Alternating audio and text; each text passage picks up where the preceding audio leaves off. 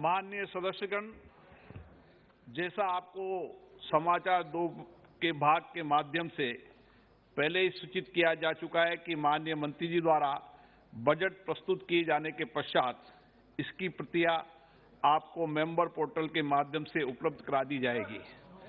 आपको यह भी सूचित किया जाता है कि माननीय वित्त मंत्री जी के बजट भाषण की प्रतियां हार्ड कॉपी के रूप में उपलब्ध कराई जाएगी। अतः बजट प्रस्तुत हो जाने के पश्चात सदस्य कृपया बजट भाषण की अपनी अपनी प्रति प्रकाशन फलक से ले सकते हैं। आइटम नंबर 1, माननीय मंत्री महोदय Shrimati Nirmala Sitharaman ji.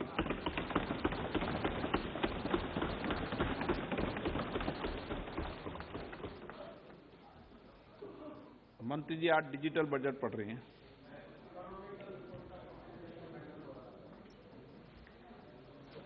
Honorable Speaker,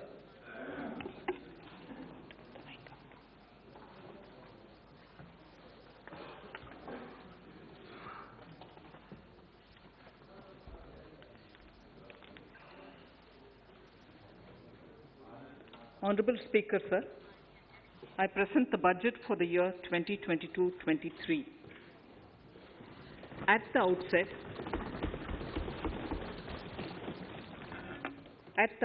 sir, I want to take a moment to express my empathy for those who had to bear adverse health and economic effects of the pandemic.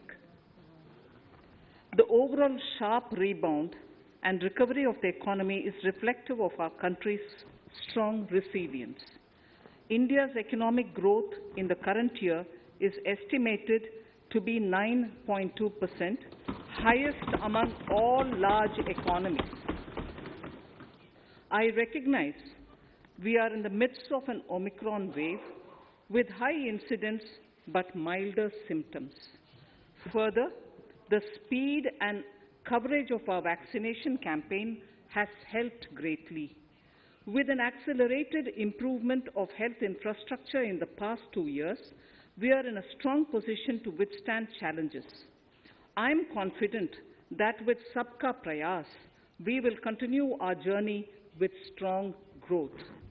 Honorable Speaker, we are marking Azadi Ka Amrit Mahotsav and have entered into Amrit Kal, the 25-year-long lead up to India at 100. Honorable Prime Minister in his Independence Day address had set out the vision for India at 100. By achieving certain goals during Amrit Kal, our government aims to attain this vision. They are complementing the macroeconomic level growth focus with a microeconomic level all-inclusive welfare focus, promoting digital economy and fintech, technology-enabled development, energy transition, and climate action, and relying on virtuous cycles starting from private investment with public capital investment, helping to crowd in private investment. Since 2014, our government's focus has been on empowerment of citizens, especially the poor and the marginalized. Measures have included programs that have provided housing, electricity, cooking gas, and access to water. We also have programs for ensuring financial inclusion and direct benefit transfers.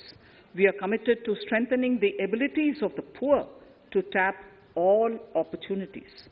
Our government constantly strives to provide the necessary ecosystem for the middle classes, a vast and wide section which is populated across various middle income brackets, to make use of the opportunities they so desire. This budget seeks to lay the foundation and give a blueprint to steer the economy over Amrit Kal of the next 25 years, from India at 75 to India at 100. It continues to build on the vision drawn in the budget of 21-22.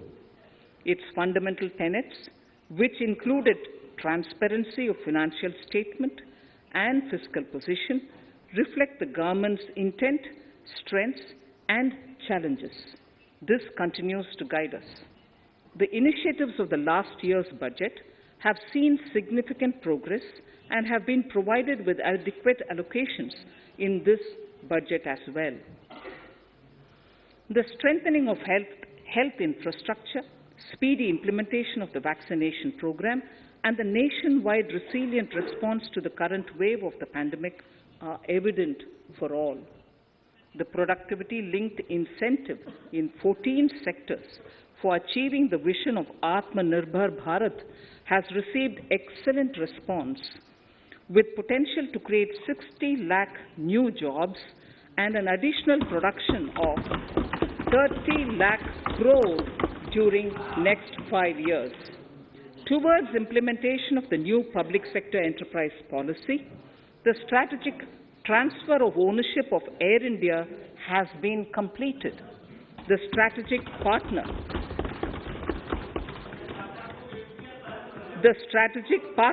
for Neelanchal Ispat Nigam Limited has been selected.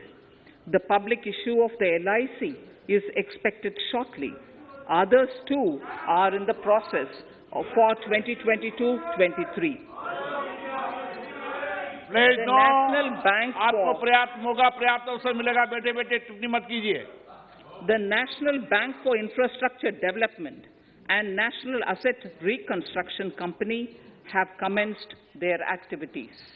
Honorable Speaker, sir, Budget 2021-22 had provided a sharp increase in provision for public investment or capital expenditure.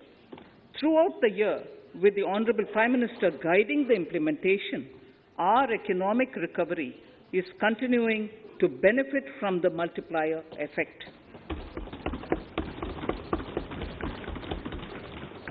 This budget continues to provide impetus for growth. It lays a parallel track of 1. A blueprint for the Amrit Kal, which is futuristic and inclusive. This will directly benefit our youth, women, farmers, the scheduled castes, and the scheduled tribes. And number 2, big public investment. Number 2, big public investment for modern infrastructure, readying for India at 100. This shall be guided by PM Gati Shakti and be benefited by the synergy of multimodal approach. Moving forward on this parallel track, we lay the following 4 priorities: PM Gati Shakti, inclusive development, productivity enhancement and investment, sunrise opportunities, energy transition, and climate action, and 4, financing of investments.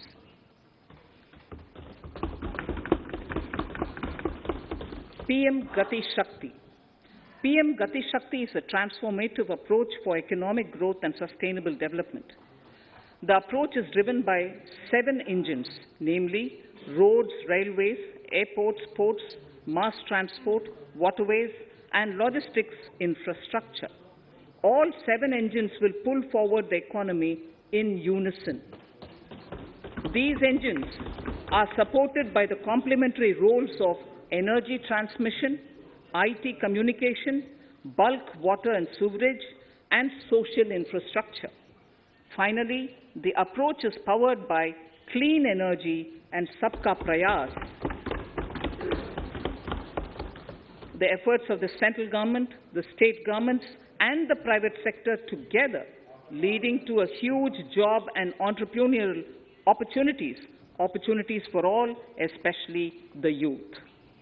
PM Gati Shakti Master Plan, National Master Plan, the scope of PM Gati Shakti National Master Plan will encompass the 7 engines for economic transformation, seamless multimodal connectivity, and logistics efficiency.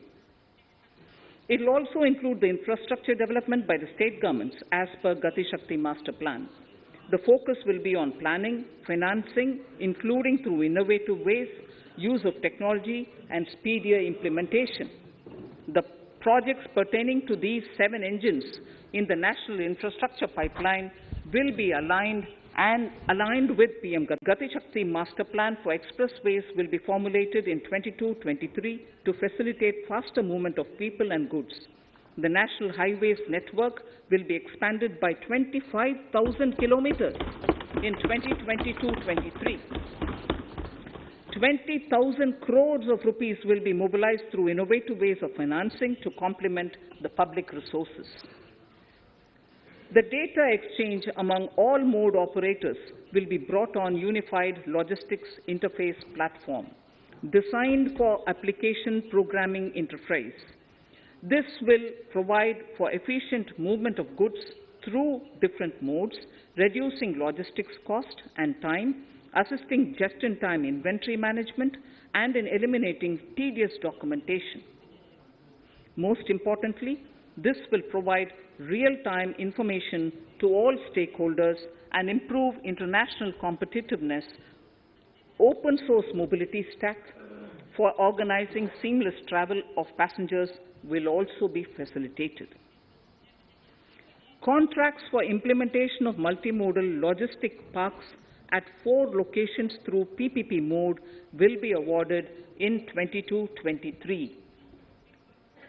Railways will develop new products and efficient logistic services for small farmers and small and medium enterprises, besides taking the lead in integration of postal and railways network to provide seamless solutions for movement of parcels.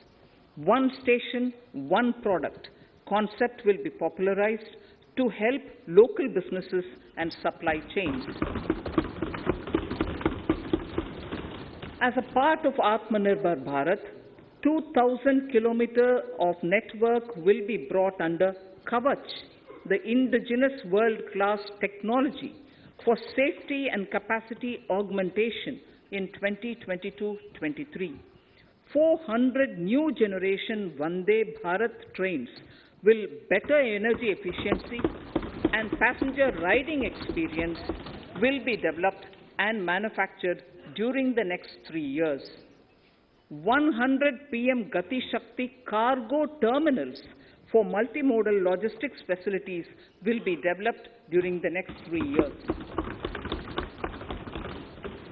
Innovative ways of financing and faster implementation will be encouraged for building metro systems of appropriate type at scale. Multimodal connectivity between mass urban transport and railway stations will be facilitated on priority. Design of metro systems, including civil structures, will be reoriented and standardized for Indian conditions and needs. Parvat Mala, as a preferred ecologically sustainable alternative to conventional roads in difficult hilly areas, National Ropeways Development Program will be taken up on PPP mode. The aim is to improve connectivity and convenience for commuters, besides promoting tourism. This may also cover congested urban areas where conventional mass transit system is not feasible. Contracts for 8 such ropeway projects for a length of 60 kilometers will be awarded in 22-23.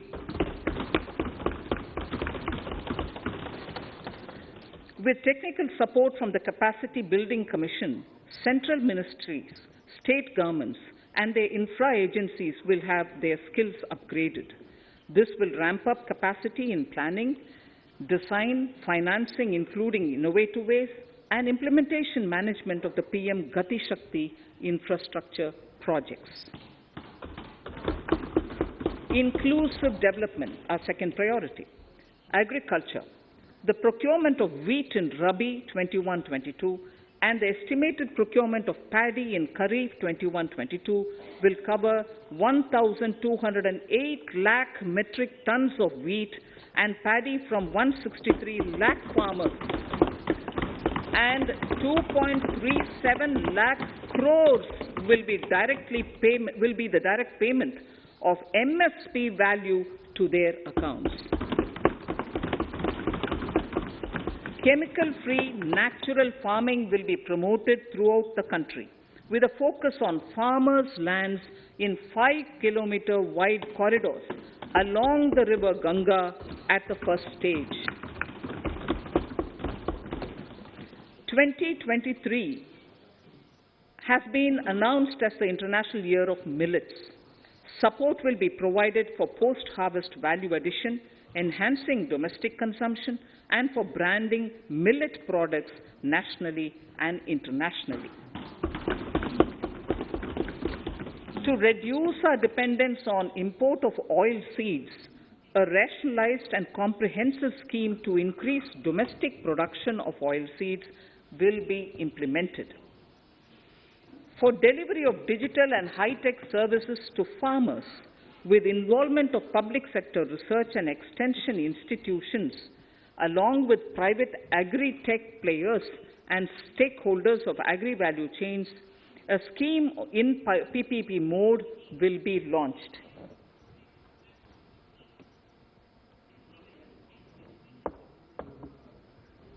Use of Kisan drones will be promoted for crop assessment, digitization of land records, spraying of insecticides and nutrients.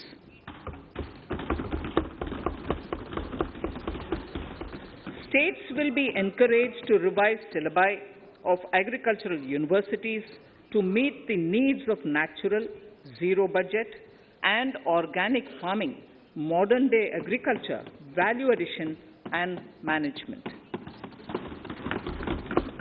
A fund with blended capital raised under the co-investment model will be facilitated through the NABARD.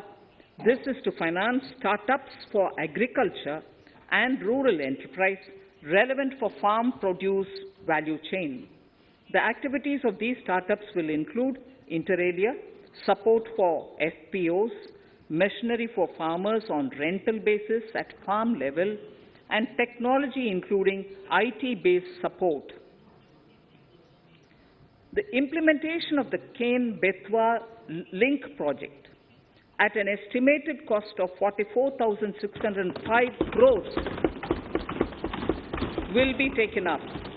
This is aimed at providing irrigation benefits to 9.0 lakh hectare of farmers' lands, drinking water supply to 62 lakh people, 103 megawatt of hydro, 27 megawatt of solar power, allocations of 4,300 crores of rupees in the RE 21-22 and 1,400 crores of rupees in 22-23 have been made for this project.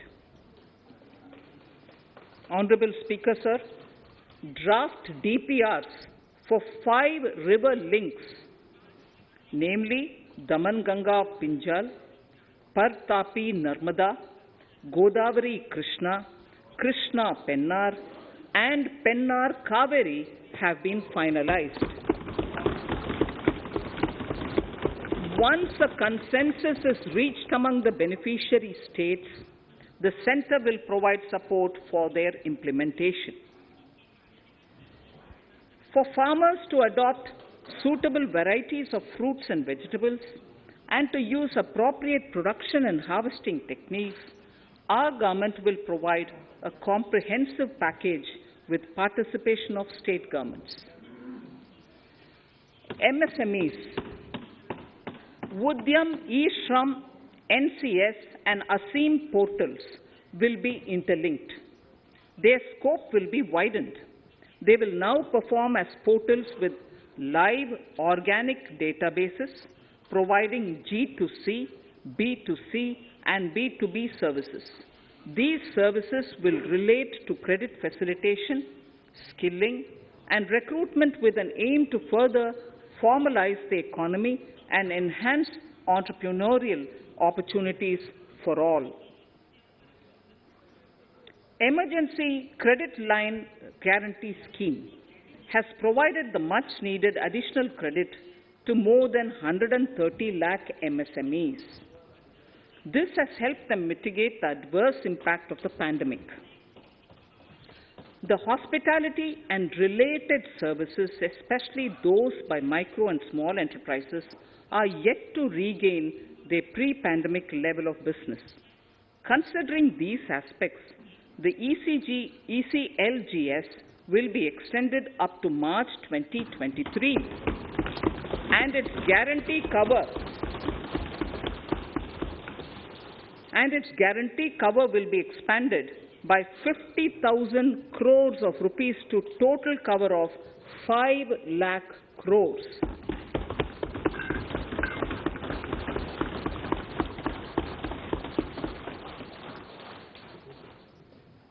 With the additional amount being earmarked exclusively for the hospitality and related sectors.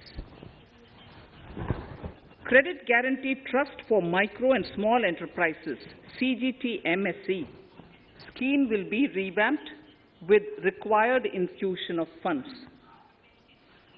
This will facilitate additional credit of 2 lakh crore for micro and small enterprises and expand employment opportunities.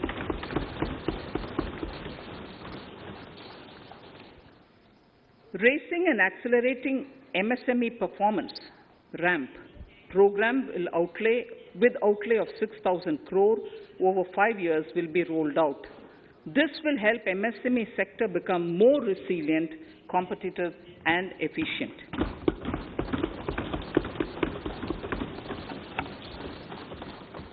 Skilling programs and partnership with the industry will be reoriented to promote continuous skilling avenues, sustainability and employability. The National Skill Qualification Framework will be aligned with dynamic industry needs. Digital ecosystem for skilling and livelihood, the Desh Stack e-portal, will be launched. This aims to empower citizens to skill, reskill, or upskill through online training. It will also provide API-based trusted skill credentials, payment and discovery layers to find relevant jobs and entrepreneurial opportunities. Startups will be promoted to facilitate Drone Shakti through varied applications and for drone as a service.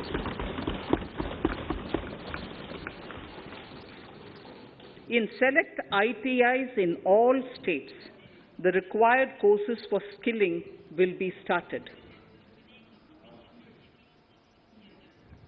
Due to the pandemic-induced closure of schools, our children, particularly in the rural areas and those from scheduled castes and scheduled tribes and other weaker sections, have lost almost 2 years of formal education. Mostly, these are children in government schools. We recognize the need to impart supplementary teaching and to build a resilient mechanism for education delivery.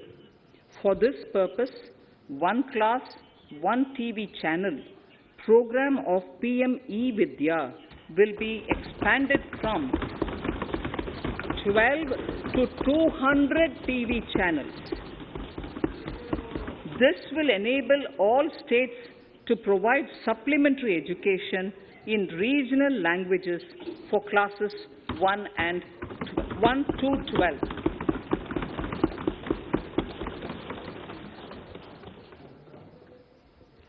High-quality e-content in all spoken languages will be developed for delivery via internet, mobile phones, TV, and through radio and through digital teachers. A competitive mechanism for development of quality e-content by the teachers will be set up to empower and equip them with digital tools of teaching and facilitate better learning outcomes. A digital university will be established to provide access to students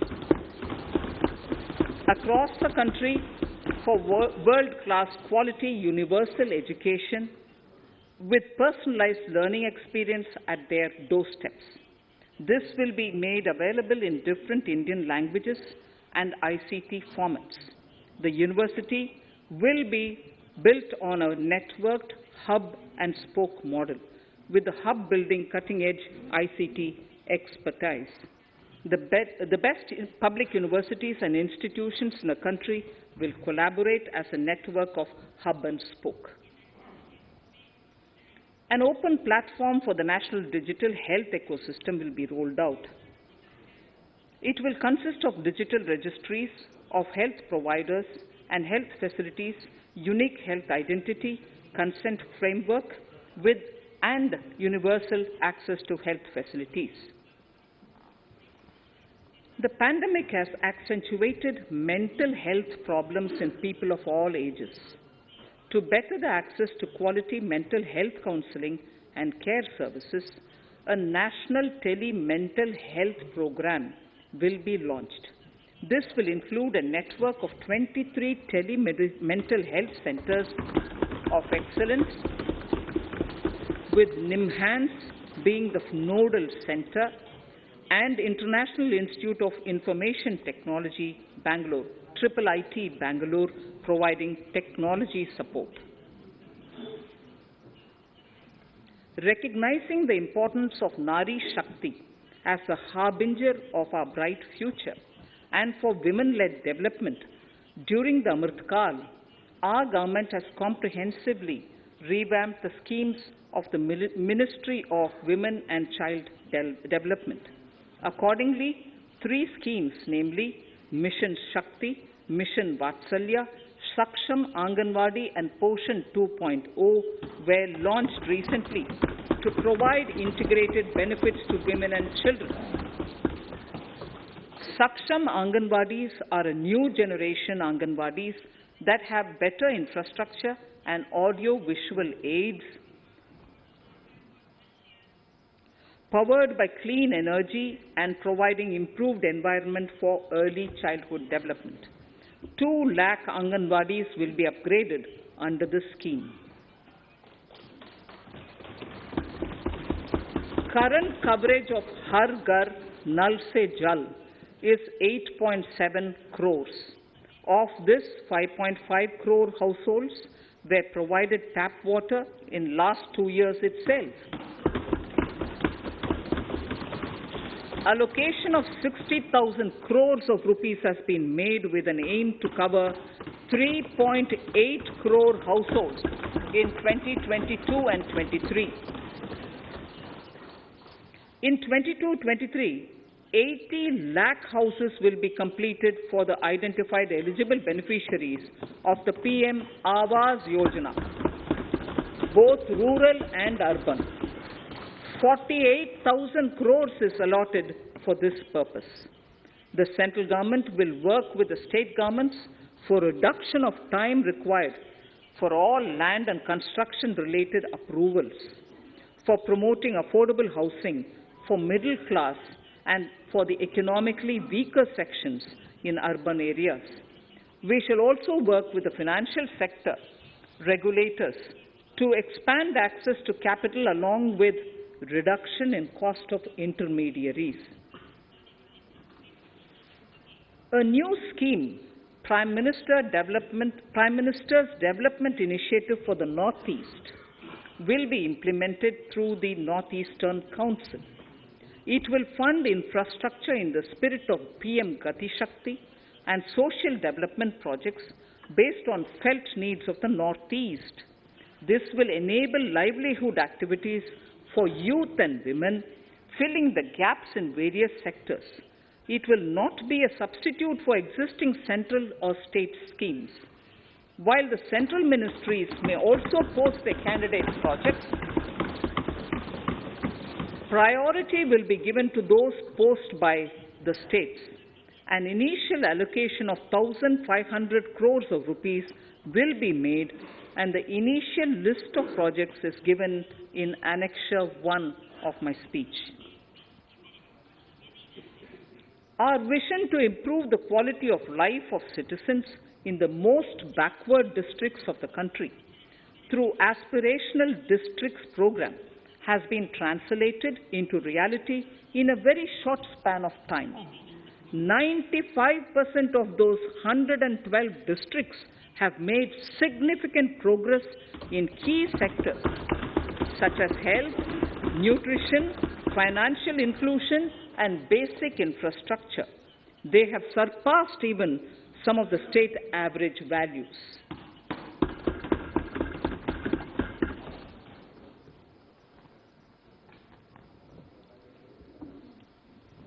However, in those districts, some blocks continue to lag. In 22-23, the program will focus on such blocks in those districts. Border villages with sparse population, limited connectivity and infrastructure often get left out from the development gains. Such villages on the northern border will be covered under a new Vibrant Villages program.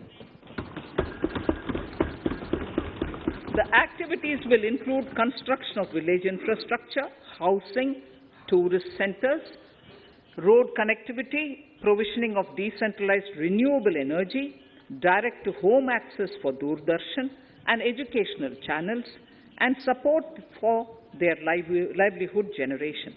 Additional funding for these activities will be provided. Existing schemes will be converged.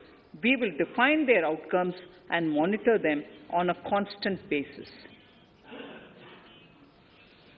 In 2022, 100% of 1.5 lakh post offices will come on the core banking system, enabling financial inclusion and access to accounts through net banking, mobile banking, ATMs, and also provide online transfer of funds between post office accounts and bank accounts.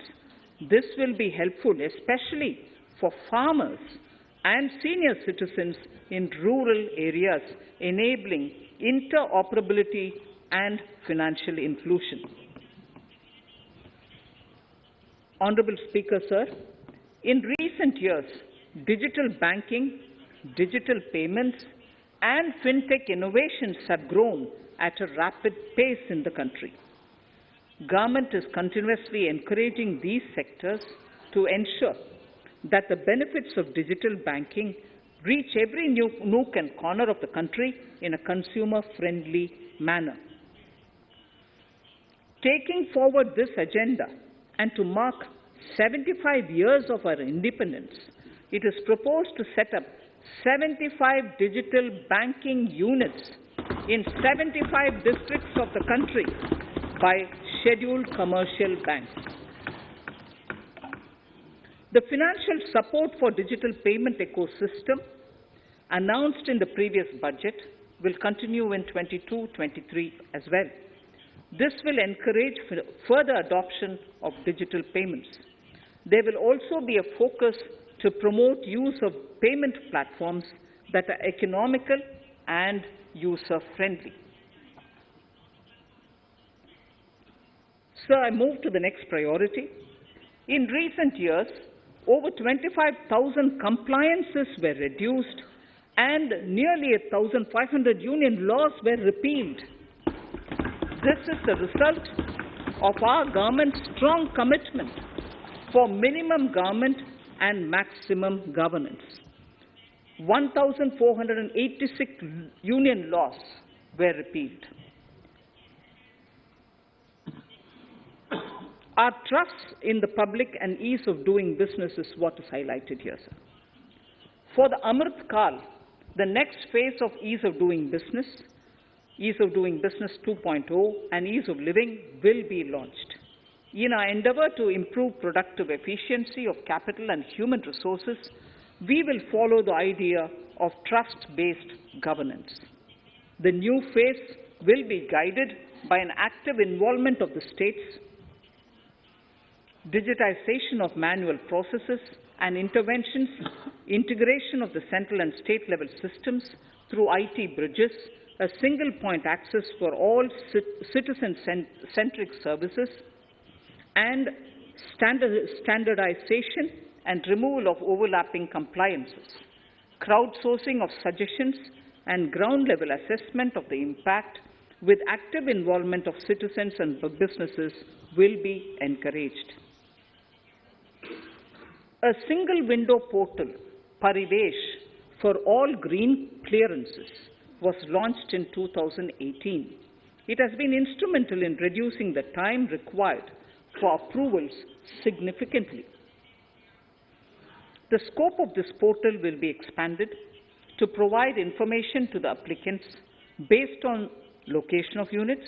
Information about specific approvals will be provided. It will enable application for all 4 approvals through a single form and tracking of the process through Centralized Processing Center Green, CPC Green. E-passports.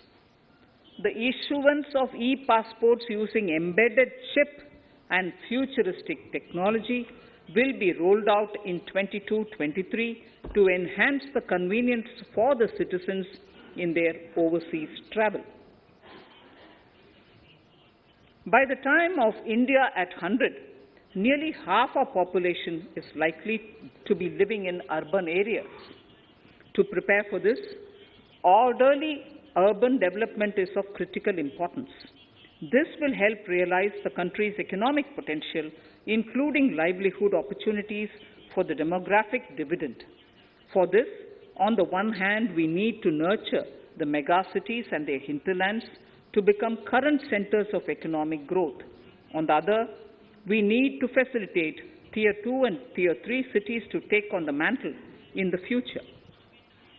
This would require us to reimagine our cities into centers of sustainable living with opportunities for all, including women and our youth. For this to happen, urban planning cannot continue with a business-as-usual approach. We plan to steer a paradigm change. A high-level committee of reputed urban planners, urban economists, and institutions will be formed to make recommendations on urban sector policies, capacity building, planning, implementation, and governance.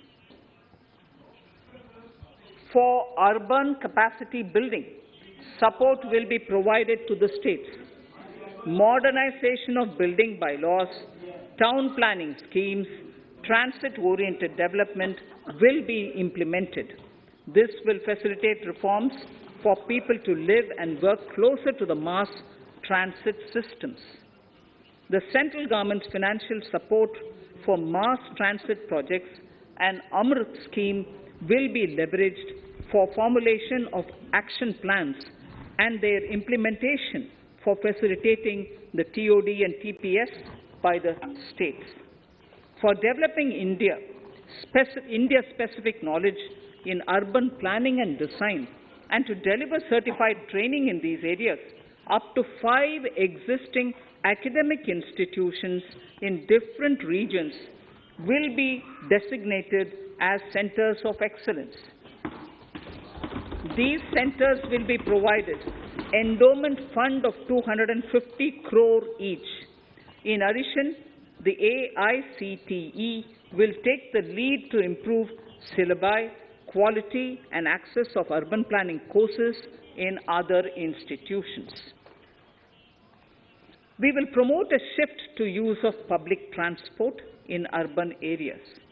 This will be complemented by clean tech and governance solutions, special mobility zones with zero fossil fuel policy and EV vehicles. Battery swapping policy. Considering the constraint of space in urban areas, for setting up charging stations at scale, a battery swapping policy will be brought out and interoperability standards will be formulated.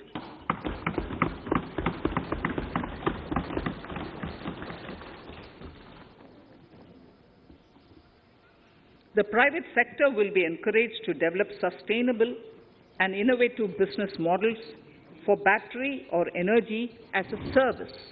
This will improve efficiency in the EV ecosystem. Efficient use of land resources is a strong imperative. States will be encouraged to adopt unique land parcel identification number to facilitate IT-based management of records. The facility for transliteration of land records across any of the Schedule 8 languages will also be rolled out. The adoption of linkage with National Generic Document Registration System, NGDRS, with the One Nation, One Registration software will be promoted as an option for uniform process of registration and anywhere registration of deeds and documents. Necessary amendments in the code IBC will be carried out to enhance the efficiency of the resolution process and facilitate cross-border insolvency resolution.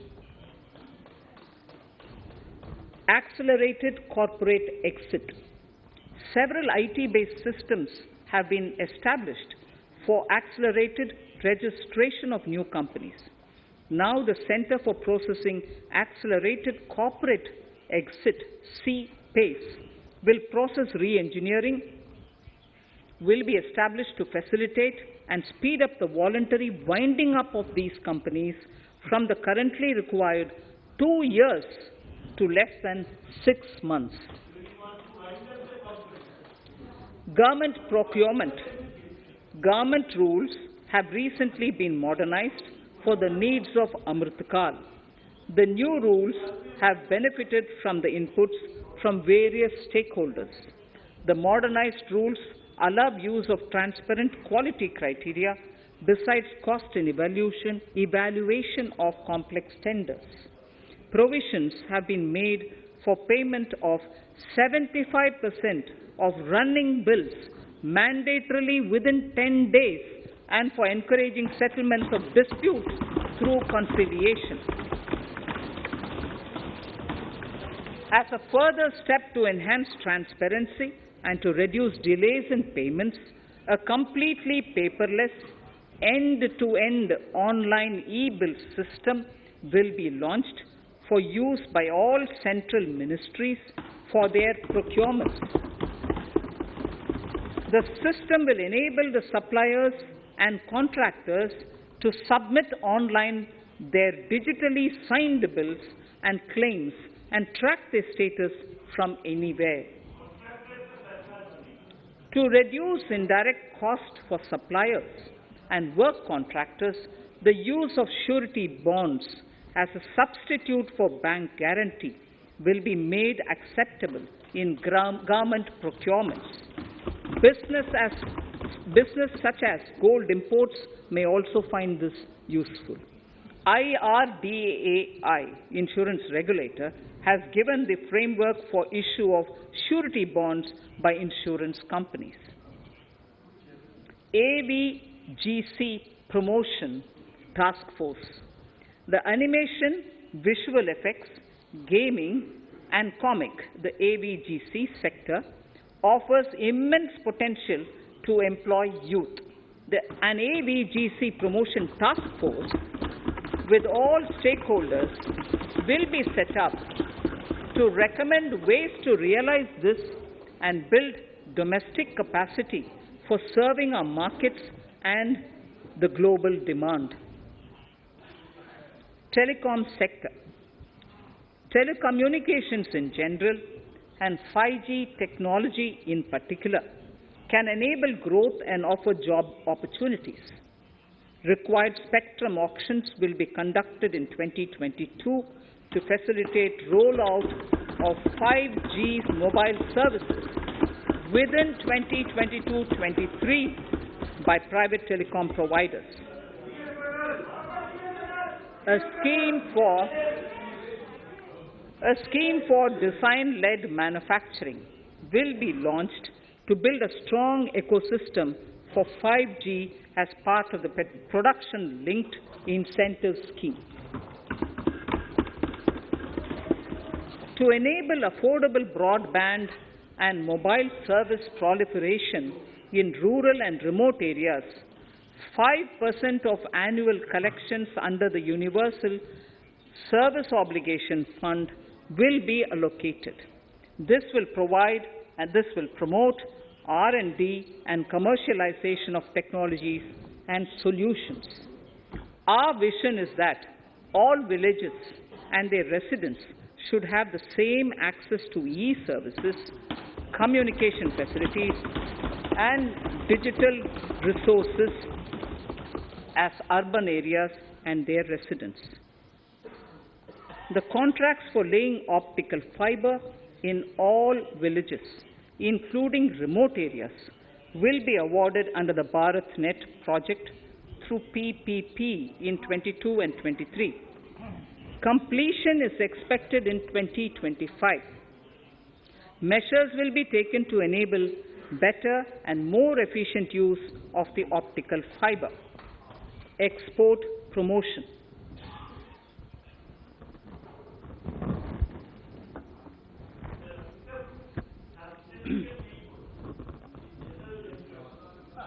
The Special Economic Zones Act will be replaced with a new legislation that will enable the states to become partners in development of enterprise and service hubs.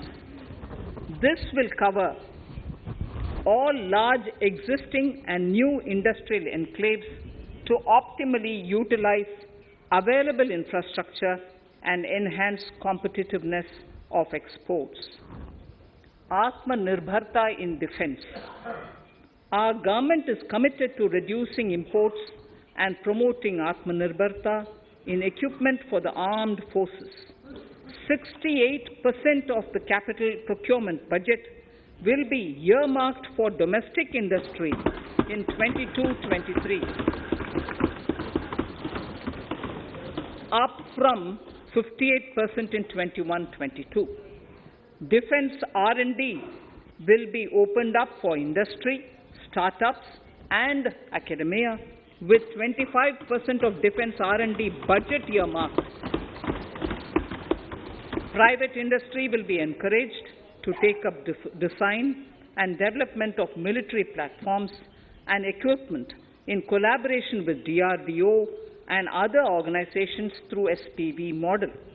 An independent nodal umbrella body will be set up for meeting wide-ranging testing and certification requirements. Artificial intelligence, geospatial systems and drones, semiconductor and its ecosystem, space economy, genomics and pharmaceuticals, green energy and clean mobility systems have immense potential to assist sustainable development at scale and modernize the country. They provide employment opportunities for our youth and make Indian industry more efficient and competitive. Supportive policies, light touch regulations, facilitative actions to build domestic capacities and promotion of research and development will guide the government's approach. For R&D in the sunrise opportunities, in addition to efforts of collaboration among academia, industry and public institutions, government contribution will be provided. Energy transition and climate change. The risks of climate change are the strongest negative externalities that affect India and other countries. As Honorable Prime Minister said at the COP26 summit in Glasgow last November, and I quote, "What is needed today is mindful and deliberate utilization instead of mindless, destructive consumption," unquote. The low-carbon development strategy, as enunciated in the Panchamrit that he announced is an important reflection of our government's strong commitment towards sustainable development. The strategy opens up huge employment opportunities and will take the country on a sustainable development path. This budget proposes several near-term and long-term actions accordingly. Solar power. To facilitate domestic manufacturing for the ambitious goal of 280 gigawatts of installed solar capacity by 2030, an additional allocation of 19,500 crores for PLI, production linked incentives, for manufacturing of high-efficiency modules with priority to fully integrate manufacturing units from polysilicon to solar PV modules will be made. Honorable Speaker, sir, the circular economy transition is expected to help in productivity enhancement as well as creating large opportunities for new businesses and jobs. The action plans for 10 sectors such as electronic waste, end-of-life vehicles, used oil waste, toxic and hazardous industrial waste are already ready. The focus will now be on addressing important cross-cutting issues of infrastructure, reverse logistics, technology upgradation, and integration with informal sector. This will be supported by active public policies covering regulations, extended producers' responsibilities, framework, and innovation facilities. 5 to 7% biomass pellets will be co-fired in thermal power plants, resulting in carbon dioxide savings of 38 MMT annually. This will also provide extra income to farmers and job opportunities to locals and help avoid stubble burning in agricultural fields. Saving energy is an important aspect of the energy management. Hence, energy efficiency and savings measures will be promoted. This will be done in large commercial buildings through the energy service company business model. It will facilitate capacity building and awareness for energy audits, performance contracts, and common measurement of and verification protocol. 4 pilot projects for coal gasification and conversion of coal into chemicals required for the industry will be set up to evolve technical and financial viability. The policies and required legislative changes to promote agroforestry and private forestry will be brought in. In addition, financial support will be provided to farmers belonging to scheduled castes and scheduled tribes who want to take up agroforestry. Honorable Speaker, I now move to the 4th priority, financing of investments. Capital investment holds the key to speedy and sustainable economic revival and consolidation through its multiplier effect. Capital investment also helps in creating employment opportunities, induced enhanced demand for manufactured input from large industries and MSMEs, services from professionals, and help farmers through better agri-infrastructure. The economy has shown strong resilience to come out of the effects of the pandemic with high growth. However, we need to sustain that level to make up for the setback of 2020-2021. As outlined in para 5 earlier, the virtuous cycle of investment requires public investment to crowd in private investment. At this stage, private investments seem to require that support to rise to their potential and to the needs of the economy. Public investment must continue to take the lead and prime the private investment and demand in 2022-23. Considering the above imperative, the outlay for capital expenditure in the Union budget is once again being stepped up sharply by 35.4% from 5.54 lakh crore in the current year to 7.50 lakh crores in 22-23. This has increased to more than 2.2 times the expenditure of 2019-20. This outlay in 22-23 will be 2.9% of the GDP. effective capital expenditure. With this investment taken together with the provision made for creation of capital assets through grants and aid to states, the effective capital expenditure of the central government is estimated at 10.68 lakh crores in 22-23, which will be about 4.1% of the GDP. Green bonds. As a part of the government's overall market borrowings in 22-23, sovereign green bonds will be issued for mobilizing resources for green infrastructure. The proceeds will be deployed in public sector projects which help in reducing the carbon intensity of the economy. GIFT IFSC. World-class foreign universities and institutions will be allowed in the GIFT city to offer courses in the financial management, fintech, science, technology, engineering, and mathematics free from domestic regulations, except those by the IFSCA to facilitate availability of high-end human resources for financial services and technology.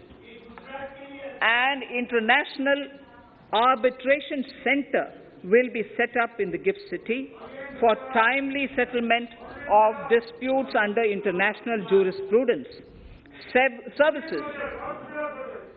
Services for global capital for sustainable and climate finance in the country will be facilitated in the GIFT city. Infrastructure status.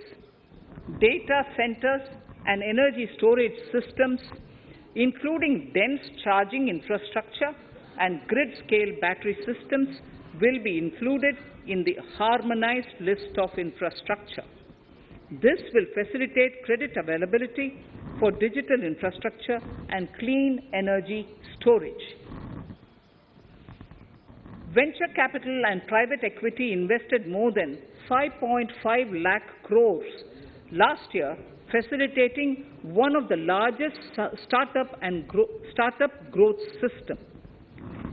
Scaling up this investment requires a holistic examination of regulatory and other frictions.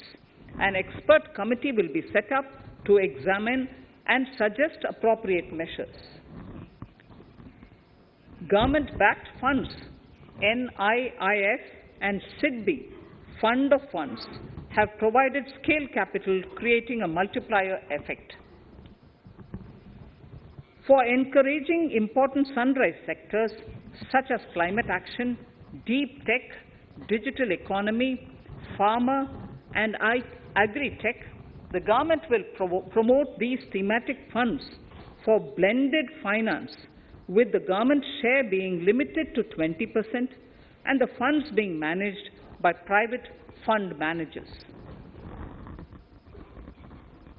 For financing the infrastructure needs, the stepping up of public investment will need to be complemented by private capital at a significant scale.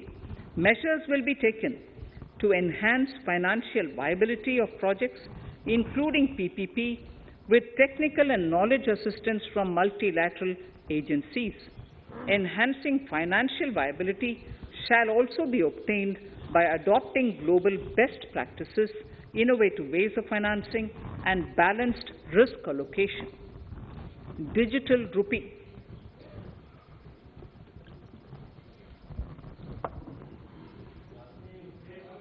Introduction of a central bank digital currency will give a big boost to digital economy.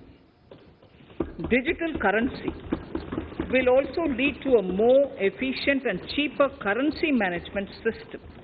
It is therefore proposed to introduce digital rupee using blockchain and other technologies to be issued by the Reserve Bank of India starting 2022 and 23.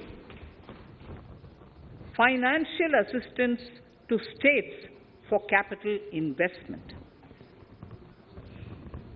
Reflecting the true spirit of cooperative federalism, the central government is committed to bolstering the hands of the states in enhancing their capital investment towards creating productive assets and generating remunerative employment.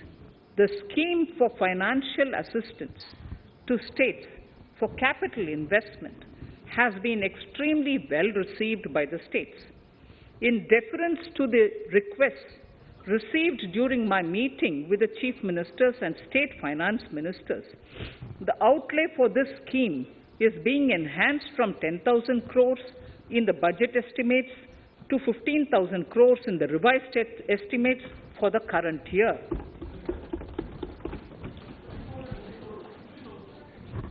For 22-23,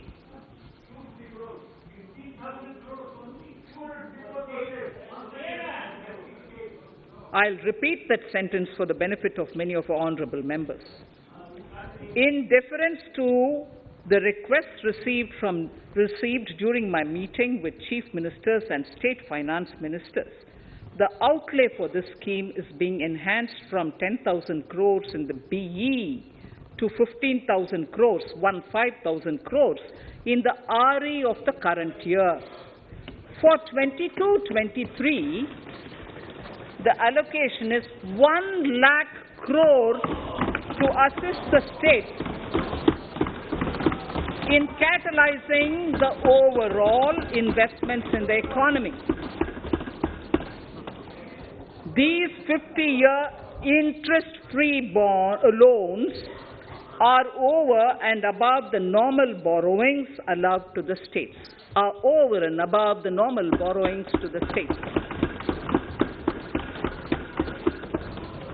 This allocation will be used for PM Gati Shakti related and other productive capital investments of the states.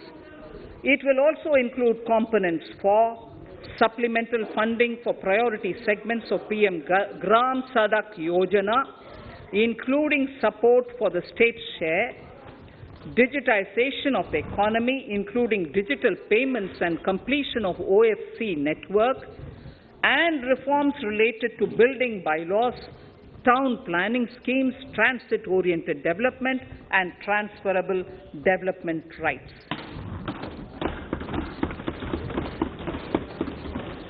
In 22-23, in accordance with the recommendations of the 15th Finance Commission, the states will be allowed a fiscal deficit of 4% of the GSDP, of which 0.5% will be tied to power sector reforms, for which the conditions have already been communicated in 21-22. Fiscal management. As against a total expenditure of 34.83 lakh crores of rupees projected in the BE 21-22, the revised estimate is 37.70 lakh crores. The revised estimate of capital expenditure is 6.3 lakh crores of rupees. This includes an amount of 51,971 crores towards settlement of outstanding guaranteed liabilities of Air India and its other sundry commitments.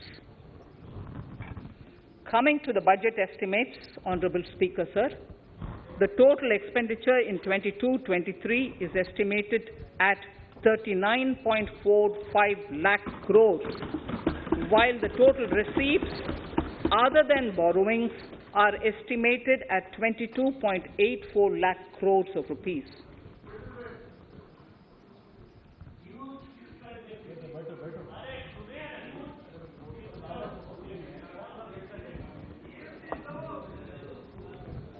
The revised fiscal deficit, Honourable Speaker, in the current year is estimated at 6.9% of the GDP, as against 6.8% projected in the budget estimates.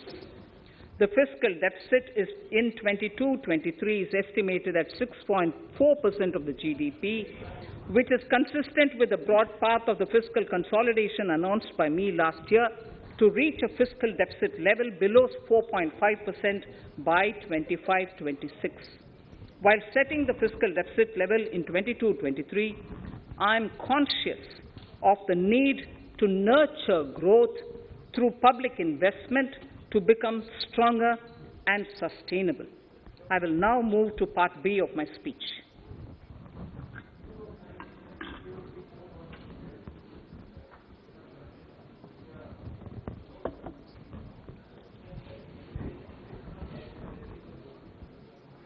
Direct tax.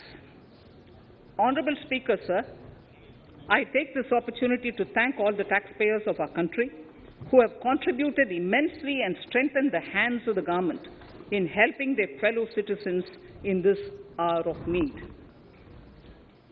So I have brought in a little verse from the Mahabharata.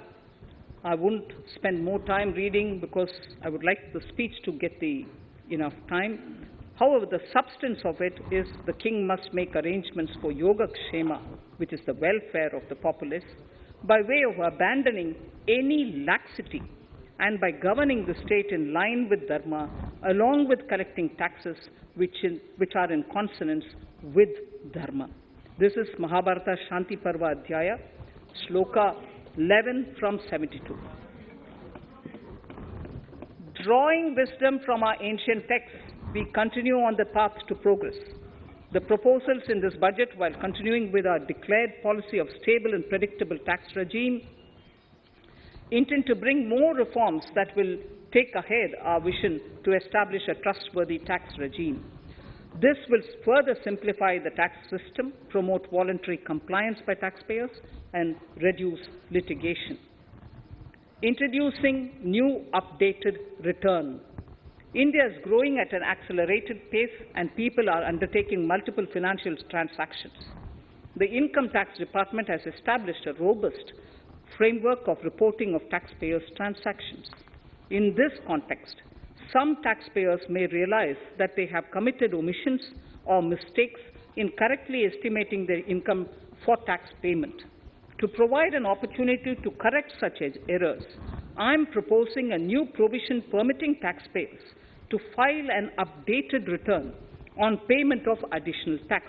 This updated return can be filed within 2 years from the end of the relevant assessment year.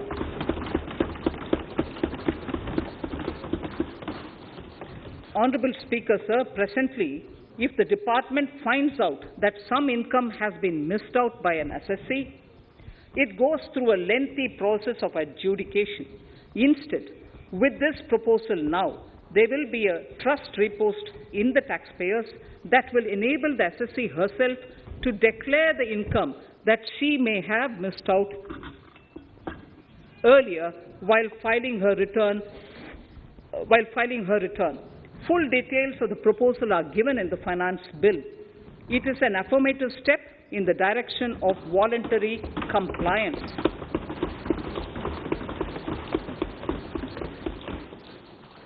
Reduced alternative minimum tax rate and surcharge for cooperatives. Currently, cooperative societies are required to pay alternate minimum tax at the rate of 18 and 1.5%. However, companies pay the same rate, the same, which is the alternate minimum tax, at the rate of 15%. To provide a level playing field between cooperative societies and companies, I propose to reduce this rate for the cooperative societies also to 15%. Honorable Speaker, sir, I also propose to reduce the surcharge on cooperative societies from the present 12% to 7% for those having total income of more than 1 crore and up to 10 crores. This would help in enhancing income of cooperative societies and its members who are mostly from the rural and from farming communities. Tax relief to persons with disability.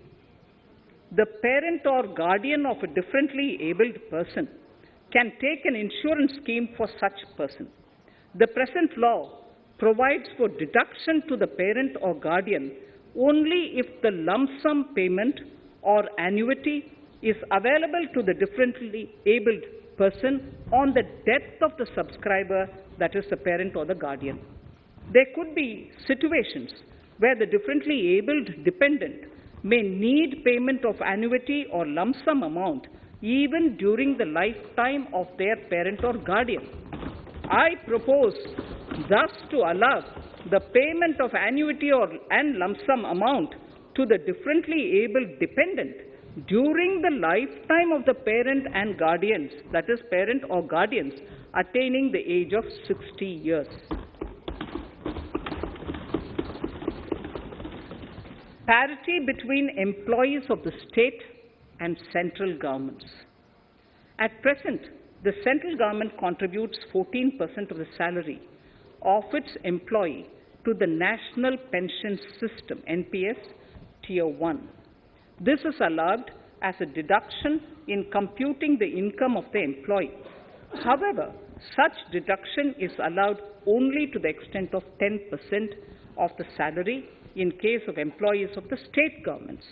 To provide equal treatment to both central and state government employees, I propose to increase the tax deduction limit from 10% to 14% on employers' contribution to the MPS account of state government employees as well. This would help in enhancing the social security benefits of the state government employees and bring them at par with central government employees. Incentives for startups. Startups have emerged as drivers of growth for our economy. Over the past few years, the country has seen a manifold increase in successful startups. Eligible startups established before 31/3/2022 had been provided a tax incentive for 3 consecutive years out of the 10 years from incorporation. In view of the COVID pandemic, I propose to extend the period of incorporation of the eligible startup by 1 more year, that is, up to 31/3/2023, for providing such tax incentives.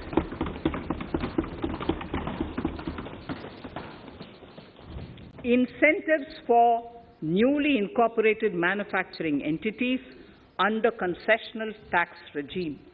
In an effort to establish a global competitive business environment for certain domestic companies, a concessional tax regime of 15% was introduced by our government for newly incorporated domestic manufacturing companies. I propose to extend the last date for commencement of manufacturing or production under Section 115B AB by 1 more year, that is from 31st March 2023 to 31st March 2024.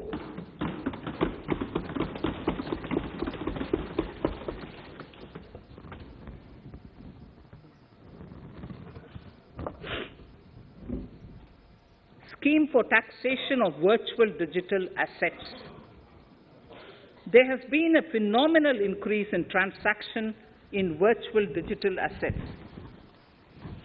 The magnitude and frequency of these transactions have made it imperative to provide for a specific tax regime.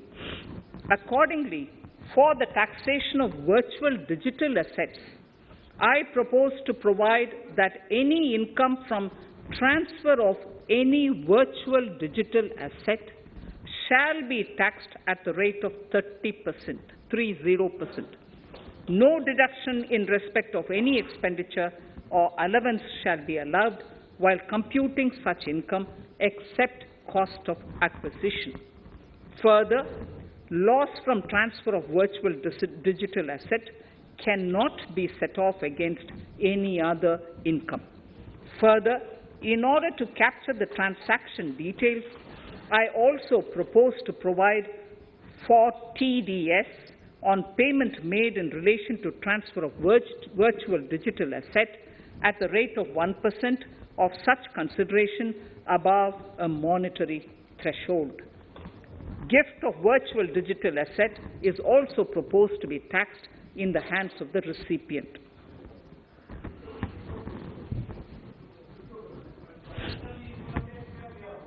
Litigation management to avoid repetitive appeals by the department. It has been observed that a lot of time and resources are consumed in filing of appeals which involve identical issues. Taking forward our policy of sound litigation management, I propose to provide that if a question of law in the case of an assessee is identical to a question of law which is pending in the appeal before a jurisdictional High Court or Supreme Court, in any case, the filing of further appeal in the case of this assessee by the department shall be deferred till such a question of law is decided by the jurisdictional High Court or the Supreme Court. This will greatly help in reducing the repeated litigation between taxpayer and the department. Taking forward our efforts to further promote the IFSC, I hereby propose to provide that income of a non-resident from offshore derivative instruments or over-the-counter derivatives issued by an offshore banking unit, income from royalty and interest on account of lease of ship, and income received from portfolio management services in IFSC shall be exempt from tax subject to specified conditions. Rationalization of surcharge. In the globalized business world, there are several work contracts whose terms and conditions mandatorily require formation of a consortium. The members in the consortium are generally companies. In such cases, the income of these AOPs has to suffer a graded surcharge up to 37%, which is a lot more than surcharge on the individual companies. Accordingly, I propose to cap the surcharge of these AOPs at 15%, 15%. Further, the long-term capital gains on listed equity shares, units, etc., are liable to maximum surcharge of 15%, while other long-term capital gains are subjected to a graded surcharge which goes up to 37%. I propose to cap the surcharge on long-term capital gains arising on transfer of any type of assets at 15%. This step will give a boost to startup community, and along with my proposal on the extended tax benefits to manufacturing companies and startups, reaffirms our commitment to Atmanirbhar Bharat. Clarification in relation to health and education cess as business expenditure. The income tax is not an allowable expenditure for computation of business income. This includes tax as well as surcharges. The health and education cess is imposed as an additional surcharge on the taxpayer for funding specific government welfare programs. However, some courts have allowed health and education cess as business expenditure, which is against the legislative intent. To reiterate the legislative intent, I propose to clarify that any surcharge or cess on income and profits is not allowable as business expenditure. Deterrence against tax evasion. Honourable Speaker, sir, presently there is ambiguity regarding set-off of brought forward loss against undisclosed income detected in search operations. It has been observed that in many cases where undisclosed income or suppression of sales, etc., is detected, payment of tax is avoided by setting off of losses.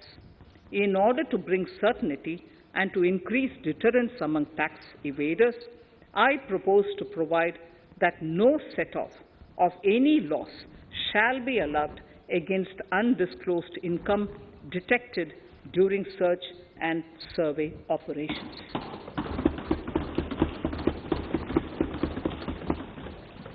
It has been noticed that as a business promotion strategy, there is a tendency on businesses to pass on benefits to their agents. Such benefits are taxable in the hands of the agents. In order to track such transactions, I propose to provide for tax deduction by the person giving benefits if the aggregate value of such benefits exceeds 20,000 rupees during the financial year. A few other changes are being made, the details of which are there in the finance bill. Indirect taxes. So remarkable progress in GST. GST has been a landmark reform of independent India, showcasing the spirit of cooperative federalism. While aspirations were high, there were huge challenges too. These challenges were overcome deftly and painstakingly under the guidance and the oversight of the GST Council. We can now take pride in a fully IT-driven and progressive GST regime that has fulfilled the cherished dream of India as one market, one tax. There are still some challenges remaining, and we aspire to meet them in the coming year. The right balance between facilitation and enforcement has engendered significantly better compliance, and enforcement has engendered better compliance. GST revenues are buoyant despite the pandemic. I would bring in something which I've got to know this morning, not part of my speech, but worth putting in here for the knowledge of the Honourable House. I would like to bring to the notice of this House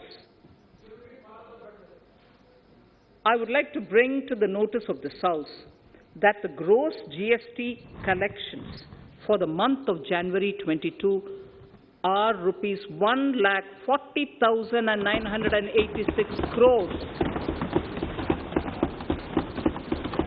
which is the highest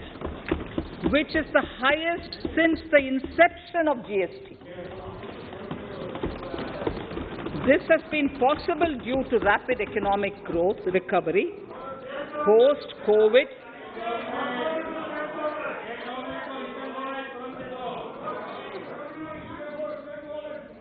This has been possible due to the rapid economic recovery post-COVID, as well as various policy and administration undertaken by central and state tax administrations. Taxpayers deserve applause for this growth. Not only did they adapt to the changes, but enthusiastically contributed to the cost of paying taxes. Special economic zones. In part A of my speech, I have referred to the proposed reforms in SEZs. Alongside, we will also undertake reforms in customs administration of SEZs, and it shall henceforth be fully IT-driven and function on the customs national portal with a focus on higher facilitation and with only risk-based checks. This will ease doing business by SEZ units considerably. This reform shall be implemented by 30th September 2022. Customs reforms and duty rate changes. Customs administration has reinvented itself over the years through liberalized procedures and infusion of technology. Faceless customs has been fully established. During COVID-19 pandemic, customs formation have done exceptional frontline work against all odds, displaying agility and purpose. Customs reforms have played a very vital role in domestic capacity creation, providing level playing field to our MSMEs, easing the raw material supply side constraints, enhancing ease of doing business, and being an enabler to other policy initiatives such as PLI and phased manufacturing plans. My proposal on customs side are aligned to these objectives. Project imports and capital goods. National Capital Goods Policy 2016 aims at doubling the production of capital goods by 2025. This would create an employment opportunities and result in increased economic activity. However, several duty exemptions, even extending to over 3 decades, in some cases have been granted to capital goods for various sectors like power, fertilizer, textiles, leather footwear, food processing, and fertilizers. These exemptions have hindered the growth of the domestic capital goods sector. Similarly, project import duty concessions have also deprived the local producers of a level playing field in areas like coal mining projects, power generation, transmission or distribution projects, railway and metro projects. Our experience suggests that reasonable tariffs are conducive to the growth of domestic industry and make in India without significantly impacting the cost of essential imports. Accordingly, Honourable Speaker, Sir, it is proposed to phase out the concessional rates in capital goods and project imports gradually and apply a moderate tariff of 7.5%.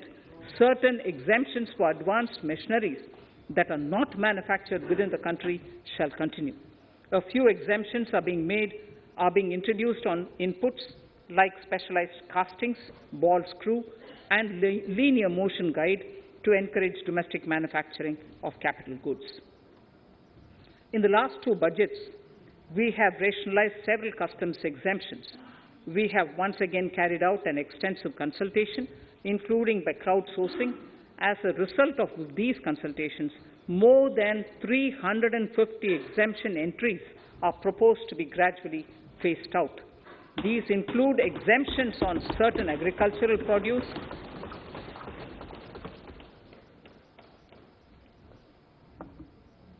chemicals, fabrics, medical devices and drugs, and medicines for which sufficient domestic capacity exists. Further, as a simplification measure, several concessional rates are being incorporated in the customs tariff schedule itself instead of prescribing them through various notifications. This comprehensive review will simplify the customs rate and tariff structure, particularly for sectors like chemicals, textiles, and metals, and minimize disputes.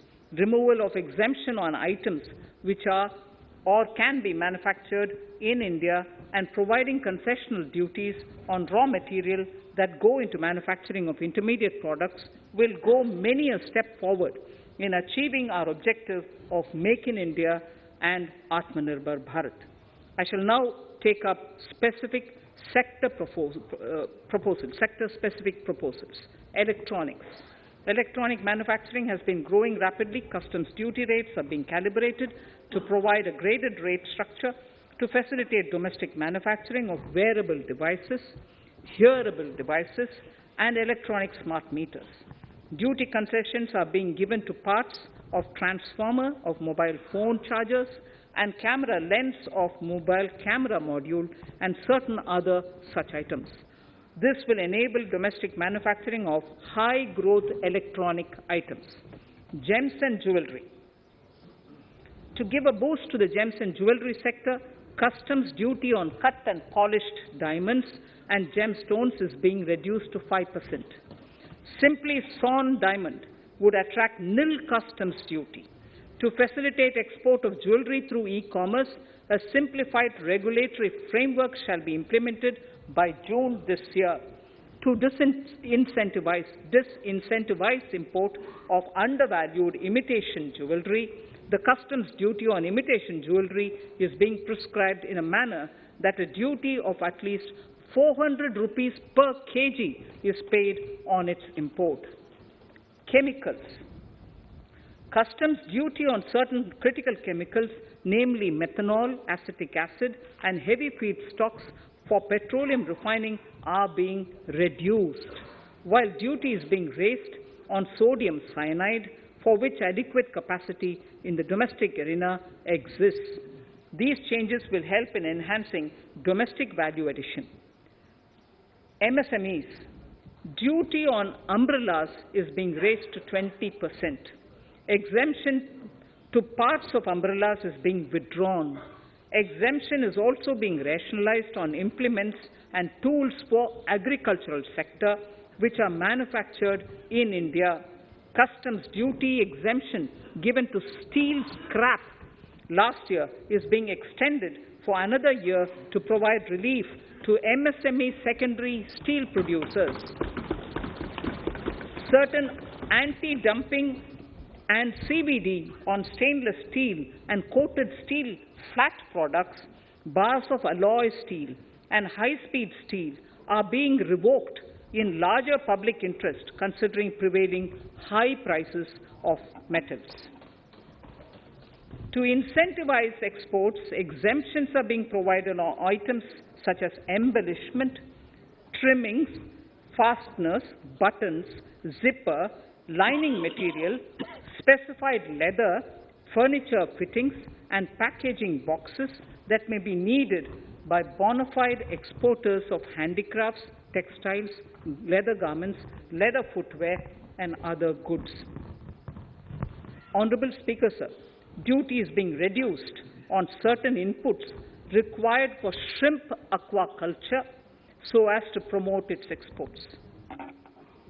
Tariff measure to encourage blending of fuel.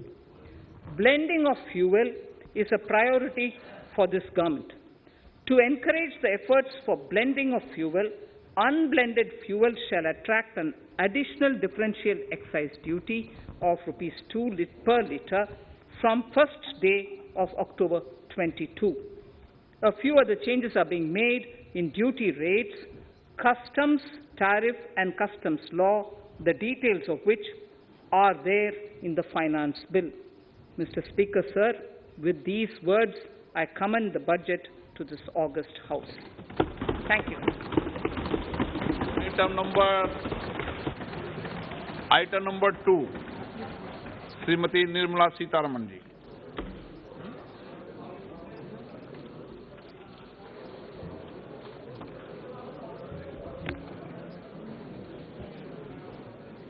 Sir, with Hi guys, welcome to Moneycontrol's 360-degree coverage on Budget 2023.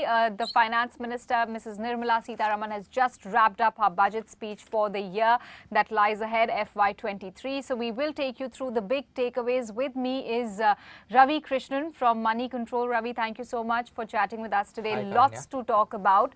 But I think the big takeaways, especially from a corporate India and India Inc. point of view, was the thrust on infrastructure and power sector, right? I mean, National Highway Network, 25,000 kilometers expansion there. There's a fair amount of thrust on Vande Bharat trains as well. So multimodal connectivity, bringing all the various sectors under Gati Shakti is what FM had flagged off. Yeah, see, one of the key asks for the markets, ahead of the budget was a...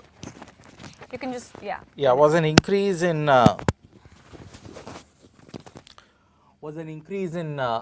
spending by the government, especially in infrastructure. Capital expenditure, whether by the government or overall investment demand has not been that well, for a few years now.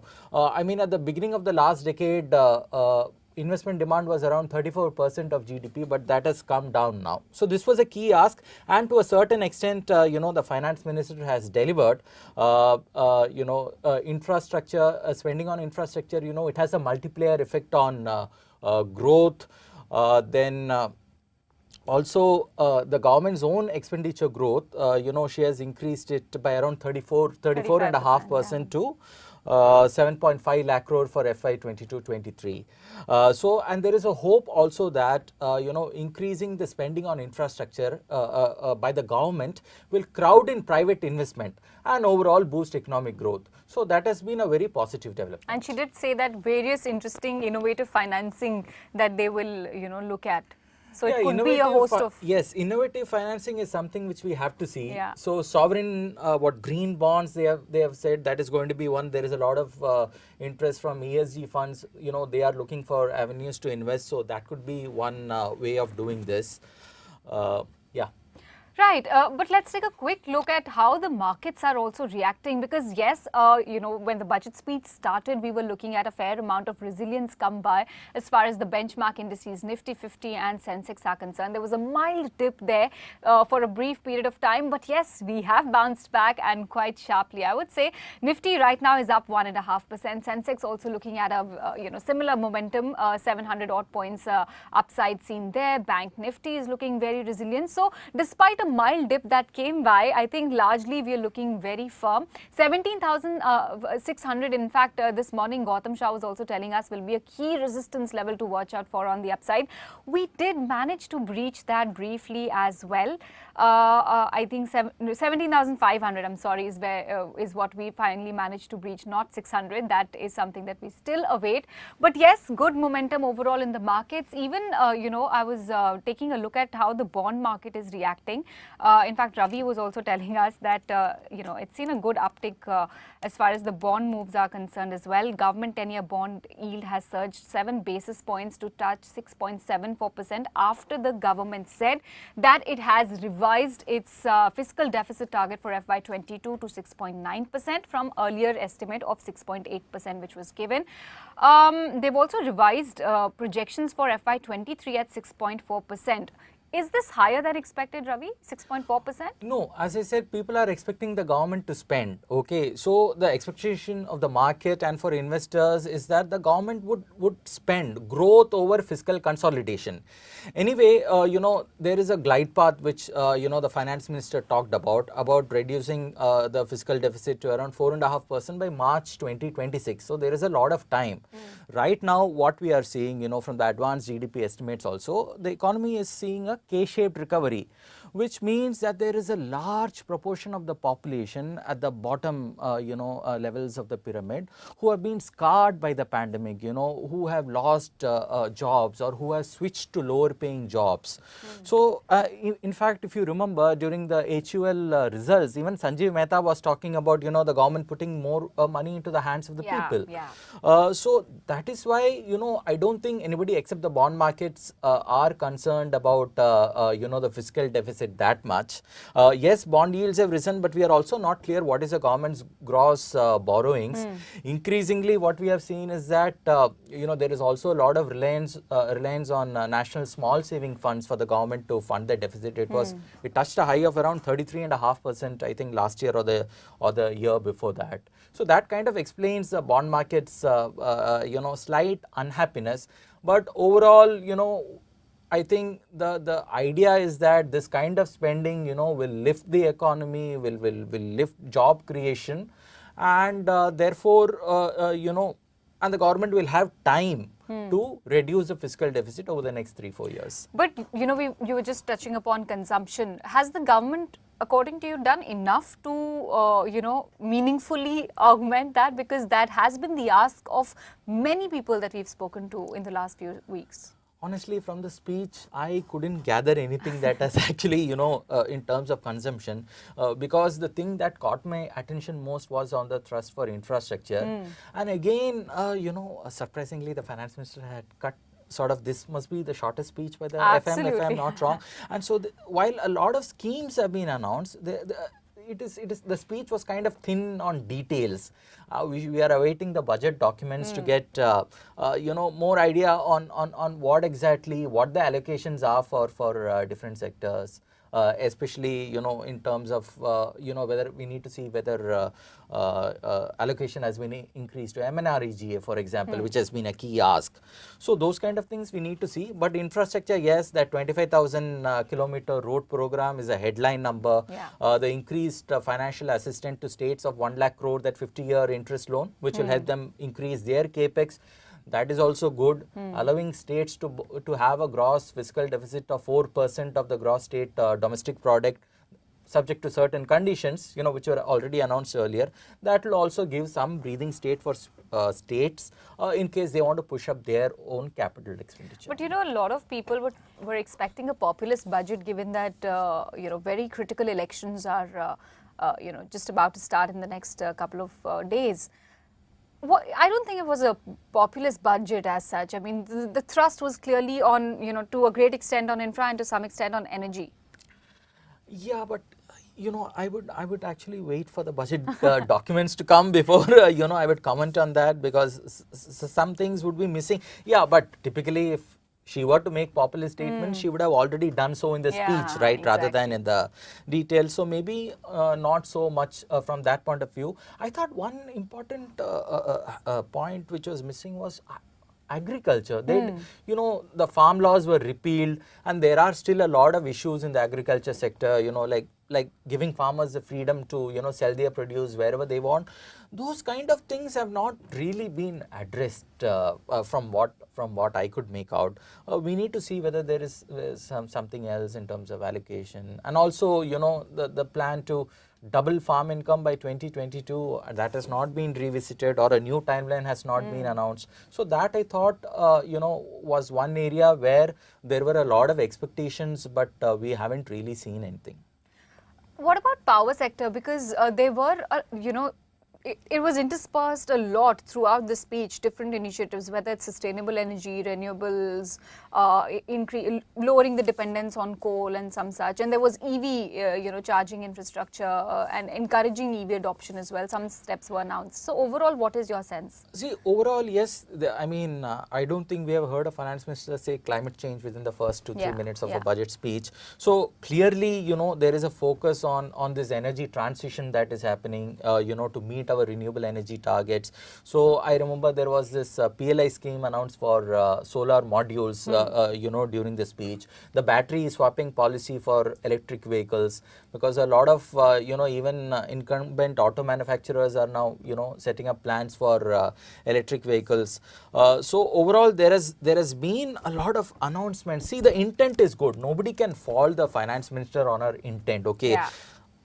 You know, increasing infrastructure, promoting financial inclusion, focusing on energy transition, focusing on climate change, all these factors, all these things, nobody will say, hey, you shouldn't be doing any of this, right? I mean, this is what everybody wants, okay? But again, you know, the details are something which we'll have to see. So she has made all the right noises, but we need to see the details. Yeah. How much allocations have been increased? How will they work? What about allocation? So take capital expenditure, for example.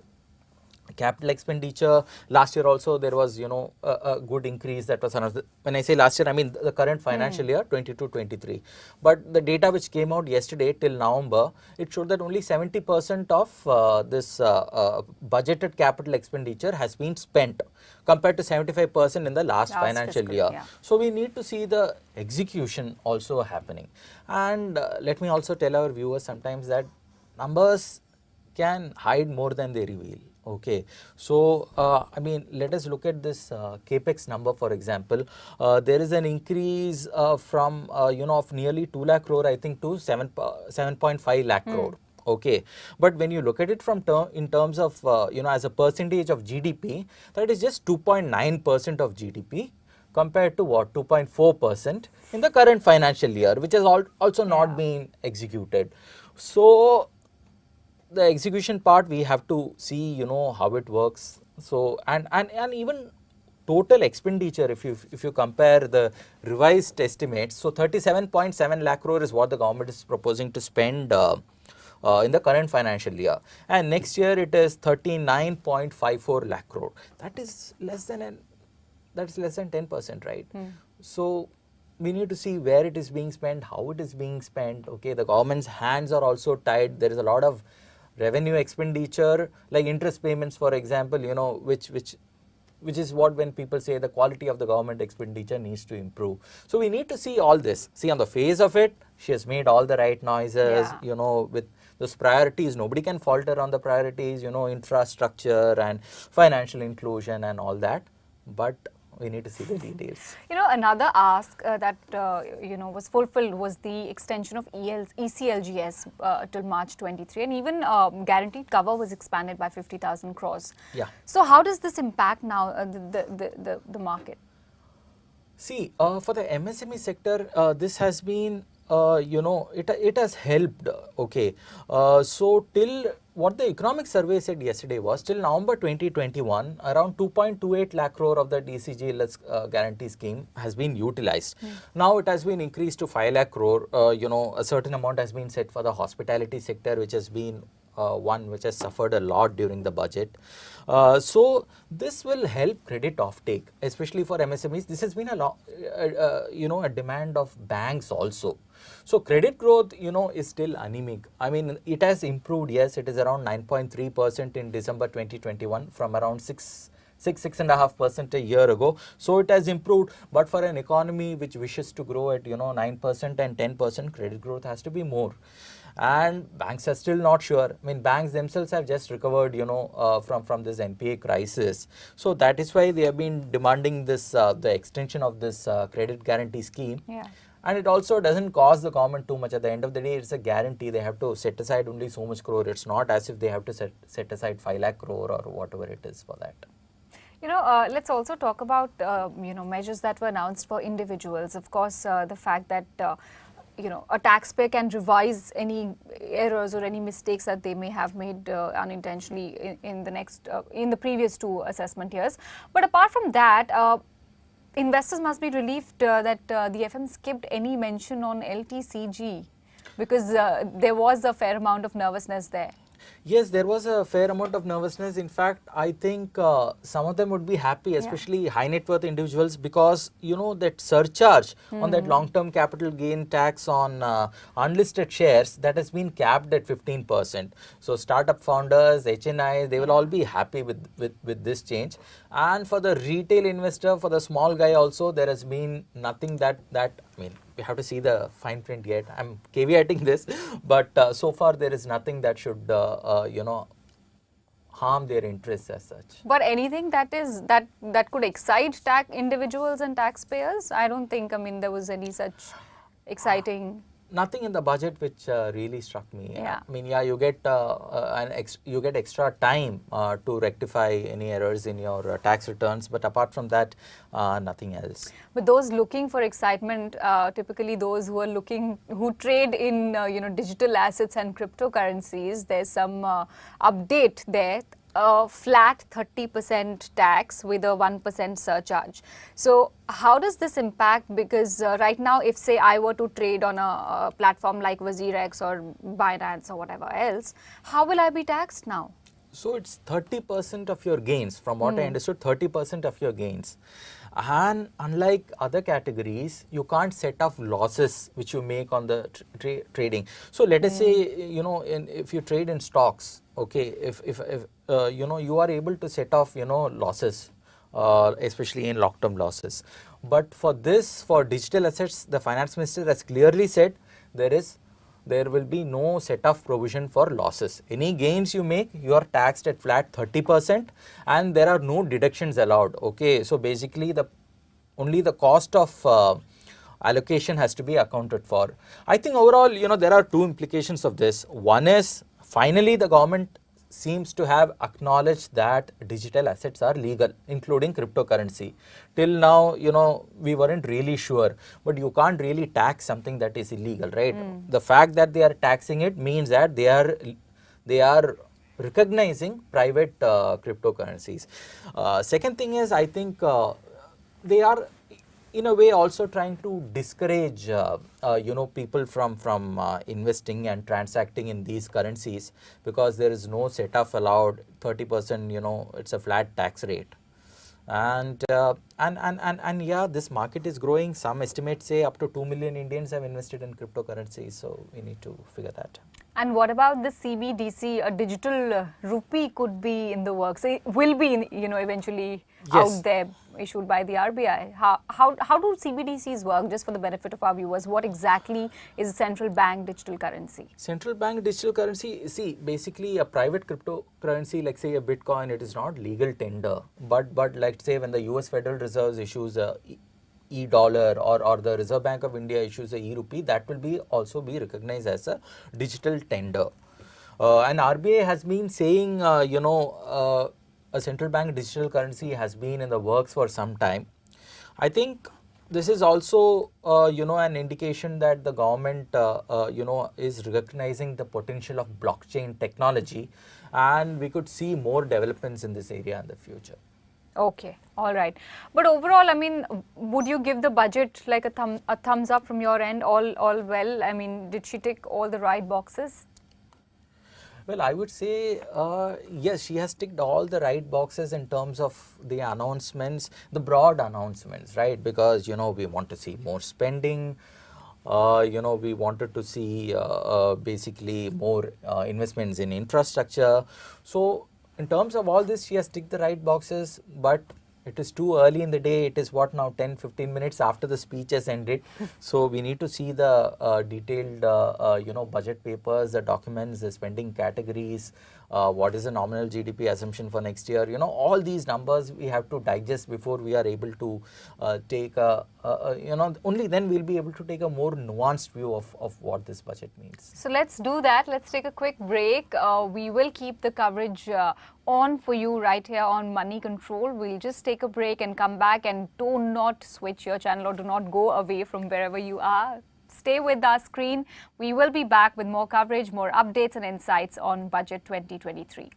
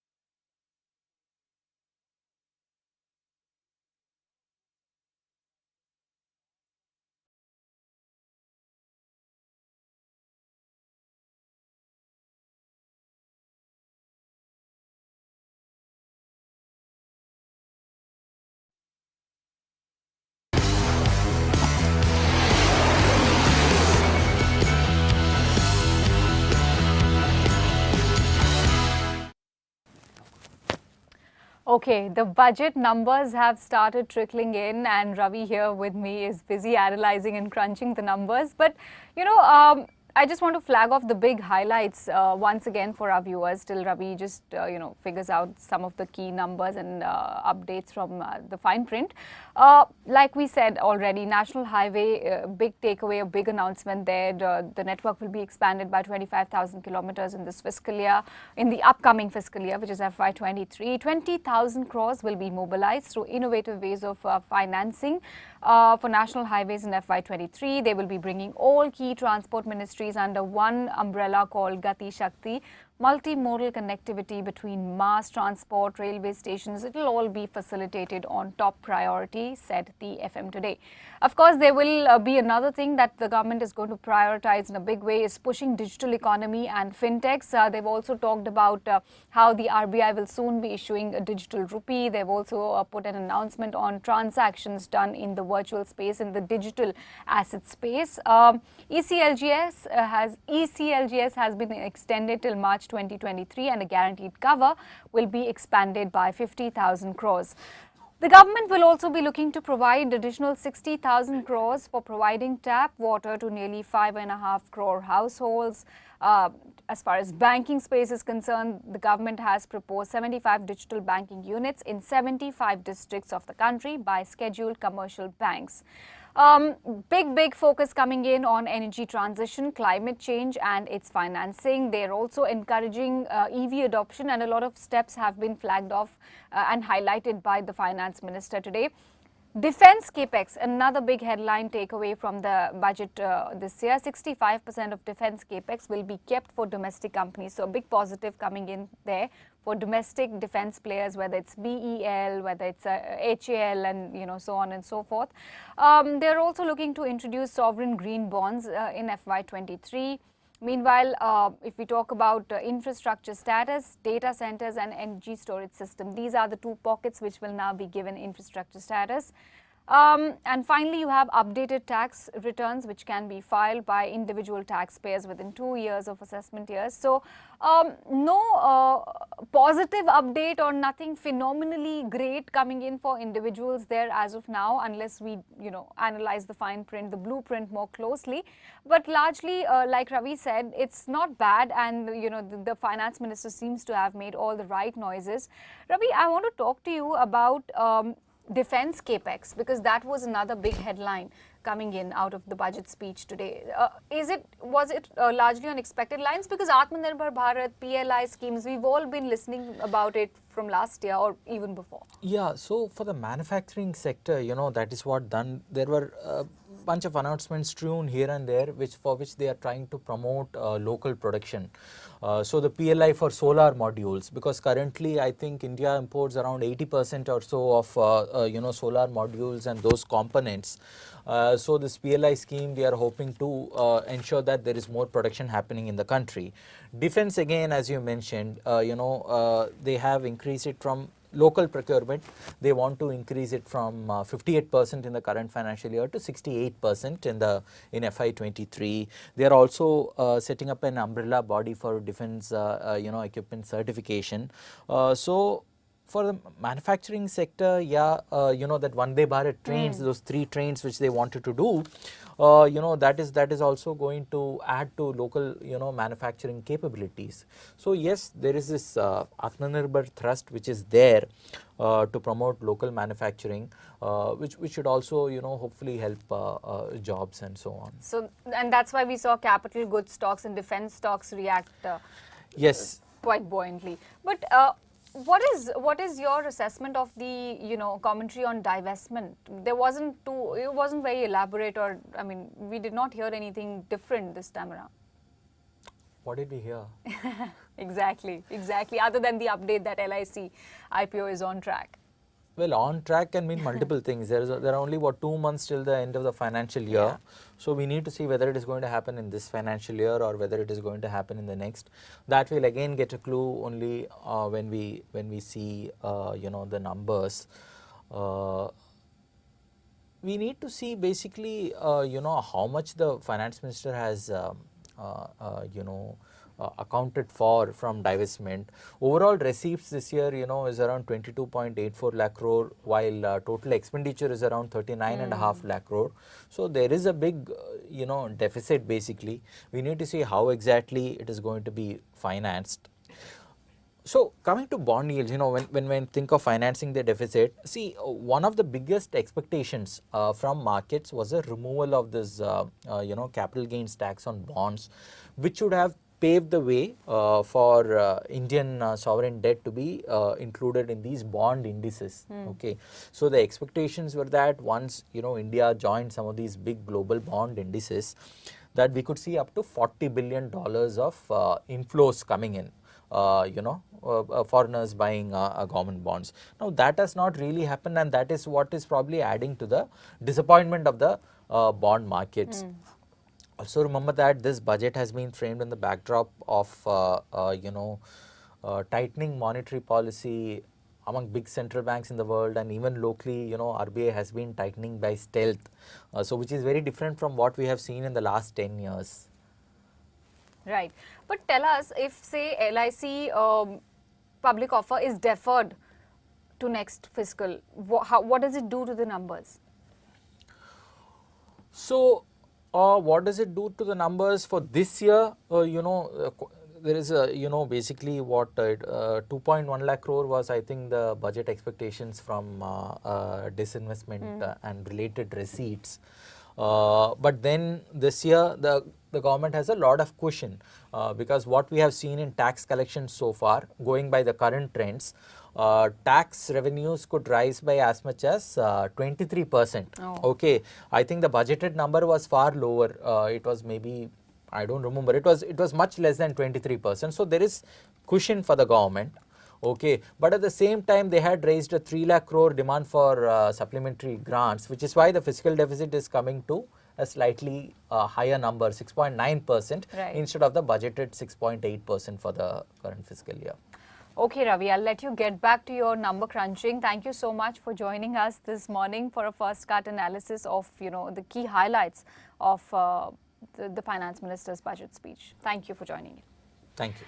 Meanwhile, markets continue to be resilient, but yes, we have once again cooled off a tad. 17,500, however, is the key level to watch out for. We continue to be firmly above that. 17,517 for the Nifty. As far as Sensex is concerned, that is trading as well with a gain of 1.2%. So the quantum of the uptake for both the benchmarks is largely the same. 57,739 is where we perched on the Sensex. Nifty Bank 320 odd points, 330 odd points higher right now. So largely the market is not reacting with too much of exuberance either, and nothing really on the downside also as of now. So there's no sense of nervousness or volatility or instability as far as the market mood is concerned.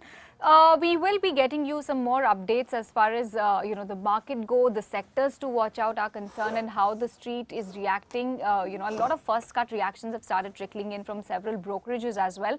Joining me in conversation is my colleague Chiranjeevi from Moneycontrol Markets team. Hi, Chiranjeevi. Hi. What is the chatter like right now? I mean, what's the mood like?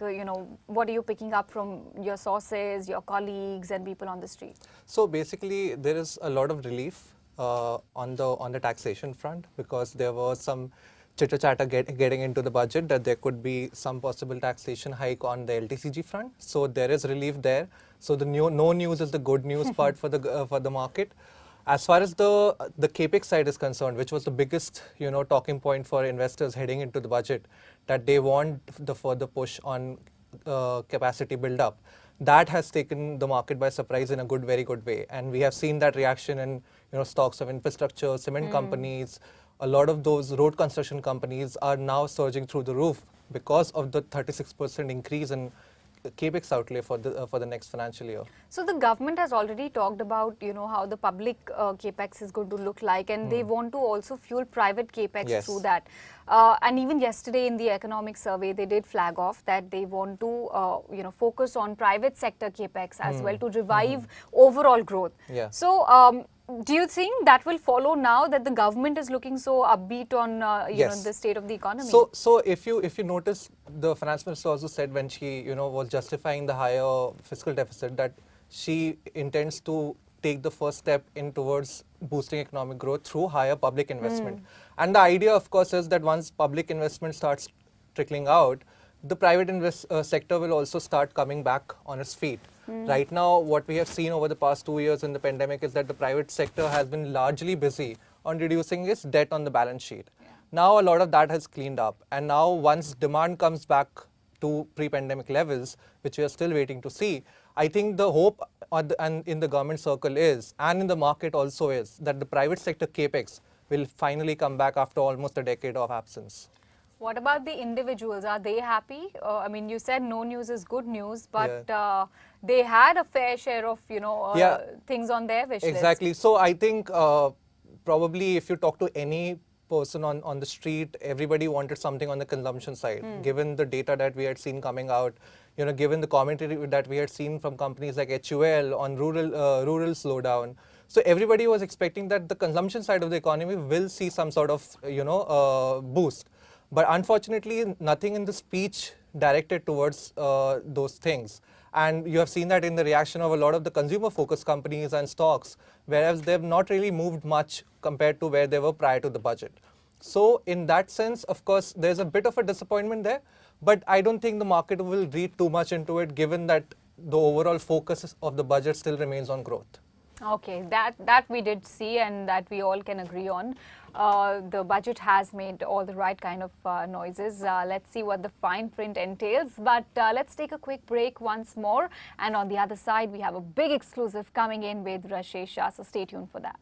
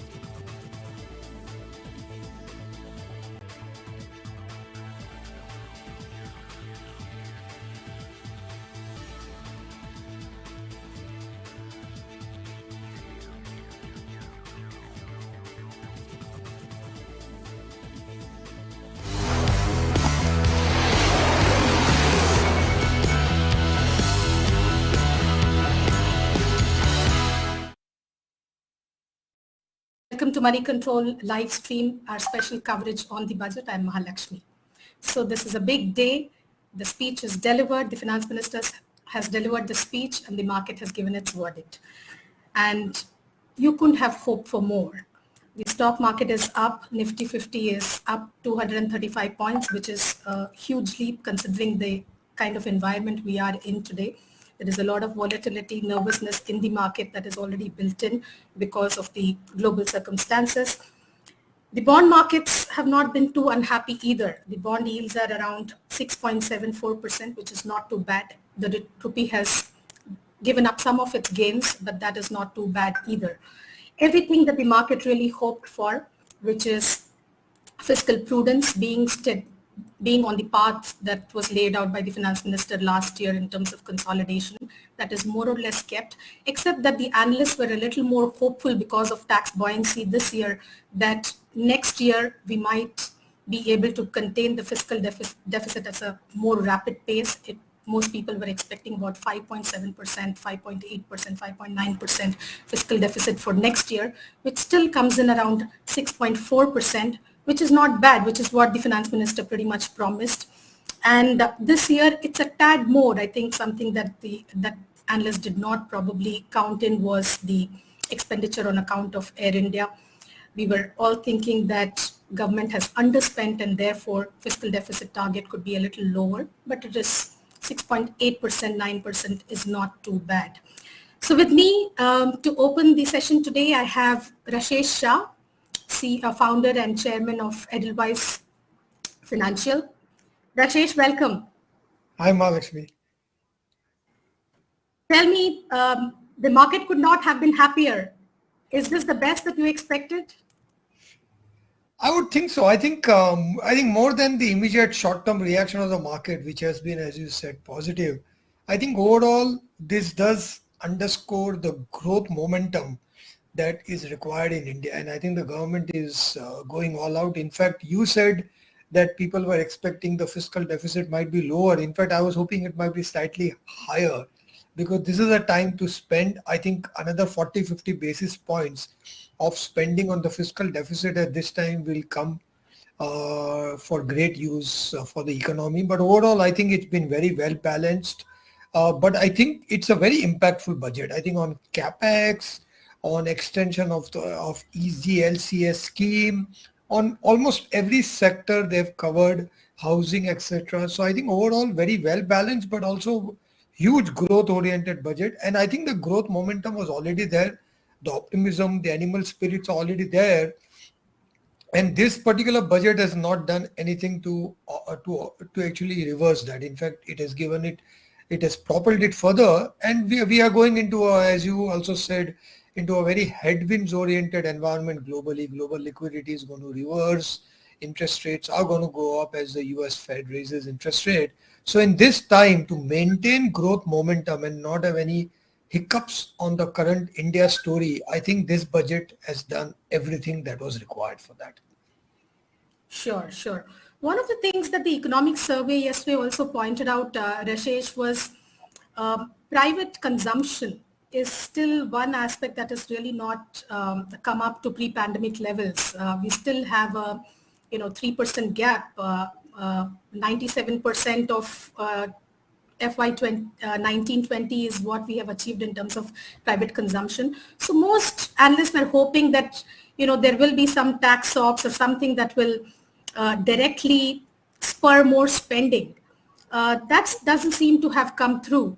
Do you see? And secondly, even private capex seems to be still you don't hear of companies raring to go and invest and being in an expansion mode because there is still headroom in terms of capacity utilization, etc. Do you think this year too we will be largely reliant on public spending, government being able to expend this 35% additional capital expenditure that they have put out? Will that be the key trigger for growth? Absolutely. I think the private capex is still about a year away. And when we talk to a lot of the corporates in India, they want to acquire assets. We've been seeing a lot of companies acquired, whether it's distressed assets or other assets. Even today morning, we have seen Tata Steel has acquired Neelachal Ispat. So a lot of companies are growing through acquisitions, not through greenfield investments. So I think the private corporates are still not making greenfield investments. I think it is where the government will have to step in for infrastructure and others, and that is where we have seen a big push on capex from the government side. The other thing what you said is very true. Consumption still remains weak. And if you see the last 2 years, the RBI policies on liquidity, monetary policy, it helps the more what I call the upper end of the economy, the formal sector, the organized corporates, and everywhere in the world, the monetary policy is what I call for the haves and the fiscal policy is for the have-nots. So hence I think government spending, and as you said, government can spend in two ways. They can spend on capex or they can spend on programs. I think government has spent quite a bit on programs, but if they step up that, through some social programs, I think that, and they have elbow room for that. And I do expect that if the growth momentum or the consumption remains weak, government is holding back some ammunition with itself to be able to step in with some social programs, which really puts cash in the hands of the people, especially the poor, the Aam Aadmi, the rural people, because that is where the consumption spur will have to happen. Consumption is, I think, as we say, I think exports are doing well. Government spending is doing well, but consumption and private capex are the two weak points. I think private capex, we don't see it coming back. Consumption can come back if government intervenes more aggressively. Sure. Rashesh, you have a finger in every pie when it comes to financial services now, whether it is home loans, real estate related lending, promoter lending, SMEs, all of that. In terms of stress in the non-banking financial space, do you think would you expect any unpleasant surprises? I shouldn't say expect because then it wouldn't be surprises, but will you be wary of any unpleasant surprises along the way? Not much. I think, as you know, about a couple of months ago, RBI has come out with new norms for NBFCs on NPA recognition, which are more stringent. They are more aligned with what the banks have, but they are more stringent. And I do expect next couple of quarters, most of the NBFCs will have to align to that. And in fact, our own NBFC in the December quarter, we already aligned to that. And there is a marginal increase of 20-30 basis point because of that. But I think it is more or less expected. So as you said, unpleasant surprises, I don't see that. I think the problem with banks and NBFCs any longer is not about asset quality anymore. I know the last 4 or 5 years we've been really grappling with this asset quality and NPA issues, but I think that cycle has played out. The current issue to worry about is growth, credit growth. Credit growth still seems to be hovering between 5 to 8%, which I think is very low. Any single digit credit growth is not good for the economy. And, we have this very strange environment today. The equity markets are very buoyant and very optimistic, and the credit markets are still very, very subdued.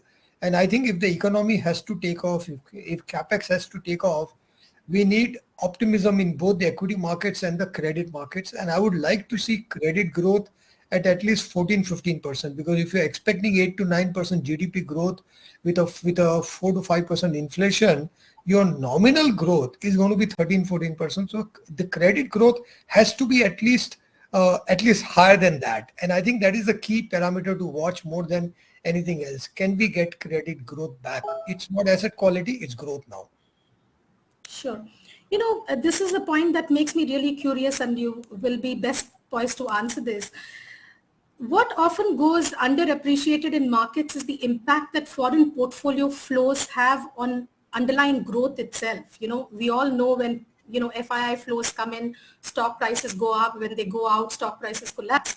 But if you look at, 2003 to 2008 era, it sort of concurred. This whole portfolio influx came into the system. It got absorbed by the banking system, created credit growth, and there was underlying economic growth. This time, because of the shape in which our finance banking industry has been, that really did not play out. So if we look at a year of, at least if we go by what has happened in the past 3 months in the equity markets, there is reason to believe that FII portfolio outflows may be more prominent this year. I don't know, we can't take a guess, but that it definitely some amount of capital flight should be expected. Do you think this will only impact asset prices? And this time, since that has not created credit growth and worked through the banking system, it will not have an impact on the underlying economic growth? I think if you see over the last about 25 years, and what you're asking is a very important question, because as Indian economy, Indian household saving, financialization of savings, capital market evolution is growing, this particular dynamic is also undergoing a change. I think on the equity side, because see, if you look at foreign capital, they came mainly in 2 colors. One was in equity markets, and one was in the what I call the private markets, where foreign capital provided risk capital, long-term capital, whether it's private equity, whether it was long-term credit, really long-term flexible structured capital that was there. Because in India, the credit markets don't have that long-term depth because of the absence of bond market and all that. So I think on the equity side, as the foreigners have been withdrawing for the last few months, in fact, for the last 4 years, if you see, the foreign investment has been very subdued, or there have been outflows. The Indian investors, the mutual funds, the households have stepped into the equity gap. So I don't think the foreign investors, they can create a lot of volatility in the equity markets. But compared to, we have seen that SIP has now crossed 1 lakh crore, which is about $14-15 billion. And foreign investment in the equity markets has been around that in a good year, about $15 billion. Though I think last year was about outflow of about $11-12 billion. So I think equity market, I don't see the foreigners creating a lot of reversal on the long term, because the Indian households, via the mutual fund, via the insurance industry, through SIPs, through IPOs and all, have stepped into the gap. The problem is on the other side, on credit. Like for example, if long-term infrastructure projects have to be funded via credit, who's going to give them loans? We have spoken about, earlier there used to be ICICI and IDBI, those long-term development financial institutions are not there. Last year government had announced creation of a new one. And I think that is where the gap is. And that is where, as the global interest rates go up and liquidity comes down, my real fear is on the long-term credit availability in the absence of bond markets in India. So the way we have developed our equity markets, if we can develop our bond markets, then we can offset the huge dependence on foreigners for that also, because the Indian NBFC and the banking industry are currently not able to provide long-term money on the credit side, 8, 10, 15, 20-year money for infrastructure projects. That can only be done via bond market, which is the current gap that is there. So that is the only nuance I would have. But in equity markets, I wouldn't worry too much about foreigners exiting. They've been exiting for last 4 years, and the Indian investors, because our household savings and all have been growing. I mean, this year, our total savings, our gross domestic saving is going to be $1 trillion, about close to 30% of the GDP. So with this kind of local savings available, I don't fear about the equity markets. I do get concerned about credit markets. One last question. So how do you fix this credit issue at all? And would you have expected, a lot of people were saying that maybe in this budget you will have the government say something to iron out the tax related issues for India to be considered in the bond index. That's not come about yet. So do you see that happening anytime during the year? Is that sort of something that can fix this problem? I hope so. I think the conversations are going on. The government has been very open-minded, and we know this government is very reform-oriented. Last few years, the reforms we've seen, whether it is IBC, GST, Harendea privatization, LIC IPO, there are a lot of new things this government is willing to do. I think if I may draw an analogy, Mahalakshmi, about 25 years ago, we started innovating on the equity markets. We got FIIs, we got private sector mutual funds, we got private equity funds, we got dematerialization, we got options, futures in the equity markets, we got online trading with NSE and BSE, both going online. I think there was a lot of innovation in the last 25 years on the equity markets, and each innovation, I think, propelled that, including, improvements on the governance and the market infrastructure. We've gone to I remember when I started my career, we used to be T plus 45. Now we are at T plus 2 and talking about going to T plus 1. So equity markets have evolved. I think the similar kind of innovation and opening up is required on the on the bond market side, which will include having a repo market, having credit default swap, being part of the international bond index, opening up the bond market for foreign capital. It will have its own pros and cons. Like I'm sure when equity markets were opening up, they had their own pros and cons, and the hot money and volatility conversations were going on. We need to do a lot of innovation on the credit side. I think our credit side is where what we have done on the equity side has been fabulous, and we are at this stage where our equity markets are very evolved, but our credit markets are very subdued. And I think 3 years ago when the ILFS episode happened, even that saw the cracks in the credit market, whether it is mutual fund or bond market or the bank NBFC market. I think all of those need to fix. It needs a lot of experimentation, a lot of innovation, a lot of open-mindedness. But I think the conversations are going on. I do hope that not only the next year, I think the next 5 years are truly the evolution of bond and credit markets in India. Sure. This is truly the last question. So as you approach the next financial year, Rashesh, how do you approach it? Do you approach it with a sense of confidence? Do you approach it with a sense of caution? Or do you approach it clearly not nervousness? So is it caution or confidence? So if you see, I think there are usually three things which gives you caution or confidence. I think one is sentiment in the short term, liquidity in the medium term, and growth in the long term. I think last year, obviously growth was not there because of COVID and all that, but the sentiment and liquidity have been very positive. I think liquidity will normalize. I think liquidity will start reversing itself in the next 12 months because of global conditions. But I think sentiment is positive, but I think growth will catch up. So I think we will have a combination of 2 out of 3. We last year had also 2 out of 3. We had liquidity and sentiment, but not as much growth. Now we'll have growth, which should hopefully replace liquidity.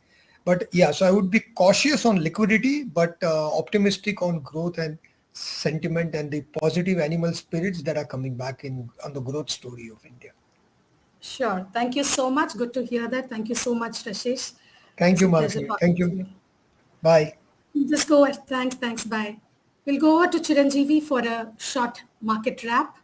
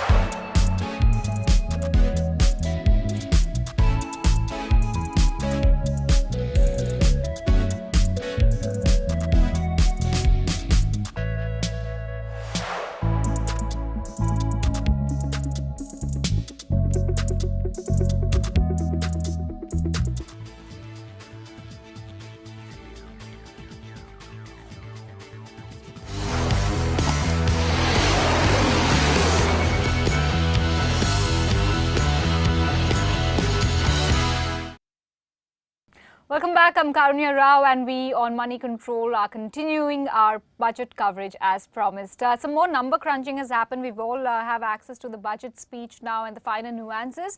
And in the last few minutes, 10-15 minutes, we've seen some profit taking come by on D Street as well. And to get me an update on that, Chiranjeevi joins me from the markets desk. Chiranjeevi, welcome back. Tell us what's happening on the market. Why is there this sudden tension? Yeah, I know it's taken everybody by surprise, and I think talking to dealers and talking to market participants, everybody is saying that it's a classic case of buy the rumor and sell the news. So we are seeing a lot of post-event profit booking taking place, given that over the past 2 years we have seen the market rally almost 3 to 4%. So I think there is a bit of a profit booking, but there is also a surprise in the fact that the divestment target has come out so low for the next year at 65,000 crores.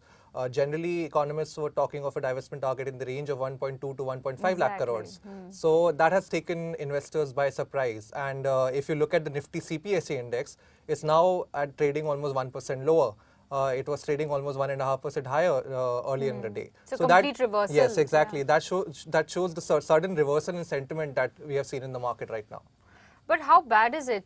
Not just sentimentally, but for the fisc and for the market mood overall. Because yes, divestment is something that everybody has been waiting for more clarity. So as far as the fiscal deficit concerned, of course, the finance minister has put in these numbers and still is recommending a 6.4% fiscal deficit next year, which is almost 50 basis points lower than this year, the revised estimate of 6.9%. So therefore, it doesn't seem to be too much of a concern for the government at this point of time. What people are factoring in is that probably the finance minister has gone a little too conservative this time around. Given that in previous years, we have always seen the government be very ambitious about the divestment target and give a higher and higher target every year. This time around, the sentiment is that probably she has gone a little too conservative in order to outperform later in the year. Other than PSUs, any other pockets that are also witnessing some pressure? We have not seen too much pressure, but we have seen a little bit of profit booking on the realty side. We have seen a little bit of profit booking on the consumer-facing side. But of course, the other side, which is the infrastructure capex side, that is still holding on to the gains. That is still contributing to the index's, health. So as such, I don't think people are reading too much into this selling at this point of time, because there was expectation that once the budget is out of the way, and given that there has not been too much on the consumption side, it will end up being a non-event for the market overall. Because of course, let's not forget that the concerns that were there plaguing the market last month have still not gone away. We still have a Federal Reserve meeting coming up next month, and we have the RBI coming up next a little later this week. And people are expecting, some talk on a reversal of the policy course there. One thing I like to add is that, if you look at the reaction in the government bond market to the fiscal deficit number, it seems that people are now thinking that probably the government is going too easy on the inflation front. So that is a big concern, because inflation has been plaguing everybody globally. And yesterday also they flagged it off. Exactly. So with the fiscal deficit number still so high at 6.4% next year and 6.9% this year, of course the government is focusing on growth with the confidence that inflation will remain within its range of the targeted range of the RBI. But let's see, I mean, the way the bond market is telling one picture and the equity market is probably reading a little bit into it. We'll have to wait and watch the markets. There's still some hours to go before the markets shut shop, and let's see how the sentiment plays out. Right now, definitely some amount of profit taking is happening on Dalal Street. We'll wind it up right here on our coverage, our update of the markets. But yes, please stay tuned. We have a lot of big exclusives, big voices coming right up. Shankar Sharma, Safir, Anand, and N. Jakes coming as a big exclusive interview. Please, please, please stay tuned for that.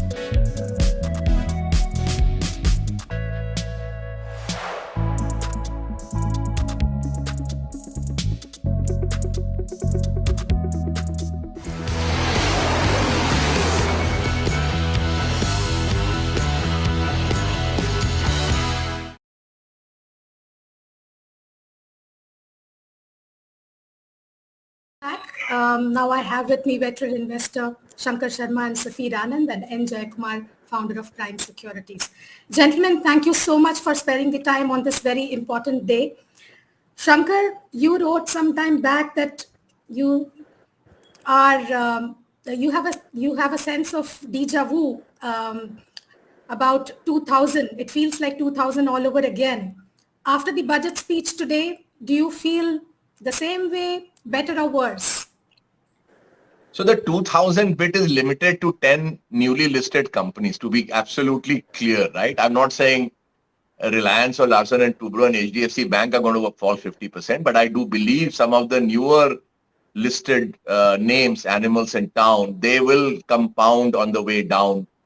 Sure. Which means that they will fall 50% from each level, like similar companies did in 2000. So it was a comment limited to the new ecosystem, not a general comment on the overall market. Fortunately, and I say this, in all sincerity, with no hint of humor, it's good that the tech bust has started with only some 8-10 listings. I mean, imagine what would have happened if the bull market for these kinds of companies had gone on for another year. We would have had 50 such listings. And then the impact on the market, on the listed overall market would have been very, very damaging. Today, nobody really cares whether a lot of these stocks fall 50 or 80% because they are not a significant part of the market caps of the overall listed equities. And in terms of numbers, there are just 8 or 10 of them. But the fact of the matter, Mahalakshmi, is that globally there has been a complete decimation of the tech space, which, thankfully you guys don't show on television in India.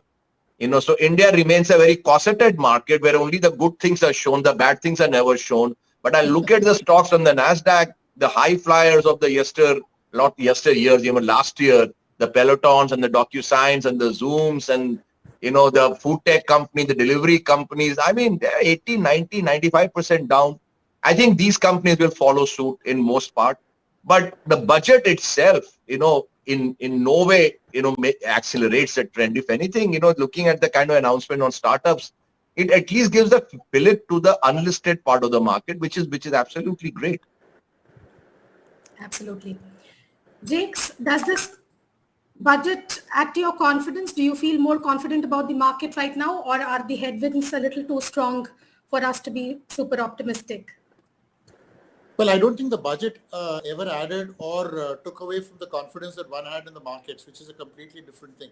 I think other than this T20 that we play for the day and maybe for an extra day tomorrow, frankly, nothing. I mean, this is that it's not as though the budget dramatically alters the course of history.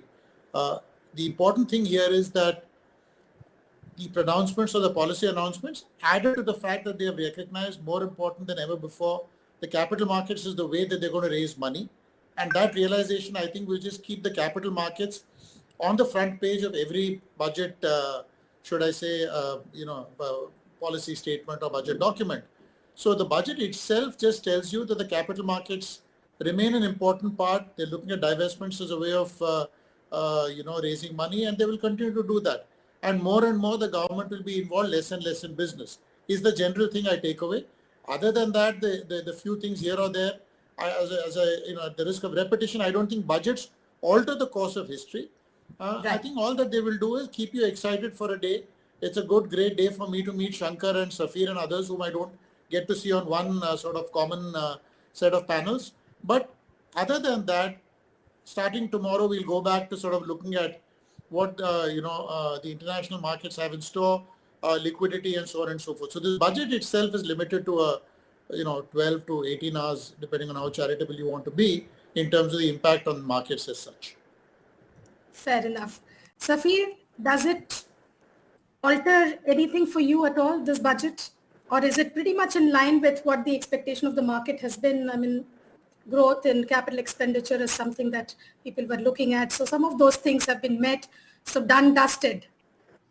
Well, actually, the budget has exceeded my expectations for the simple reason that A, does not contain any specific negatives. There's actually no bad boy in this budget. They haven't singled out anything to make it a bad boy. What it really does from an investment perspective, having regard to the headwinds in the international markets, is it puts India to a relative advantage vis-a-vis the rest of the world. And to that extent, even if we have a relative outperformance vis-a-vis whatever happens in the world, it is good enough to remain invested. In addition to that, some of the announcements on the capex side and on the digital currency side and on the 15% cap on the capital gains for the unlisted space leave a lot of room for capital formation, which is very interesting for the budget. And I would agree with and resonate with what Shankar said in respect of the new listed company. So if we leave that part aside, we are back to normal. And like Jake said, it's like a T20 for 2 days. But it at least puts India in a relative position to say that the government is focused on growth and inclusion. I think the key word is inclusion rather than being one-sided. Also, let's not lose sight of the fact that the budget has come on, before elections. So it hasn't gone to the extent of populist measures that could have been very detrimental to our economy in any way. So I think it's a positive budget, very positive budget. Sure. Jake, from a foreign investor's point of view, do you see there is a slight amount of disappointment because analysts were expecting that the fiscal deficit numbers may be pegged at something lower for next year. It's come in exactly at the same level that the finance minister talked about last year. Do you think there is any concern at all there? The fact that rising crude prices, our execution on the divestment side, all of that, does it alter the way they look at India at all? I personally don't think so. I think there's been enough talk about capex which people wanted, and I think to the extent that capex has been given a fillip, we can explain away some of the decimals. I mean, there's just too many moving parts for me to, focus whether this is going to be 6.3 or 6.4. And frankly, after tomorrow, I don't think 98% of people who heard this will remember that number. So frankly, this is more for the day you want to feel upset, you want something to sort of bash your head against. It's probably the fiscal deficit number, if you will. But frankly, there's also enough to be done on the capex side, which is good from a corporate India point of view, which I think is far better and probably a more meaningful step to have taken. And the sanctity of a number being mentioned today, which a year later, we don't know what set of events could change it. I mean, the interest rates are going up, oil prices are headed up, inflation is much higher than what the RBI is telling us. So there are far more variables than this one particular statement would have us believe. Sure. Shankar, we'll all agree that, in the last 2 years, the way foreign flows have come into this country, it's really not related, or it's not correlated to the kind of weightage that India has in emerging market indices. It's looked at as a separate asset class in itself. There is huge amount of flows that has come in. On the way out, when there is this liquidity tightening that happens, do we have the elements in place to ensure capital flight doesn't happen at the same rate? And this is just a one-time reset that had to happen because of our, we might be looking at something more secular from here on. So, and I've always held this view that India, as far as foreigners are concerned, is a one-way street, that you can come in, but you can never go out. Okay, so it's a bit like the mafia, right? It's easy to enter, it's impossible to exit. So if they were to really sell the way you expect, or you fear that they might sell, the market will be limit down for 2 days, and then it's not worth selling. That stocks are down 20, index is down 20%, your stocks are down 50, then you say, kya fayda bech ke abhi level, let's just put more money in because the prices are more attractive. So I don't fear any such big one-time exodus of FIIs or anything of that sort. Anyway, we have been seeing those numbers for whatever they are worth. I pay zero attention to flows to determine market direction. I think what has changed, and we must focus on that, is really the amount of domestic liquidity which has come out of literally from the woodworks. That you have now 5 crores or whatever the number is, new people joining the party. And with, let's say, 25, 50,000 rupee kind of number per head, you're talking billions and billions of dollars of domestic capital entering the market. And it's just a small number I'm talking about. If the numbers by per head, per capita of this part goes up to 1 lakh rupees, I mean, you're talking liquidity which can dwarf the FII side of the equation, which I think is tremendous, because I do believe, and this is something I keep telling a lot of companies who go on marketing roadshows to New York and London and all that, it's a waste of time. These guys don't matter. What will drive your stock prices will be your appeal to domestic investors. And I'm not talking domestic mutual funds. I'm talking domestic retail investors. That itself, while individually they may not amount to much, but collectively the buying power they now bring to the table is fantastic. It is unbelievable. I mean, you have companies which are now 50,000 crore market caps with not even a single institutional shareholder. Not one. That's the kind of buying power that supports the mid cap and the small cap segment of the market. So FPIs and, in my view, in some sense, a domestic mutual funds or the institutional class as a whole, and rightly so, has become less and less important in the overall flows to the marketplace. The other thing is that, and I talk to a lot of companies, and I do talk to a lot of retail investors because of various groups and all that. They are far more resilient buyers, meaning if stocks fall 20%, they add to their positions. Stocks fall 20, 25%. A lot of FIIs I know will have preset risk filters. They will go and dump the stock rather than be buyers of the stock. So I think the whole focus on FPI money and what they will do should lessen from here on. I would have been happier if the government had actually incentivized domestic investment by really reducing the capital gains tax and by keeping it same for foreigners. That would have been a reverse incentive in a positive sense. For the first time, you have a better incentive for domestic investors to invest in the stock market versus FPIs, who have always been, barring the last few years, they have always been favored with better taxation than domestic investors. If the government had flipped that around a bit, that would have been an even bigger impetus to go to 10, 15, 20 crore demat accounts in the next few years' time. Do you agree to that, Safir? The fact that institutional influence on the market is lesser today because you have other pools that have become bigger? Yeah, and what does it mean from a stock movement or stock trajectory point of view when you say that there are counterbalances? Does it really Shankar mean has actually hit the nail on the head because he has articulated in accurate detail the role of the local buying and how it has insulated the market. We know the sell figures and we know that how much the market has declined, which is not really meaningful when you look at the sales figures. He's also articulated this point, which is very well. Look at the amount of billions of dollars that they have in the market commensurate to the selling. That selling is literally like cutting the nails on your hand and then they grow up again.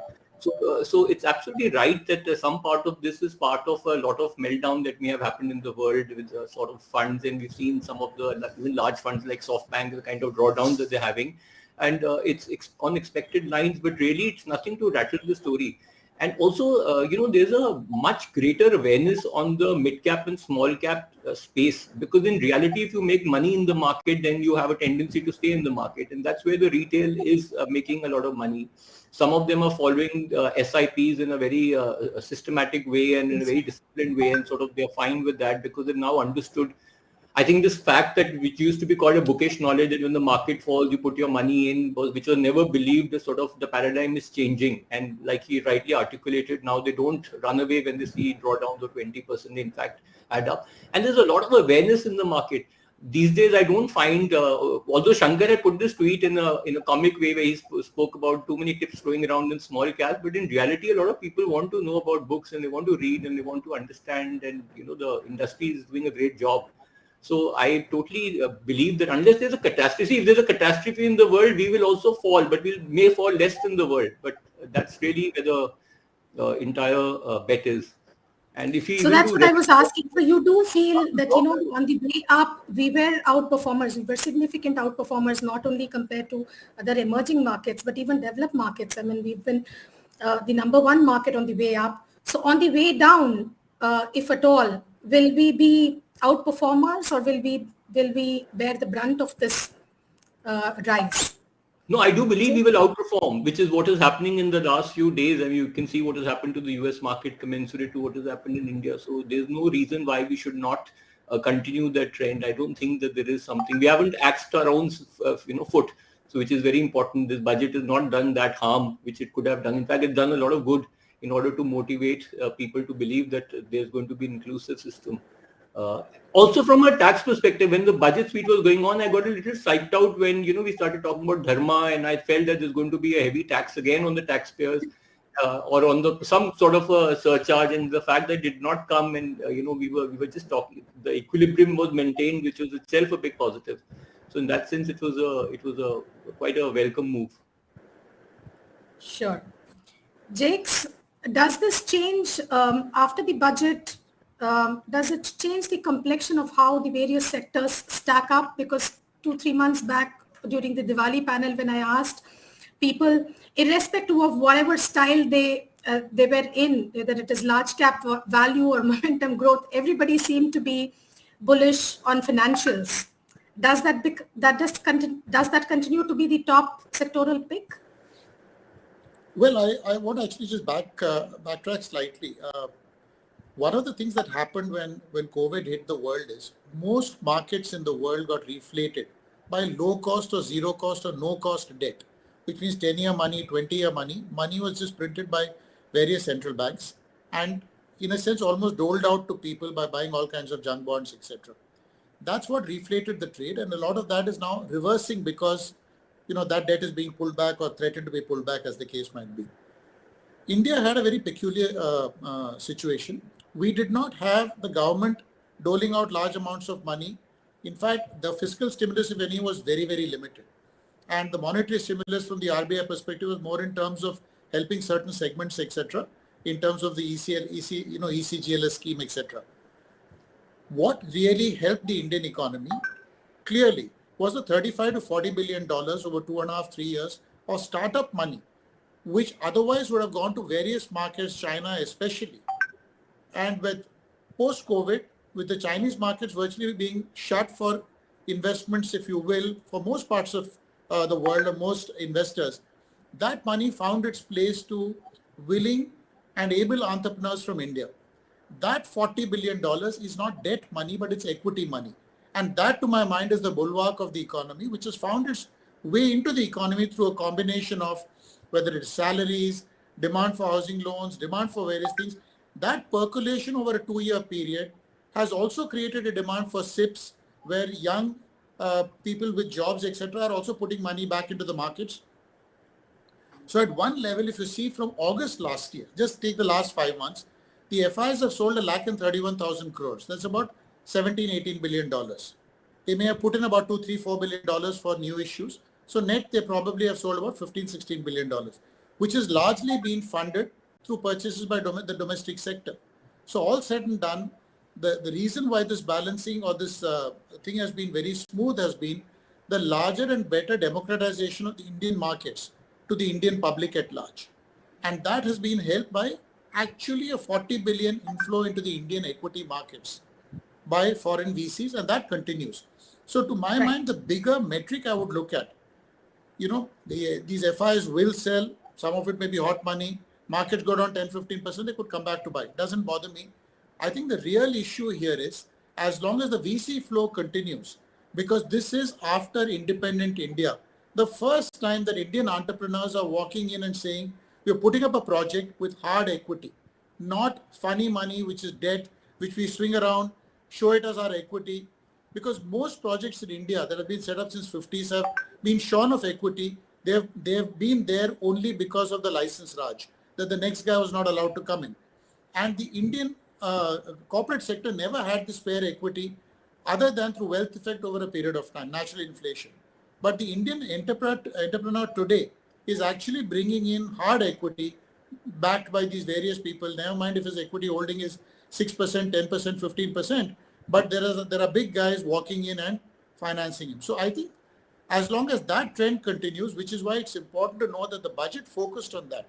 So the single biggest takeaway is the focus on startup economy will continue. Whatever limited benefits that they need to get will continue. As long as that continues, I think the flow of money will continue unabated. Valuations, to my mind, are completely, it's completely bordering on the irrational and insane. And I agree with Shankar that many of these stocks, which started as 4-digit stocks could end up being 2-digit stocks. No big deal. Because fundamentally, there are no barriers to entry. Many people are doing the same thing. And many of these listed players are still grappling for what their business model ought to be. One day they talk about selling something. Second day they talk about lending money. Third day they talk about gaming that they will get into. So never mind that nonsense. And thankfully that's restricted to 10-15 stocks, which can take the time and place of a few people. But the big thing for me is, and what's not changed post-budget, is the fact that the focus on the startup continues. And as long as that economy is buoyant and it attracts money, I think we're in good shape. Fair enough, Jakes. That's a very fair point. But tell me, isn't this, when you have this kind of correction in public markets, obviously it has some repercussion on the private market as well, right? Like Shankar says, all these stocks in US also have corrected 50-60%. Some of these smaller stocks have gone through a steep correction. How is it possible that private market participants don't recognize this and alter their way of looking at stocks? Because in the end, they have to think about their exit as well. And if that were to be the case, don't you see a pullback in the private markets themselves?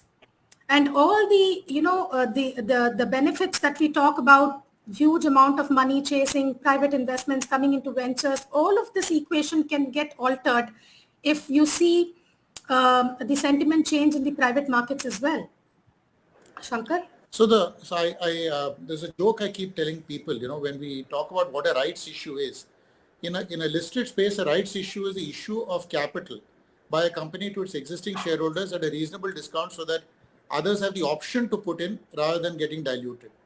In an unlisted space, the rights issue is where 80% of the people are buying at higher and higher prices and hoping there's a 20% sucker who walks in and pays the higher value to show that the valuation of the company is move forward. So all that changes in this entire thing.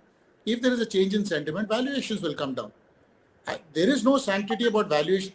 I mean, when all these OFSs are happening in of these new age companies, you see listing prices at 2x and 2.5x of the issue price. When insiders are selling at price X, are you telling me that outsiders who have no clue what's happening in the market, especially in the company, will buy at 2.5 times and make money? All that is going to change. So all that will happen is, I think money will continue coming to fund enterprises, but it will come in at valuations that are far more sustainable. And that which will change is that. I think there is no question that enterprise and the way of doing business and things have dramatically changed with the new age and technology-oriented companies. But that's not to say that valuations need to be what they are. And the only change will be that they'll get funded at lower valuations. Steering back to public markets, Shankar, where would you put your money? Right now in the stock market, is there a hiding place or places that you're looking for growth? No, so I can tell you where I will not put my money, and that's in the large cap space. So my view has been for the last 12 months at least, if not a little longer than that, that the large cap space, which is, let's say, banks and financials, are 40%. Reliance is, I think, another 10-12%. Plus you have the FMCG, maybe another 5-7%. Say 60% of your Nifty or the Sensex, in my view, don't have much upside. I mean, at least not the kind of upside that I want when I enter the equity markets. Because I'm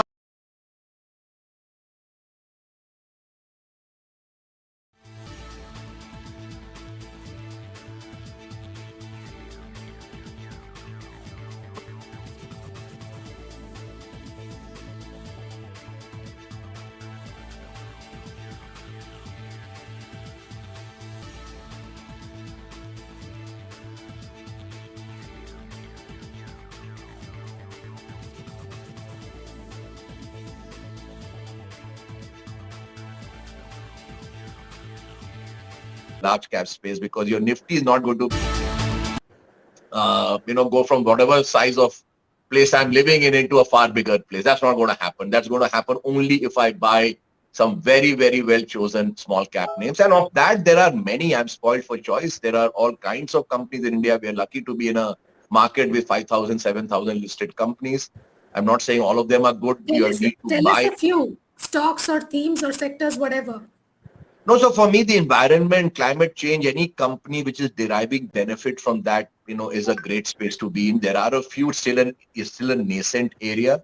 But I do believe if you look at the orders of the National Green Tribunal, I am amazed at the kind of activism being demonstrated by the judiciary in penalizing companies which are, spoiling the environment.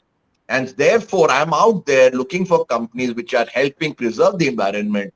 So, and there are a lot of companies, many of them are in the unlisted space as well, who are into the business of really helping companies deal with, effluents and deal with, all the kinds of pollutants that they are producing. That's a huge space in my view, out there for 5 years. That's a secular trend globally. That's a secular trend in India. So that's a great place to be in. Of course, then there are these so-called much maligned EV plays. I know it's become a buzzword in the last few months, but chosen wisely, there will be a group of companies that will benefit from products that they are supplying to this whole ecosystem of electric vehicles. Again, choose wisely, but I find a few good names there as well. So really more futuristic rather than the backward looking, banks and, the old line NBFC lenders, because I think that trade is more or less done and dusted. You might make a bit of incremental money, but I don't see any of them becoming hot growth stocks anytime soon. Therefore, my focus is really more the newer age. In fact, I was looking at the announcement by the finance minister, and she has talked about, it was almost uncanny. I thought that I had inside information on the budget pronouncements because drone, environmental sort of protection companies, through basically the whole thing about decarbonization. Then you have 5G tech. Then you have optical fiber cables.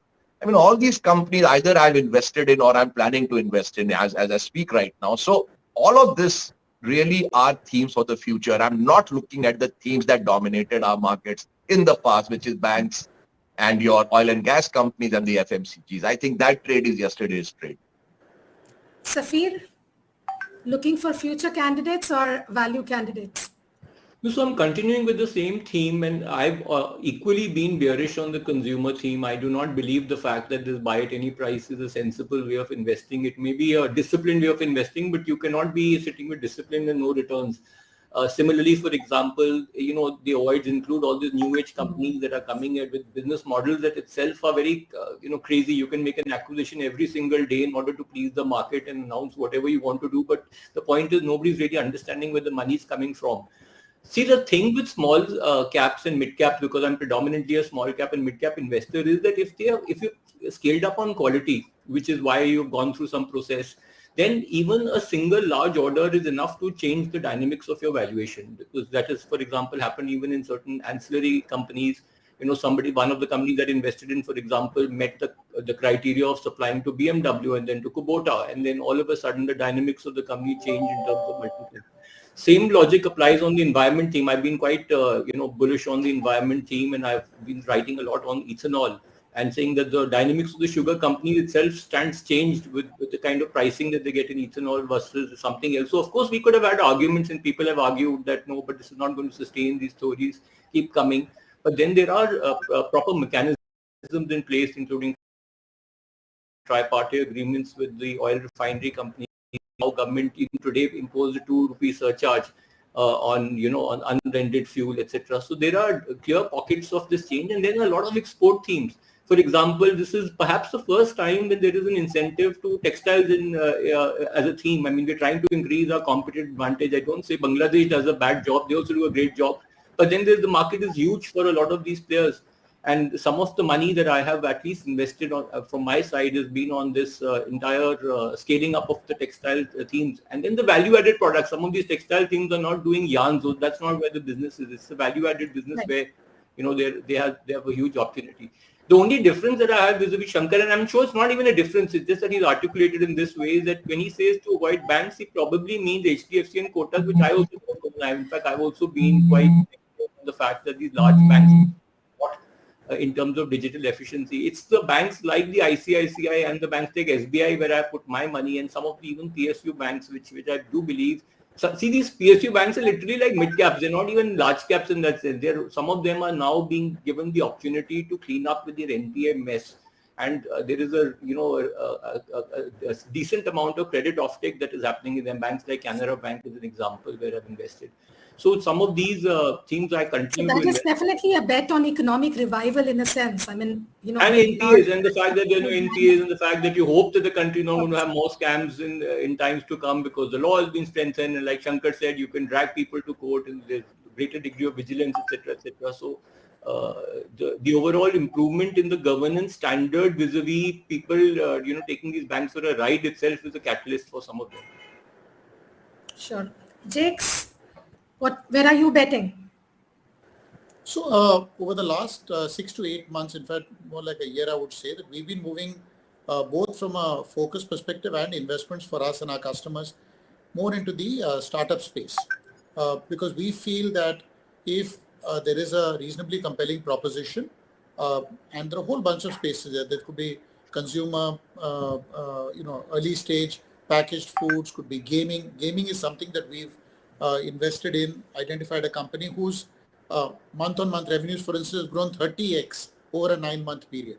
They were doing 80 lakhs a month in March. They are doing currently 25 crores a month of gross gaming revenues, a company called Fantasy Akhada. And I can name many such companies. I'm not sure whether I'm tripping on any SEBI disclosure norms here.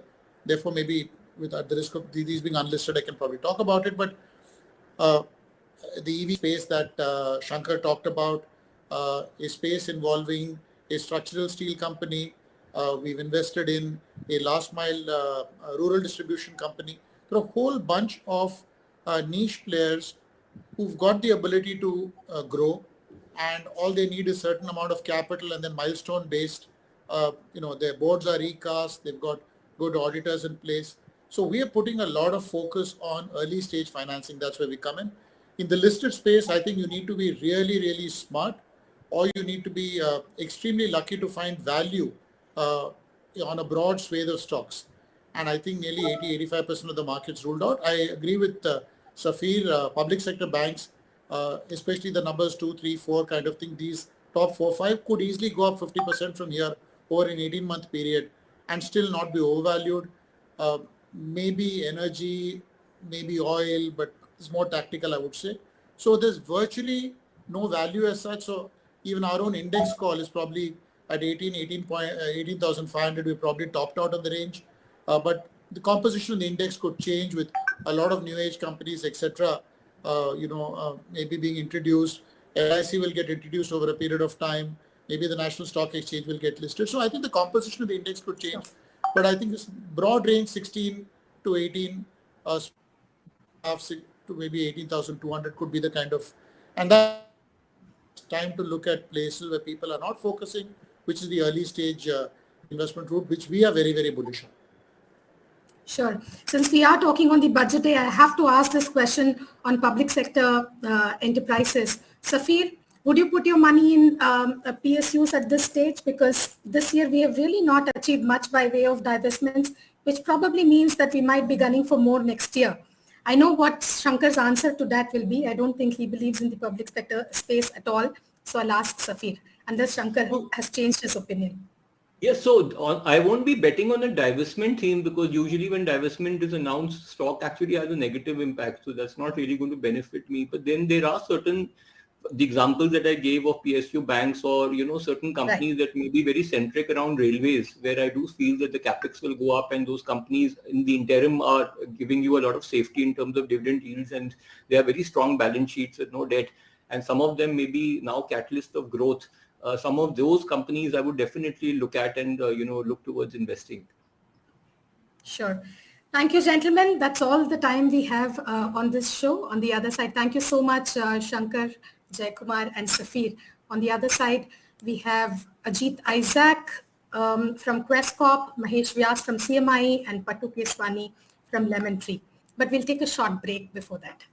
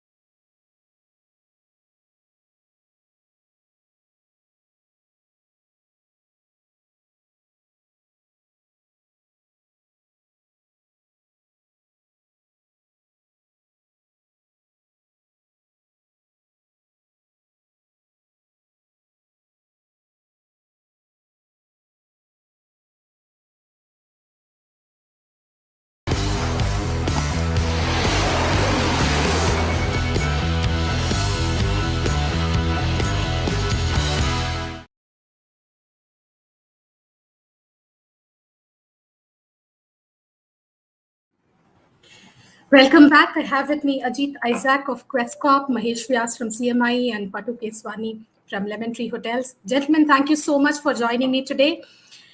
Patu, let me pose the first question to you. Did you have any expectations from this budget, and has it come through?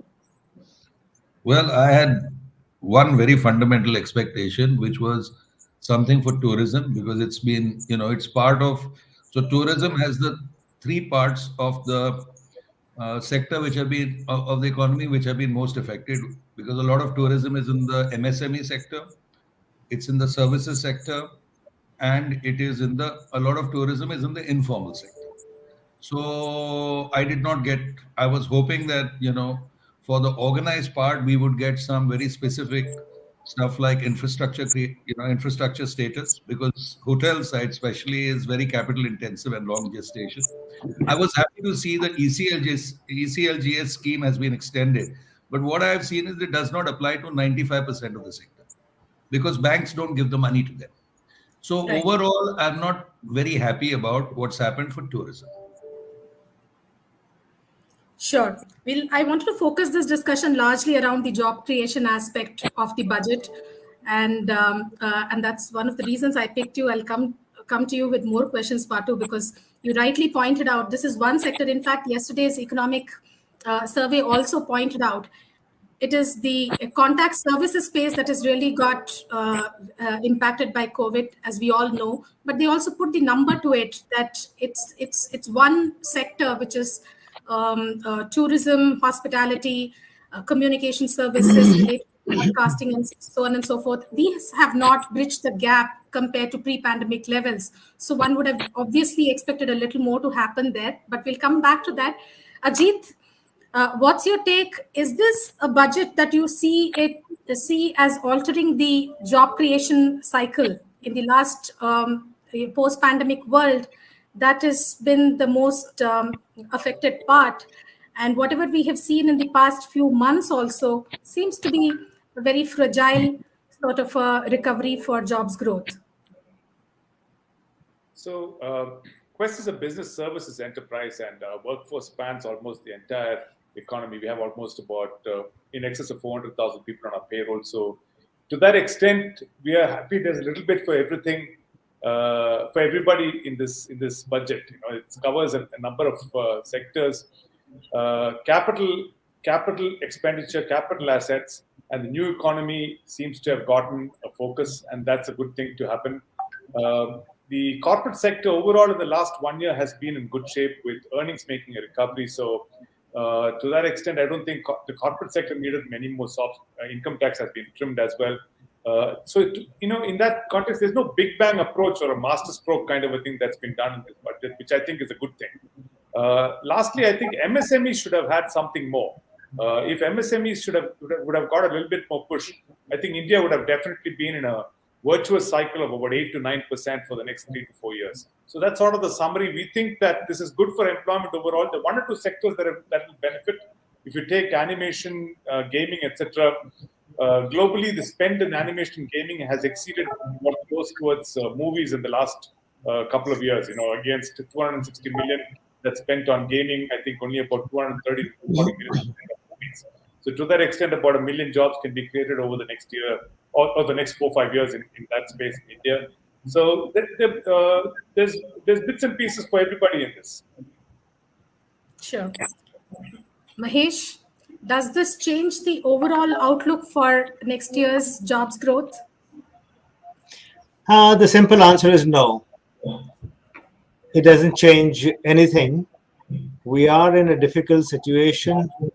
Employment is not growing, and the employment rate is falling. So I don't see this budget making any material difference to the factors that are influencing this decline in the employment rate or stagnation in employment. The budget, I would have been surprised. I mean, this is a bit of a defeatism stance. I would have been surprised if the budget actually tried to make a big difference, because the government seems to have not even acknowledged that there is a jobs crisis or there's a need to generate more jobs, whether directly by the government or through the government scheme spurring that. So the approach towards job is, if there is a really big crisis somewhere, then increase the allocation to, let us say, Manrega, and a little more patchwork. But there is an absence of a macroeconomic view and a macroeconomic solution or a strategy, even over a short term to medium term, that addresses the problem of jobless growth or growth with jobs declining. So it continues to disappoint, like much of the government action on the employment front has been in the recent past. Ajit, would you agree to that? She did mention, 6 million jobs created in these Make in India programs, the PLI scheme and so on. So largely the thinking is that if you provide that much needed boost in terms of, capital expenditure plan and these production linked incentive schemes and so on, growth will be an outcome of that. Should there have been something separate, a different sort of a thinking which addresses this jobs growth problem? So I'll break this response in two parts: what happens to the organized sector and what happens to MSMEs. In the organized sector, if you look at it, capex growth is slated to be about almost 3 lakh crores, going up from about 5.5 lakh to about 7.5 lakh crores, along with what the state governments will also pitch in with, it almost be about 3 lakh crores. That I think will have a trickle down effect through infrastructure, through cement, through steel, and then the larger ecosystem will benefit through a larger number of jobs. One. Second is in road development. In Gati Shakti, they're aiming to do about 25,000 kilometers of road in the next 1 year.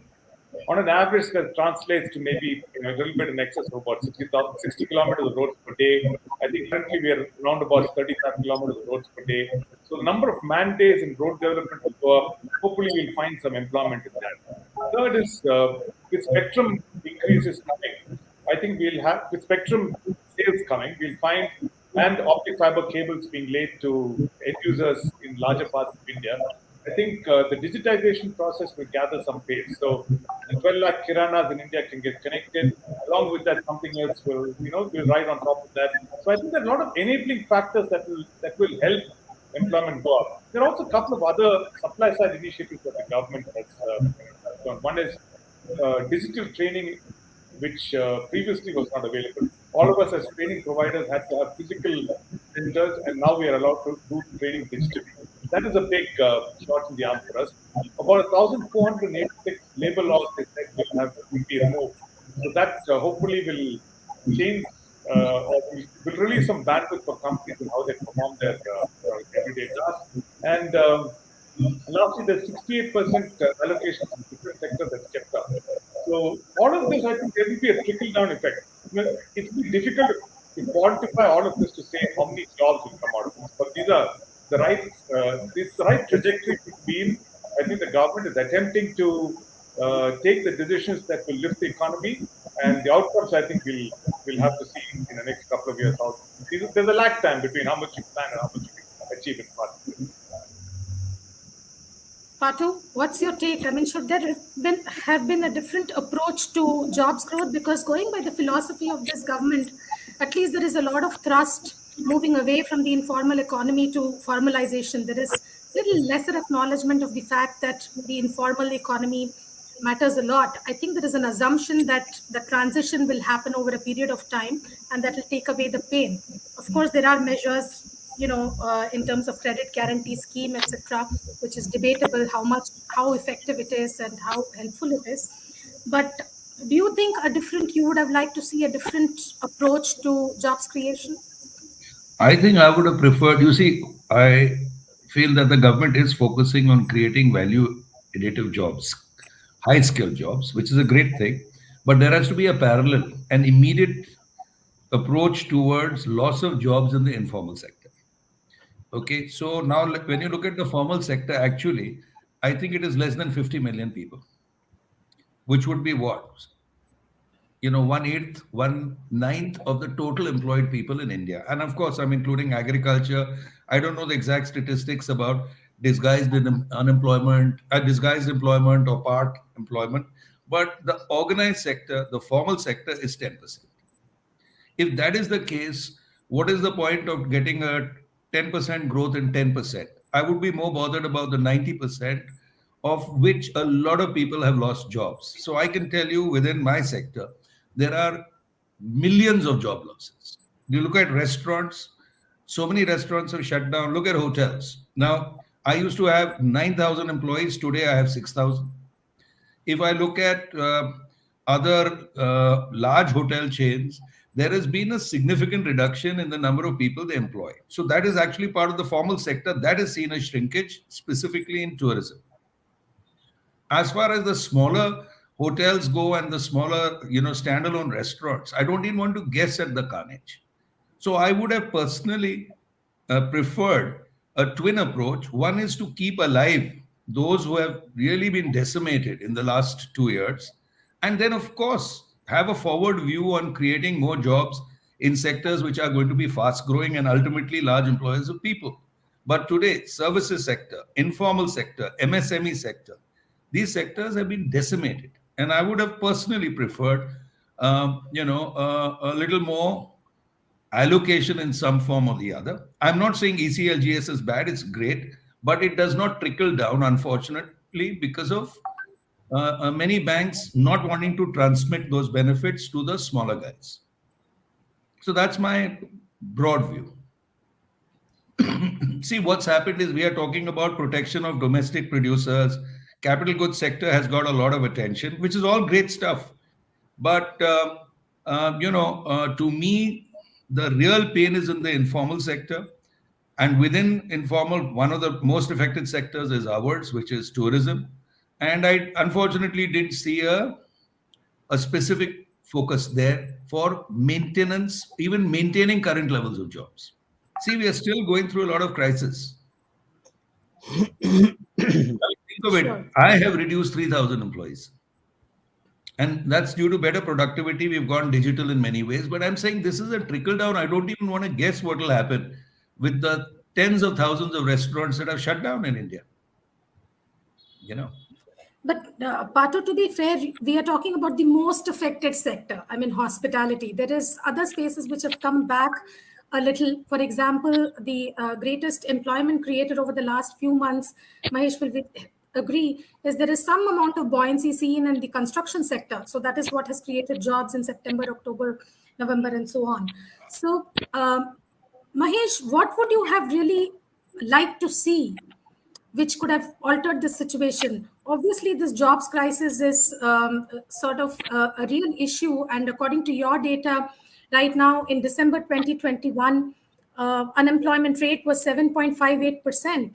And about a year back, in December 19, it was 7.66. In December 18, it was 6.86. And March 2018, it was 5.62. So obviously, we are not in a good place. How would you have liked this to be sorted out in the course of the year? What are your expectations? See, if we recognize the problem of employment to be a serious one, and we would like to solve that problem in a reasonable time frame, then we require a two-pronged approach towards the problem. The first is to do something directly, to do something which ensures that there is respite from this problem, which is kind of immediate. That's what was done more than a decade ago when we launched the Manrega program. When the government took cognizance of the fact that there is stress in rural India, and the best way of addressing that stress is to guarantee 100 days of employment per household who needed it. Now, that was a direct approach towards solving a problem that was not getting solved in any other manner. Now, a lot of people who work on the area of employment have been saying that that program seems to be successful in giving some kind of a solution, and it is the only employment solution that is actually working. Then extend that to urban areas as well. Now, that would be an approach towards say that we are seeing, and we did see success in the Manrega program during the pandemic times. We can extend that a little more in rural India and we can extend that into urban India.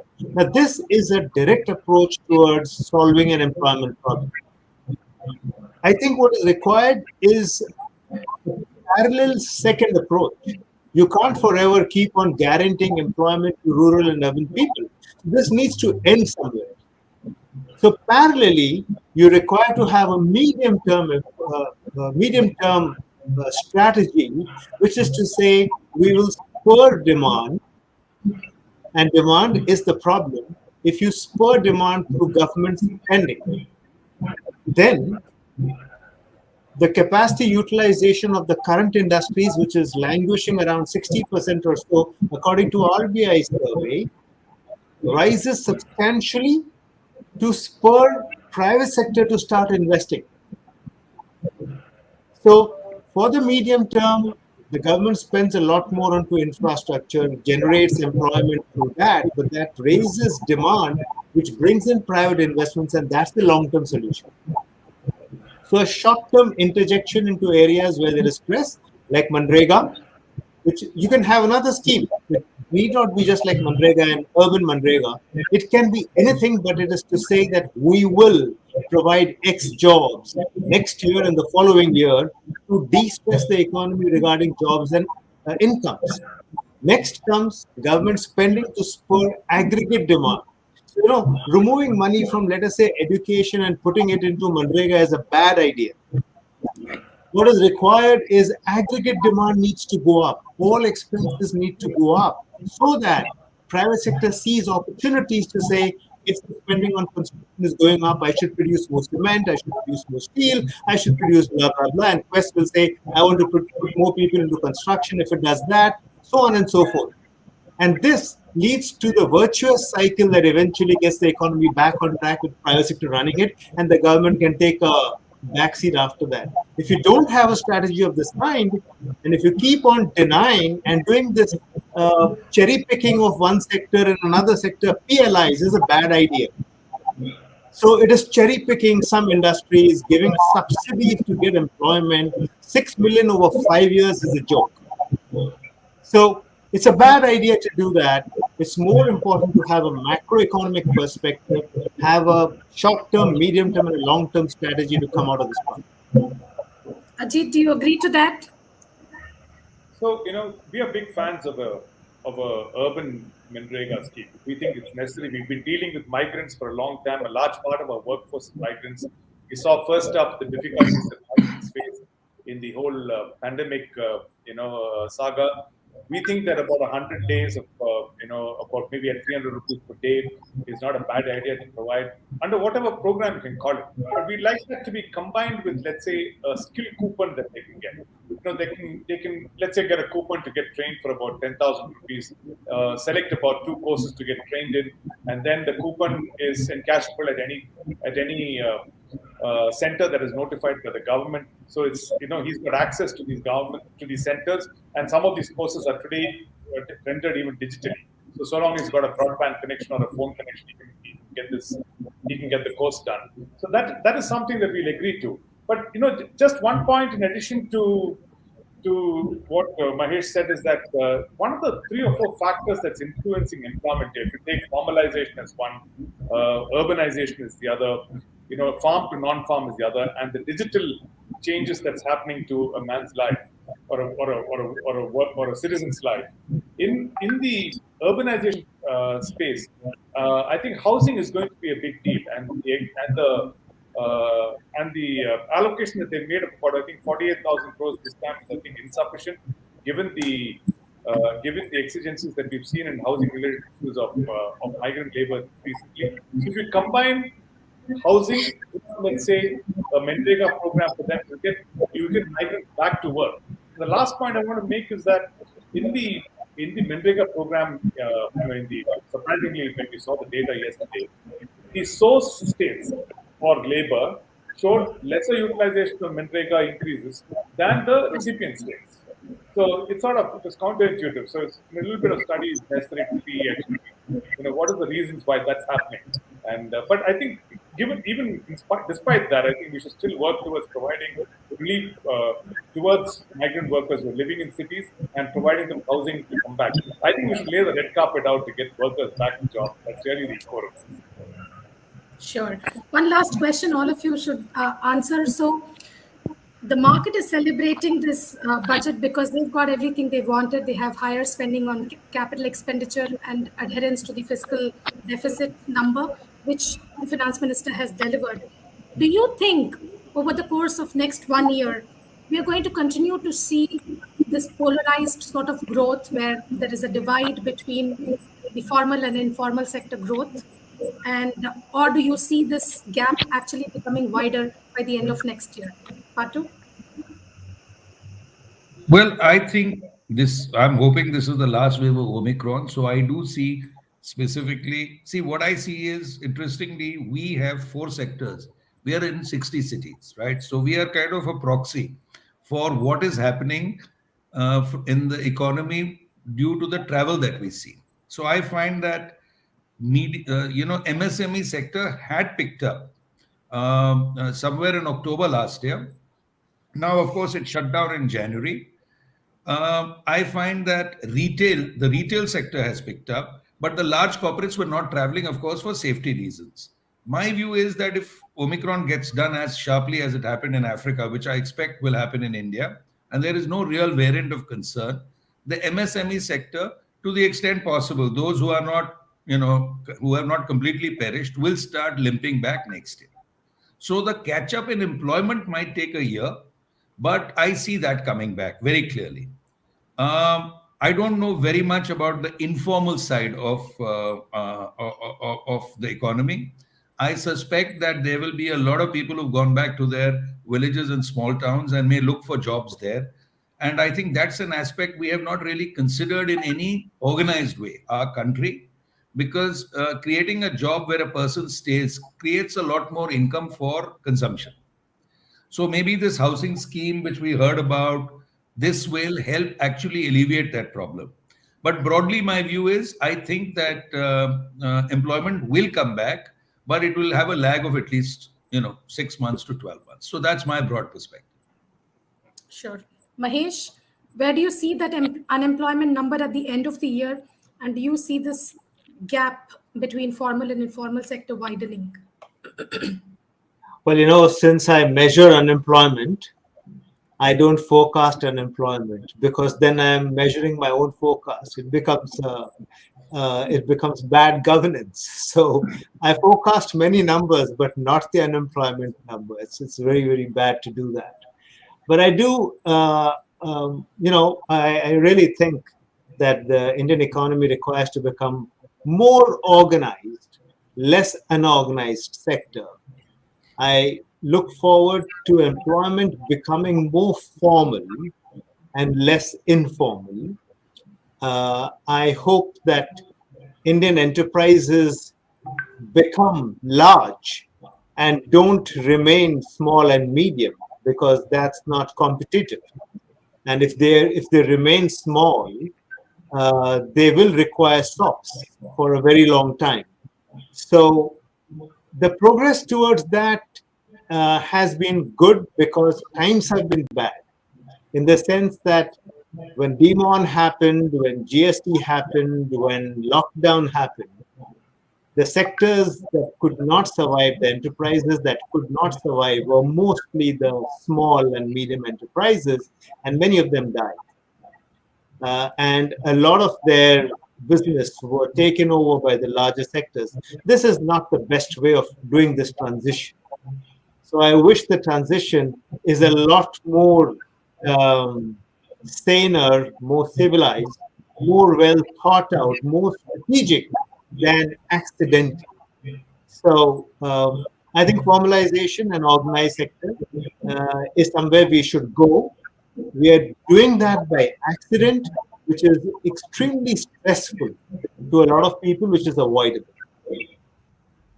Sure. Ajit, your final take.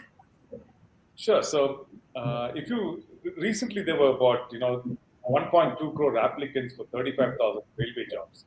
That's really indicative, I think, of a job crisis on the ground. We can't wish it away. And also a lot of the noise that we hear about great resignation and the number of jobs that's available in the e-commerce sector, etc., constitute a very small segment of the economy. It's maybe about in the IT sector, maybe 4 million, and then you add the e-commerce and all of that put together, it's another similar number. But the size of the unemployed is maybe between 40 and 50 crore. So it's a big number, therefore, And I think unless we have programs that work at the MSME level, we perhaps will also have to think about this out of the box. Involve NGOs maybe in remote areas where people can't be reached easily. Connect them to skill development, and also thereon from jobs. Also give skill coupons, make digital training easily available, and have urban housing that's available for them when they come in. All of this, I think, will help alleviate the problem. So that's my take. Sure. Thank you so much, gentlemen. That's all the time we have. We'll take a short break. On the other side, we have Venkat from IIFL, Anil Singh.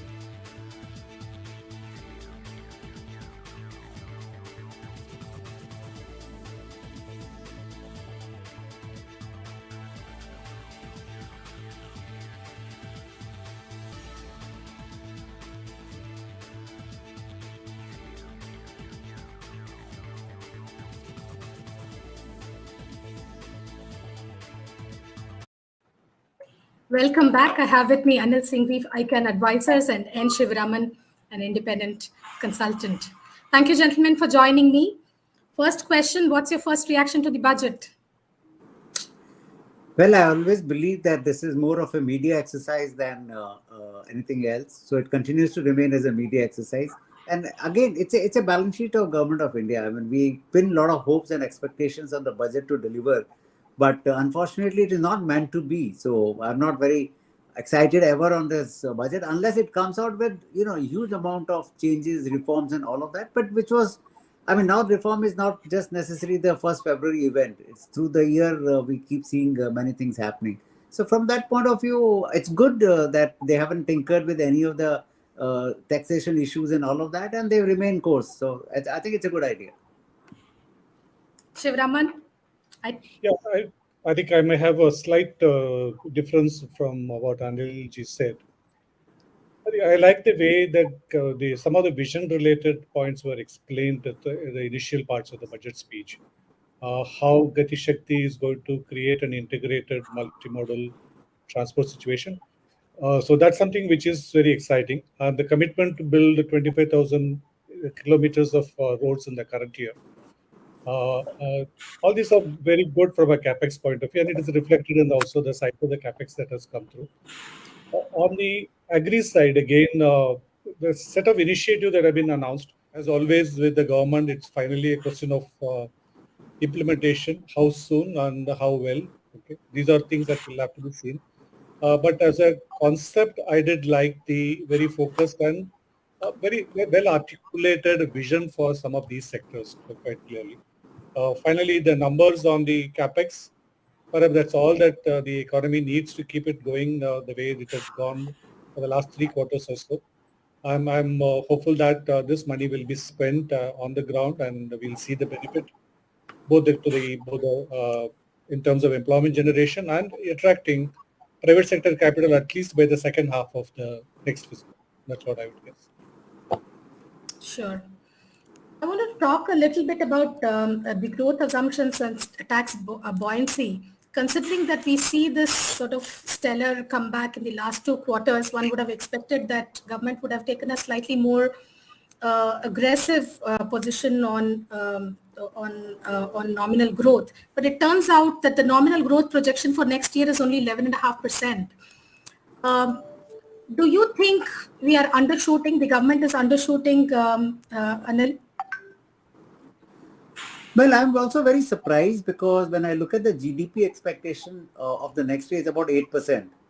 And when you look at inflation, which is going at around 5 to 6%, even if I'm taking CPI, okay, WPI is leaving aside, how the nominal Which is only itself 11%. Is huge. The gap between WPI, CPI itself is huge right now. Absolutely. So one would have I really don't expected. know. My math doesn't add up. There's that nominal growth is only 11% on that. So I think they've taken a very conservative view on the subject. Maybe because this year tax buoyancy has been very, very good. Okay, so going forward to keep the tempo on and get about 14-15% on top of it, I think FM has kept something for herself that if should things go wrong, she will not have to come for a borrowing. So I think she has kept something as any lady would do it. I call it that wo thoda ghar ka bachat hai. that is kept for rainy day.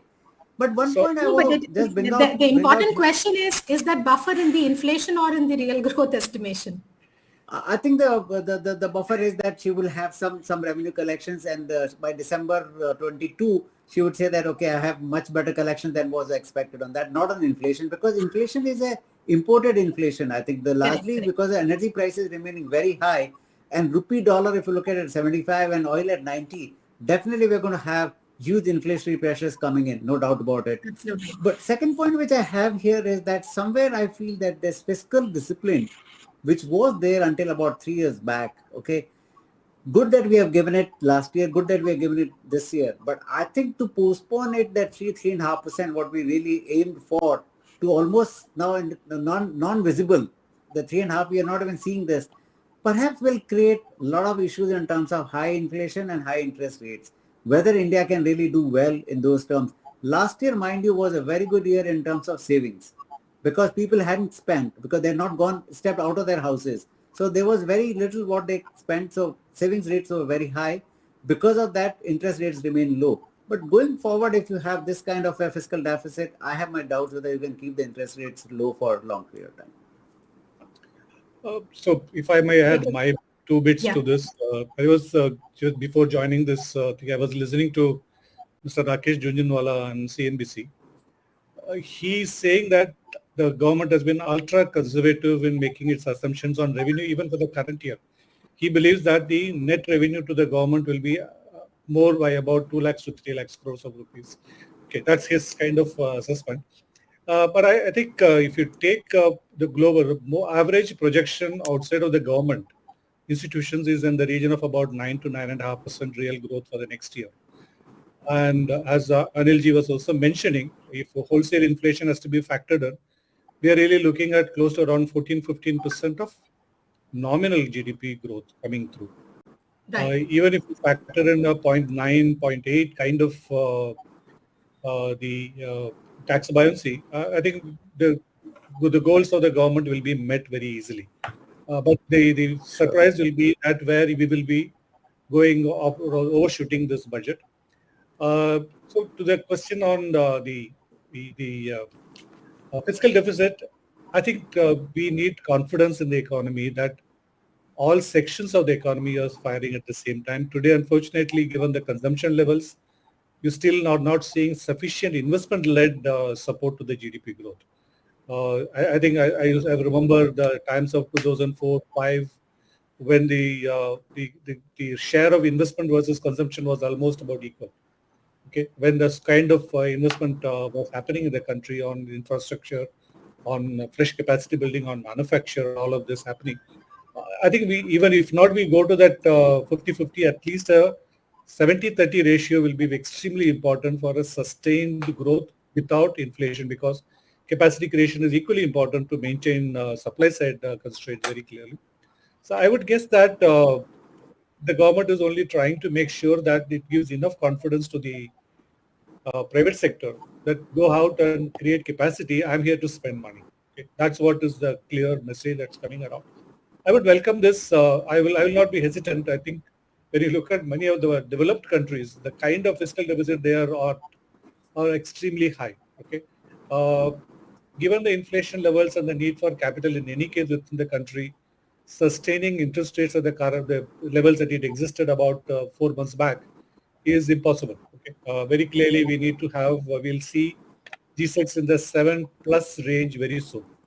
Consequently, the AAA 5-year to 10-year paper will be at least about close to around 7.75, 8, if not more. Okay, so that's something which is there. But India is a country with a kind of inflation. Interest rates are not going to be a deterrent to making investment, in my view. Okay, it's a very small cost and the leverage is not very significant, except where it is the infrastructure-led projects. So even there, the cost of equity is coming down substantially.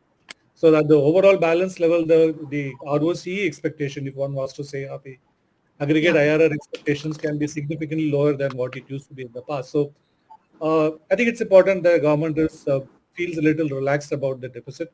I do believe that the current year we might end up having a surprise number on the deficit, even below the 6.9 that finance minister has indicated. Yes, that's exactly what I wanted to come to. So we did a little comparison of budget estimates and the actual gross tax collections over the last 5-7 years. And you saw that every single year from FY15 onwards, gross tax, the budget estimates were always higher than actual gross tax collections. Only in FY22 did you project 22 trillion and you ended up with 25 trillion. And this year we are talking about, next year budget estimate is 27. So that would you bet that there is a healthy chance that we might end up with 2-3 lakhs more in the kitty by end of next year? I'm very reasonably confident about it. If I look at the overall the nominal rate of growth, factoring in both inflation and the real GDP growth plus the tax buoyancy, I think we should have a surplus on that. And perhaps that's a kind of assessment that the capital market needs to see to not feel so nervous about the G-Sec yields. I think if we look at the overall gross borrowing that the government is planning, it is about 15% more than what it raised in 2020-21, right? When the economy was actually in a downturn. It was slowing down big time, right? So I'm not so worried about the 14.95 lakh crore of gross borrowings in the context of what it has done in 2021. So I think we need to kind of shift out of the 21-22 numbers to some extent because it's been an extraordinary year thanks to the tax buoyancy that came in. So and to some extent, rest of the expenses were also well controlled. So we'll see some good. I think the better fiscal deficit number than what has been budgeted. Sure. On the other side, I'm just looking at the disinvestment numbers. Again, historically, if you see, we have pegged very ambitious plans. In 2021, you had, 2 lakh crore of projection was the budget estimate for 2021. We ended up with 32,000 crores. In 22, we had 1,78,000 crores. You ended up with 9,000 crores this year. She's really, moderated those numbers also. The projection for this year is 65,000 crores. So is this some sort of a realization that we are not able to do this at the pace that we want to, or the market expects us to do, and therefore just lowering the bar and say, let's surprise people on this count? I'm used to preparation of corporate budgets, right? So if you have not done something in the current year, then there is no way that you can budget less than what you have done in the current year. Okay? 1,75,000 crore budgeted for 21-22. The aggregate of 21-22 and 22-23 is 1.5 lakh crore. My company, rather, I will not accept it as a budget proposal in the first place. So I think again there has been a lot of maybe conservatism arising from some of the missed transactions for the current year to some extent. But if BPCL does happen and one or two banks happen, and the government has flexibility around some of the IPOs offer for sale for additional sale for LIC and maybe even some of the other smaller entities which have been recently listed. I would guess that there is reasonable comfort that they could perhaps do it much better, because the lowest estimate for LIC even for the current year was about 80,000 crores. You've already done the Neelachal Ispat, you have done Harendea, you have done about 9,000 crores so far. So my guess is that again there is a significant amount of conservatism to balance the balance sheet, budgeted balance sheet, perhaps. I have a point of view here. My point of view is very simple, that if you are doing only BPCL, okay, it itself would have got you about 80,000, 90,000 crores on this, right? So are you expecting that even in 22-23 will not do BPCL if you're not taking 90,000 crores? So where are we? And again, this is a controllable event. I mean, if you take out LIC for this year, which seems to be reflecting in the numbers, if it continues to be 1 lakh crore from LIC, then you're only talking about 60,000 crores, which means just one company perhaps. Yeah, but no, even I exclude LIC because LIC is really sale of, the IPO it out. Okay, it's not really divestment, so to speak. Divestment is what I have and I'm selling it off on that. So for a minute, if I keep LIC out, my point is very simple, that 1,75,000 crore, what you expected, this is a controllable event. If the secondary divestment has really not worked well, as my friend Siva said, I mean, send him to rural development. I mean, he's not fit to be there for the disinvestment program on that. And reducing now to 65,000-70,000 crore doesn't give me a sense of being conservative. It gives me a sense of that somewhere we seem to not have this kind of courage or conviction to do this. Because this being the last year before you go into the election year, if there is any step to be taken is only 22-23, 23-24, you won't do it. So I think this has been, to some extent, have been overpowered by the Babu Dome. I think they don't want it because you get all the facilities, everything done by these profit-making PSUs, and you don't want to sell them off, and then you don't have those luxuries of life. Mahalakshmi, Anilji is being a tough boss. I am being a moderate boss. Yeah, no, lower than last year is No, it's just, I mean, that shows, I'm not going by numbers, it shows very clearly that Babu Dome has prevailed over FM, and which is not a good thing. I think she has to rise to the occasion to say, I will sell BPCL, I will do LIC, I will do all this, what needs to be done. Because if you remember, this government came in saying that the government's business is to govern, not to be in the business. And in the 7th or the 8th year, you're still not showing. Then perhaps Atal Bihari Vajpayee was government was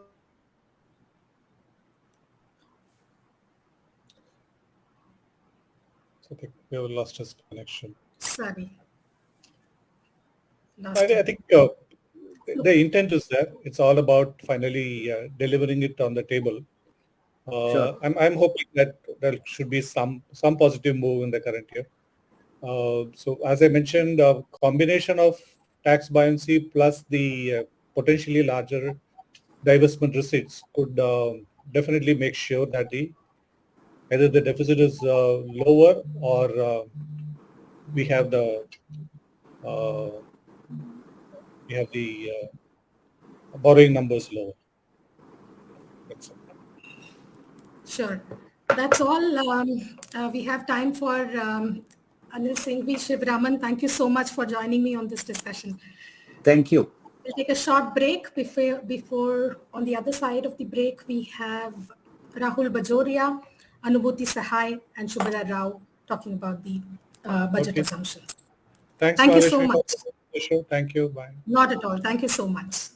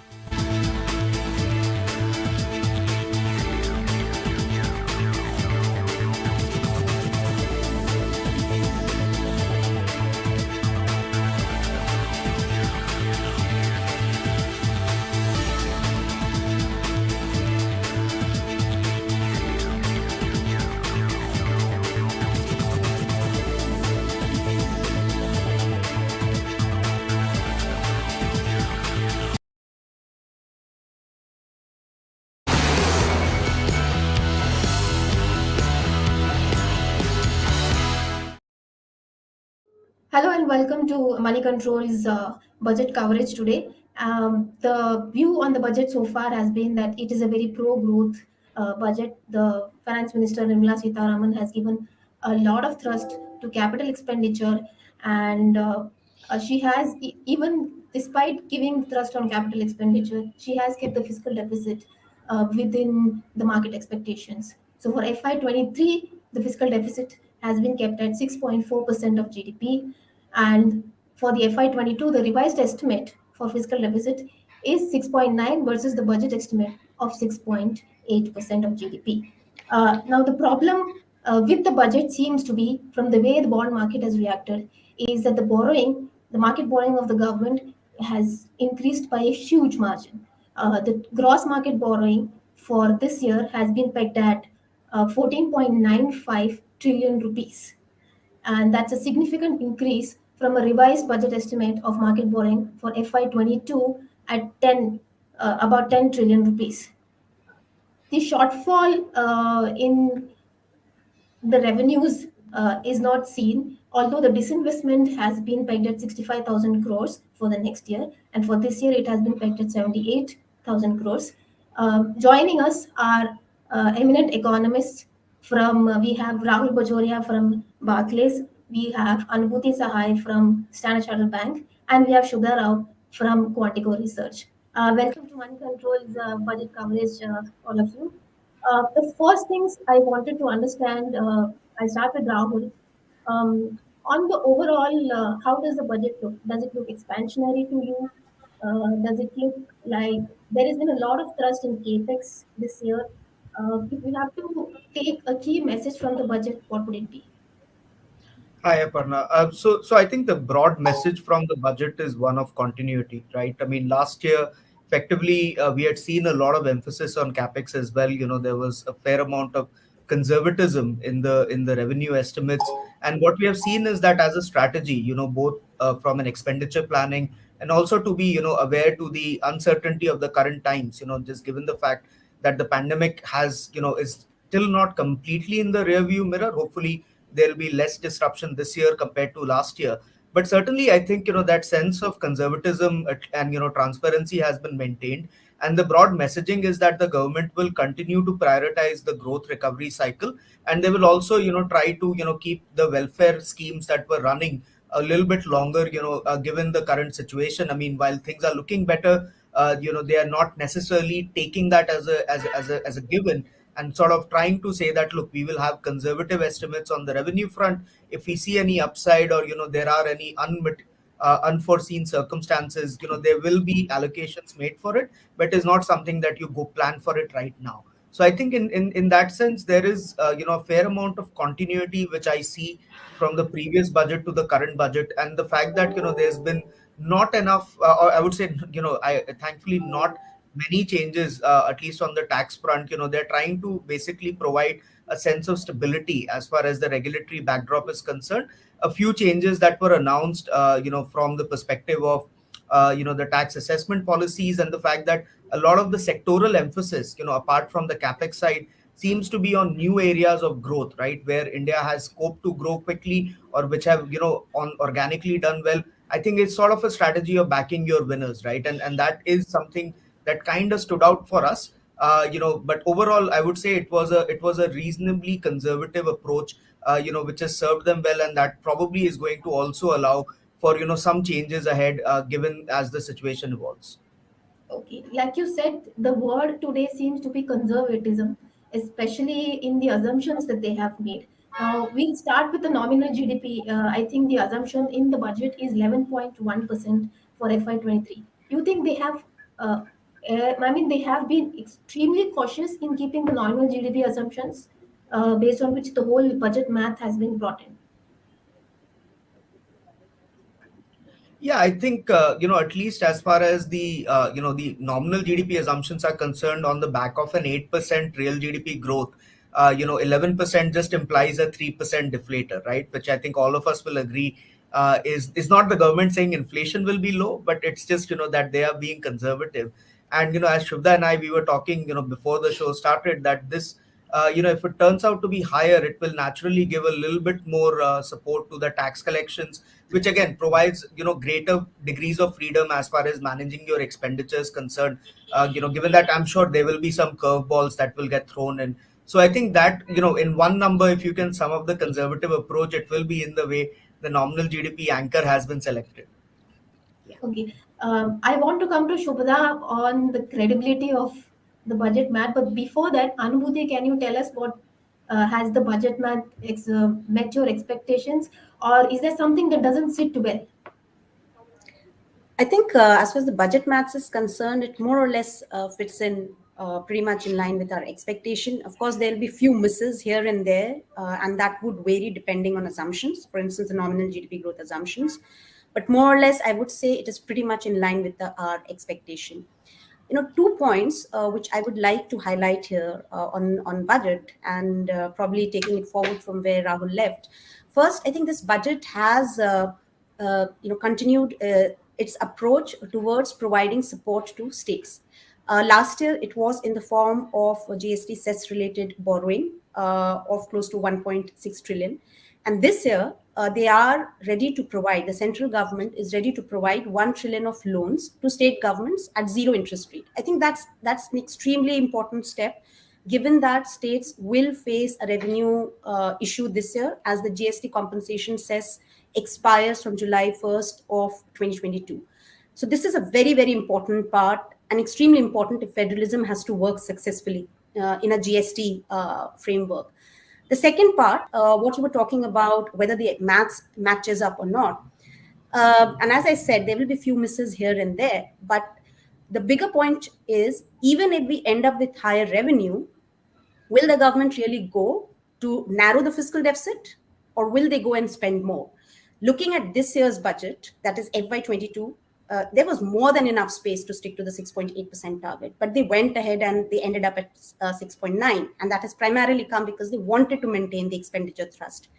This year, 6.4 is at the higher end of the market expectation, and it has clearly come from expenditure thrust, not from very. I wouldn't say it's very conservative budgeting on revenue. So even if there are positive revenue surprises, which are possible, whether you talk about divestment or taxes, given the cues from last 2 years, and given that we have 2024 general elections, our sense is that would go primarily to spend rather than narrow fiscal deficit. But one question, since we are talking about the expenditure, even the BE to RE for FY22, like you said, there is a huge space to spend. Will they be able to do the spending in the Q4? So are you going to see a huge round of spending from public, from the government, and will you relook at the GDP numbers because of that? I think they will spend. For instance, if you're looking at the gap between BE and RE for FY22, bulk of it is coming because payments on food subsidy, Air India debt clearance. These are just these just require a click of button, or if you say a signature. So these will quickly go through. Yesterday, the December fiscal deficit numbers were released, and it showed a clear pickup in capex. So I would assume that the numbers are likely to be very similar to the RE numbers on expenditure this year. And if there are few few rupees of saving here and there, probably that can go as a cash for next year. For GDP, our growth forecast for this year, we didn't trim our GDP growth forecast from 9.5% for FY22, given that Omicron in general for other countries didn't show too much of an impact on economic activity. So on that, our numbers look pretty good. If at all, probably we can see a downside risk to it. But 9.5% looks pretty good to us, despite a wider than expected fiscal deficit number for this financial year. Okay. Shubhada, the credibility of the math, like you wanted to share with us, because the government is being very conservative, does it mean all the numbers are very realistic and they may actually surprise on the upside when we end the FY23 for that matter? And how credible are these? Like, for example, can you assume a disinvestment of 65,000? I mean, they have been extremely careful in disinvestment. We have never seen such low figures being assumed by the government. So there has to be, I mean, they're not relying on it. Tax assumptions, are they realistic? Because they seem to rely a lot on the buoyancy of tax and GST collections of late. Aparna, I'll take the last point first to answer. I would still believe, and as Rahul was also pointing out, we were looking at a nominal GDP being very conservatively estimated for the fiscal 23 at 11.1. In our estimation, there is an upside of at least a couple of percentage points. Our own estimation is close to 13.5 going into the FY23. And from that 11.1 trickles down the conservative growth numbers that the budget has looked at. For instance, look at net tax revenue.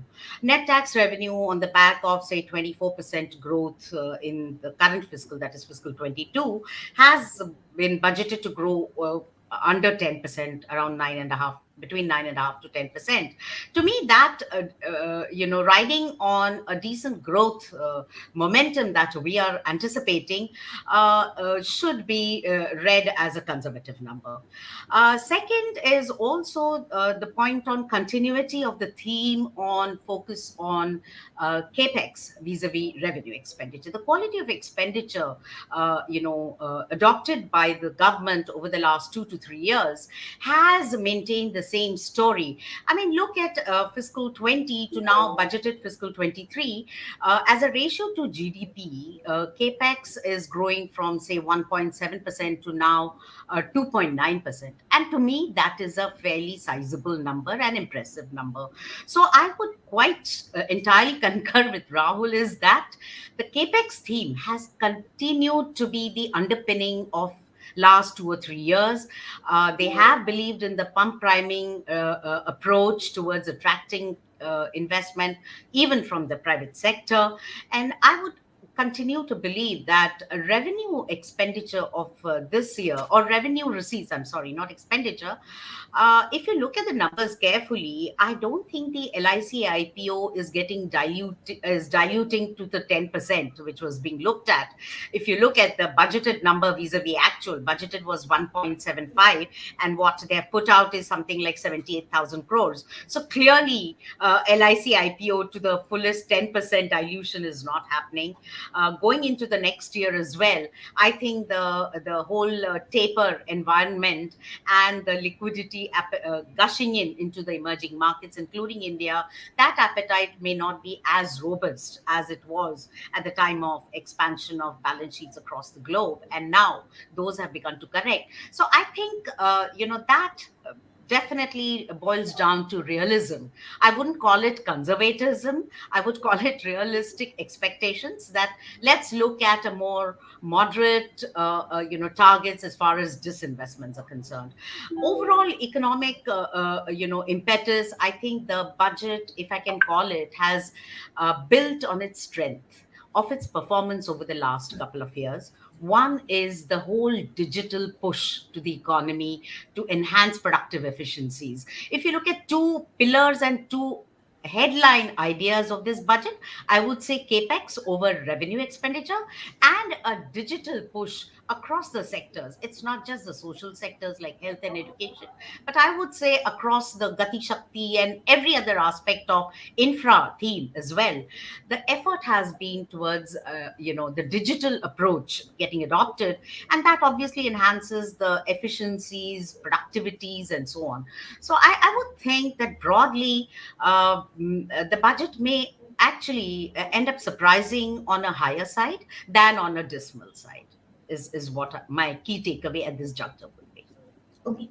Since you mentioned the changing landscape in global markets with major central banks tightening now, even the RBI in withdrawal mode right now here, Rahul, how do you see the challenges for funding this capex thrust, funding this expenditure that the government has set itself up? That brings us to the bond market, that brings us to the implications for monetary policy. So two straight questions: what kind of implications do you see for monetary policy? What should the RBI do? and what lies ahead for the bond market? Yeah, I think on the messaging side, the RBI will, be happy to see that the emphasis on, capex spending is still reasonably large. And as I said, as far, even though we are seeing, at least in the budgetary estimates, the welfare spending is likely to decline, but I think those tend to be more open-ended, and if required, they can be increased, right? So I don't think RBI would be particularly fussed about, there being any, further divergence in between the higher income and the lower income households. I think from a funding perspective, though, obviously, we all have been tracking what's happened in the markets today, and the markets have been reacting quite fairly negatively. But I think it is probably also on the back of the non-delivery of the expectations of the tax changes that were to expected to come for which would have enabled us to be included in various global bond indices. I still think that is an ongoing area of focus for the government. I mean, in most of our conversations, we find that there is some consideration about tax treatment between the onshore and the offshore investors, but then at the same time there is a very strong I would say commitment to increase the diversification of participants in the bond market, right? So I think while there was obviously a negative surprise, and the markets have reacted to that in a fairly vicious manner, I would still think that given the fact that the expectations of issuance was not very high, I mean it's still something that the RBI and the government can manage through basically managing the duration and the aspects around a relatively easy going tightening cycle that at least we expect from the RBI. Yeah. So does that mean that since fiscal policy is clearly easy, so to speak, for another year, the monetary policy has to tighten itself or be on the same path that it is in terms of withdrawal? So I think that would be, I think that's a fair characterization, because I won't say fiscal policy is expansionary, because if you look at the fiscal impulse, it will still be slightly negative. It won't be, very massively negative, but slightly negative. Maybe the multipliers from, a better capex program relative to revenue expenditure will make the multipliers better, and, the economic impact will not be so big. But the monetary policy also, I don't think is going to turn very contractionary, right? Because as the RBI has been emphasizing, the domestic conditions around inflation and the imported inflation that India has been facing for the last 1 year have been very, very severe, right? So the divergence between that, even if it starts to come in, I don't think there is a scenario in which the RBI will be very aggressively tightening. At least, in our assumptions, we still see inflation actually trending lower. Even if commodity prices stay reasonably elevated, you're not necessarily going to see a repeat of 2021 where imported prices were very, very dominant, right? So as the WPI goes down, you should see imported components of the CPI as well moving lower, and I think that should provide the RBI to tighten policy, but I would say do it in a very, very benign manner, which will not be problematic as far as the financial markets stability is concerned. Okay, Anubhuti, the same question to you in terms of monetary implications. How do you see the RBI moving from here on after today's budget and the borrowing and the thrust on capex and an easy fiscal policy to that extent? From a policy rate perspective, I don't see too much of a change. Even before today's budget, we were expecting, or we have been expecting normalization of the corridor, LAF corridor, by the April meeting. That call still remains intact. In fact, next week itself, we see a possibility of, at least a 25 basis points of reverse repo rate increase. That call again remains intact. In terms of repo rate, we expect a total of 75 basis points increase between August and December. And as Rahul said, inflation is persistent right now. Oil prices at $90 is a concern, but hopefully in the second half, we can see it trending lower, assuming there are no weather shocks or supply shocks from food inflation. The bigger challenge from RBI is clearly not from the policy rate perspective. I think there the move will be much easier. The issue would be on liquidity management. We are already sitting on excess liquidity. With today's announcement, there will be an excess supply on bond market of at least 3 to 4 trillion, and that's a pretty large number. If RBI doesn't step in in a pronounced manner, the yields can actually fly up quite a bit. We have already seen some move happening today. And if they step in, it will further add to liquidity. I guess that is where the bigger challenge lies. And that's an area which will have to be watched out, whether they manage it via a series of VRRR, MSS or OTs, the combination which they use to manage liquidity to ensure that it doesn't fuel inflationary pressures will be the focal point rather than just policy rate increases. So do you believe that the combination of different tools now, whether it's VRRR, whether it's normal repo, whether it's bond purchases, if at all bond purchases do feature in this whole toolkit, is that how it's going to be from now on? The new, the way the liquidity is going to be managed at each point of the curve, actually. It has to be, Aparna. I mean, it has to be a combination of all tools. And for that matter, if we look at past few weeks, actually RBI has been selling bonds rather than buying bonds. So it's very difficult to say which tool they will deploy more or which tool they will deploy less. I think that will be an evolving situation for the RBI.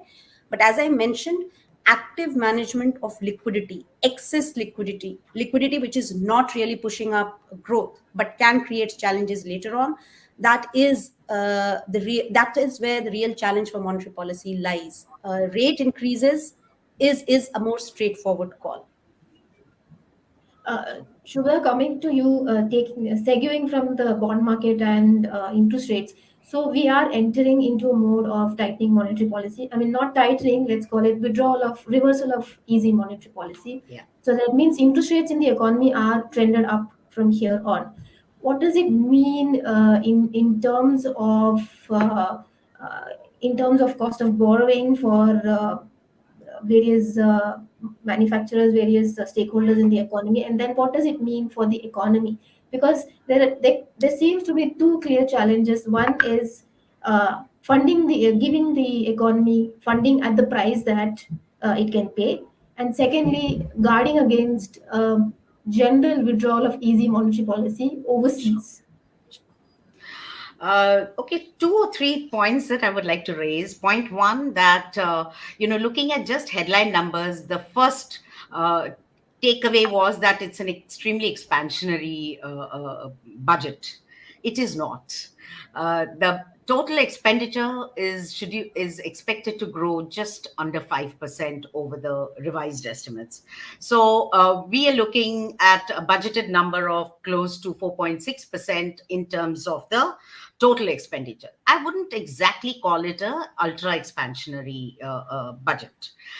Second, as Anubhuti was also talking about, the challenges are not on policy rates per se. Our own estimate is that RBI may hike the rates in the current fiscal year 50 basis points, and with a combination of some liquidity calibration. Now, and also one of the views that we hold is that it was probably a known factor that from here on the RBI will not have as many degrees of freedom as it had the last year to support growth as aggressively as it could have, simply because the global environment will not support that ultra easy liquidity or maintaining the rates at a very softer trajectory. Given that kind of recognition, completely now the driver's seat role is that of the government, and therefore the fiscal role. And there the expenditure switch towards capex vis-a-vis revenue expenditure matters. Coming to the impact of the borrowing program, which incidentally I think the 14.95 lakh gross borrowing program does not adjust for the 3-day ago switch that happened. 1.1 lakh crore executed by the RBI. So we need to adjust that. Second, I would believe that if there are continuous and ongoing pressures on yield, which there would be because of the net borrowing program, RBI could deploy all possible tools to keep yields relatively, at a acceptable levels and not just go out of hand. And for that, we believe that the RBI switches will continue to happen in the next couple of quarters at least, till we have a greater clarity in terms of the revenue mobilization. Is it exceeding budget estimates, and so on and so forth. So I would think that RBI's liquidity management is going to be even more closely watched now, because it has to facilitate a government borrowing program without, without 10-year benchmark yields going out of whack. So I think this is where the challenge lies for Reserve Bank of India. So it would have some operation twists and those kind of, deployable tools that it will continue to use to have a challenging but a careful balance of a relatively high government borrowing program vis-a-vis the cost of borrowing. And therefore, to the question of how the manufacturers are going to look at it, yes, cost of borrowing is going to move up, though it is not going to be necessarily because of inflation, which all of us now are looking at, within the band of 2 to 6%, assuming that commodities from here on incrementally do not really, go to significantly higher elevated levels and stay there. But if the current band of commodity gyrations, commodity price gyrations are managed, then inflation may not be as high as was being anticipated earlier. And we would still look at, the current year, it would be a 5.5, 5.6 going forward. We would anticipate WPI to ease off, and therefore it's in turn impact on the consumer price inflation also. So if inflation is managed within the band continuously, and I would think if you look at RBI's dot plot also, I don't think the central tendency is being worked on with 4 any longer, at least in the near term. If you look at the RBI's dot plot, and my sense is RBI is working close towards 5% inflation and not 4% inflation. That gives enough adequate room for the adjustments of market expectations to move from 4% to, I would say, 5% inflation. So at this juncture, it's definitely going to be very critical how RBI calibrates the government's borrowing program without, fueling the yield movement, which already has had a knee-jerk reaction today, coming anywhere between 15 to 20 basis points. But overall, I think, yes, the real economy would start stabilizing, but headwinds would probably emerge from the financial market volatility rising out of global conditions, which are rapidly changing, and to some extent, the domestic considerations in terms of a higher government borrowing program. So the final question to all three of you, I would put, given the boost to capex that we have seen in this budget, I mean, there clearly the budget is not expansionary. The fiscal impulse is still negative, as rightly pointed by Rahul and everyone else.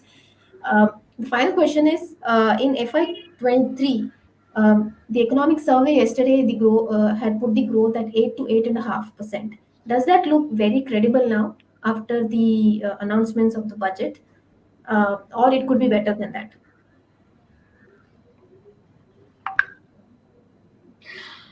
I would look at a 7.5 to 8% growth is currently what I would look at, and precisely for the reasons that I mentioned.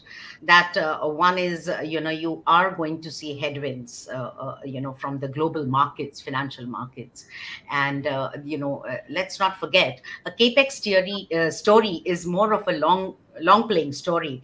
It need not immediately yield results. So from that point of view, I would think that our own estimate is between 7.5 to 8% and not 8 to 8.5%. Rahul, would you relook at the numbers, or would you stick to what you have been saying? No, I concur with what Shubhada said, that it's likely to be more in the 7.5 to 8% range rather than 8 to 8.5. But I think a 50 basis point difference between the forecasts and what we are forecasting is actually basically forecast margin errors, right? I mean, this is not like a very big difference. I think any number which is between 7.5 to 8.5% will be a good number, right? And as long as you are able to kind of get to 13-14% nominal GDP growth, which is what we are roughly anticipating, I think it should provide enough tailwinds, for the budget to be executed, at least in the design that's it's been kind of been envisaged in. And I think, even with the uncertainty of COVID and, whatever lingering impact we see in next year, effectively what we are looking at is, the idea that, as Shubhada said, the capex projects tend to be, they tend to have their own life cycle. So, a lot of these projects which were started 2-3 years back, are on the, on the edge of being completed. So now that, there is a larger pipeline to work with, maybe the execution capacity has also increased. So in a way, that should allow for the growth impulse to not weaken materially, even though it is not a very expansionary budget, at least on paper. Anubhuti, you would stick to your numbers? Yeah, we are at 8% for FY23. We'll maintain that. Just one point to add here is we also need to keep a close eye on state government's budget. The central government has allowed them to run a fiscal deficit as till 4% of GSTP. And usually states don't run that kind of budget deficits. But in case if they do, that should support an 8% kind of a GDP growth number for FY23. So thank you all of you to join in this discussion, and hope to see you soon. Thank you.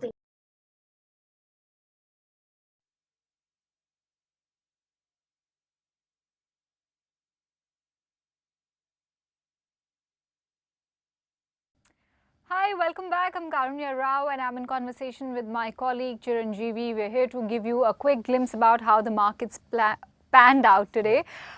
Interesting session. Once again, we witnessed a fair amount of volatility. Last time we spoke and we gave our viewers an update on the markets. The markets were actually sinking in trade, and then suddenly we saw that miraculous comeback. So, of course, we saw the initial profit booking. We saw the initial profit booking, and then immediately we saw a rebound. We saw the dip buyers coming into the market, and of course, a major factor behind that is what is happening in the global markets. We know the Dow futures are trading higher. They also ended higher yesterday in trade. And Asian markets, if you look at them, it's a sea of green all over. So once the budget was out of the way, I think the entire market's focus shifted towards the global markets and what's happening in the global scenario, and therefore we saw the sharp rebound that we saw, and with indices closing almost 1.5% higher. But what happened to that shocker of a reaction after seeing that divestment target number? Yeah, exactly. That is what I'm saying. So what has happened is that people have come to a realization that probably government is is staying a little conservative, going with the theme of conservatism as it has done with other receipt items if you look at the budget numbers, and therefore they expect the government to largely overshoot that number. If you listen to what the Niti Aayog CEO Amitabh Kant said, that he was glad to see the modest number because he would love to overshoot it, and he is very confident that they will overshoot it. So I think that is the confidence that the market is also taking with it.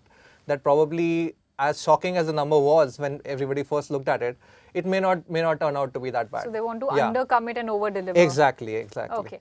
So what happens now to the markets? How is tomorrow? Will there be any spillover effect sentimentally on the markets of the budget, or will tomorrow be a completely fresh new day? So I think whatever spillover effects we may see, we will largely see them on sectors, specific stocks, specific areas of the market. But if you look at the positioning in the F&O space, there doesn't seem to be too much optimism in that sense for this move to continue tomorrow. If you look at the call option strike prices, there's been a lot of selling there, and at least from the traders' side. So that shows that probably there is not expectation of too much of a bounce tomorrow. We may see a bit of a range-bound movement, given that we have already seen almost 3 to 4% of move in 2 days.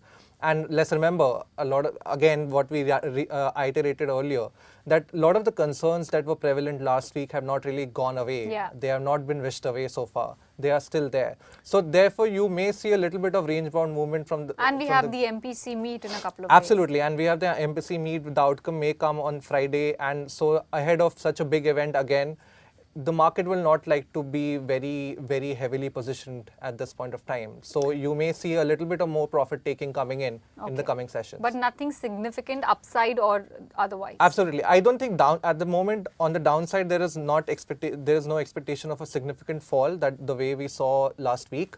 But at the upside, there is expectation that if things go accordingly and mercifully, if the global markets stay positive, then we may head towards the 18,000 mark that the market so desires. Yeah, I mean, it's been a while. Yes, exactly. All right, cool. What about individual stocks? What should investors and our viewers keep on their radar tomorrow? So, of course, cement stocks were on fire today. A lot of the capital goods stocks, a lot of this value segment of the market, the value pocket of the market was doing really well. And of course, given the capex thrust that the budget has provided, these sort of sectors and stocks were anyway expected to do very well.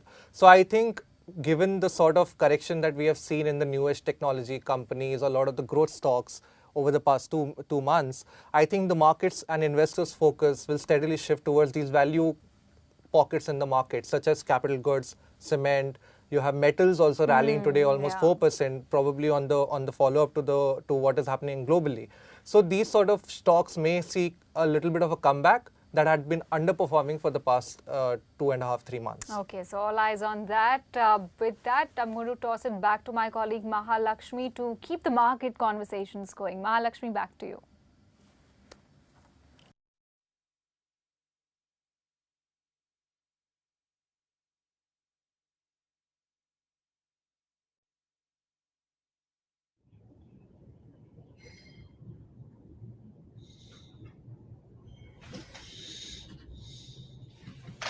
Hi again.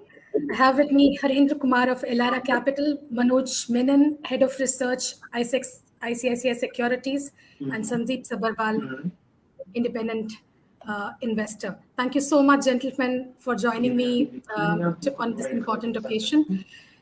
Sandeep, first question over to you. Does this alter the complexion, does the budget really alter the complexion of stocks and sectors in any way? Yeah, hi Mahalakshmi.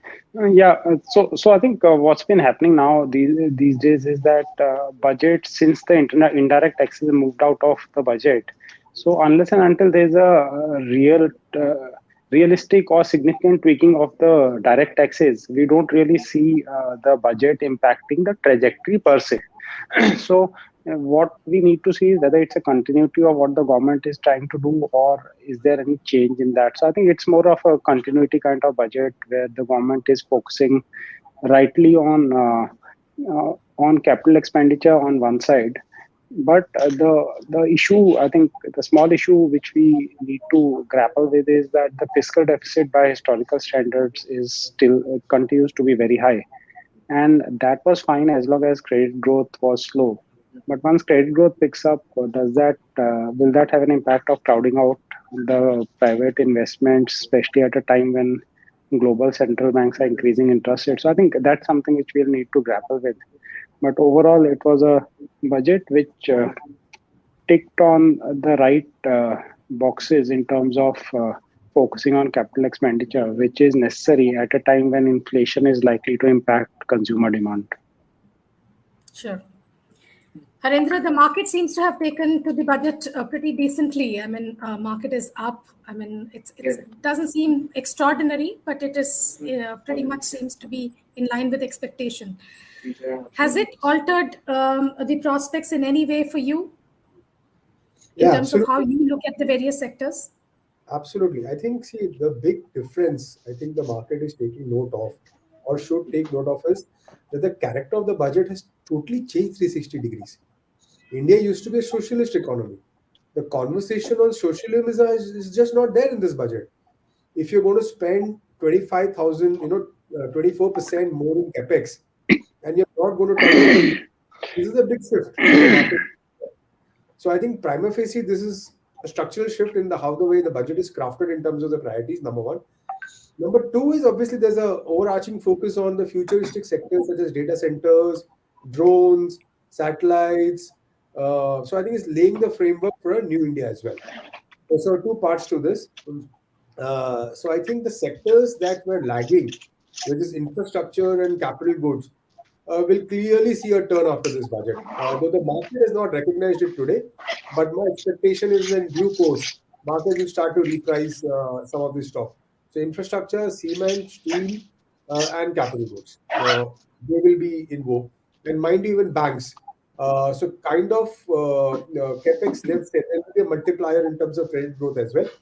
The numbers are being worked out, but there is clearly going to be a turn on these set of stocks. Manoj, your take?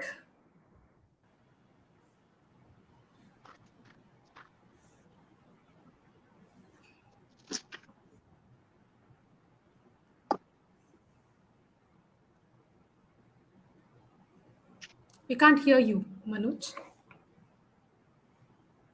Okay, sorry for that. Okay, so look, when you look at the economy, when you look at the markets, right, there are basically just two legs. There is investment, there is consumption. Everything else is like a subset of that, right? I mean, you broadly think about it, kind of whether it is manufacturing versus services, or which we can cut it in different ways. Actually, the fact of the matter is that what we have seen, as a continuation of the policy of the government of the last few years is that, look, investment is supposed to deliver multiplier effect on consumption over a long period of time, which is the long-term way of building an economy. So there is a template which is already at play, and this budget has kind of largely reinforced that template. That look, we will put a rupee in, let's say, manufacturing, in terms of, let's say, social welfare, etc. And the tertiary effect, and I'm not even talking about secondary, the tertiary effect or even beyond in terms of multiplier. For example, okay, just explain this concept a little more, right? So for example, let's say every rupee put into construction, is supposed to have a 3 to 4 times multiplier effect on the economy. So I think this budget is a continuation of the investment-led long-term orientation of, if I'm to go to the old adage, right? I mean, so rather than giving something freebie to a fisherman, you teach him to how to actually do fishing, so that he's actually good for the long term. I think in that context, this is an absolutely brilliant budget, which has been a continuation what we have seen for the last 2 to 3 years. Now, having said that, now this is long term, right? So obviously, by the time you reach long term, you got a lot of short term to traverse. In the short term, let's say in the last 6 months to 1 year, what we have seen in consumption is that possibly because of the accelerated formalization what we have seen in the economy, possibly because of the disruptions brought by COVID, the informal economy appears to be, if I can use the word, decimated. Now, in that context, consumption is under a bit of a duress at this point in time. And yes, long term looks great, but I think consumption will take its own time to, get those recovery measures over a period of time. Sure. So, from a stocks perspective, do you see, Manoj, that as changing the prospects in any way? Of course, between yesterday and today, it cannot change. But over the next, you see the stress, even what the levers management said. There is some sort of a pressure on consumption because of rural economy doing too well. And it doesn't seem like that part, the jobs part and consumption, has been dealt with very well in this budget. You have other things which are very good, the 35%, capex, the adherence to the fiscal deficit and all of that. But the consumption part is still probably a weak link. And the other headwind for these companies is also from the input side. So do you see, how do you see your basket, the consumer basket? Okay, now first of all, when we say basket, I would say because one learning for the of course, ITC is an exception because it's hugely underpriced and there are lots of other factors. But the frontline FMCG companies, how do you see them going from here on? Okay, so 2 points there actually. So point number one, when I talk about consumption, it's important to appreciate that over a long period of time, we do have some statistical evidence to translate macros to consumer staples, which is FMCG. India is at a stage with about $2,000 per capita. We actually do not have enough statistical evidence to translate macros to consumer discretionary ex autos. So that's a template to begin with. Now, I agree on that. If you look at FMCG, for example, then okay, let's look at the P&L of a FMCG industry, not the company, right? You have like 4 drivers of growth, or rather 3 drivers of growth, and the 4th is the market share. So you have volumes, you have mix, you have price, you have market share. Take HUL. HUL is supposed to grow volumes. You get a certain price growth, you get a certain mix growth, which is premiumization. Then you gain or lose market share. Right? There's the 4 elements which goes into your revenue. Now, it is largely understood that the penetration-led volume growth is supposed to come from rural. Now, penetration-led growth actually happens when people become affluent. Right? Now, there are 2 ways to make the people affluent. One, that you put more money into their hands, which is, let's say, what a Nariga has done over the last 10 odd years, which has been demonstrated. Let's say, so which means that, or a higher MSP, rural affluence, etc., right? So there is a certain conditioning which the market understands that anything which is subsidy oriented or more money in the, in the forms of, let's say, higher money in terms of rural. By the way, it can include in a pay commission also. because 17% of rural is actually linked to government in the direct form in terms of government jobs, etc. Right? But that happens only once in like 5-7 years, right? You can't really expect that every year. Limited point on the volume front to assume that there is more penetration-led growth from rural, because urban is largely reasonably well penetrated. Right. Consumption per capita can increase due to habit changes, etc. I don't think we have enough evidence to say that the penetration growth of rural will happen because of this budget. That's point number one. Right. Now, price growth, depending on which category you're looking at, let's say soaps and detergents, where depending on the imported inflation of palm oil or crude oil derivative, the price comes and goes. Which means, price is really not a sustainable growth lever from a consumer staple point of view. Third element, premiumization. I am very bullish on premiumization, because just take the example of the commentary what we are hearing. Recently, I was listening in a seminar, of a large enough, consultant company commenting about saying that, look, in the information technology industry, the sub-segment digital, for every 6 jobs, there is only 1 eligible person available currently. So kind of tells you that there is a boom which is happening in information technology, which is from a from a POM point of view, salary point of view, etc. Essentially meaning that urban premiumization, we believe is getting better. So that's the important lever. Market share, that's a company conversation which we can leave it separately. Limited point, there is no reason to believe that volume growth in FMCG will surprise positively currently at a sectoral level. So that's point number one. Doesn't mean we are negative, because end of the day, let's say crude at $90 today, it can go to 60 and go to 120, correct? So the point here, simple point, what I'm just saying is that, back the large companies like Hindustan Unilever, back the large companies like Marico, Godrej Consumer, Dabur, Britannia, they all demonstrated over a period of time that inflation eventually benefits these companies in terms of, gaining market shares. And FMCG companies are classic businesses that can actually apply the discounted cash flow, because every unit of new consumer you bring in stays with you forever, unless you as a company lose market share in the eventuality, right? So FMCG is net positive as it stands today on the everything else except volume. So it would have been lovely if there is like some short-term measures, etc. But having said that, that the measures what the government has taken will come in N+1 and N+2. Do you continue to be bullish in the FMCG space? I am, but the question is the time frame. If you ask me, am I expecting consensus earnings beats in the next 6 months? The answer is no. Am I bullish on the volume front because of the tertiary, secondary effect, beyond 6 months to 12 months? The answer is an absolute yes. Okay. For example, one last thing, Mahalakshmi. For example, Mr. Sanjeev Mehta of HUL, I'm quoting someone who is an industry veteran on record, say that, look, Hindustan Unilever actually says that, in their company, in their internal analysis, they've actually seen that when a new highway gets built, they actually see consumption going up in that area. Right. But that it'll take time for you first to build a road and then the benefit, right? That's all I'm saying. This is a question of time frame. Sure. Sandip, how do you see all these economy-related stocks, including corporate banks? I mean, at least in the corporate banks, the stress seems to be decisively over. They're all posting decent results now. And but valuations, I mean, this has been going on for a while. In the last 1 year, a lot of stocks have run up too.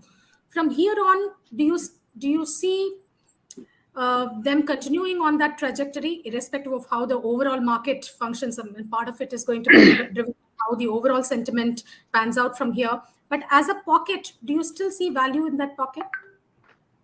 Yeah, Mahalakshmi. So one thing which has happened over the last few years is that no corporate bank actually is a real corporate bank now, except for a few PSUs who have been hardly able to make any headway in the retail side.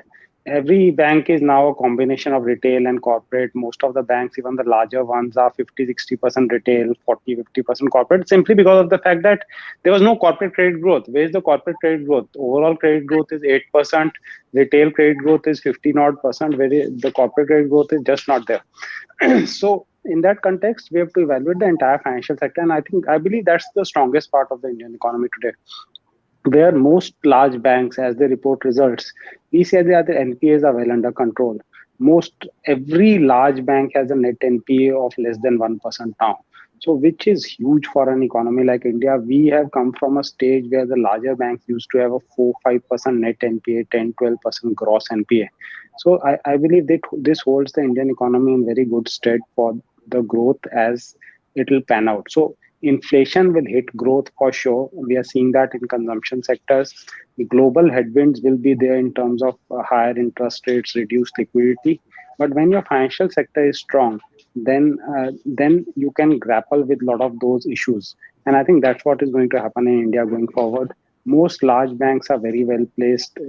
You look at an ICICI bank, you look at even an Axis bank, you look at the higher valued banks, even Kotak or HDFC Bank is no longer highly valued.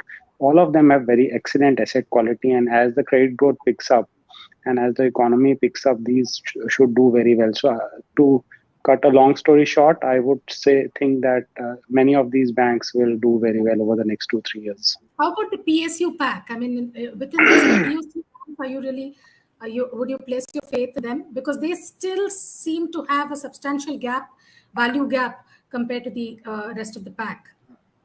Mahalakshmi, the value gap will remain. There are two factors to that. One, no one goes and opens bank accounts in PSU banks now. So their CASA growth is not going to happen, in my view. They are going to suffer on CASA, and CASA is bread and butter for banks. The more the CASA you have, the greater the profits you make. Secondly, on the retail side, by the time they catch up on the technology front vis-a-vis some of the other banks, they have moved much further ahead. So as a space, like the valuations will always remain cheap, but as a space, I don't invest in those banks. There are so many companies, so I think that's one space which I keep aside. Fair enough. Harendra, have you changed your view on the public sector pack as a whole? Because last year you were quite bullish on that space, and this budget we've seen that they've actually pared down the disinvestment target. That does have some sort of a sentiment effect on these stocks. Whether it happens or not is a different question altogether. But when you have a high target, you at least ride on that buoyancy in sentiment. Have you changed your view? So number one, SBI has outperformed even HDFC Bank. So I think from that context, and it still trades at one-time price to book. So at 300. But SBI is in a league of its own. I mean, no, you can't differentiate it just because it's in terms of categorization. It's a PSU bank. It's a well-run PSU bank. It trades cheap. My guesstimate is that SBI will outperform some of the private banks also this year. So so SBI ranks right up there in terms of the margin of safety, in terms of performance, in terms of growth. So I think that will continue. I think the variable that you need to look at is not the PAT growth. It is the pre-provisioning operating profits. I think the markets are not yet discounting is because they're not seeing core growth. Now, this year, what will happen is that given the capex intensity that the government has laid out, there will be crowding in of investments, right? So the PLI scheme that has been, it's hugely successful and it's crowding in a lot of investments. You're also seeing an expansion in the working capital of most corporates, which you've seen in the quarterly numbers as well. So my guess is that, as this starts to trickle off, you will see a cyclical trade in some of these stocks. I'm not a big bull on PSUs. I'm a big bull on maybe on SBI, right? So I think the nascent recovery in terms of the PSU banks, especially SBI, will continue in the current financial year, and they will tend to do well. So watch out for credit growth. It's nudging up to 9.2% now. The moment it hit double digits, the ROA profile of banks start to change very dramatically, right? So I think this is the number that the market should be watching now.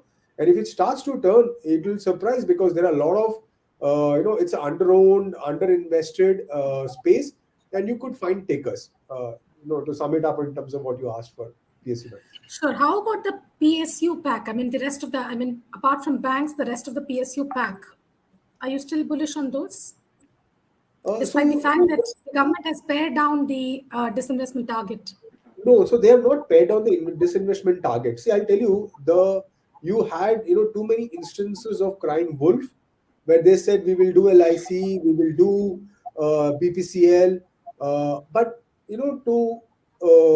and it's not come, right? So the disinvestment, they announced a large number last year, but did it come? It did not come. So my guess is they are staying quiet, and the disinvestment will come. And BPCL will be more like a structured transaction where you will have 2 or 3 bidders and it will go to one preferred bidder. So that is going to happen, right? So they need not be a positive surprise for the market. Where is LIC placed? Is it placed in this financial year or next financial year? I don't see it in the numbers, right? Yeah. So they say March, but guesstimate is if it comes in March or if it comes next year, where will the bond yields go? So the PSUs which are underperforming will start to outperform. So the disinvestment is conservative. The government is very conservative in this budget. You will see that percolating into yields in terms of higher revenues and lower borrowing, and they surpassing disinvestment. Mind you, Nirmala Sitharaman started with the disinvestment as the first topic. And then she moved on to Gati Pe Shakti. Right? So this should not be lost, that they are very clear that bad assets need to be sold. So that will continue. So some of the PSU banks will do it. The only value that resides in PSU stocks is on the defense PSU stocks. Right? If you see that there is a clear impetus on larger defense budget and the indigenization target. So it now comes to 75,000 crores. So, and they traded very cheap valuation. Now, Indian investors typically don't prefer thinking that they are PSU stocks. But global investors, historically, you've seen some of the largest, even Berkshire or others, they've had plays in different stocks. So my guess is there will be a perceptible shift as they see consistency in earnings in PSU defense stock. So the area that you'll possibly look at for tactical opportunities will be PSU defense stocks. Sure. Manoj, how does the auto pack look? Because that again is, in the consumption basket, it's something that has gone through some amount of pain. There is a lot of, difference in the way Tata Motors has done versus, the two-wheeler guys and so on. How do you see this year panning out? Well, if you may permit, I want to touch upon 2 other aspects before I jump into autos. Sure. The first is the whole PSU pack, particularly on the PSU bank side of it, right? I mean, which I just want to highlight this point. Look, I think, mathematically, if we assume 2 things, right? So, for example, there is a general consensus that we are in an inflationary environment. Point number 2, the government has taken significantly higher, targets for capex, right?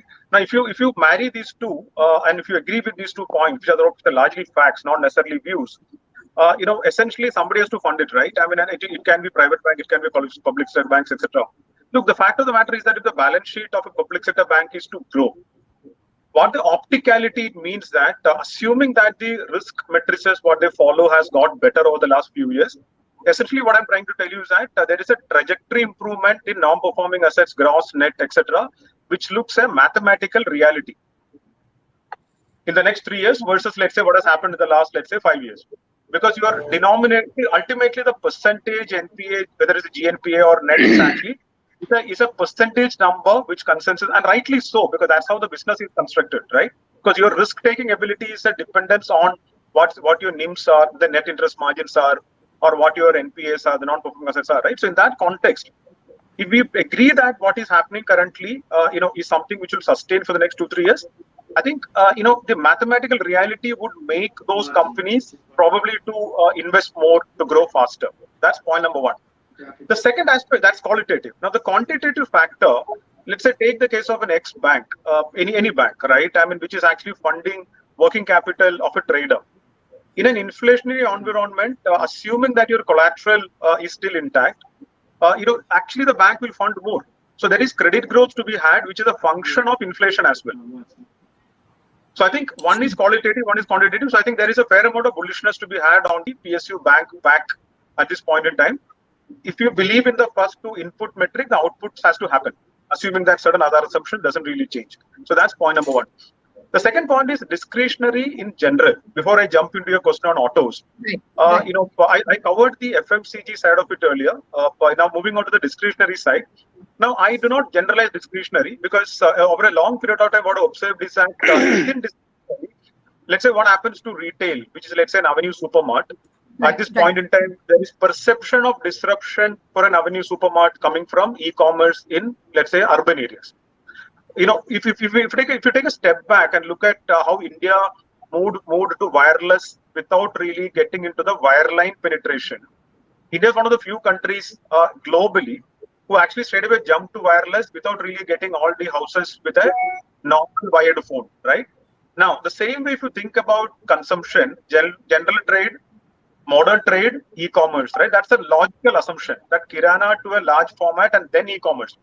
Now, even before modern trade get to a large enough penetration, e-commerce is kind of happening, right? You have the Zeptos of the world and all unlisted, so I can take names, right? Swiggies of the world, etc., kind of, which are actually out there. Now, it is conjecture today that kind of, incremental growth for a DMart or an Avenue will actually go to a Zepto Swiggy. That is conjecture, but there is a question there, right? Retail is one, so where there is some amount of caution, I believe, which is needed on the narrative side, and earnings maybe not, but on the narrative side. The other part of retail is jewelry, for example. We have been bullish, on a Titan or a Kalyan Jewellers, the two stocks we cover in jewelry, because it's an industry where there has been a lot of government interventions in terms of regulatory tailwinds. That's the second one. The third aspect is restaurants. Now, there has been a plethora of listing of late, but generally speaking, if you ask me, if there is a belief that consumers will open the purses in the next 2 years more than what in the last 12 and 18 months, because a lot of people have been holed up at their homes, so there is quarantine or work from home or otherwise, etc., etc. I think restaurant as an industry, whether it's a Jubilant, or a Burger King or a Westlife, a lot of these names what we cover, their entire basket benefits. Now, sorry, jumping into your auto question, auto is no different from a consumption habit point of view. The only difference here is that a lot of the behavior of retail and restaurant, what I said, is small ticket. Auto and real estate are two sectors where it is more linked to the economy and not just consumption. It's like I can decide tomorrow that I want to spend, but do I have the money to spend? So there is that angle which comes in. In that context, an auto possibly is a little more longer term recovery. Okay, listen, I'm talking about the next 2 and 3 years. But if you ask me, let's say versus last 12 months, which has been disrupted because of semiconductor issues, etc., is there an optical recovery? Of course, yes. But is auto going to beat consensus expectations? We are not, that bullish at this point in time. That's on the earnings side. Extremely critical one point, and I'll stop. Look, ultimately, any industry or any stock, the fair value depends on the E multiplied, basically quantitative metric, which is your earnings, EBITDA, in new age company, sales metric, whatever, right? So it's basically, there's an E angle there, multiplied by the narrative, your PE, EBITDA, whatever, right? Auto, I think, given all the commentary about EV, particularly on the two-wheelers and the four-wheeler side, I think there is a bit of a challenge on the narrative side at this point. So you've got to be very careful in terms of which horses you back. Sure. I like the way you put it, instead of multiple, calling it a narrative. Multiple is narrative only. You're absolutely right. Sandeep, sorry, we are running out of time. One last question on real estate. There has been a lot of optimism around real estate. Even if you look at the employment numbers, jobs growth is led in the construction sector. Are you optimistic about real estate stocks? We have seen some sort of buoyancy in that area. Do you see a lot more value? Yeah, we have played real estate over the last 1.5 years. Now, Mahalakshmi, if you ask me specifically, at the current prices, I see less value among the larger companies like Sobha and DLF, etc., which we have played. But I believe that it's a directional play. Next 3 to 5 years will be good for real estate. So we need to time our entries. So for investors who cannot time, they can possibly sip and buy. I still would be positively inclined towards real estate. And as such, as corollary to many of the companies which are service providers or build real estate. So I think, and that is one sector which is totally not performed. I think many of the high quality construction companies have not really performed and not done very well in the over the last 12 months when real estate has actually done well. So I think that's one segment of the market which could actually pick up. Sure. Harendra, what would be your top 3 picks? So we mentioned SBI, and then this year there should be Maruti, clearly, and Reliance Industries. I think any stocks in the pack that you talked about, all the futuristic industries, EV related, drone, and all of that. Are there some interesting small cap plays out there? So there are some names, but since we don't cover, I will not be able to comment on that. But I think the biggest play on the PLI of solar Reliance Industries, a 24,000 crore PLI incentive means 1 lakh supporting 1 lakh crore of investment, right? So I think we are hitting the 300 gigawatt number very, very strongly. So much more surely. So you will get a Tata Power, Reliance, and Dani, and some of the smaller names actually going out and delivering such some fabulous numbers. So in terms of new gen, I think solar, hydrogen is the place to be in. Some of the easiest names are some of these large names. Smaller guys will have to prove in terms of their ability to deliver and manufacture. But yes, that is one new area where clearly the optionality exists, and you don't have to look too far, and they're pretty much in public domain. Sure. Thank you so much. That's all the time we have, gentlemen. Sandip, Harendra, Manoj, thank you so much for joining me today. Thank you, Mahalakshmi. Thank you. Bye. Bye. Bye.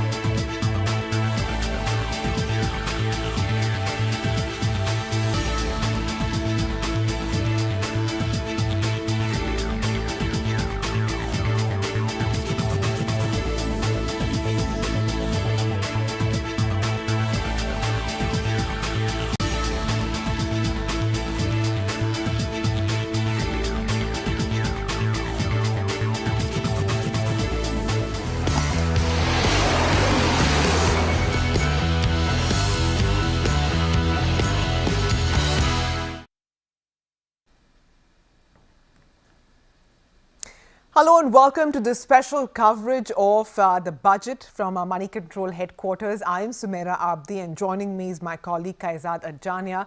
And together we're going to take you through all the announcements that have come on the personal finance front. Well, actually there isn't a lot in terms of, the income tax slab changes or anything that we were expecting, but there are still a lot of details that you'll do well to understand. Hi Kaizad. How is the budget speech and, what's standing out? Hi, Sumaira. How are you doing? And the budget speech was quite short for a change. It was a pleasant surprise that it got over after an hour or hour and a half or so.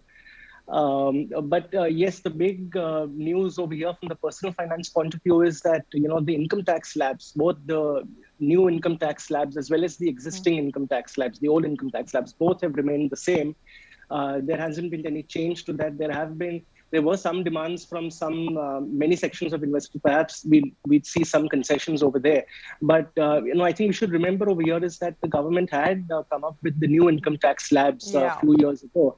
So, there is a push I think we should see this as a push by the government to encourage the new tax slabs and to give it a little bit more try and to refine that over a period of time. So, expecting tax rates to go down in the old income tax regime was perhaps a bit too much to expect, and that is what has, really happened. Yeah. But of course, there have been the basic exemption limit. Everything else has remained the same as far as the tax rates it's concerned, Sumaira. Yeah, in fact, we're joined now by Homi Mistry, who's a partner at Deloitte India. Hi, Homi. Thanks very much for joining in. Well, I guess, we were preparing for a very intense chat, but are you disappointed that not much was announced on direct taxation? I mean, except, of course, that digital assets will be now come into the tax net. Yeah, I think there were expectations that, we get some kind of concessions, maybe like the popular section, like section 80C, maybe should increase the exemption, the deduction limit, maybe from 1.5 lakhs to maybe a higher amount like 2 lakhs or 2.5 lakhs, or even give some concessions on interest on deduction for these housing loans. But like last year also and this year also, there have been no changes in the tax slabs or in the tax rates. I would only say there's been some marginal concession given in the case of for example, on long-term capital gains, on sale of all types of long-term capital assets. So if you were in a high tax bracket, so now your surcharge, the maximum surcharge would be 15%. So there'll be a marginal drop in your tax if you have sold assets, like for example, if you sold property, etc., and you have to pay tax to that extent only. Other than that, there's really no change in the tax rates. All right, we have Swaroop Mohanty, CEO of Mirai Asset Investment Managers, also joining in. Swaroop, I understand the mutual fund industry had sent 25 proposals. Are you disappointed that nothing much has come? And for your investors and unit holders, what would you say stands out? I think I am of the camp that if there is no news, it's always good news. Things could have gone either way. I mean, just to take on from Kaizad's point of view, I was actually looking for a thrust to the new regime of taxation. That has also not come. So it is status quo, and status quo is always good in an investment journey. The way I look at this budget, it's been a little future, and one cannot take away the fact that, there is an environment under which this budget is being prepared. You cannot discount the COVID factor out of it. So there is that much that this budget could have got, and within that limitation, I thought it was a good budget. A lot of digital imprints across the budget shows that we are very futuristic in our outlook. And from a mutual fund perspective, what I look at is the introduction of the environment side through the green bonds or the battery swapping. These, for people who think ESG is still a fad, the country is preparing for the environment. So that's something which I'd like to leave behind amongst a lot of investors. But nothing happening. The market will move on. I think the market has already moved on. Some amount of tremors on the debt side, which obviously the central bank will come in and address, is my personal opinion. So all good so far, and the investment journey continues. I had a question for you. The cryptocurrency taxation has finally, come in one way or in some form or another. The finance minister has said in a budget speech that cryptocurrency now will be taxed at 30%. Now I know from you don't. I don't know whether you invest in cryptocurrencies or not yourself, but as a mutual fund industry, has been very upset with the fact that cryptocurrencies have got away by advertising cryptocurrencies and the fact that it is such a low risk etc instrument. Mutual funds were obviously complaining that there is a lot of compliance that has to happen in the mutual funds as far as the advertisements and everything is concerned. So as a mutual fund CEO, what is your comment on this particular move, which many of us were not expecting to come in this budget because the cryptocurrency bill has not yet been tabled? But now that the tax is here, what do you have to say about that? Yes, Kaizad, to answer your question first, no, I don't understand crypto, so I don't invest in crypto. I'm not talented or equipped to understand that whole way of working, is the way I'd put it. But, whether it's crypto or anything, and keeping all jokes aside, wherever there is money or there is money flow, there should be a regulation and there should be some amount of guidelines, is my personal opinion. Otherwise, money has its own way of functioning, and most of the times the way money functions is not exactly right. So this, I think, along with the introduction of the digital money or the currency from the RBI, is a way of addressing digital assets into the mainframe. Maybe a little too early for me to say that. They've started through the taxation route. 30% could be a little harsh to begin with, but that just shows the intent of the government to not only recognize it, but to arrest a non-regulated part of money flow, which is a welcome move always. I mean, from a fund house perspective, it doesn't make any difference. I mean, you should move ahead based on the merit of your products and should never look at where money is going somewhere else. Maybe the merit of that product is better than yours if it goes that way. That's the way I look at it. And I don't think I have ever commented on crypto, or I have ever been bothered about money going the crypto way.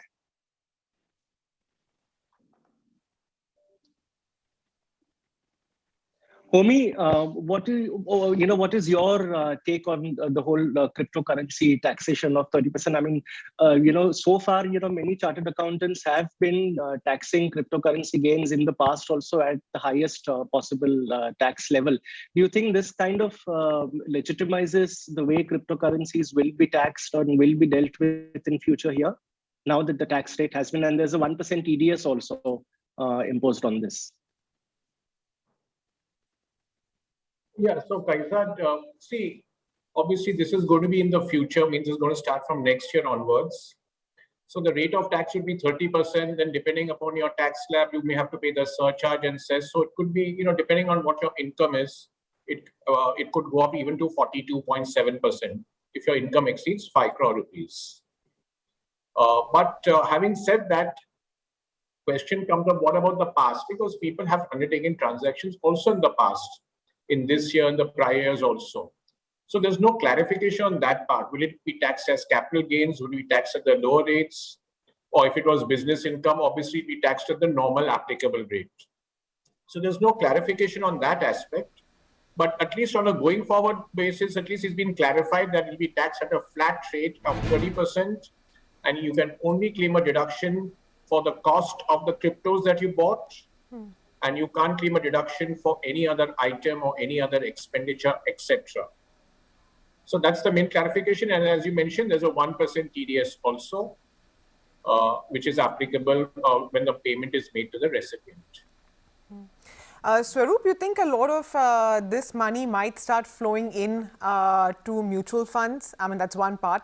The second thing that I wanted to ask you is that, the surcharge on LTCG for all assets has now been capped at 15%, right? So this will bring into its ambit debt funds, real estate, unlisted shares, etc. So at a time when, people were shying away from debt funds, do you think this might give it a boost, or is it not incentive enough? See, I think from a debt perspective, I've always had this basic submission that the same investor behaves differently when it comes to debt and equity. Over the years, and that is for all of us to reflect, over the years, we have not been shy of pointing out the volatility of the equity markets, but we've been completely shy of pointing out the volatility on the debt side. I mean, today, if you look at the yields at where it spiked, if you ask me as an investor, it's a great time to enter long funds at this moment, but that is not how the debt investor perceives it. Whether that will swing the way because of some taxation, I doubt. I think the market overhang will play a bigger factor, and this is watching the money flow over a period of time, than the taxation part. Yes, it does levies. It levels taxation across, which is a good thing, and that was something which was expected. So to answer your question on the debt side, I don't expect this to be a factor in the movement of money into the funds. And neither do I expect the crypto investor to come to us, because that is an investor with a different mindset. And that investor will remain there, is my observation. Homi, there is one clarification that we've been asking around the taxation on cryptocurrencies. Is it going to be effective from 1st April 2021 or 1st April 2022? Because I think the finance bill says one date and the memorandum says these legislations are, these guidelines are proposed to be implemented from 2022. So what is your reading from, is it retrospective from 21-22 financial year, or then, upcoming financial year? No, it will be prospective. So it will be from the coming financial year. This bonus stripping of shares has now been disallowed. Was this in use, quite a bit? And do you see it having much of an impact? Sumera, I think it was in vogue some years back. Over the last 2-3 years, I've not seen that happening at all. So it's good that it's been capped and a way out. I was never a big proponent of bonus stripping in the mutual fund unit. So it's good that it has happened. But to answer your question, last 2-3 years, I've not heard of any instances of bonus stripping in the industry. Swaroop and Homi, both of you all can clarify on this. The bonus stripping and the dividend stripping, which has been announced today, but that has already been in in vogue for mutual funds for a number of years, right? I mean, is it just announced for InvITs and REITs this year, or is it announced for other assets like other assets also? Because we get a feeling that it's only for InvITs and REITs. I think for mutual Farouk, you can confirm, right? I mean, dividend stripping and bonus stripping was disallowed even earlier also, right? Because you had changed the 3 months, 6 months, 3 months, 9 months entry exit. Absolutely.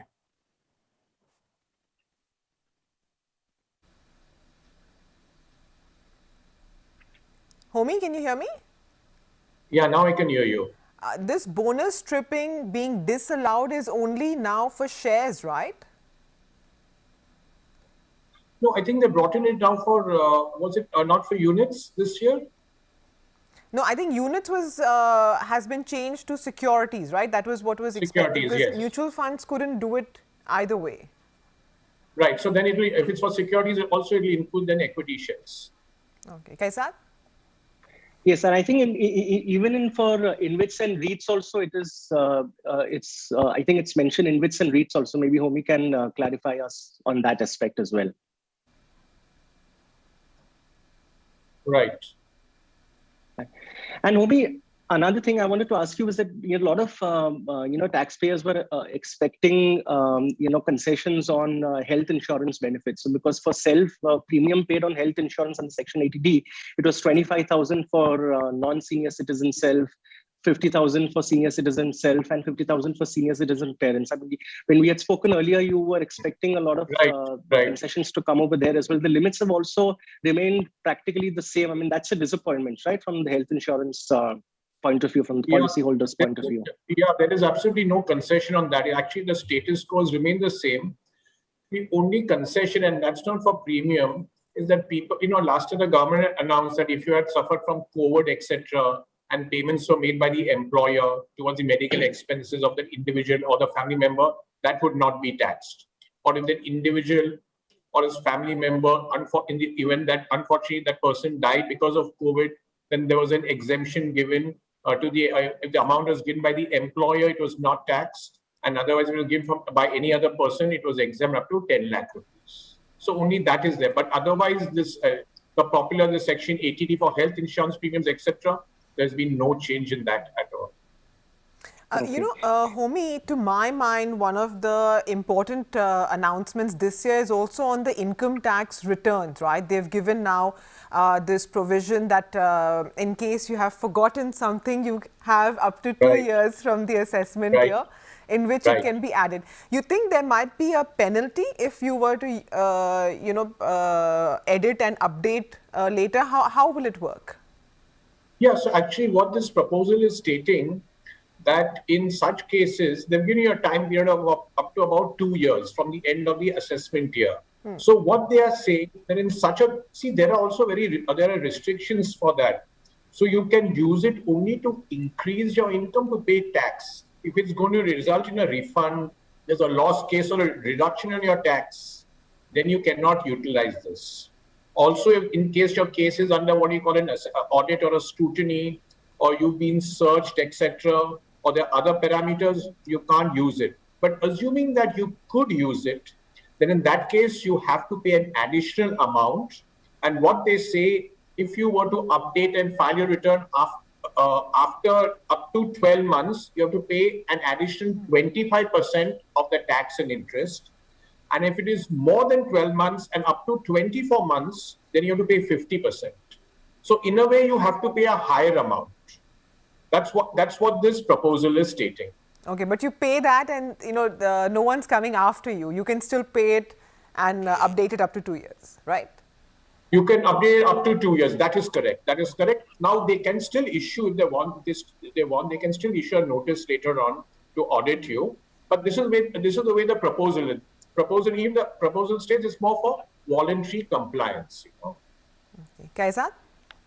Yes, but Homi, after you file your tax returns, they could be processed within a period of 2 years. So what happens in that case? That can you still use the new facility to your advantage, saying that I'm still within my 2-year window, so I can still update my returns. Or if your returns are processed and if there's a notice that comes to you, then that's it. No, if your returns are just processed, that's fine. But if your case is under assessment or scrutiny, then in that case, the proposal says that then you can't get the benefit of this new updation scheme. Okay. And Homi, one of your other, proposals that you had put forth before the budget has also come true. It's a very small thing, but still, I mean, for NPS subscribers, for state government NPS subscribers, the tax deduction on the government's contribution has gone up from 10%. I remember you had written about that in Moneycontrol as one of their budget expectations that has now come. So does it, one thing is that, of course, state government and central government employers' contribution has been on par now, but private sector employees have been left out as they are still at 10%.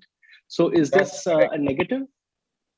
No, I don't know negative. Hopefully, maybe in the next year, or they may even correct it in this budget. We don't know. If people give representations that just as you've extended to central government and now you're extending it to state government, you should then also extend it to the private sector.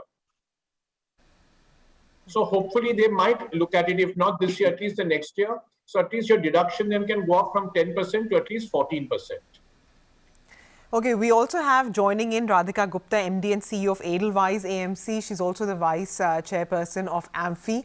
And we have joining in Manoj Nagpal, the founder at Outlook Asia Capital, MD and CEO as well. So thank you very much for joining in to our broadcast. Radhika, I wanted to ask you first that, there was expectation that this limit on overseas investing by mutual funds, the limit could be enhanced and the announcement could come in the budget.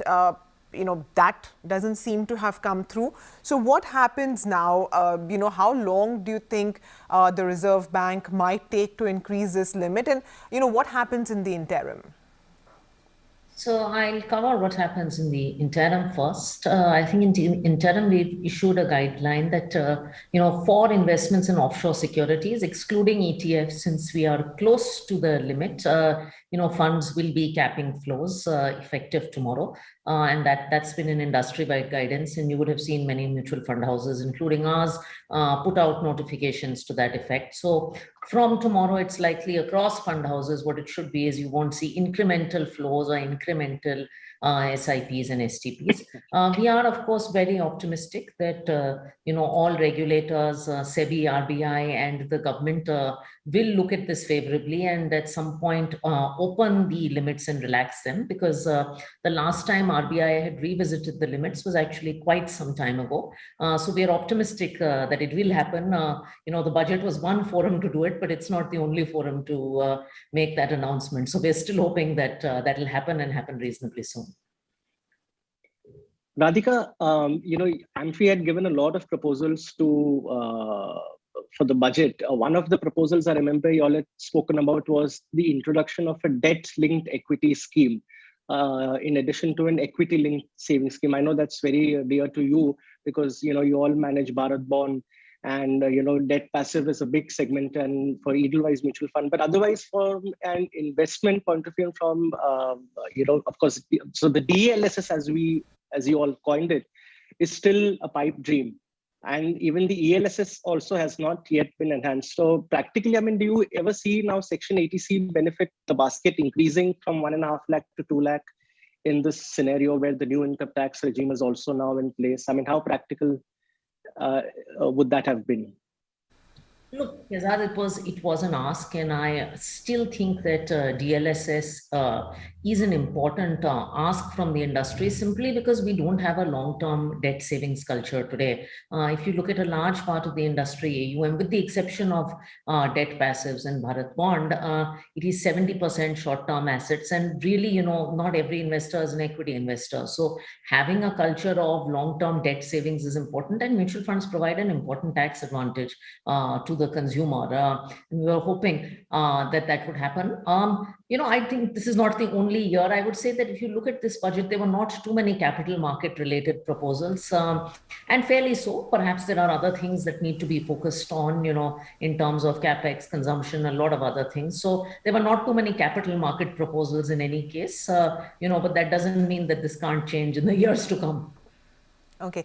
Swaroop, just one more question for you before we let you go. You had spoken about green bonds and how the mutual fund industry may be keen to, lap it up. What is the extent of the issuance that you see, and what might be the appetite? Will it be only from the pure ESG funds, or, is there scope for other funds to also invest in this? Sumera, just to clarify, I was referring to a broad environment being created for ESG as a culture, and the introduction of green bonds, and say the swapping of batteries is a country getting ready or recognizing the environment part of the overall scenario. And now, in my entire course of understanding ESG or talking about ESG in the last 2-3 years, people either discard it or say it's a fad. At the point I'm making is not a fad, and neither is it just a theme. It is very core in its nature, and it's a matter of time that the country will build a strong and robust platform which will aim not only just from a business perspective, but a complete environment perspective, which cannot discount either the environmental responsibilities or the social responsibilities. Governance part has been carrying on for some time. So it's a matter of time that all of us will acknowledge the ESG part of it. Now, when we look at the fine print of it going on, yes, if this is a good proposition, why won't funds pick it up? I mean, that's my whole basis of my judgment of the entire thing. But I was more referring from an ESG perspective than just a green bond perspective. Thank you, Swaroop. Thank you so much for joining us. Thank you.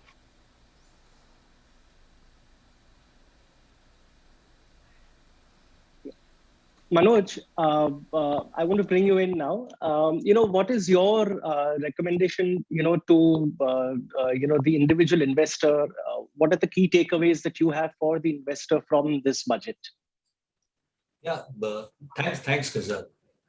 So, this is a classical barbell budget. If you have seen the history, this is a clear deviation from what has been done in the past. When I say a barbell budget, what it means is that typically focus on the big picture on one side completely, and secondly, just kind of rationalize the other stuff, which is there in the provisions, just to bring it at par with the, what was missing. So that is the strategy that has been, used in this budget, which means is that the middle part of making any changes, to provisions or giving more incentives to investors to invest is usually not taken care in that budget.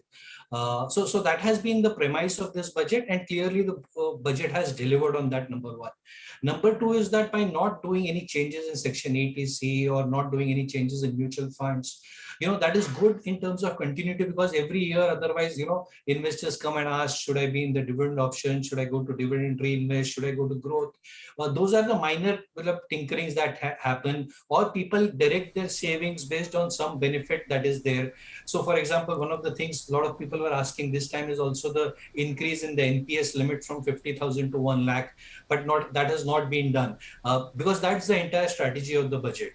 So it is good in that sense that budget has the earlier budget did the tinkering, now wants to give a clear pathway to investors, saying that okay, we are in a stable regime, and now you can plan your finances accordingly. So always in terms of planning financial, doing a personal financial planning, this kind of a budget is good, because it does not distract you from your core focus on the asset allocation part, rather than trying to optimize your taxation, which a lot of people do.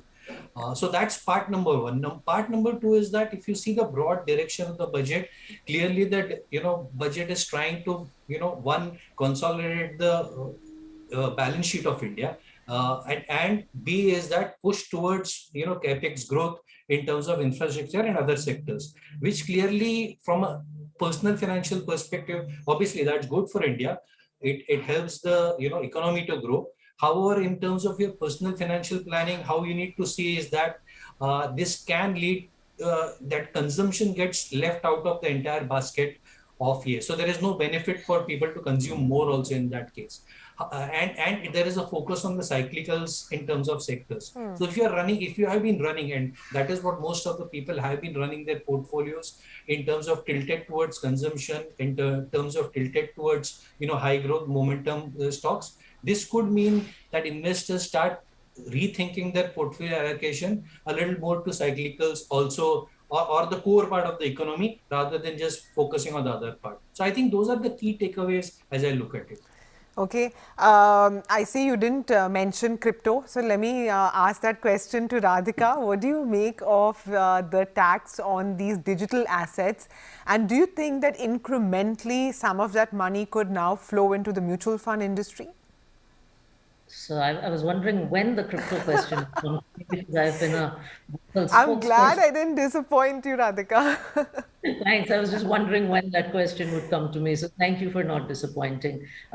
So firstly, I have made a lot of comments on crypto in the past, and I think, I would reiterate the stance that it is very good that a taxation regime has been put out for digital assets / cryptocurrency, whatever you want to call it. I think it is an acknowledgement by the government that this asset class has grown substantially, and it now needs to have frameworks around it, and those are tax frameworks, and eventually a crypto bill will come in place. I think the argument that all of us, at least I have made, Sumaira, is that any asset class where people enter, one, has to be regulated, it has to have investor protection and clear taxation regimes, and secondly, people need to come in for the right reasons. Now that's advertising, risk reward, all of that has to be right. I think the taxation is very positive, and I think the taxation is also, if you compare it to the way other things are taxed, including derivatives, etc., I think it's also a fair set of taxation given the nature of the asset class. So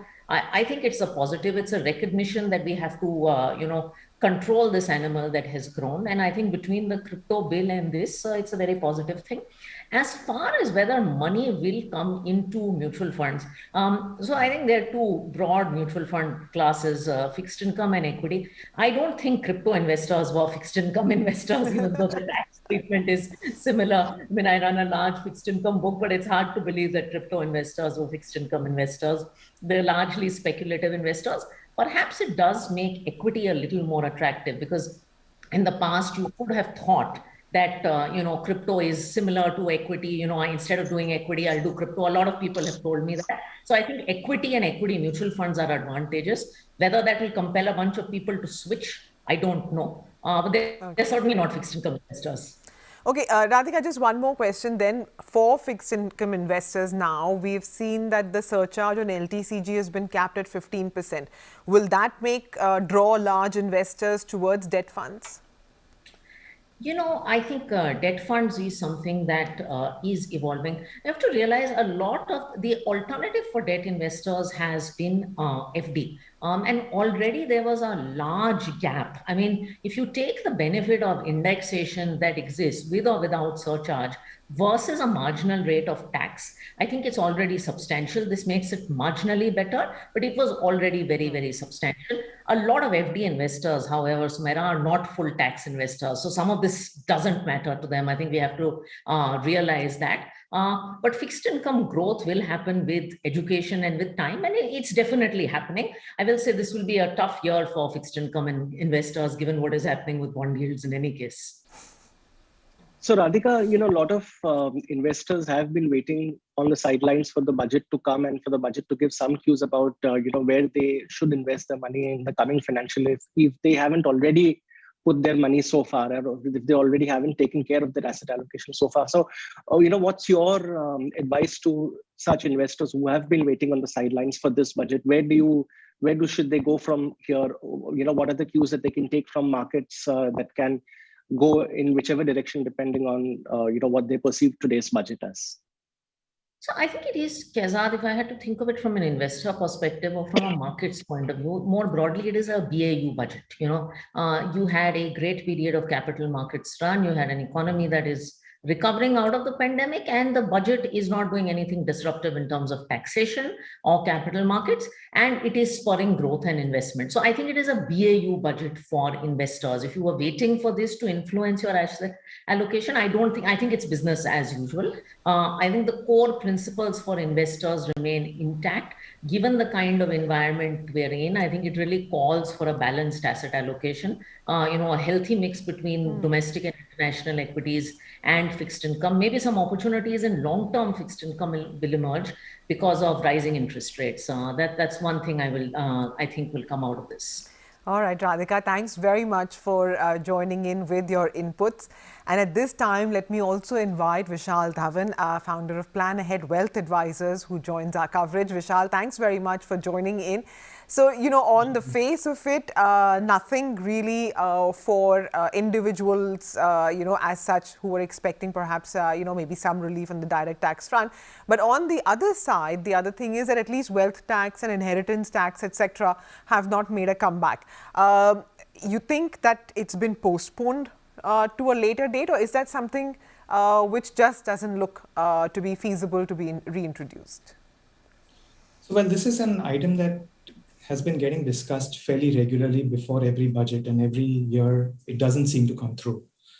Our view on this is that, we've had a great revenue year for the government. In fact, after a long while, we're hearing conversation about how the revenue estimates may be a little conservative, which is not normally what we hear when a budget is presented.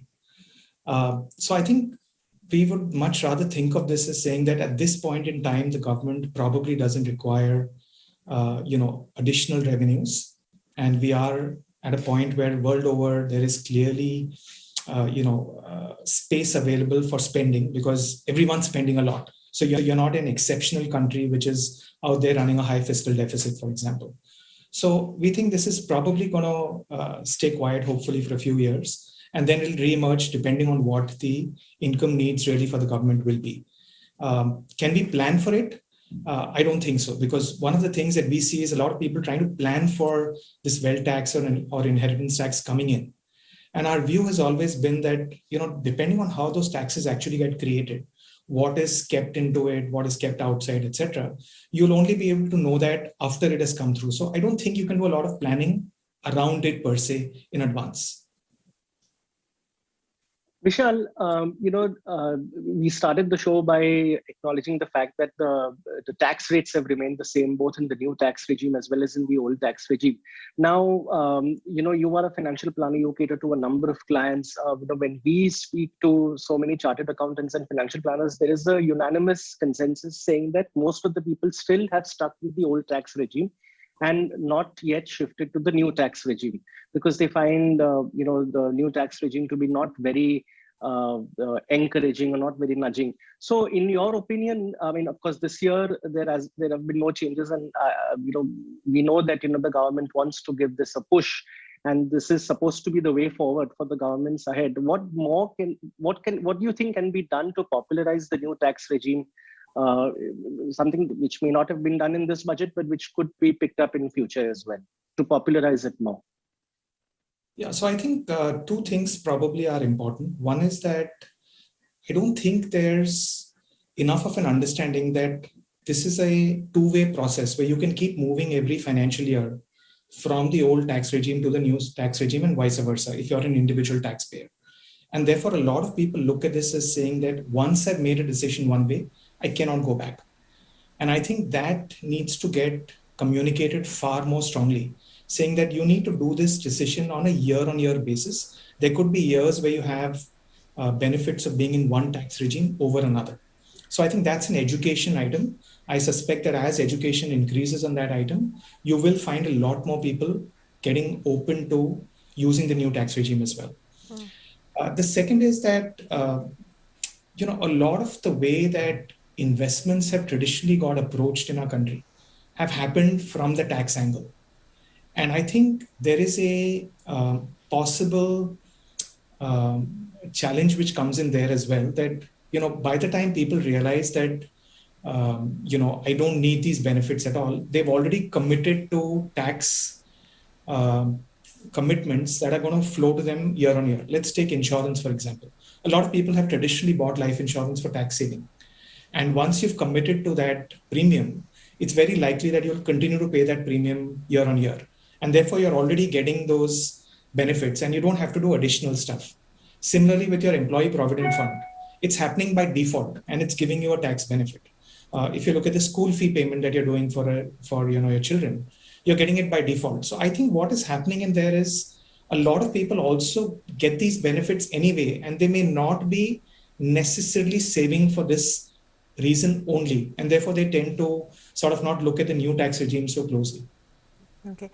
Manoj, I had one question about these foreign funds because we expected, at least part of the industry expected that the budget itself would announce that the limit for investing overseas, which is currently at $7 billion and which has been already breached by the industry, would be increased substantially from here. So that has not come in the budget.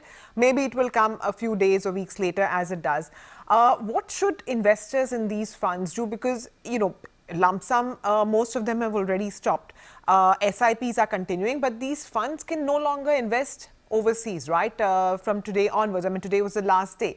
So should people who have SIPs due over the next few days, should they stop them? Should they keep it going? I know you have your ear to the ground. So what have you heard, and therefore what is the advice?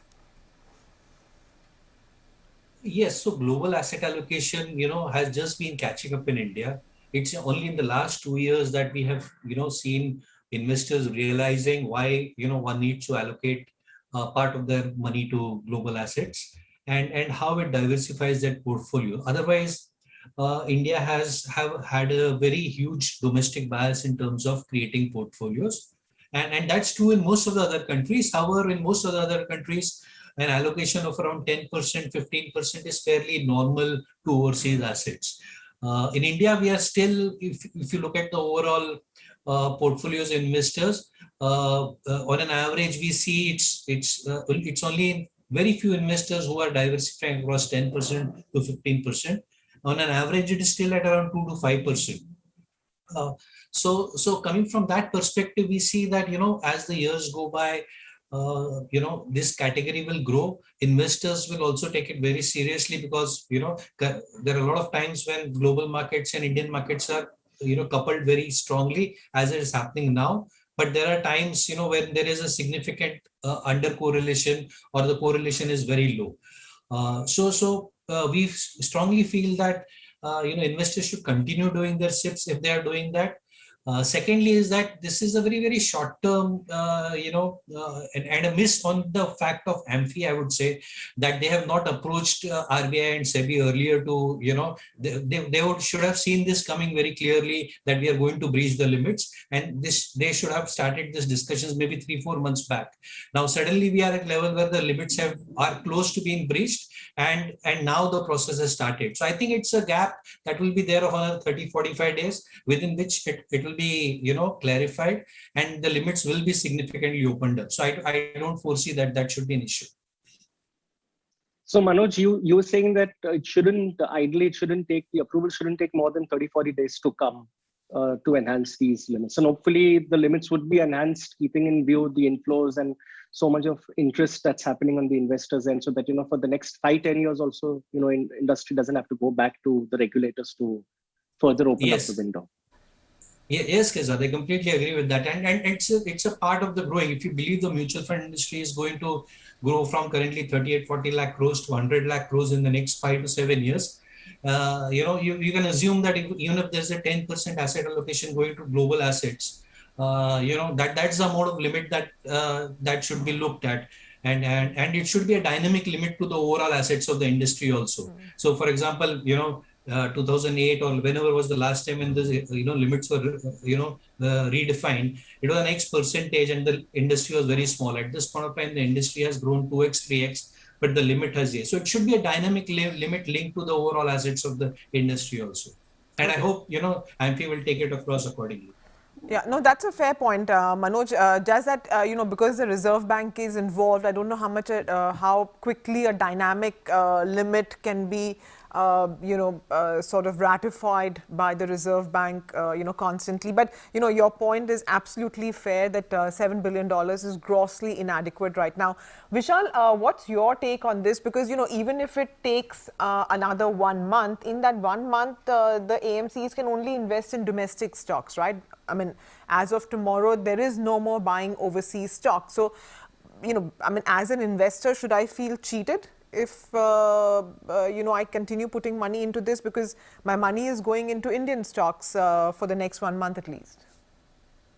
So I think there's sort of two ways to look at this, right? One is to imagine that, yes, it does happen in the next 1 month itself, like Manoj was mentioning. I think if that's really how this whole thing plays out, then I think there's a very, very small impact, because essentially there's nothing which is clear today to tell us that India is substantially more expensive than the US, for example, because markets are expensive in many, many parts of the world today. And therefore, the choice of what you're buying as a fund manager may well have tilted towards one side if you had money which was coming in. So I would say that if it's a 1 month sort of item, then really investors should not be doing anything at all. If they're very keen that they want to buy international investments, then the ETF route is still available in certain cases. So you can still use that route and get in there. There are complexities around using the ETF route if it's listed directly overseas, etc. But a lot of investors are doing that anyway through buying direct stock overseas. So they just need to replace that with an ETF internationally and still achieve the same objective. This problem will obviously be much bigger if it's not a 30, 45-day problem, but that limit raise takes a substantial period of time. And I think the way to therefore approach it would be for investors to probably wait for the next, I'd say, 2 months. If there is no limit enhancement that takes place within the next 2 months, then they might have to review how they want to invest overseas. So you still have to invest overseas. It's just the mechanism and the vehicle that you will use, which will probably have to change to still ensure that you have an internationally diversified portfolio. And Vishal, this is your existing, just to clarify to our viewers and listeners, the existing SIPs and STPs will continue in international funds even beyond today. So the SIPs and STPs, right? Only the new registrations of SIPs and STPs and new lump sums would be stopped. Am I correct in that? That's correct. So as of now, there have been sort of different approaches taken by different funds. Actually, if you look at what has actually been put out so far, some of the funds have actually come out and said that they will also impact existing SIPs and STPs. Some of them have come out and said the existing ones will continue. So this is something that has got, it's a little non-standardized across the industry as of now in terms of how it's being approached. Okay. Okay. Thank you so much, Vishal. Thank you so much, Manoj, for joining us on a busy day, but helping us decode the budget. Sumera. All right, gentlemen, thank you very, very much for joining in. So, these have been some of the big changes that matter for people like you and me who are watching. Although, some of the ask in terms of our income tax has not been met, but there was still a lot of fine print to go through. So, thanks very much to all our guests for helping us decode all of that. We hope, that this information has been beneficial for all of you who are watching. Thank you. Take care. Stay safe.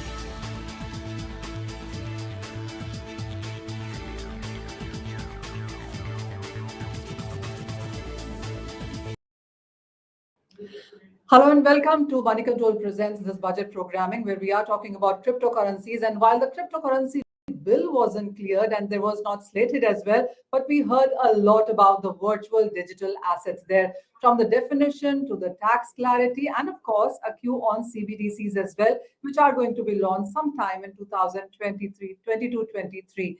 Joining me are my expert panel now to talk further about on what this really means for the overall industry. I have with me Toshinder Sharma, who's founder and CEO NFT Kali. I'm also joined by Siddharth Sogani, who is CEO of Tobacco, and Abhinav Sumani is our tax expert on the panel here. I'll start with you, Abhinav, and it was all about tax today, and a lot of clarity on that. It's not that people weren't paying taxes earlier because the government has been pushing the crypto community for paying up their taxes, but 30%, is it much on the higher side? I think 30%, the government has made it more simpler for investors. Instead of complicating it with different percentages for different, types of investment tools, like, taxing NFT differently, taxing DeFi separately. So keeping it at 30% flat gives investors an easy idea that, okay, if I have made, $100 or 100 rupees, I have to give 30 from that to the government. So it's a fair deal. The only aspect over here is the 1% TDS on transfers that I'm not understanding that too much, because if I'm transferring coins from one wallet to the other and both wallets are owned by me, why should I pay a 1% TDS on that transfer twice? So that is something that I couldn't wrap my head around. But on the big picture, 30% flat rate seems quite reasonable to me for a good start. Most governments haven't even got this upfront yet, but Indian government has put a first bill, and the first bill sounds good enough as a good start. Siddharth, how do you read it all? Because I remember before the budget, we were talking about exactly the same thing, that various discussions perhaps would have different slabs on taxes. It would be treated differently as well. But what the finance minister has done is she's put it all in the same category, whether it's cryptocurrencies, whether it's NFTs. So the transaction is 1% TDS and income or profit from your transaction is 30%. Yes, Manisha. I mean, I see. I mean, I have mixed reactions. This is good because from a 10-year jail and a 25 crore fine, we have come to a place where the PM actually spoke, the FM actually spoke about the entire crypto thing in the parliament. This is a good thing. And I was looking at the fine print a few minutes ago. Everywhere it's mentioned as virtual assets, virtual so one thing, another thing is clear that the bill which we are expecting in the mid of this year, that would consider this as a commodity or an asset. But on the tax side, I'm not at all happy. When you are doing something related to taxes or budget specifically, you have to keep in mind the the entire country, with different income slabs. Tax. So if somebody is investing, say, or earning 50,000 bucks, he's paying 30% is not good. I mean, for an institutional investor, it's okay. But for a small or a nascent investor, this is not very good. Also, I mean, government has ignored that if they regulate it in the right manner, they can have waterfall of riches, right? There'll be so many people. Also, you have to learn from the other countries. They have slabs, like the US, for example, up to 10,000 or dollars you pay up to 10%, above that till $50,000 you pay 20, and so on. So this has to be done. We haven't seen that happen. There has not been anything on GST as well. GST had a lot of ambiguity in the last 2-3 months. Exchanges were having a tough time with the departments, right? So there had to be clarity over here as well. And TDS overall has made life difficult for a lot of international players who are looking at India to come in, right? It's a huge market, and TDS is kind of unique just to our country. And like I think Abhinav rightly said that if you own both the wallets, you are just blocking your money, right? So if you are doing hundreds of transactions, which are very normal in crypto, you will be blocking a lot of money. So that's not good. I mean, it's good, but I have mixed reactions to this. Well, I get your point. You're happy, but you don't know how much to be happy. You can get there because yes, it's not banned, and there is clarity on that. But yes, the taxes clearly are devastating there. So, Shinder, what are your initial comments on this? And then, of course, we'll delve deeper into various aspects. Yeah, so actually, when I heard about these things, I felt very, very happy because while we are in the business of helping others launch their own business in NFTs, and when we heard that, and when I read this, that non-fungible token has been used as a word literally in the bill, that has actually given me so much happiness that now this is something that is recognized in the bill and soon to be converted into act, and that will actually give a recognition to businesses like ours who are helping people launch their own NFT as a business, right? And we are actually talking to many big size businesses, multiple few $1 billion companies, public companies. They are too much worried about whether they want to sell NFTs, but they are worried about what will happen and how the tax will be treated, how the GST and how the money will be handled. Since with this clarity, I think a lot of our customers are already sorted, and we are very happy that even if there is a 30% tax, at least we have a clarity, because the kind of money people have made in the cryptocurrencies, I'm sure nobody is worried about the 30%. What they are worried about is not doing something that is illegal, and that is more and more important part. So now, since there is a 30%, we know that we are doing something that is not illegal. And the startup ecosystem, especially around the web 3.0, because whatever you are building in blockchain and web 3.0, you are somehow exposed to cryptocurrencies. And if there is a clarity in the government, then you are actually working in a innovation without worrying about doing something not right. So you can now fully focus on your innovations, think about global, and become a multi-billion dollar company while sitting in India, which was really not possible just few hours back. And now you are actually on that path. So we are very, very excited. Our investors are very happy. Everybody is actually happy on this. All right. Yes, there are taxes, but there's a lot of plus side to this as well. Let me also come to you, Siddharth, with the cryptocurrency, or rather the definition of the virtual digital asset, the way it has come, because that also is a conversation that has been going on for a long time. So now what we understand is that it's an information, it's a code, it's a number, it can be a token that can be stored or traded electronically. That is a clarity there. Whether it's going to be a currency or a commodity or an asset class is something that we still are awaiting. But the government has notified one description for this for sure. How do you read into that?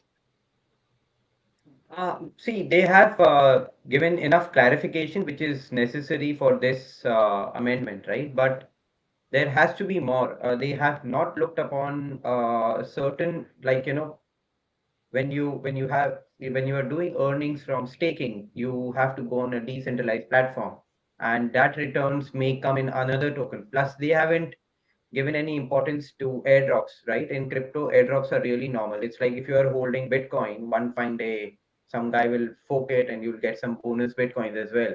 So you have to pay tax for that. And they are not offsetting that. They are not allowing you to offset that tax against anything else. I mean, irrespective of your tax slab, you cannot carry it forward. So it's like if you have made a loss on the last day of the year of the financial year, say 31st March, you have to pay the tax in that current year. You cannot take it forward, and that's not right. But on the definition side, there has to be more clarity, and I think in the mid of this year, we are expecting before the monsoon session, we should have the bill tabled to the cabinet, and there we hope to have more clarity. And I'm sure that there will be further insights given to the bill and the taxation part, because now the government is taking the reaction, right? And one more thing, really, there's something really weird, that a lot of things are going to be implemented from July 2022.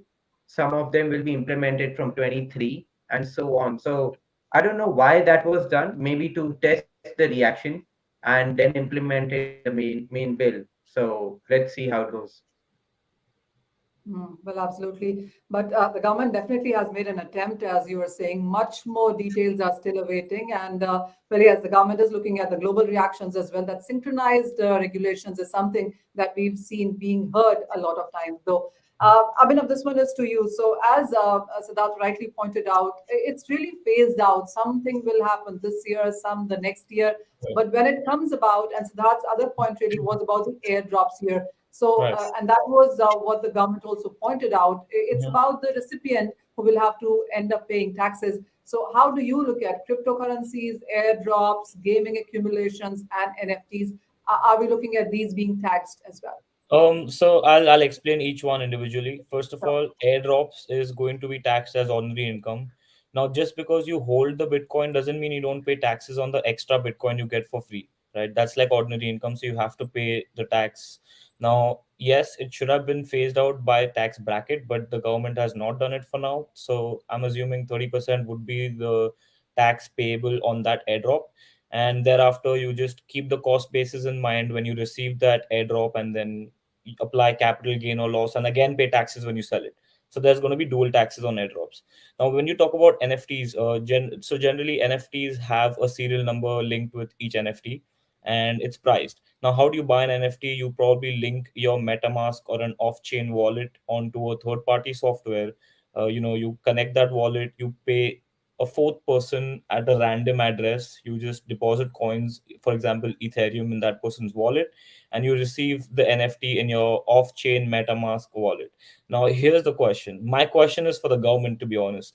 How are they going to track all of this stuff? Now for example, if I trade everything off-chain, how is that going to be tracked? Because technically no one has track history of it, or no one does any sort of reporting to the government for this.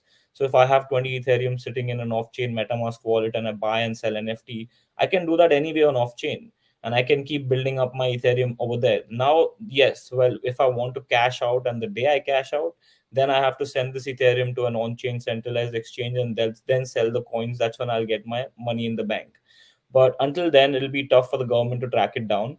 This is the first step taken from the Indian government, and it is, in my opinion, a good start.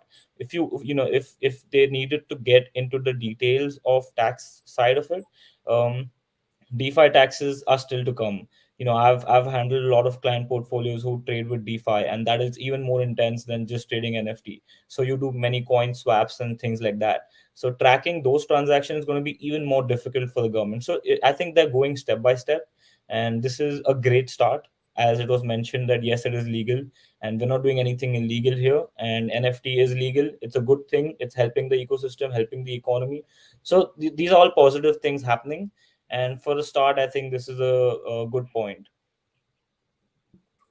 I have an advice for you, Abhinav. Let's not ask questions to the government. Let's give them solutions, because that's exactly what they're looking at right I now. mean, There are way yeah, I can give solutions for all this stuff. Like I have been dealing with it since past 4 to 5 years. I mean, if you want a solution on NFT taxes, the most common software that can be used is NFT Bank. You connect your MetaMask wallet to that software and get all your trades. You get capital gain or loss immediately using that software. You want to deal with decentralized transactions, that is DeFi transactions, use a software called Zerion. You can get your trade reports immediately. Either it's a swap or it's an NFT, or you're trading using any wallet available.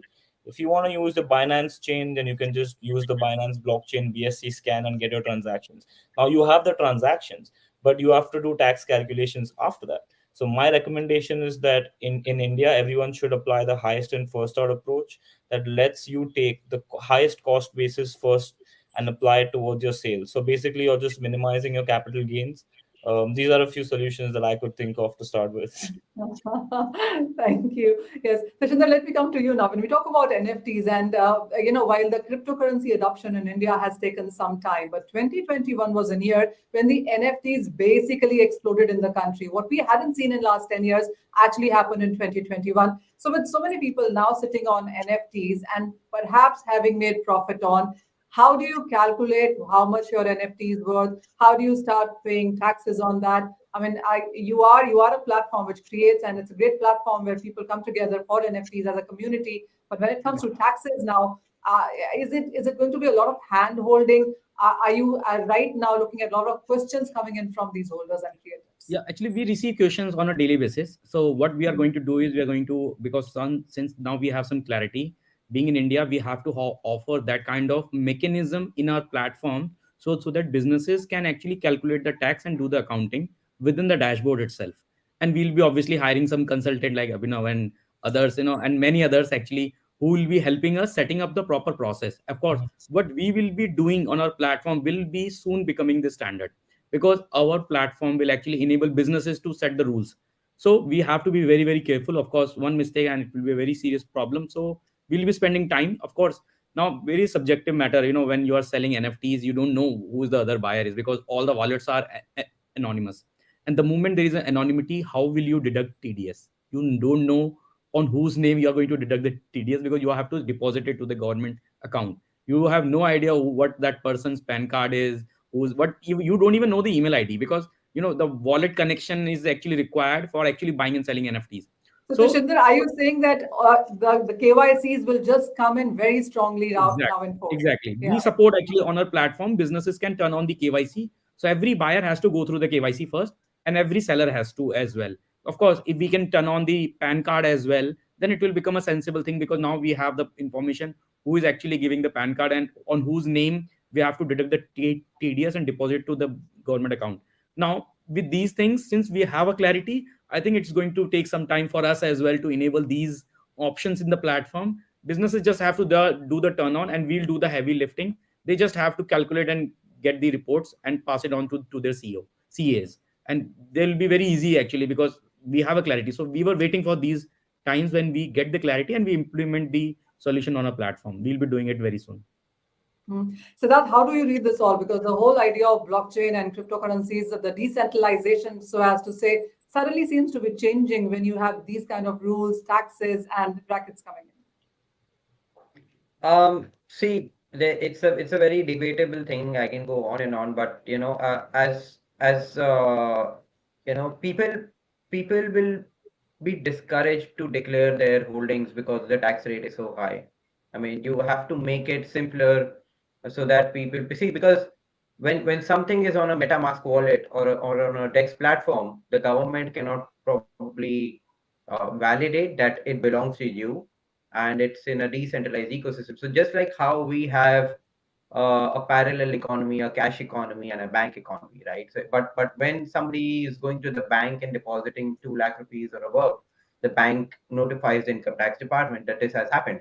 Similarly, in crypto, there'll be 2 parallel link of wallets where one would be KYC verified wallets run by centralized exchanges or authorities, and you report it in your books, and one would be the decentralized ones which you don't report in your book. We don't want that to happen, because the government will lose a lot if that happens. So I mean, you would do all this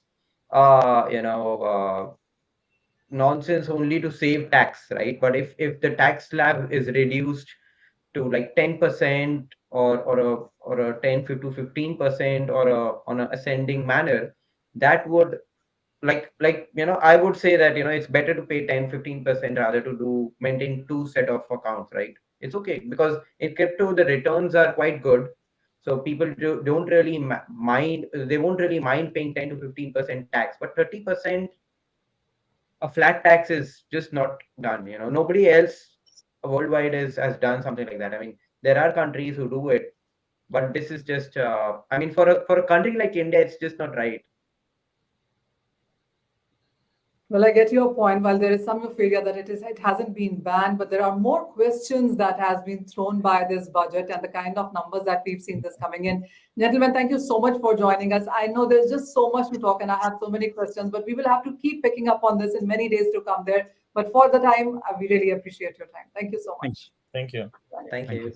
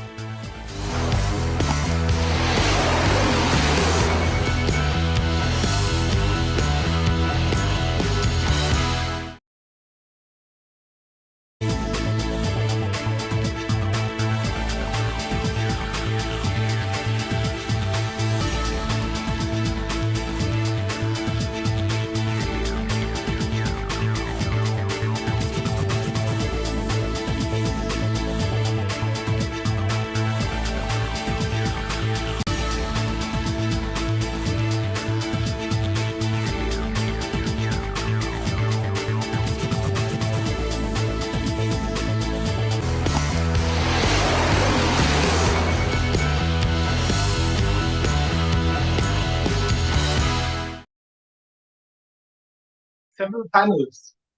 These are panels that have looked at stock markets. These are panels that have looked at personal finance. Panels also that have looked at cryptocurrency.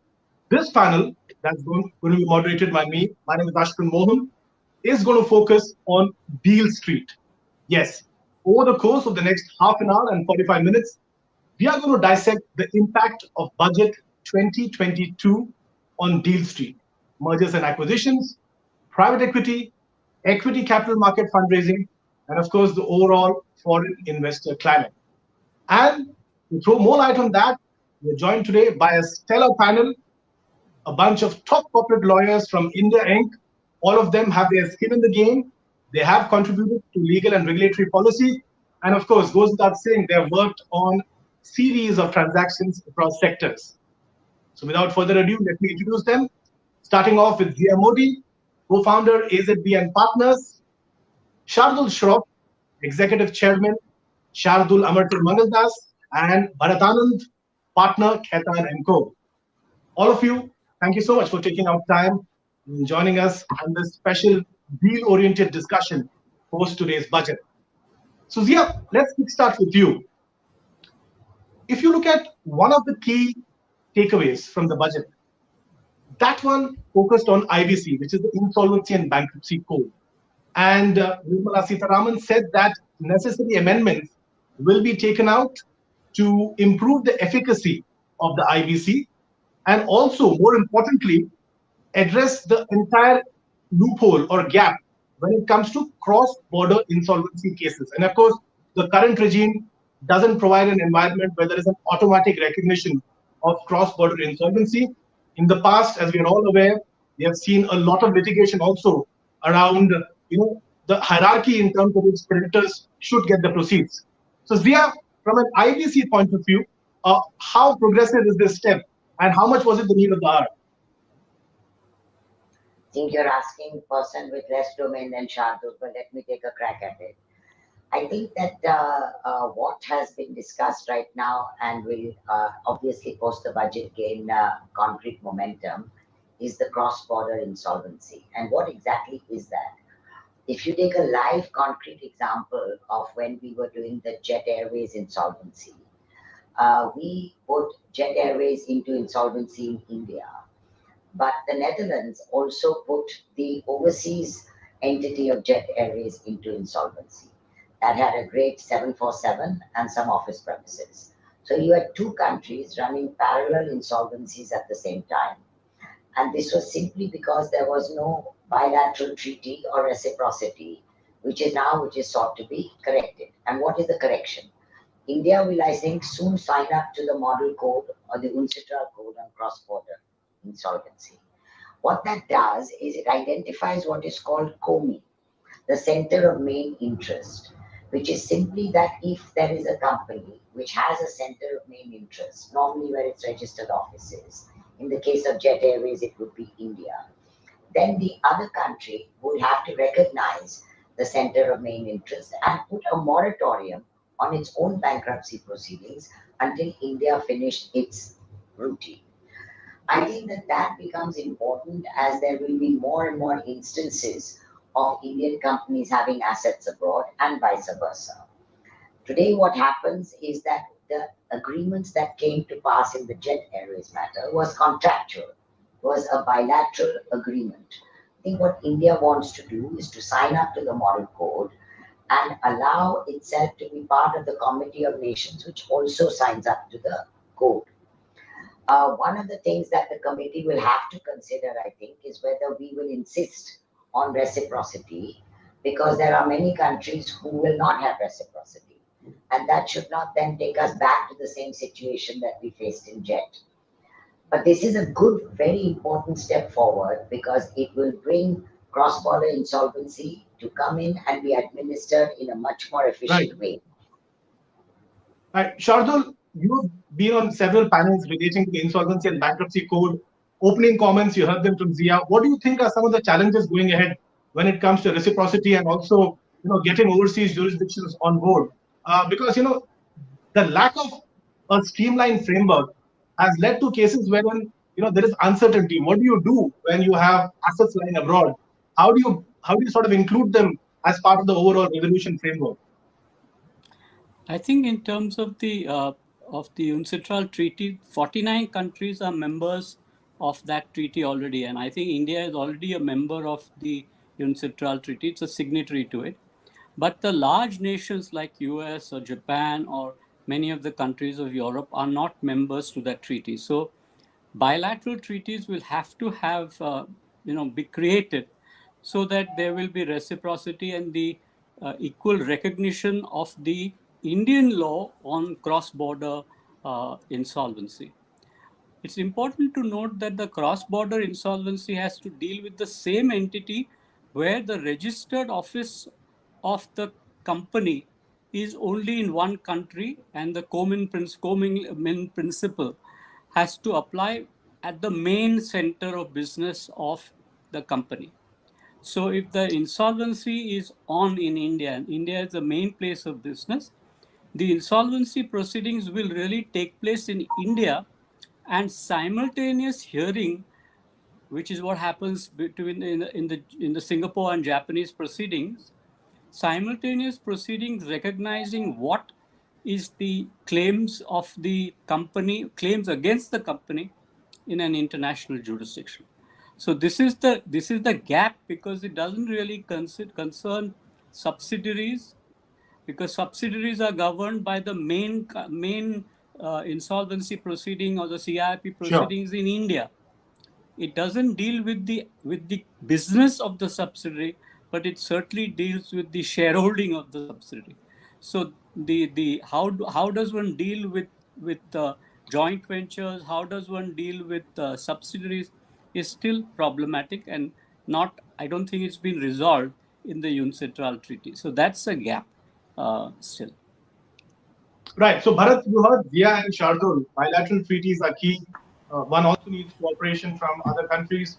But, on a broader point, a big picture view, what's the message that you think, or the signal that seems to have been given today by the finance minister to foreign investors who advise several foreign investors, private equity clients? What's the mood as far as they are concerned overall when it comes to, the budget? Sure. Firstly, good evening, everyone, and thanks, Ashwin. Look, I completely agree with the comments on the insolvency bankruptcy code point that was made. I think there are, there are some tweaks there that are still needed, and maybe come to that later. But I think the great news is that, look, there's no, the good news is that there is no change in taxation, right? That's the best news that is coming out of this. And status quo sometimes there is a flip that is being given to status quo really works, right? And I think the recognition that, look, IBC, phenomenal, reform measure, but there are tweaks that are needed, right? I mean, if you look at the time that is required in a distressed asset, speed is key to resolve. And I think on timing, the IBC could have performed better. Of course, we had COVID in between, so we can't be too harsh in terms of how we gauge things. But then the NCLTs also need to play their role. There has been some intervention, if you look at cases like DHFL, where the NCLAT has, interfered in the cardinal principle of commercial wisdom of the COC, and re-looked at valuation. So I think we need to uphold the rule of law in that context, and make sure that the NCLTs are playing ball. And the other issue on timelines is that if it's a distressed asset, and I'm acting for a bidder, I want to resolve it as quickly as possible, because the asset might depreciate very quickly, very fast. But there has been Supreme Court, orders that, look, once you made a plan, you can't withdraw it. Now, what happens if that business suffers a material adverse change? What happens if my financing as a buyer dries up? What's the recourse, and what are the consequences on me if my plan is contingent on getting a regulatory approval? Say I need to complete a large part of my development, construction, and real estate, and I haven't got that. And it doesn't come through, but I'm still stuck with the plan. So I think some of these nits need to be sorted out on the IBC side. But overall, consistency is great. I mean, that's what we want in terms of acting. Foreign investors want, right? Predictability, consistency, growth orientation. So I think all of that is great. That's right. Certainty is indeed the name of the game. One doesn't want to go back to the Vodafone era, and go back into aspects like retrospective taxation and the like, which has spooked several foreign investors. Zia, let me draw you in on the entire theme of startups and entrepreneurs. This was a startup leaning budget, a digital leaning budget. In fact, the finance minister was quick to point out that if it wasn't for private equity funds and venture capitalists, you wouldn't have seen so many unicorns. We saw more than 40 of them. That's a staggering number of unicorns that got birth last year. Record fundraising. Many of the tech companies also hit D Street. Of course, some of their shares may have corrected, but it was definitely something that was never anticipated earlier. And to sort of address this community, she has said that there will be an expert panel that will be set up. And that panel, the FM says, will look at easing any sort of regulatory tension and also look at easing out any friction. From a PVC point of view, a lot has been done to address their concerns. What more can be done? What should be this panel's focus here? So, good point, Ashwin, and I couldn't agree more. Today, it is the VC and the PE community that has really put the wind beneath their wings. And as I understand it, in 2021, we had more unicorns in that 1 year than ever before. And if you look at the stats, we've had around 84 unicorns. They've raised around $35 billion and they've had 9 IPOs. So it couldn't be a prouder moment, right, for India in that sense. I think this committee is a very good, assuming it comes out with meaningful outcomes and doesn't just stay at a committee stage. I think what it needs to address is what we were discussing earlier, SPACs. How do you allow our startups and unicorns to go abroad and get the advantage of getting the leverage and the monetization through SPACs? I think the ESOPs for startups has to be addressed. One of the other things is the carry forward losses. And can you continue that in the startup form, because the shareholding drops below 51% very quickly in startup space. And of course, can you have some sort of slight allowing PSUs and other institutional government bodies to invest in startups, because there are very strong ring fencing around that.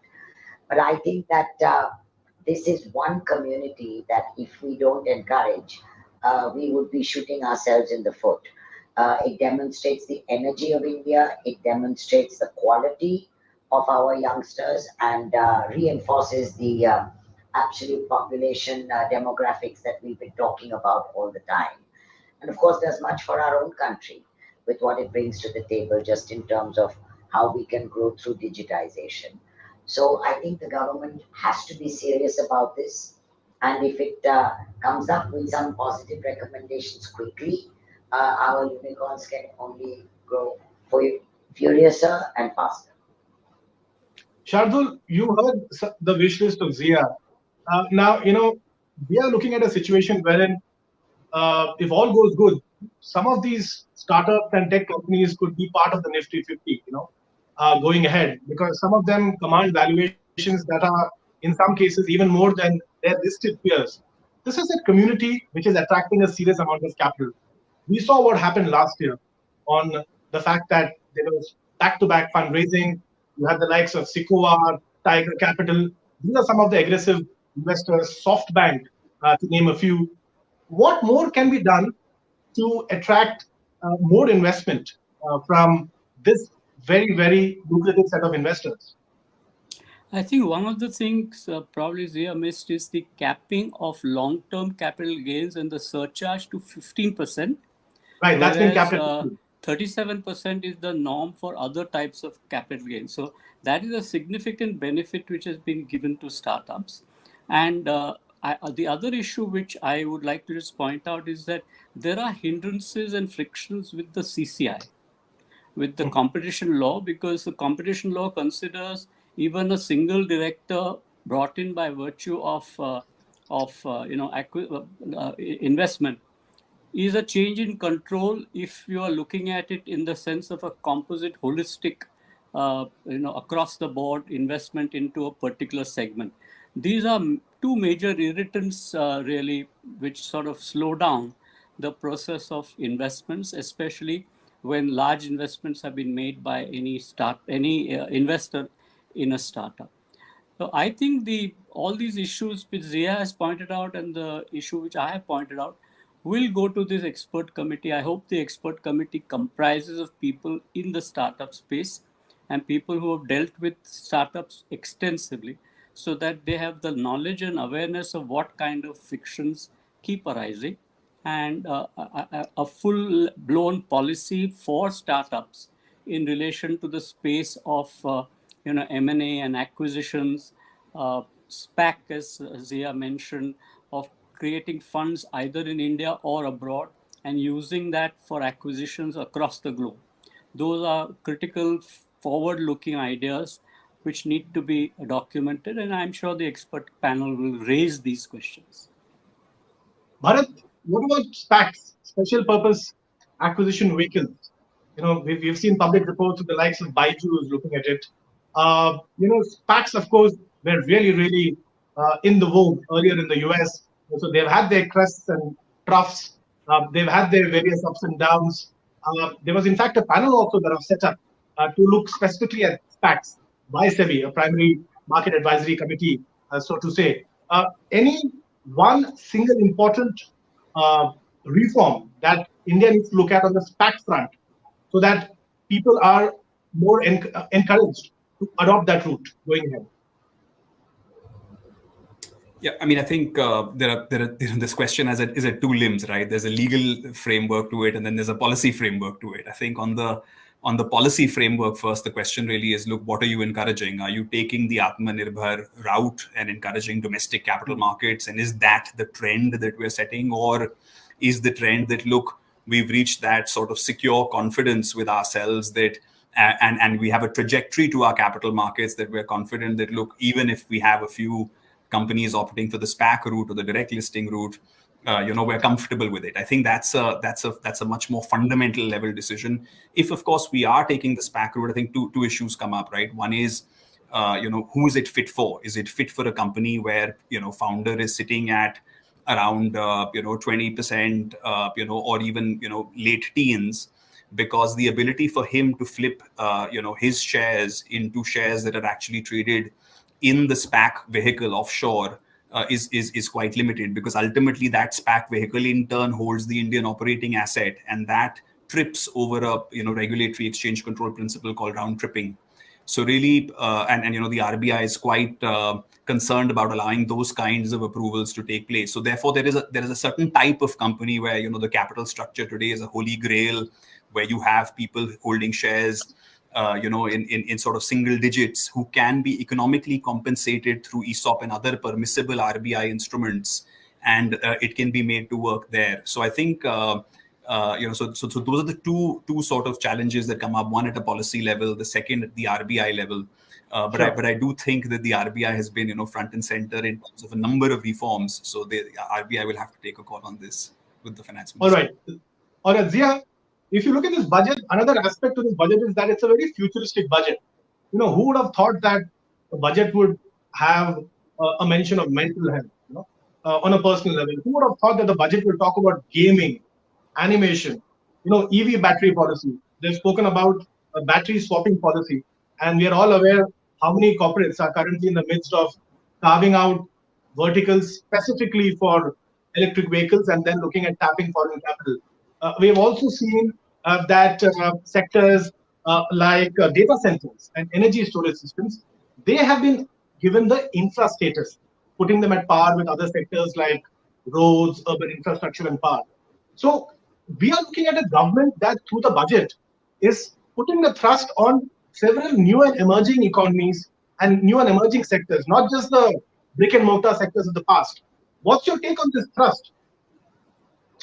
It's all about, it's all folding into infrastructure and growth, right, Ashwin, at the end of the day. And I'm sure, like Shardul and Bharat, we've seen the amount of interest we've seen in data centers and logistics has been mind-blowing. Again, when you come to data centers, it's all about energy conservation. That's the main thing that's driving it. And if you look at our data localization policy, you can be sure that the data centers will spring in abundance. So I think that it's calculated, it's strategic, it's purposive. It's all about not the next 2 years, but the path ahead. And I think that with the amount of money that they have committed through Mr. Kamath being the chairman of the bank and, all the other institutions that have been set up, it's all geared to making sure that the $1.5 trillion investment in infrastructure that we need is going to come about in these different packets. Some are going to be very easy to attract foreign capital, for sure. And the sexiness of clean energy, renewables, the amount of money that's been given for solar, etc., is bound to raise the interest of the world. Given that we have so much more to go, given that the stated policy in the budget is that they're going to have so many more new centers, look at the trains they talked about. It's all about spending, and I think in that spend they will bring in the consumer growth and not actually just direct it to some sort of direct consumer growth that doesn't have the bedrock of actually growing the economy. Look at the amount they've said, 9+. It's one of the highest growths in the world. If we keep that up, it's it'll be fantastic. And the more important thing, sorry Ashwin, one important thing is along with infrastructure and growth comes the digitization of land. Everything needs land. Infrastructure needs land. And once that digitization comes, which we've been talking about for decades, it actually comes to pass. Then you've got your trinity forming quite nicely. That's right. It's an all-important triumvirate over there. It definitely is a growth-oriented budget. Shardul, a quick question to you on disinvestment. Do you think, this budget has sort of moderated the expectations as far as disinvestment is concerned? Because, the target was 1.75 lakh crore rupees. We are expecting an LIC IPO. The DIPAM secretary said that they are on course to come out or launch it before the end of this financial year. But, the target has been scaled down to 78,000 crore rupees. So I'm not sure whether that has to do anything with the mathematics of the LIC IPO or the BPCL divestment. I'm not going to speculate on that aspect. But going forward, a moderate amount of 65,000 crore rupees has been earmarked for FY23, which some might say is a realistic amount. So what's the signal that you think the government is sending? Do you think the year ahead will be going a little slow on disinvestment? I think when you look at the target of 175 and you also see the statement in the economic survey that only about 14,000 crores of disinvestment had been achieved, not counting Air India, then the performance is effectively 94% short of the budget of the economic survey and the budgetary statement made the year before. There has been a lot of criticism as to why this has not been done, to the extent that some economists have even said that the DIPAM secretary should be sacked, which I find quite amazing.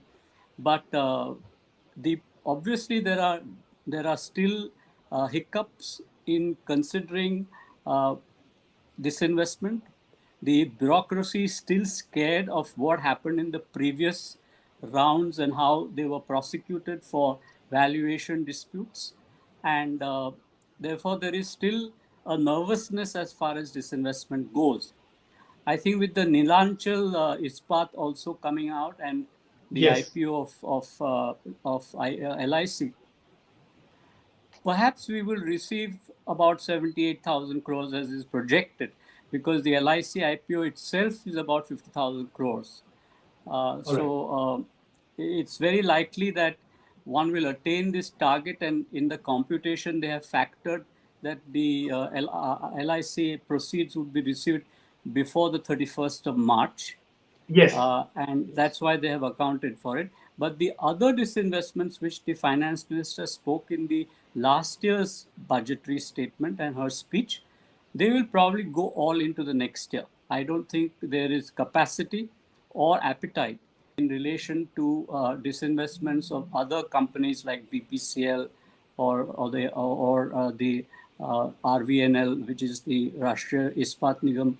Those are large disinvestments, but I don't think they will be achieved in the short span of time that we have before 31st March.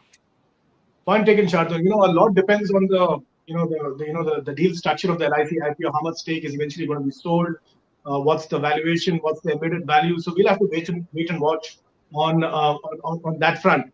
Now, Bharat, very quickly, and this is a segue. I'm just going to move ahead from deals for a bit and speak about an important announcement as well, and this has to do with arbitration. So the budget also spoke about an international arbitration center to be set up in the GIFT city for timely settlement of disputes under international jurisprudence. Now, Bharat, there's always been a complaint that whenever there's any dispute involving an overseas investor, it lands up in Singapore, which is, of course, the bedrock of arbitration in Asia. How welcome is this move?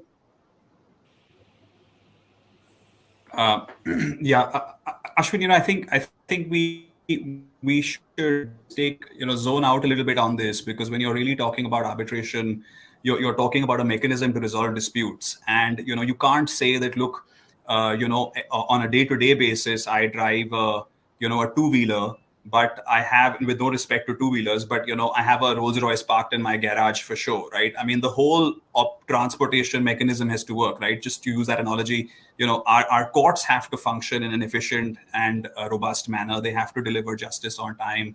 The whole contract enforcement mechanism has to work. We discussed, a couple of minutes ago, the whole NCLT resolution plan delay point. So I think we have to spend a lot more on our legal infrastructure, and anything that we can do in that context is welcome. But I think it has to be holistic, because you can't tell people that, look, we've got this one Rolls Royce here in GIFT City, this international arbitration center, assume that it takes off and we're able to find the right talent. But everything is people driven, right? And ultimately, if the local arbitrations are taking more time, notwithstanding the changes that were brought about, in the first term of this government, then it sort of begs, that how do we have the right human capital to really deliver the changes that are needed? I think that's the key question, and any investment that we make in our legal infrastructure, I think is short, given where we are and the kind of backlog we have as a nation. That's a very important point, Bharat. Because we have seen situations wherein the Securities Appellate Tribunal doesn't have quorum. Even the IBC requires many more NCLT branches. And therefore, of course, the right kind of legal talent is very important if one has to gain the confidence of foreign investors and also India Inc. Zia, coming back to you, no mention of overseas direct listing. Last year's budget was silent on it. The budget before spoke about it. There is a SEBI panel that has come out and batted for it, given a blueprint for it. Do you think the government is in a bit of a conflict over here? On one hand, there are companies like Freshworks which have gone ahead and listed overseas. Many years back, we have seen the likes of companies listing overseas through the ADR and the GDR route. But overseas direct listing is definitely going to provide a certain different flavor of benchmarking of investors, a certain different exposure to valuations. So therefore, what do you think has sort of led to the government holding it back in this year's budget as well? Because there is a set that was batting for it very heavily in the startup world, at least. So I think it's probably a matter of priority. Today, you can do your ADR and GDRs as well. Nobody stops you. There is a reason why the ADR and JDR market is not as frenetic as it used to be earlier. Probably different ways of raising capital directly through, as you say, your VCs and your PEs, which come here and are willing to put their money at the right valuation, high valuations. Your SPACs is one way to get your overseas listing, if that is going to get resolved in course of time. So I think that, the shouting for an easier overseas directed listing, there are a lot of issues that do come up, Ashwin. SEBI may have provided some comments, but all the institutions have to come in and weigh together. If you can do the SPACs, you still have your ADR, GDR. It's not the end of the world. You can target. And a lot of our startups, if you notice, have already externalized, right? So they are ready for an overseas listing as and when it comes. To Bharat's point about the International Arbitration Center, I have a bit of a nationalistic view on this, which is I can't for the life of me understand why as a country we have chosen to export our arbitration. And I have been shouting about that for quite a while. And this might be a nice first step, because I agree that we need the human capacity and capability for the enforcement side. Yes. But if we have our own Maxwell chambers in GIFT City, And we have the arbitration award being not a domestic award, but an international award, then what is the reason for us not to be able to attract the talent of international arbitrators, the talent of international counsel, and to upscale ourselves to be able to participate in that sort of dispute resolution? The real issue, as Bharat says, is once you've got your award, which will come today or tomorrow, then I think the international community has to feel confident that the outcome, that award, is not going up and down 35,000 times before it reaches a conclusion. Right. So it again comes back to the concept of certainty, a legal certainty. But capacity and capability of the NCLT and the broadening and the deepening of the enforcement courts. That's the key. Well said, Zia. So if you can have Atmanirbharta when it comes to listing of tech companies, why not Atmanirbharta when it comes to arbitration? Shardul, last year's budget liberalized the FDI regime in the insurance sector. They raised it from 49% to 74%, of course, with certain safeguards relating to key management personnel or even the composition of both. Back then, everybody thought that it's going to lead to a deluge of capital, that there will be many changes in the existing JV combinations between Indian insurers and foreign insurers. Many foreign insurers will hike up their stake. Correct me if I'm wrong, but in the last year since the budget, there's been only one foreign insurer that's done that, and that's Generali, and that's in its JV with Future Group, the twin JVs. What more can be done? And secondly, any other sectors that are left to be liberalized? I think on the question of insurance further liberalization, what the government forgets is that there are two parties to a JV. And the Indian party, having already put itself in a position of control, is not likely to hand it over to the international investor or the international insurance company.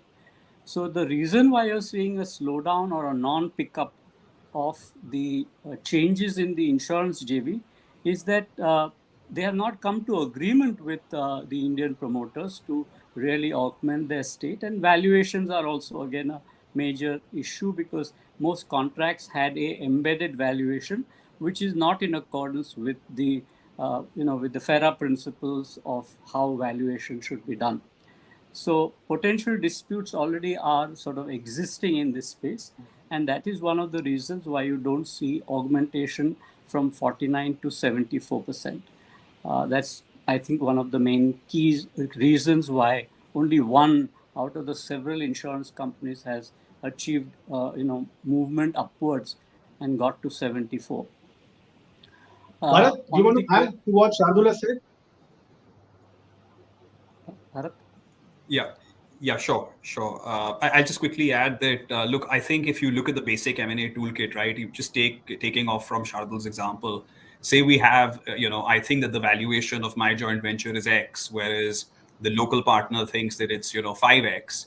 The typical tool to negotiate and bridge that valuation gap, would be some sort of a deferred consideration model. But because the RBI actually says that, look, deferred consideration is capped to, say, 25% of your deal value, you need to sort of then be sensitive to the fact that, look, some of these M&A tools that existed and exist rather in the West quite freely, there's also a cap in terms of time period. We need to have a relook as to whether these tools are any more valid, given how appreciative we want to portray ourselves in terms of foreign capital. And I think if your documents are well drafted, these tools can help you overcome and straddle the valuation gap, particularly in a time of crisis where people have very different opinions of valuation, a la COVID, or opening up of a sector like insurance, where there's again a big negotiation to be had. Right, Zia. If you recollect last year when we were discussing the entire hike of the FDI insurance cap, you were expecting greater participation from private equity players. Now, it's difficult to say. Some of these deals may be ongoing, they may be live, they may be at different stages of execution, and perhaps that's why they have not been announced. But on the FDI front, what's the signal that you think the finance minister has sent to the private equity community? I mean, we are talking about a set of investors, private equity funds, pension funds, sovereign wealth funds, that are the new strategics. In many cases, they are edging ahead of their strategic suitors. So these are the ones who are actually striking control deals. What's the key message from today's budget to that set of investors, Dia?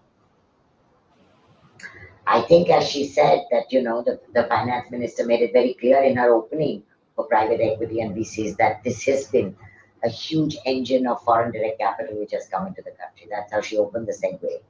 The fact that she's willing to listen to their pain points and to help them along is obviously indicative of the statistics she's seeing.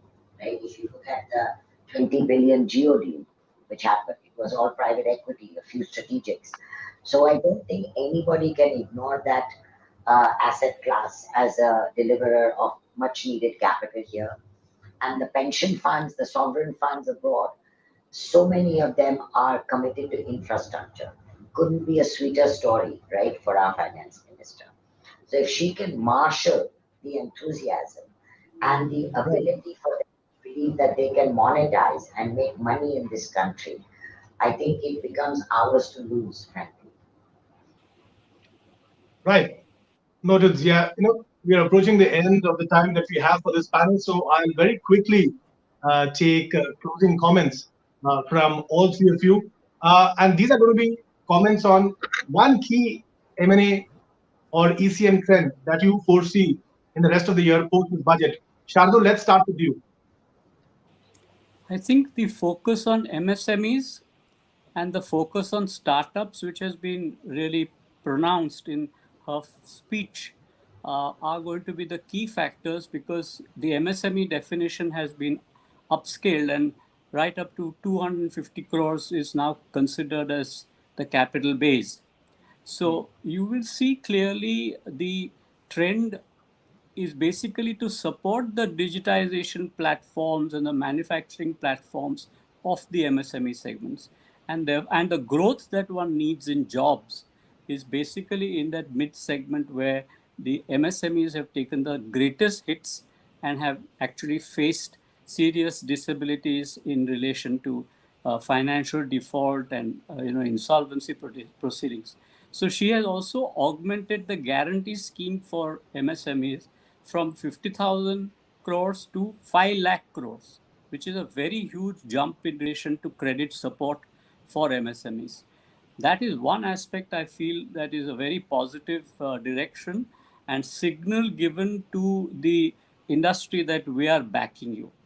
The same issue on the export side, that exports is a critical input for the growth of the nation, and there has been augmentation in export, but with the two factors of external uncertainties, namely the fuel price rise, which is already at 90, and the assumptions have been taken at 75 in the economic survey, $75, that could completely trip up our growth estimates.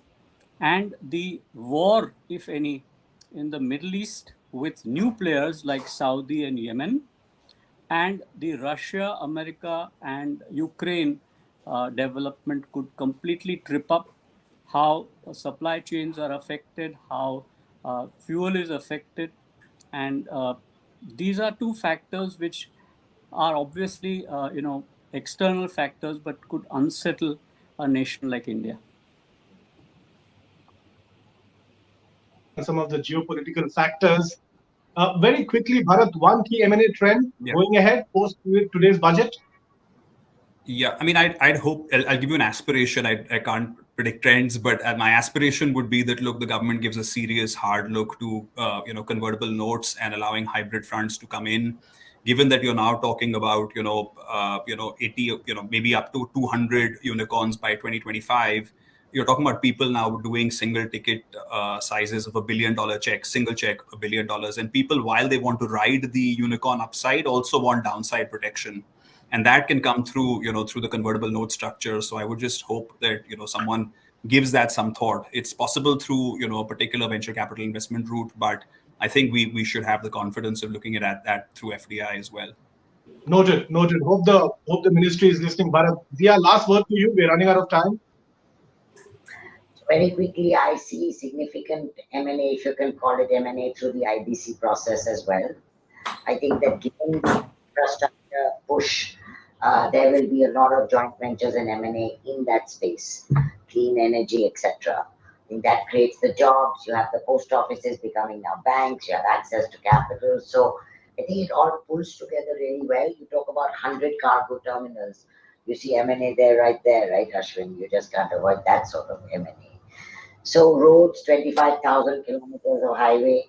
You got your M&A right there, your REITs, your InvITs. So M&A all over the place. I think it's a happy place for lawyers next year. Right. So lawyers like you, Shardul and Bharat are clearly likely to be busy going ahead as well as you have been busy in the past few years.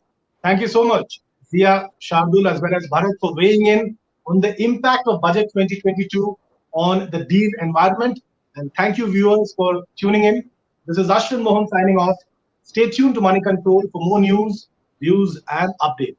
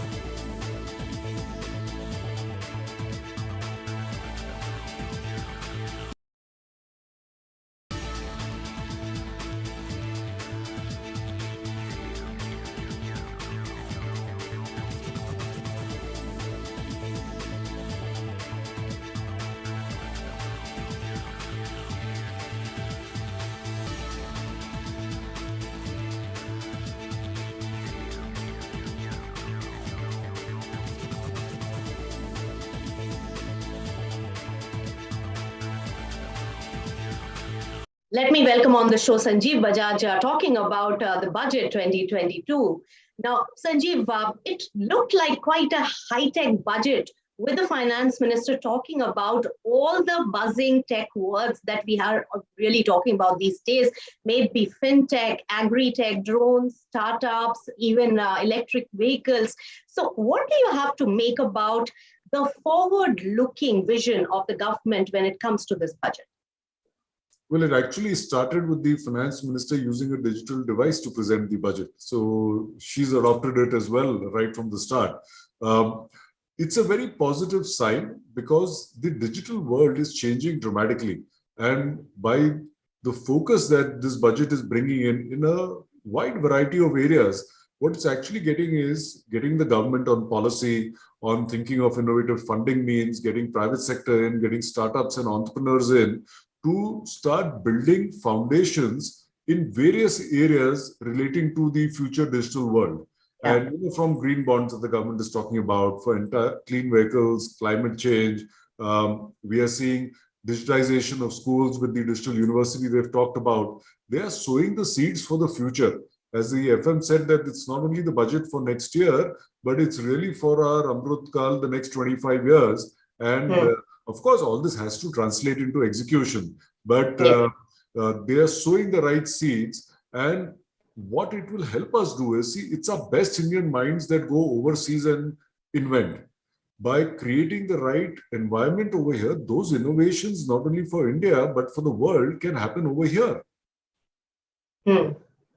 That's right. And it's quite a new age budget, as you rightly said. But Sanjeev, one aspect definitely is that consumption in India needs to be boosted right now. And infrastructure spend is something that the budget has focused on. What do you have to say about enough being done in the budget? Because we are also entering into a higher interest cost rate cycle. So this government, if you see, even in the last budget and even this time, has consciously stayed away from spurring the consumption side by putting in money there, other than through schemes like Manrega, looking after really the rural poor, those at the bottom of the pyramid. They have always put money on the supply side. And we have seen results from that even in the last year. By putting more money into infrastructure, you're creating jobs. If you're going to create jobs, you're putting money in people's pockets, and you're going to see consumption increase. You may not see it right away in the short term if you directly were to put money into the middle class pockets. But on the other hand, it's more long term. And to be fair to them, we will put in demands of all types as we think is fit. They need to balance their books also and see where they can get the best value for their buck. Yes, that's right. And while we were talking about the digital thrust, Sanjeev, one aspect from the financial services space, digital rupee, is that going to be a game changer? I think it's definitely a very positive start. Digital currencies are here to stay. There are three types of digital currencies. You have the crypto-backed, which are independently run, like the blockchains, like your bitcoins of the world. Then you've got the stable coins, which are linked to a government currency, any country government.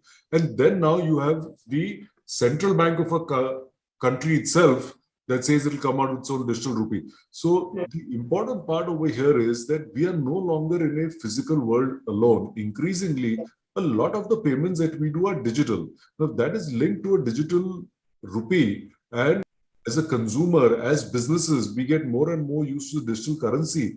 The entire physical network, banking network, which costs a lot of money, is no longer required for payments. You don't need ATMs anymore. Why invest in those? Also, it allows then the government to control a digital currency, which the market may want to come out with their own. So you're offering a competitive option.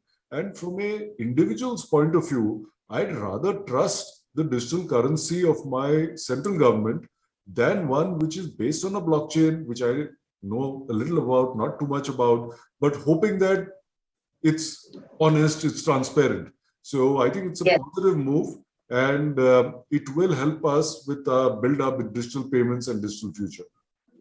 Right. And also, Sanjeev, anything that stands out for you in the budget, which is going to be yet another game changer or has a huge amount of potential for growth in the economy? Very clearly, everything on infrastructure. And they're not only talking about the expansion of Gati Shakti, the increase in highways, bringing in the express highways, expressways now under that. They're talking about connecting multimodal transportation. So railways getting connected to roads, connected physical locations for movement of people and goods to, interlink as well. They're talking about affordable housing, the additional money that is going in over there into all the sunrise sectors. We talked about battery swapping policies going to be there to encourage electric vehicles.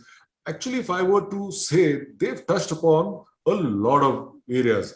I just hope now that the entire bureaucracy comes down, works together with the private sector and implements this properly. Naturally, it's not a one-year thing, it's multi-year, but implementation is going to be very key. That's right. Execution is the key word right now, and a lot packed in this time budget, and a very new age in its overall approach as well. So quick word on how you see sustainability thrust. Sustainability is becoming a very important area of focus for not only governments and by default countries, but even for businesses. Eventually, the actions that we take today end up either protecting or exposing our future generations, whether it's in the areas of climate, environmental protection, diversity of all kinds. And hence, when you think of sustainability at a larger issue, what we're trying to say is how do we leave the world in a better place than when we've got into it? And if I were to take some examples, a lot of it is around the environment, right? As financial services businesses, we can actually make active choices in what kind of businesses we fund, we don't fund. Countries make active choices in what kind of power they would want to invest in. Coal traditionally has been the cheapest, is what most of the world has used, but they are moving towards to more renewable sources. We also have to keep in mind that this has to be done in a balanced manner. it's not a tap that you can just switch on or off on a particular day. Hence, a longer term roadmap is required, because a lot of the investments towards sustainability today would be quite expensive because volumes have not been created. But as companies, governments, countries go about it, for example, look at solar power. Solar power was very expensive 10 years ago. Today, it's become as cheap as coal-fired power. So we have to work in a concerted manner across, I would say, like-minded countries around the world, and gradually build up a more sustainable way of life going forward. All right. Thank you so much. Great thoughts there, Sanjeev. And I'm telling you, it matches with mine. I've been telling people, what about the life cycle of 10, 15 years left for the coal, power plants? We have spent so much in that. India doesn't have that kind of capex and ability. Correct. So we can't throw it away. Correct. There has to be a calibrated measure. Correct. Even in electric vehicles, we don't have the infrastructure. We don't have and if battery is going to be done by power generated by coal, in the end, it's not helping. Complete. So net, you are, so all these dynamics, people are not thinking and even our steel producers, being lowest steel producers in the world, are going to become expensive because Europe has the infrastructure and innovation, which India doesn't. So the per ton cost is going to increase substantially, and we are going to have a huge deficit here. So very, very good thoughts. I can chat endlessly on this, but we'll catch up on that. Thank you so much. Thank you. Bye-bye. Bye-bye. Mr. TV Narendran, thanks so much for joining us on the budget day. And of course, a lot packed in the finance minister's budget in 2022. But tell me your highlights in terms of the kind of infrastructure boost and consumption boost that is required for the country. Did the budget meet all those expectations? So I think on infrastructure, it more than met expectations. I think as CII, we've been asking for the focus to continue on infrastructure. We are very happy that it's been increased, and that's very important. And I think the challenge now is to make sure that that money flows to the ground. It's executed well. Infrastructure has a huge multiplier impact. It creates jobs across the country. It creates demand for many industries. It leads to investments in private sector, so on and so forth. So the multiplier impact of infrastructure is significant, and that's why we are very happy with what has been announced. On the consumption side, I think support has been given to the MSMEs, particularly in the high contact sectors, because that's where business has been impacted, jobs have been impacted. There is, I think, continued support for Manrega, the food schemes, etc. We're waiting for all the details to come through, but what I hear is the support continues. There is a focus on medical infrastructure because that's where a lot of households have spent more money than they planned. And ultimately, I think consumption needs to be supported, and they can be fully supported only when jobs are created. And that's why to boost the sentiment, having public sector infrastructure and hopefully followed by private sector infrastructure, we'll have the jobs back, and that should help consumption. Yes, those were the two important clarion calls for the entire industry from this particular budget. And to a large extent, the finance minister has spent time and effort and also put in a lot of, her budget into this.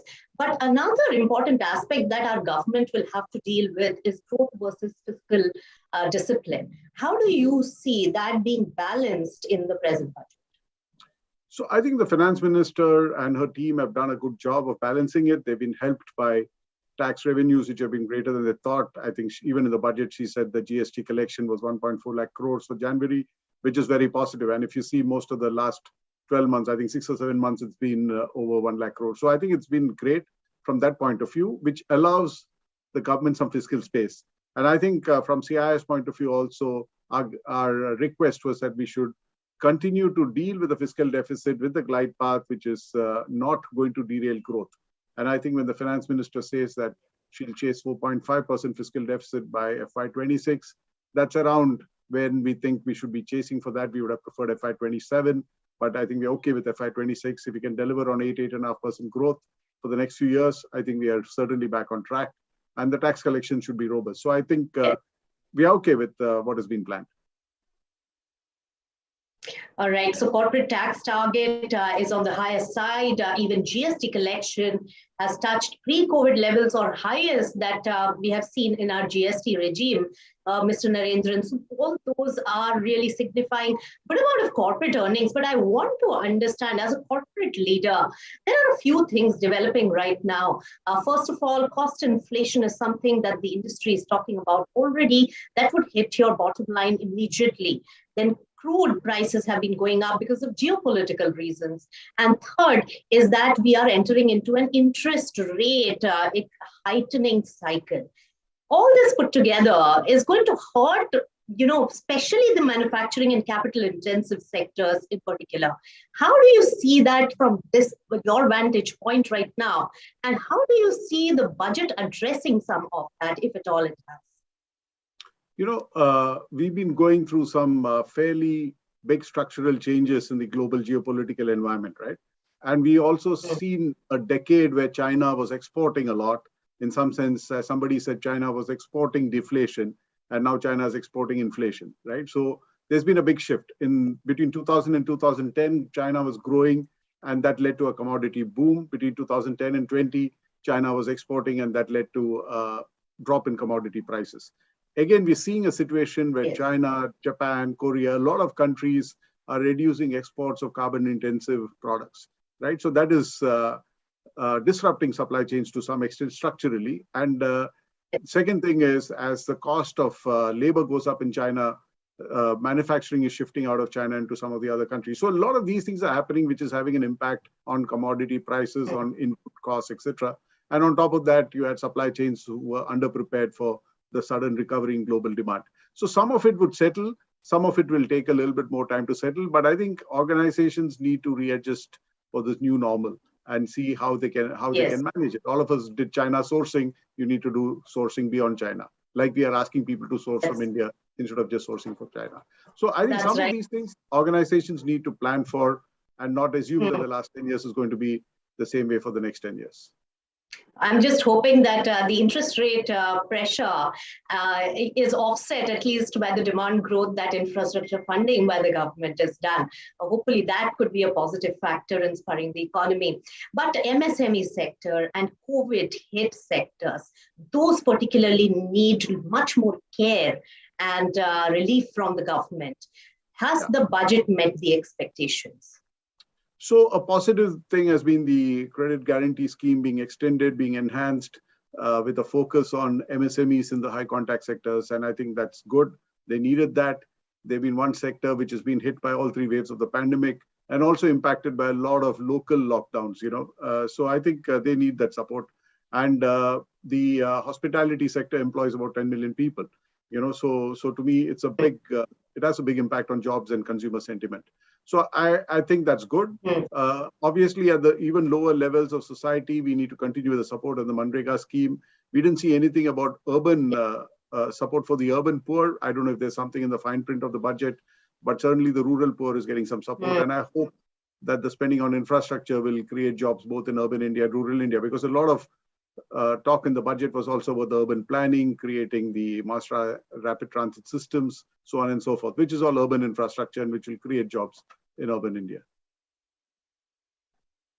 That's right. And a lot of thrust from the manufacturing sectors like yours, Mr. Narendran, has been on sustainability and also reducing the carbon footprint. Then green bonds again introduced in the budget. So a lot of thrust given there.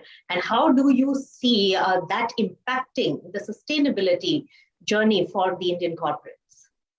So this journey is going to be complex. It's going to be expensive. We've seen this happening in Europe, for instance, where the government, the industry need to work very closely together. Because if you're going to transition from traditional sources of energy to new sources of energy, you need to also build the infrastructure. You need to have the right policies. You need to create the right incentives. You also need to have mechanisms to ensure that somebody else somewhere who is not so carbon efficient is not shipping into your geography because you have a higher cost becoming more carbon efficient. So, all this needs to be planned well. I think Europe is doing a good job of that. And I think as India, we plan for our 2030 goals and 2070 goals. We need to work together. And I think as CII, we've also told the government we're happy to work with them to develop the right policies which will help industry transition, also incentivize industry. For instance, when you look at government procurement, government is already moving away from L1 in some cases. How can you encourage buying green products, even if it's slightly more expensive, so on and so forth. The policy, announcement in the budget on steel scrap is again positive for green because that's recycling. India can recycle more scrap to cater to its steel requirements. So we saw a number of steps. I think we need to see a lot more in every subsequent budget.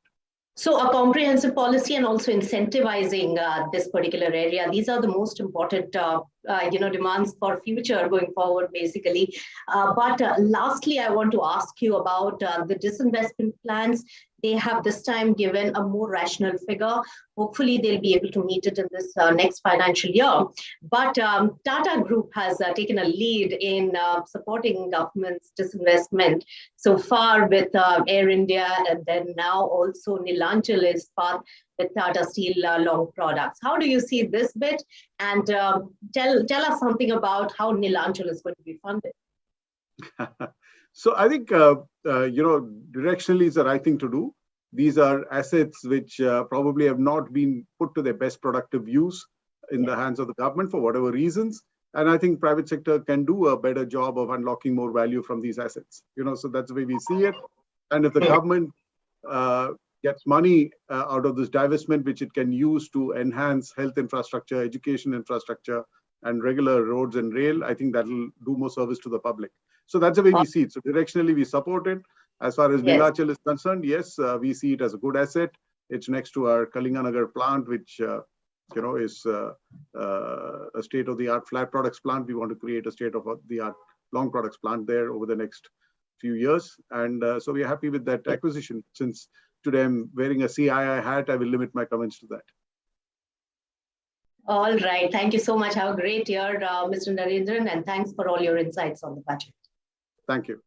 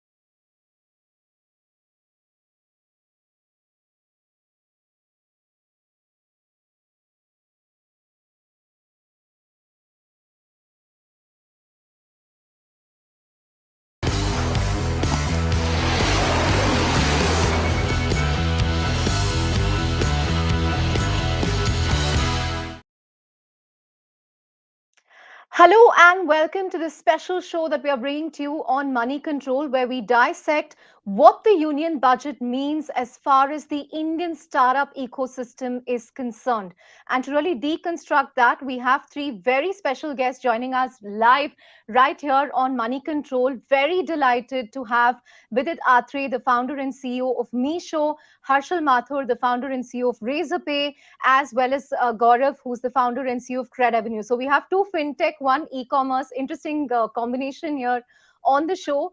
And whoever I've been speaking to with all day in terms of what the budget means, is it a plus, is it a minus, I've been receiving mixed views all day. So I'm going to really ask you guys, you have skin in the game, perhaps you can help our viewers understand what this means for founders, for investors, for employees and other stakeholders. Gaurav, if you can start, what does budget 2022 really mean for you as a startup founder?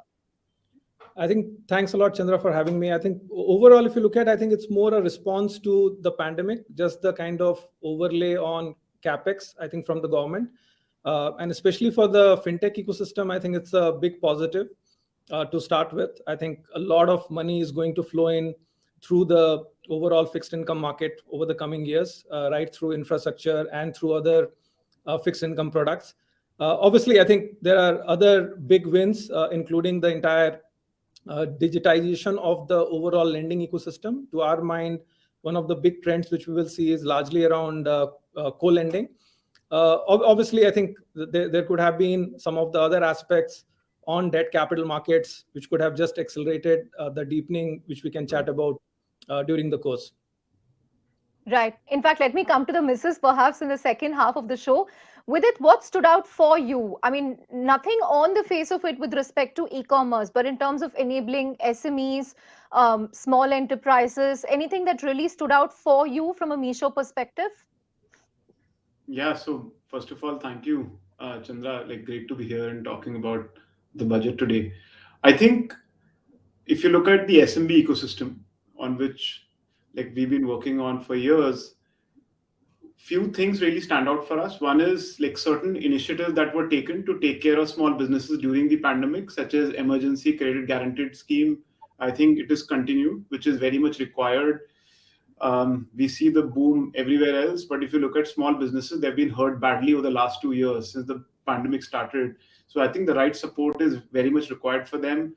I think certain things around revamping the credit guarantee fund trust is also there, which is also very important. So I would say like few initiatives have been taken towards small businesses. We wanted more. Like we've been talking about enabling small businesses to really come online. There's a lot of GST compliances that exist, but maybe at some point in time that will come in.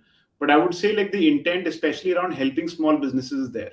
If I look at overall e-commerce, what I would say is like there are few big tailwinds that e-commerce always rides on.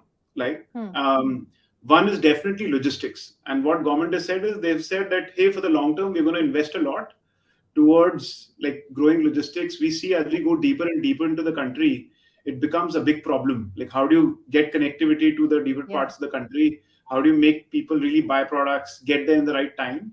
So I think that intent, even if it may not impact us just in the next year, but I think directionally that should really help. And I think fintech payments happens more and more. We see a lot of consumers first come on payments app, get comfortable, and then start buying stuff online. So I think that's happening. So again, that's a tailwind that again e-commerce will ride on. So I would say directionally a lot of good things. I would also say that the government has taken a bold move of like being more aggressive towards spending, which is great for the growth of the economy. And I would say that's quite positive. Right. In fact, I mean, it was actually her shortest budget speech, as in her tenure is FM, 90 minutes. And I heard so much of technology, startup, digital, from drone tech to fintech to agri-tech, basically technology touching every important part of the economy. So I think from that perspective, technology was at the heart of this budget. In fact, one investor I spoke to described it as a digital India budget. But Harshal, any specifics that stood out for you, or was it more of a motherhood statement on technology powering India? But in terms of drilling down to the specifics, what do they really have?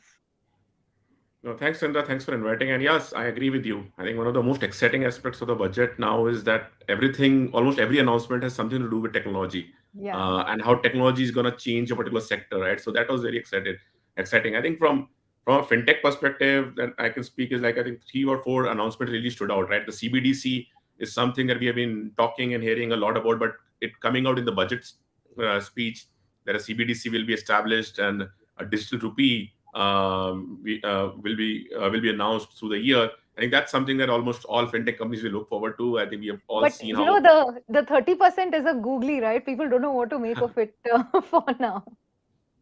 Yeah, that is on the crypto side, and I think we'll all see how that gets implemented. But at least CBDC in general as a technology has a lot of implication, right? We have all seen how UPI has changed the entire payments ecosystem. Now, if the entire settlement and reporting infrastructure moves digital and your rupee is actually digital in that form, right? I think it will remove a lot of inefficiencies and the kind of developments and things that we can build on top of it. Like there's no limit to that. So I am personally really looking forward to that announcement and go into the details of how it gets resolved. I think announcement of the digital banking infrastructure in 75 cities is another big thing from a fintech perspective. Again, we will get to see the details. I think, of course, budget is generally just the highlights, so we'll see how it gets implemented.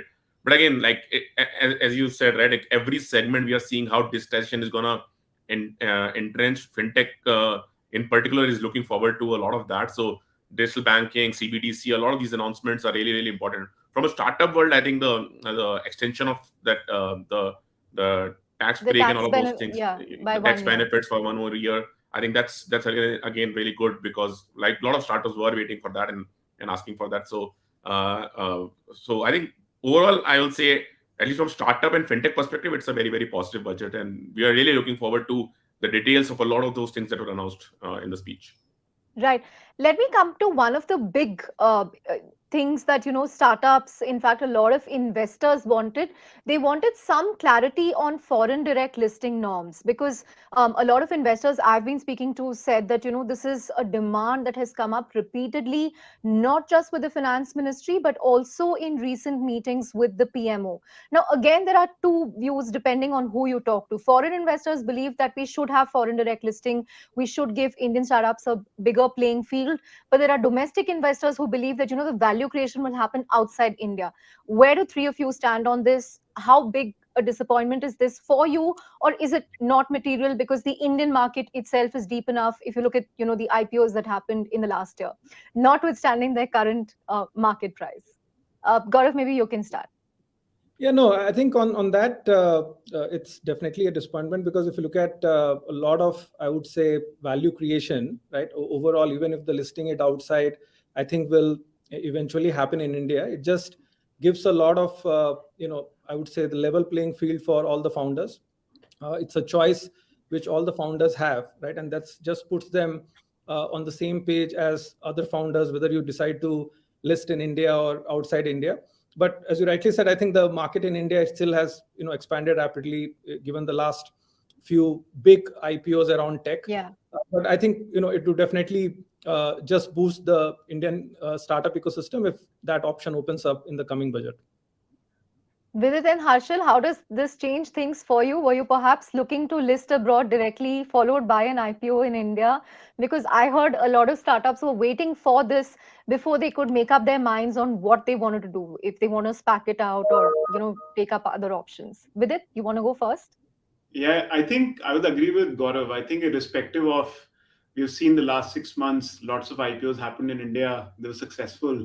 So I'm sure a lot of founders would now want to list in India, but the optionality given to the teams, companies, founders is important, because like the investors in India could change, right? Like they could become conservative. And at that time, if you don't have that option of listing outside, it could be detrimental to the future of a company. So I would say like we really look forward to it happening at some point in time. And I hopefully, maybe if not now, later on, they'll come back with it. But I really feel it's required for the ecosystem. Harshal? Where is Razorpay going to IPO? And when? No, we are still a couple of years away from an IPO, so we'll look and wait on how the ecosystem shapes up on that. But I completely echo with it's in Gaurav's point, right? Like, yes, I think Indian market is getting better in terms of tech IPOs, and we are seeing a lot of those come out. But there are a lot of companies that need US IPOs for other reasons than liquidity, right? If you're building a global company, like we also the Freshworks IPO and similar IPOs, right? If you're building a global company out of India, you'd want that flexibility to list in markets where you do more business in. And I think like listing is just one part of value creation. Job creation and all of those effects are still happening in the domestic market, right? So I don't agree with that viewpoint that allowing foreign listing erodes value. You're still creating jobs, you're still giving people employment, you're still creating a lot of IPs and everything else inside India. So I think entrepreneurs should have that choice, and I'm very hopeful that hopefully in the next couple of years we'll or maybe through the year we'll get this sorted out. What's the sense you're getting? Yeah. Do you think the government is resistant to this? Because in the last few weeks, we've had bodies like the Swadeshi Jagran Manch saying that, this is not good. Already you have instances of startups flipping, and now if you allow Indian startups also to, list abroad, where's the value creation for domestic mutual funds, domestic investors? So do you see the government having a change of heart on this? Gaurav, maybe, you wanted to add something. You can also give your view on this. No, I was just going to add to what Harshal was just mentioning. I think if you look at the last year to year and a half, right, I think it would actually reverse the trend of startups incorporating outside India.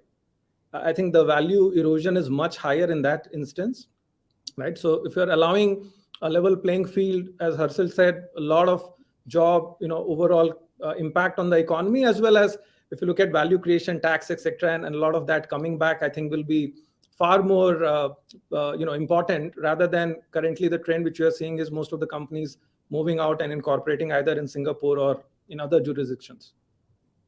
Right.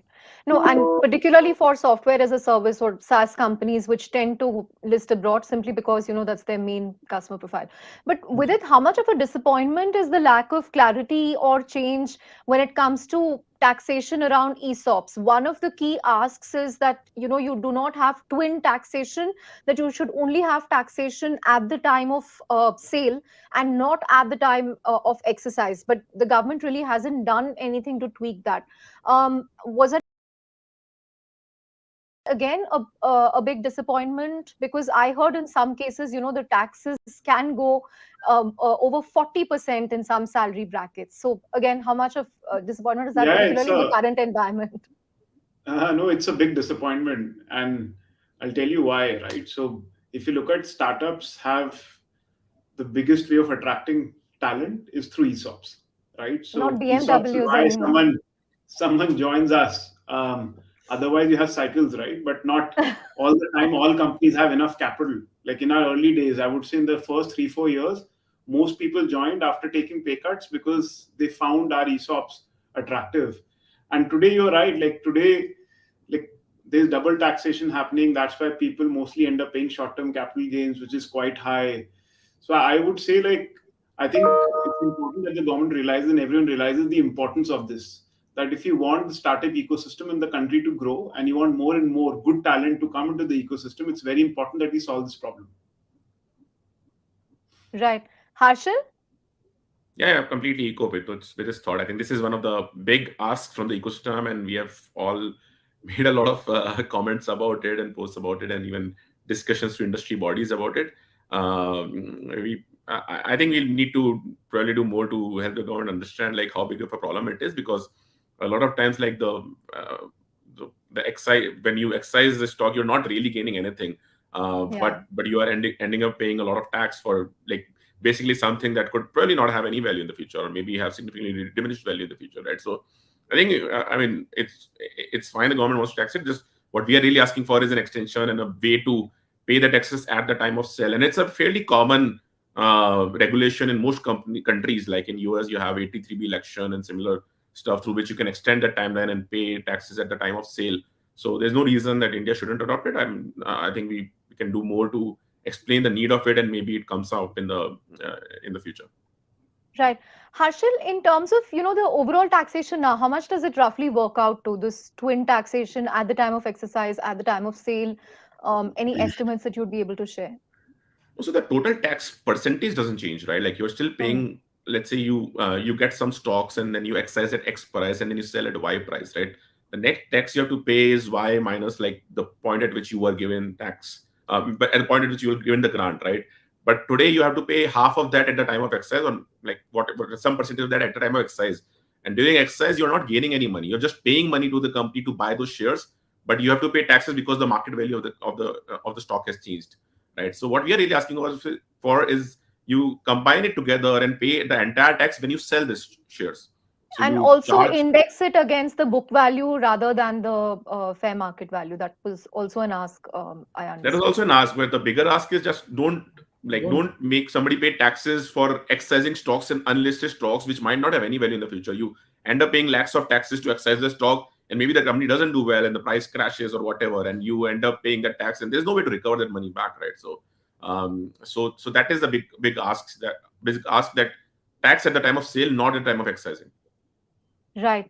And the move to reduce the surcharge on long-term capital gains for domestic investors, again, that was another ask, because there was a huge difference in the tax that a foreign investor pays compared to what a domestic investor, an angel investor, has to pay. So I think earlier it was 28.5%. Now with this relief, it will come down to 23%. But there is still a huge difference because foreign investors end up paying only 10%. So that disparity is still there. But what more can be done on that? Gaurav, with it, if you want to weigh in. No, I think I had a different point related to more on debt, right? Because on the debt side, in fact, the foreign investors are losing out. So if you look at, one of the key thing on more as a fintech focused on the fixed income space is largely on capital gain tax for overseas debt investors, right? I think if that waiver would have come, I think you would have seen a lot of this getting expedited, with even the Government of India bond getting included in the overall global index. I think that, to my mind, is a big miss on the debt side. This would have definitely expedited the overall fixed income debt market if that possibility was there. Vidit? Yeah, so to be very frank, I think some of these details I would get to know, but I was just asking someone before the call, okay, hey, how much delta is coming in? Are we getting to parity? And the answer is still not yes, right? So I think Yeah. we've made some incremental progress, but are we the same as listed? The answer is no. So I think the goal should be getting there, right? Like otherwise, you'll always have some distance to cover.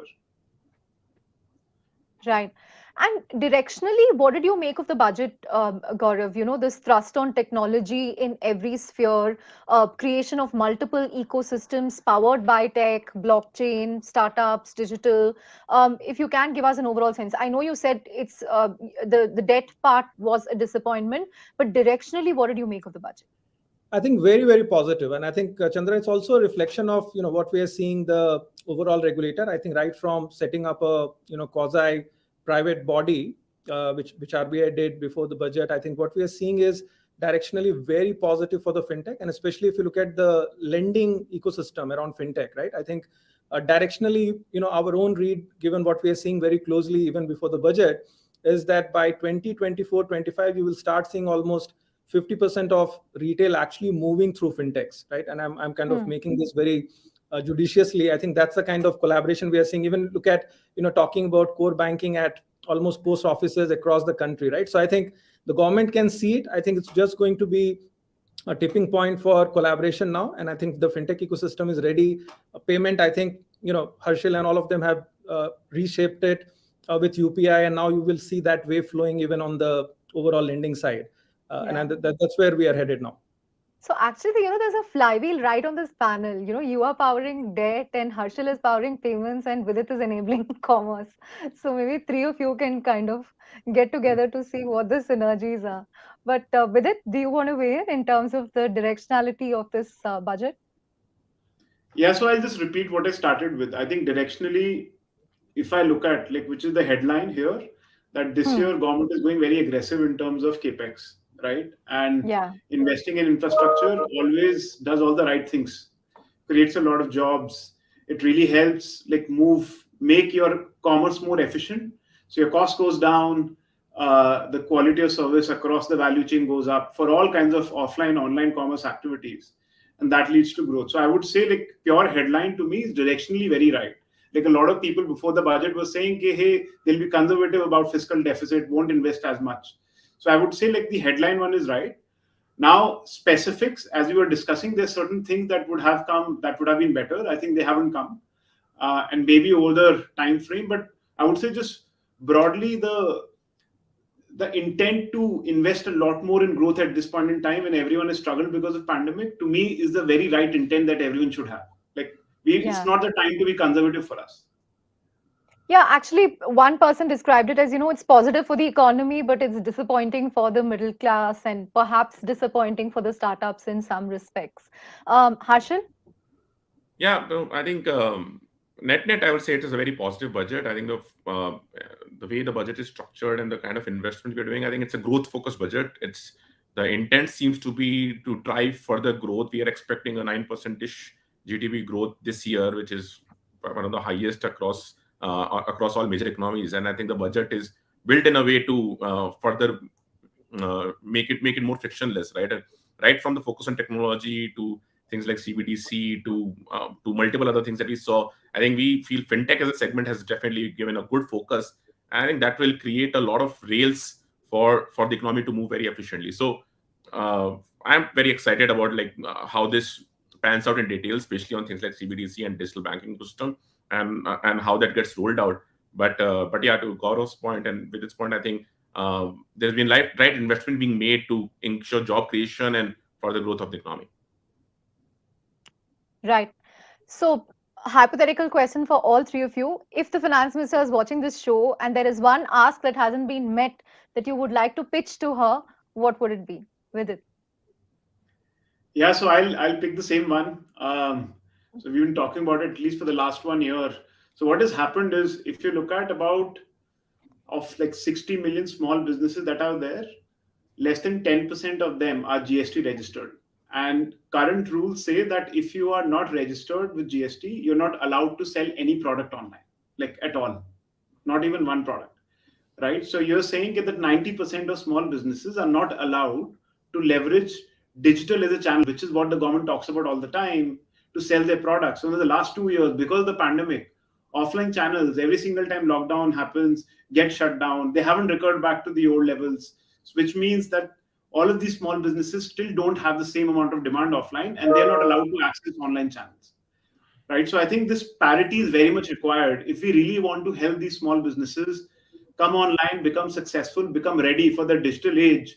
I think this particular regulation needs to be solved for very, very soon, and that's what we are looking for. And I think we've been talking about it for quite some time. We're just hoping, fingers crossed, happens soon. Okay. Gaurav, what would your pitch be?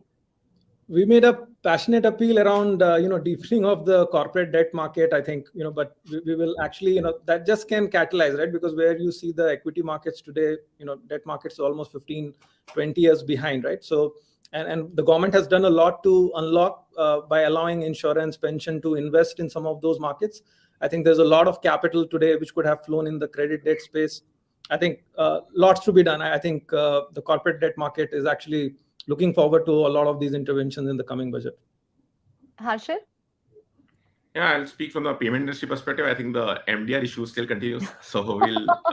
MDR was conspicuous by its absence. People expected some 4,000 crore or 5,000 crore in terms of composition. Yes. Nothing at all. Yeah. So yeah, the PIDF scheme and a couple of those things are good, but I think it needs a lot more long-term solution. I don't think it makes sense for taxpayers to keep funding MDR. So there has to be some long-term solution to this for the economy, because more than the fintechs, I think the major challenge is that the infrastructure is not being invested upon as much, and we are seeing UPI being the major rail on which all payments run.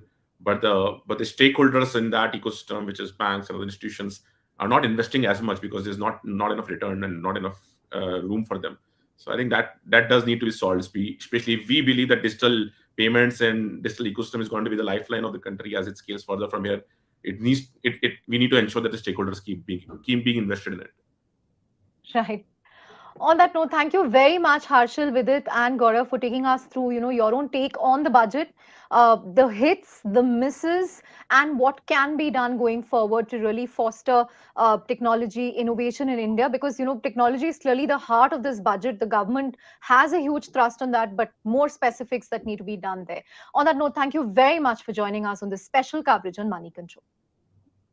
Thanks, Shah.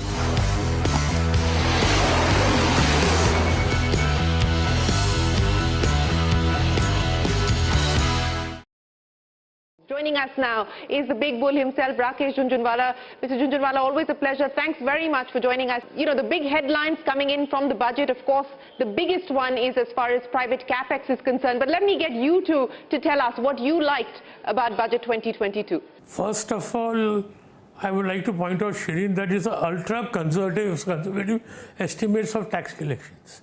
Ultra conservative. Because the net tax revenue to the center, which you can see on this figure, is extracted from the official site of the Finance Ministry. The tax revenues to the center are about 13 lakhs. Up to December is about 14 lakhs 73,000 crores. And the estimate for the full year is 17 lakhs 65,000. And the net tax revenue to the center in December was 3 lakhs 75,000 crores. And the addition they have taken for the next 3 months is only 2 lakh 90,000. I can bet that the net tax revenue of the government in the current fiscal will be 3 to 4 lakh crores. 3 to 4 lakh crores higher than the budget estimates. The fiscal deficit will be at least 1.5% lower than what is being projected in the budget estimate. And similarly for next year, if this year the collection is higher by 3.5 lakh crores, then next year the collection will be higher by 4 lakh crores. So I think this is the conservatism of the highest level, and all the concern about borrowing in the bond market will be addressed. We just have to wait until March. And when the December January tax collections come in, this will become very apparent. Because I think in January itself we will meet the budget estimates, revised budget estimates. That's an important point I want to make. Second thing, I think, I'm not looking at the point of view of 1 year expense. I think we are missing the trees for the woods. What is this reflecting is a permanent growth in the tax to GDP ratio. And the improvement that the government is trying to make in the tax laws and the administration in the last 7 years is now coming to fruit. And this increase in tax to GDP is going to help us in years to come. Second thing I feel, third thing, that we are projecting 8.5% nominal GDP growth. It may be 8%, but as a country we are planning for 10%. We have the courage to say we'll grow 10%. And a lot of the reforms, especially the PLI, the ease of doing business, has come in to reflect the China factor. And we have a credit cycle which is past us and a capex cycle which is ahead of us. And the world wants to invest in India. So I remain extremely bullish again as usual. I think markets will do well, and more than that, the country will do well. We're going to have growth with good social welfare. That's a very important point that you make, Rakesh Jhunjhunwala, and we will try and get the budget team to explain to us why, in your words, they've been so ultra conservative as far as their tax assumptions are concerned, but we will try and get them to explain that to us. But on some of the themes that the budget has taken forward, and you talked about PLI, for instance, there seems to be a very concerted attempt at ensuring that the PLI schemes that were announced are executed and operationalized, and wherever needed. For instance, there was a further announcement today of 19,500 crore rupees as far as the solar module PLI is concerned, to push green and clean energy. So sustainable and equitable growth in the long term seems to be something that the government is working towards. On that aspect, from the short to medium term, what do you believe the government is going to be able to do to stimulate demand, consumption and recovery, while in the long term, as you've pointed out, it puts places the pieces up nicely? Stimulation of demand. And see, the government, in spite of elections, has not done any populist measures, has not made any increase in welfare expenditure which is uncalled for, right? So, that scores mark. Remember one thing, Shirin, what's most important in India is a fair and well-regulated tax regime and ease of doing business. When that is there, India is going to just boom. And we have the credit cycle which is past us. And no country does a credit cycle, generally happen without an 8 to 10% year gap. And second thing is, we have a capex cycle ahead of us. You see what Mr. Kumar Builder is saying, what all the industries are saying, what is Mr. Anil Agarwal saying, what is Reliance saying. The private sector is ready to invest and invest heavily. So, ma'am, I think we are very well placed. I'm lucky to be an investor at this time, and I'm bullish, ma'am.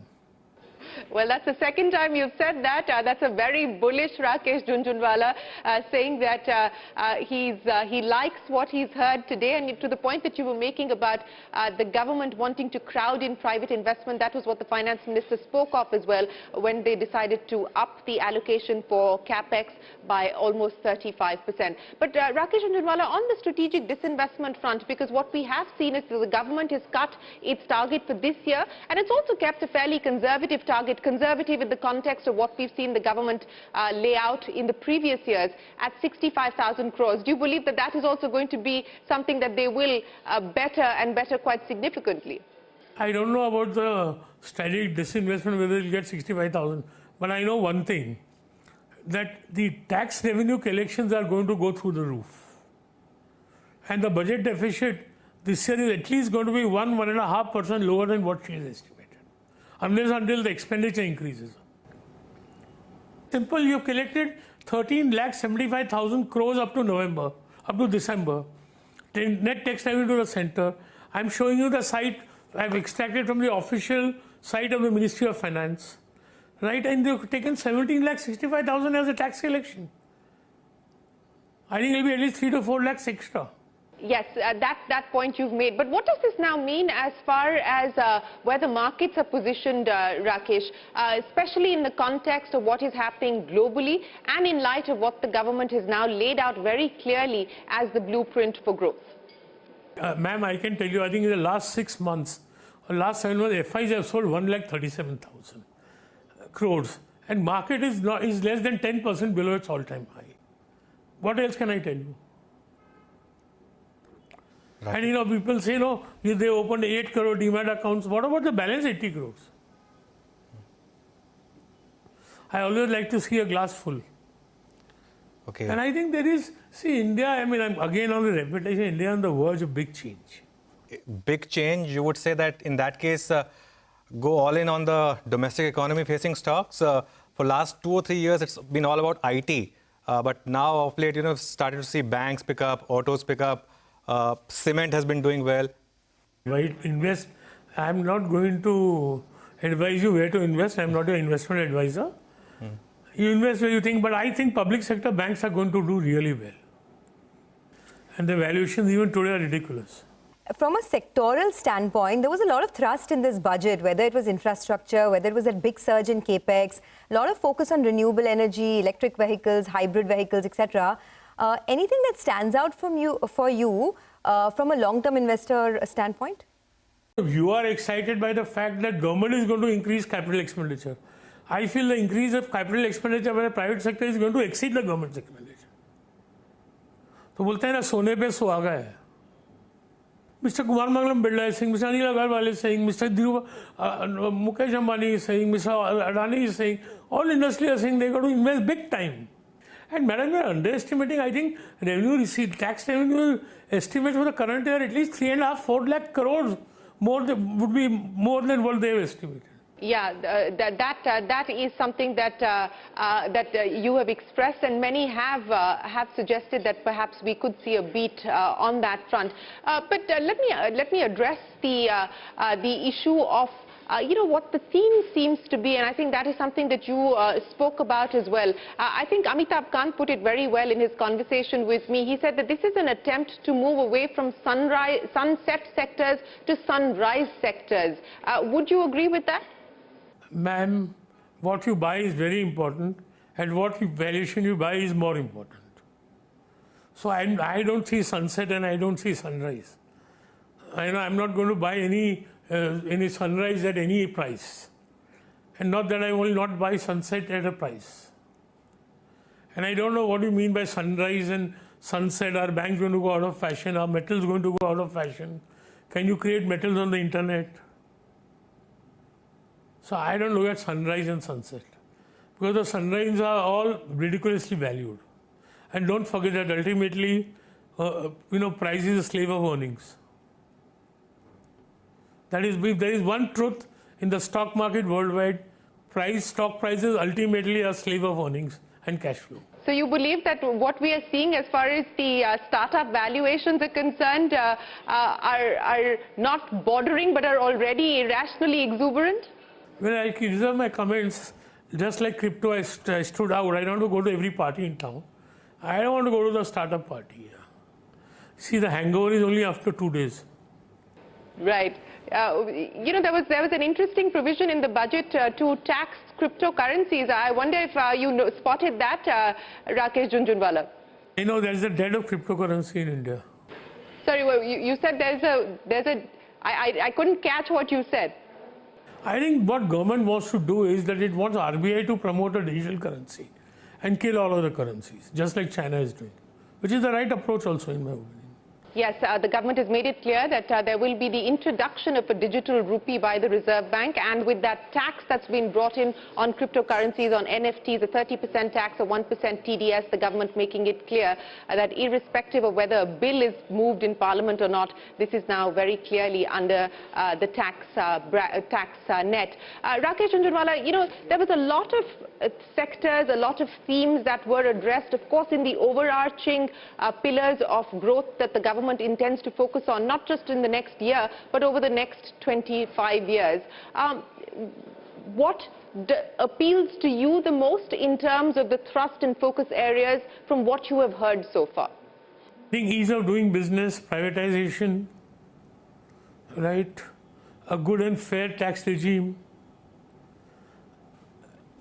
a cutting of the bureaucracy's clips. I think all this India will grow for decades. See, all this improvement is a process. It's not a journey. It's a journey. There is no destination. It is a journey, and it promises to be a very exciting journey. Rakesh Jhunjhunwala, thanks very much for joining us.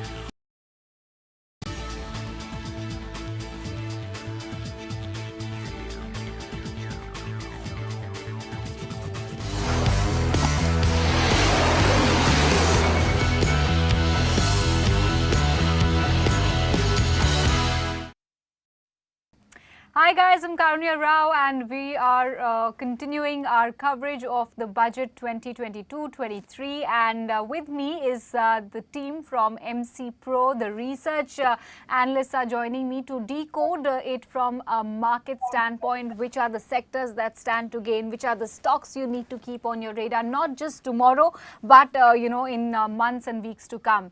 Joining me right now in conversation is Madhu Chanda, Neha as well as Bharat from the MC Pro research team. Guys, hi, good evening. Thank you for coming on board.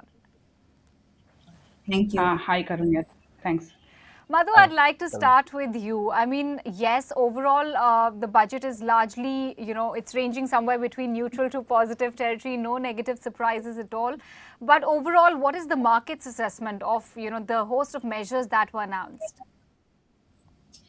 See, the biggest thing for the market is there was no incremental negative in the budget, which is itself a good news. But I think what will linger on in the memory of the market is the fact that this budget will be labeled as one which is pro-growth. If you see the total incremental expenditure of the budget, the total incremental size of the budget has gone up by 1,75,000 crore. And 2 lakh crore has been the additional capex. So whatever has been the incremental increase in the size of the budget, that is completely directed towards capex. This itself is a very good news. While the budget didn't deliver on consumption, which was another key ask of the government, of the market, but I think that will get digested because the disinvestment received was pretty low. I mean, it was much below the market's expectation and government's own expectation. And I think as long as the investment engine starts firing, the consumption will follow. Neha, I'd like to come to you. Can you help us understand why did the bond market reacted the way it did and what perhaps could lie ahead? Yes, the reason for the rise in the yields was the elevated borrowing program for the government, and this could have spooked the bond market. But at the same time, if we after the budget speech, there was a press conference, and there was a clear notification from the government that the bond inclusion of India in the global bond index is still can still happen, and perhaps that could be a big positive for the bond markets going ahead if that happens in the coming months. Okay. What about the banking sector? Otherwise, I mean, a big ask was the extension of ECLGS and that did happen. So overall, how does the banking sector stand to be impacted by the announcement made today?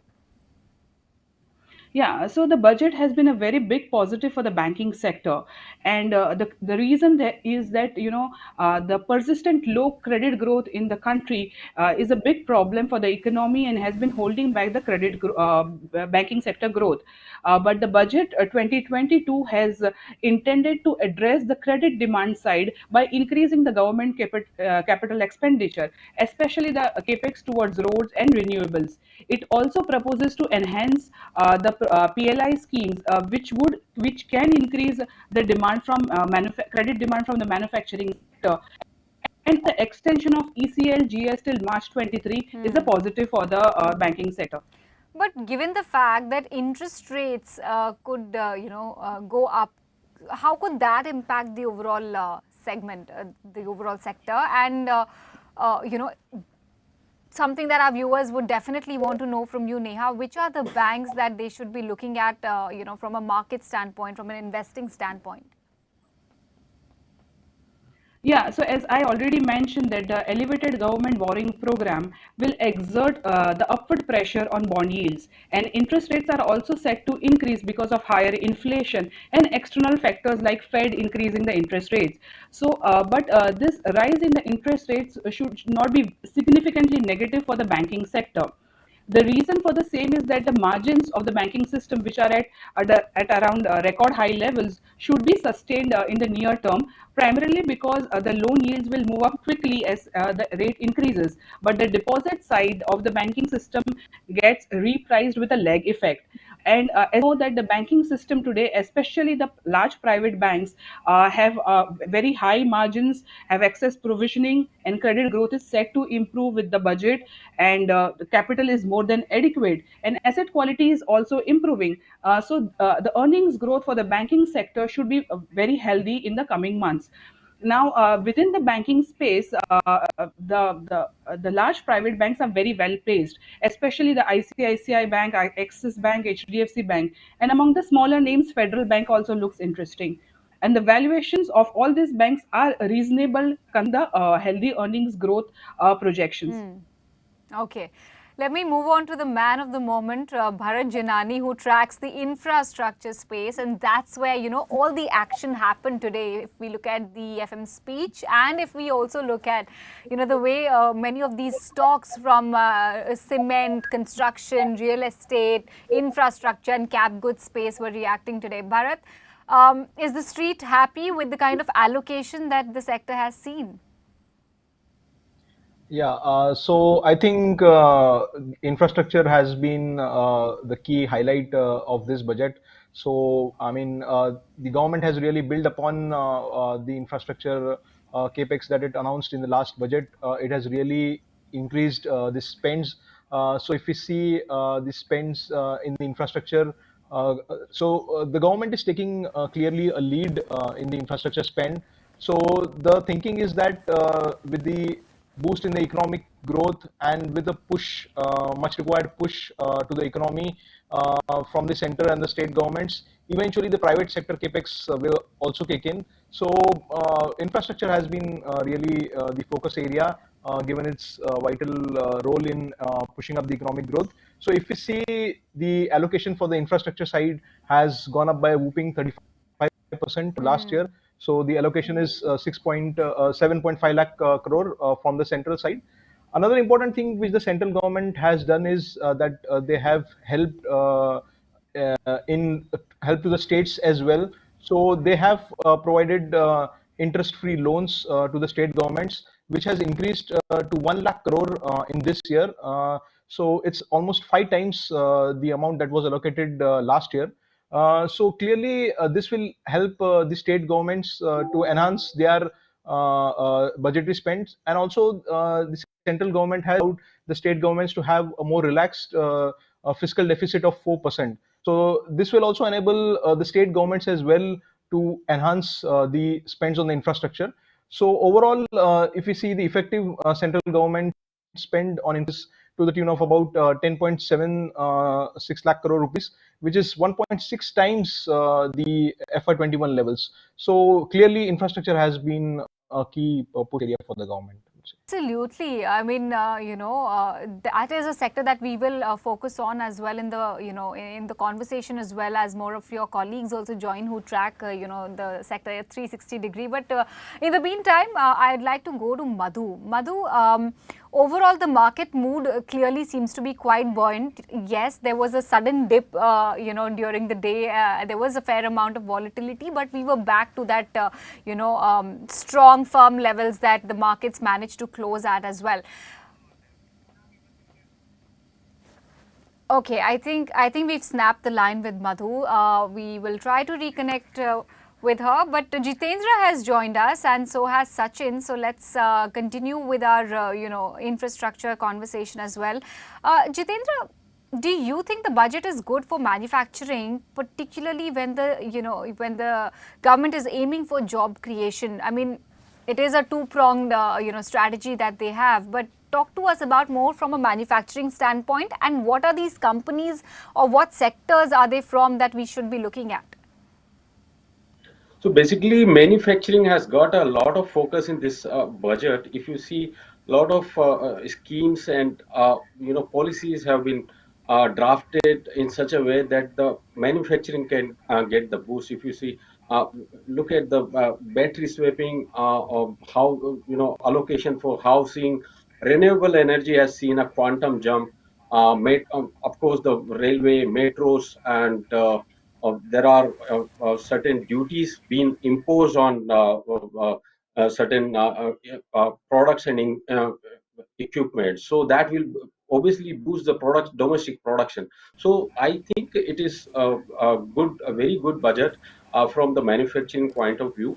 And of course, engineering companies, capital good companies have a lot more to do, considering that it is a capex-led growth. So the incremental capex will obviously reflect in their domestic companies' order book.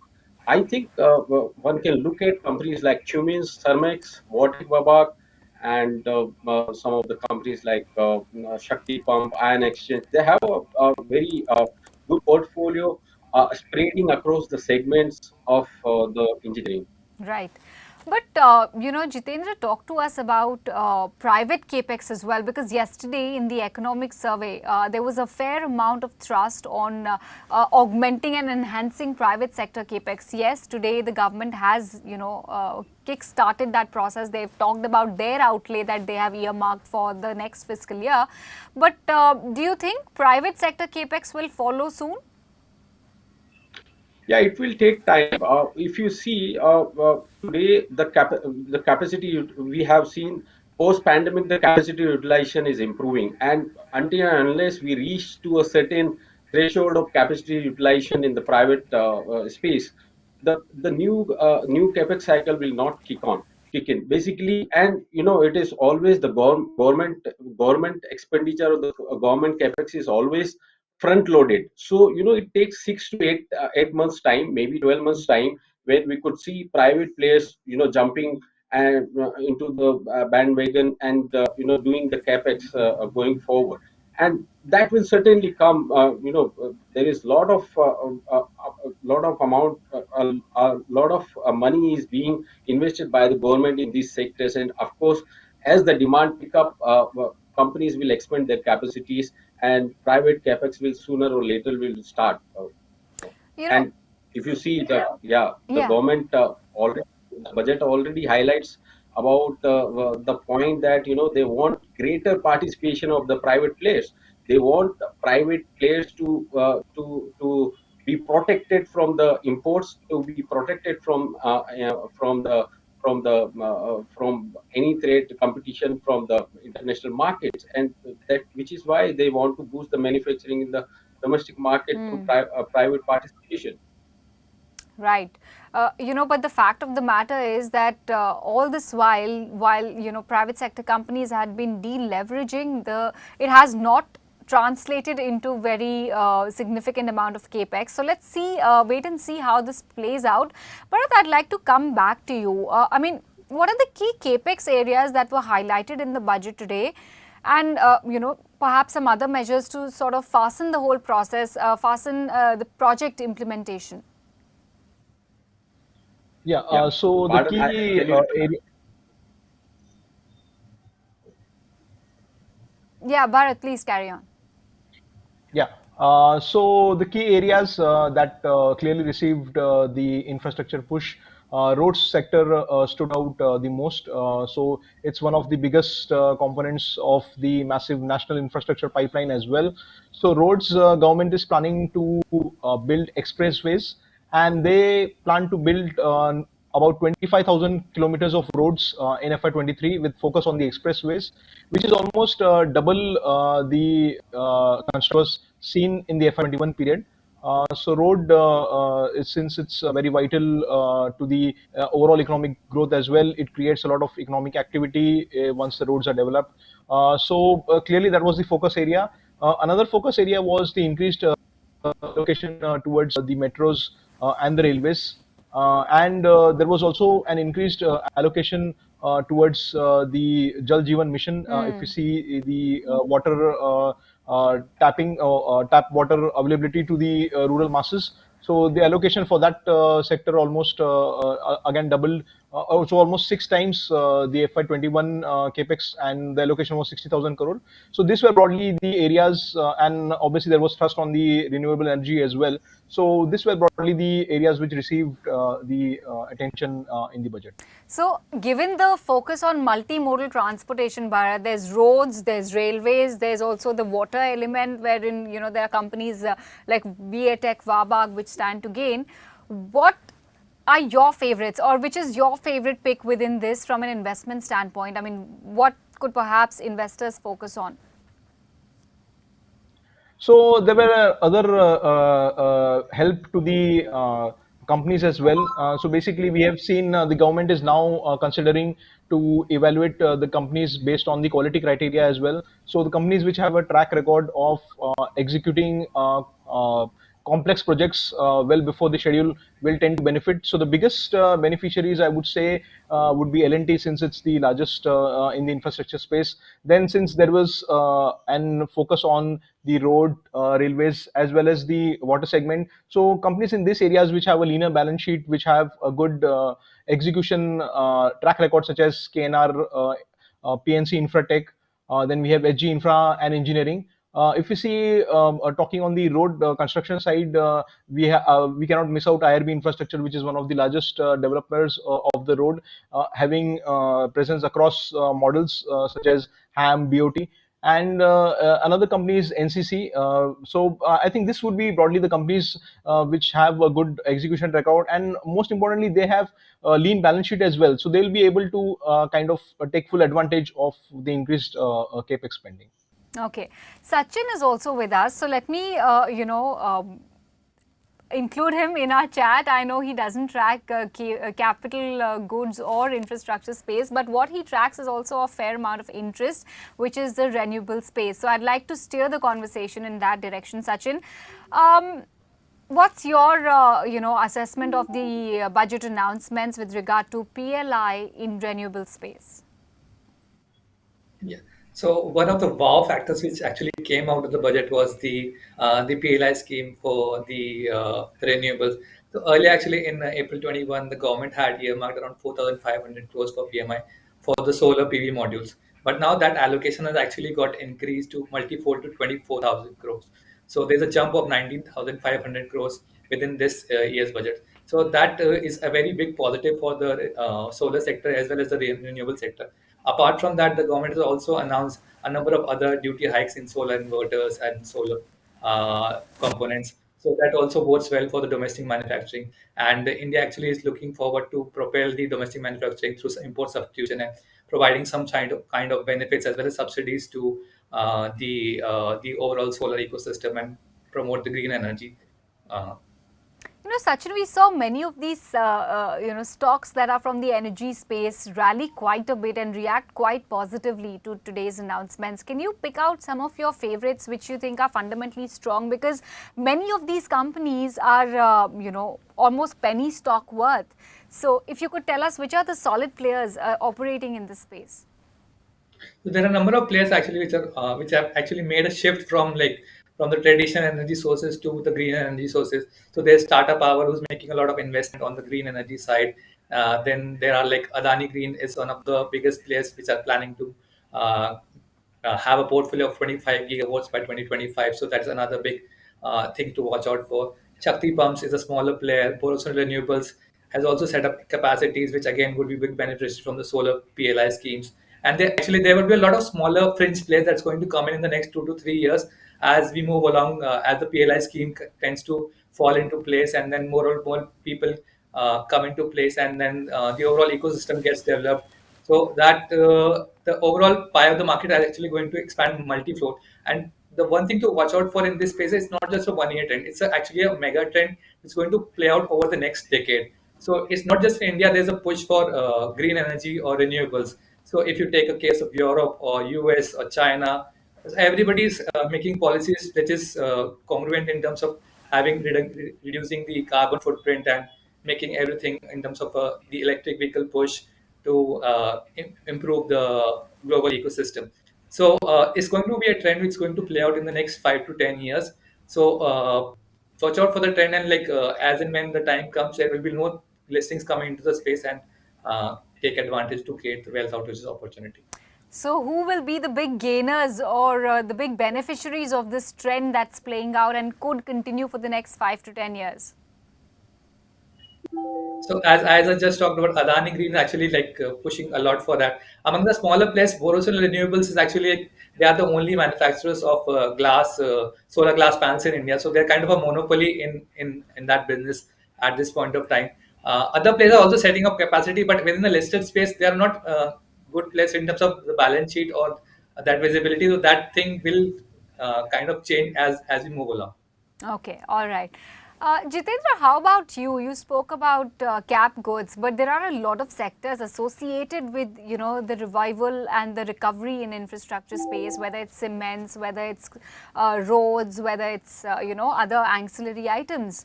Any of those that look good at the current juncture from an investment standpoint? Yeah, I think I want to bring your attention to defense sector at this point in time. I like it very much because of the visibility and the kind of initiatives the government is taking. Moreover, in this budget, there was an emphasis on private participation. The finance minister said that a larger role will be played by the private players, which was something that the industry has been eagerly waiting for quite some time. From last many years. No, so they are forming a independent body which will, approve the products and technologies. So, which is a very interesting thing, because the private players have been facing these hurdles. It is only the PSUs which are getting the bulk of the orders basically. So these are interesting things that the government is doing, and we have already seen many. I think 3 to 4 companies being listed in the recently listed in on the exchanges from the defense space. So the if the entire space is opening up, it is a great thing. And one more thing I wanted to highlight in this budget, particularly, the finance minister said that the 60 close to 68% of the capital expenditure, which is for the defense, will be earmarked for the private players. I mean, the domestic industries. So it's a great thing. Basically, a lot of our defense requirements are met through imports. So it's a great thing that from 58% or 55% we are moving to 68% of the capital expenditure is going to be for the domestic players. So it's a huge market, and if you move things like this, it will definitely open up a lot of opportunities for private players. Yeah. Any favorites that you have in the listed defense space? Yeah, I think we have been covering a couple of names. We like Astra Micro, we like MTAR, which recently got listed from the private space so far. Otherwise, in PSU, we have lot many names basically. But these are the two stocks we prefer at this point in time. Okay, perfect. Lots of stocks to keep on your radar tomorrow, whether it's infrastructure, construction, roads, defense, or renewable space. Thank you, gentlemen. Thank you for joining in and laying out, a host of stock names, sectors to keep on your radar come tomorrow, and not just for tomorrow, but for the next few months and perhaps years that you can bet on from an long-term investment standpoint. But for now, we're going to wrap up this conversation. Thank you for tuning in, but stay with us. We'll keep the coverage going on Union Budget 2022-23.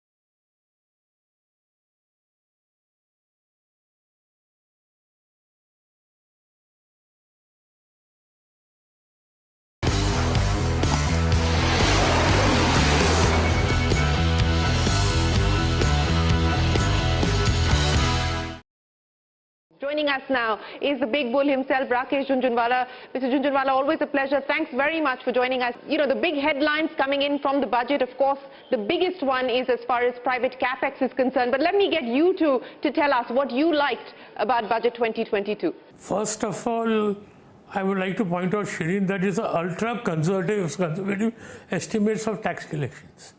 Ultra conservative. Because the net tax revenue to the center, which you can see on this figure, is extracted from the official site of the Finance Ministry. The tax revenues to the center are about 13 lakhs, up to December is about 14,73,000 crores. And the estimate for the full year is 17,65,000. And the net tax revenue to the center in December was 3,75,000 crores. And the addition they have taken for the next 3 months is only 2,90,000. I can bet that the net tax revenue of the government in the current fiscal will be 3 to 4 lakh crores. 3 to 4 lakh crores higher than the budget estimates. The fiscal deficit will be at least 1.5% lower than what is being projected in the budget estimate. And similarly for next year, you know, if this year the collection is higher by 3.5 lakh crores, then next year the collection will be higher by 4 lakh crores. So I think this is the conservatism of the highest level, and all the, you know, all the concern about borrowing in the bond market will be addressed. We just have to wait until March. And when the January tax collections come in, this will become very apparent. Because I think in January itself we will meet the budget estimates, revised budget estimates. That's an important point I want to make. Second thing, I think, you know, I'm not looking at the point of view of 1 year expense. I think we are missing the trees for the woods. What is this reflecting is a permanent growth in the tax to GDP ratio. And, you know, the improvement that the government is trying to make in the tax laws and the administration in the last 7 years is now coming to fruit. And this increase in tax to GDP is going to help us in years to come. Second thing I feel, third thing, that we are projecting 8.5% nominal GDP growth. It may be 8%, but as a country we are planning for 10%. We have the courage to say we'll grow 10%. And a lot of the reforms, especially the PLI, the ease of doing business, has come into reflect the China factor. And you know, we have a credit cycle which is past us and a capex cycle which is ahead of us. And the world wants to invest in India. So I remain extremely bullish, Irene, as usual. I think markets will do well, and more than that, the country will do well. We're going to have growth with good social welfare.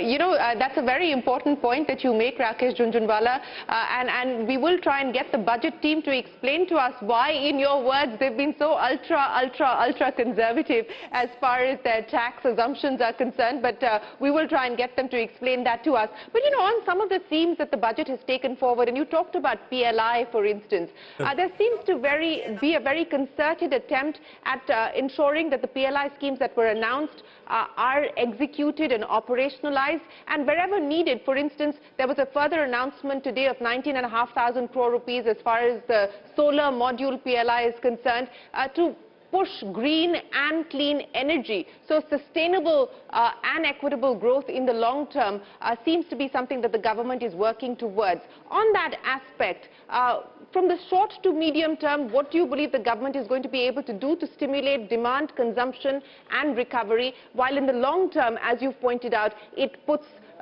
places the pieces up nicely? Stimulation of demand. And see, the government, in spite of elections, has not done any populist measures, has not made any increase in welfare expenditure which is uncalled for, right? So, you know, that scores mark. Remember one thing, Shireen, what's most important in India is a fair and well-regulated tax regime and ease of doing business. When that is there, India is going to just boom. And we have the credit cycle which is past us. And no country does a credit cycle, you know, generally happen without an 8 to 10% year gap. And second thing is we have a capex cycle ahead of us. You see what Mr. Kumar Birla is saying, what all the industries are saying, what is Mr. Anil Agarwal saying, what is Reliance saying. The private sector is ready to invest and invest heavily. So, ma'am, I think we are very well placed. I'm lucky to be an investor at this time, and I'm bullish, ma'am. Well, that's the second time you've said that. That's a very bullish Rakesh Jhunjhunwala saying that he likes what he's heard today, and to the point that you were making about the government wanting to crowd in private investment. That was what the finance minister spoke of as well when they decided to up the allocation for capex by almost 35%. But Rakesh Jhunjhunwala, on the strategic disinvestment front, because what we have seen is that the government has cut its target for this year, and it's also kept a fairly conservative target, conservative in the context of what we've seen the government lay out in the previous years at 65,000 crores. Do you believe that that is also going to be something that they will better and better quite significantly? I don't know about the strategic disinvestment, whether you'll get 65,000, but I know one thing, that the tax revenue collections are going to go through the roof. And the budget deficit this year is at least going to be 1–1.5% lower than what she has estimated. Unless until the expenditure increases. Simple, you have collected 13,75,000 crores up to December. Net tax revenue to the center. I'm showing you the site I've extracted from the official site of the Ministry of Finance. Right, and they've taken 17,65,000 as a tax collection. I think it'll be at least 3 to 4 lakhs extra. Yes, that's that point you've made. But what does this now mean as far as where the markets are positioned, Rakesh, especially in the context of what is happening globally and in light of what the government has now laid out very clearly as the blueprint for growth? Ma'am, I can tell you, I think in the last 6 months, or last 7 months, FIs have sold 1,37,000 crores. And market is less than 10% below its all-time high. What else can I tell you? Right. And people say, no, they opened 8 crore demat accounts. What about the balance 80 crores? I always like to see a glass full. Okay. And I think there is, see, India, I mean, I'm again on the reputation, India on the verge of big change. Big change, you would say that in that case, go all in on the domestic economy facing stocks. For last 2 or 3 years, it's been all about IT. But now of late, started to see banks pick up, autos pick up. Cement has been doing well. Why invest? I'm not going to advise you where to invest. I'm not an investment advisor. You invest where you think, but I think public sector banks are going to do really well. And the valuations even today are ridiculous. From a sectoral standpoint, there was a lot of thrust in this budget, whether it was infrastructure, whether it was a big surge in capex, a lot of focus on renewable energy, electric vehicles, hybrid vehicles, etc. Anything that stands out for you from a long-term investor standpoint? You are excited by the fact that government is going to increase capital expenditure. I feel the increase of capital expenditure by the private sector is going to exceed the government's expenditure. तो बोलते हैं ना सोने पे सुहागा है. Mr. Kumar Birla is saying, Mr. Anil Agarwal is saying, Mr. Mukesh Ambani is saying, Mr. Adani is saying, all industry are saying they're going to invest big time. And madam, you are underestimating, I think, revenue receipt, tax revenue estimates for the current year at least 3.5–4 lakh crores would be more than what they have estimated. Yeah, that is something that you have expressed, and many have suggested that perhaps we could see a beat on that front. But let me address the issue of what the theme seems to be, and I think that is something that you spoke about as well. I think Amitabh Kant put it very well in his conversation with me. He said that this is an attempt to move away from sunset sectors to sunrise sectors. Would you agree with that? Ma'am, what you buy is very important, and what valuation you buy is more important. So I don't see sunset and I don't see sunrise. I'm not going to buy any sunrise at any price, and not that I will not buy sunset at a price. And I don't know what you mean by sunrise and sunset. Are banks going to go out of fashion? Are metals going to go out of fashion? Can you create metals on the internet? So I don't look at sunrise and sunset, because the sunrise are all ridiculously valued. And don't forget that ultimately, price is a slave of earnings. That is, if there is one truth in the stock market worldwide, stock prices ultimately are slave of earnings and cash flow. So you believe that what we are seeing as far as the startup valuations are concerned are not bordering but are already irrationally exuberant? Well, I can reserve my comments. Just like crypto, I stood out. I don't want to go to every party in town. I don't want to go to the startup party. See, the hangover is only after 2 days. Right. There was an interesting provision in the budget to tax cryptocurrencies. I wonder if you spotted that, Rakesh Jhunjhunwala. There's a debt of cryptocurrency in India. Sorry, you said I couldn't catch what you said. I think what government wants to do is that it wants RBI to promote a digital currency and kill all other currencies, just like China is doing, which is the right approach also in my opinion. Yes, the government has made it clear that there will be the introduction of a digital rupee by the Reserve Bank, and with that tax that's been brought in on cryptocurrencies, on NFTs, a 30% tax, a 1% TDS, the government making it clear that irrespective of whether a bill is moved in Parliament or not, this is now very clearly under the tax net. Rakesh Jhunjhunwala, there was a lot of sectors, a lot of themes that were addressed, of course, in the overarching pillars of growth that the government intends to focus on, not just in the next year, but over the next 25 years.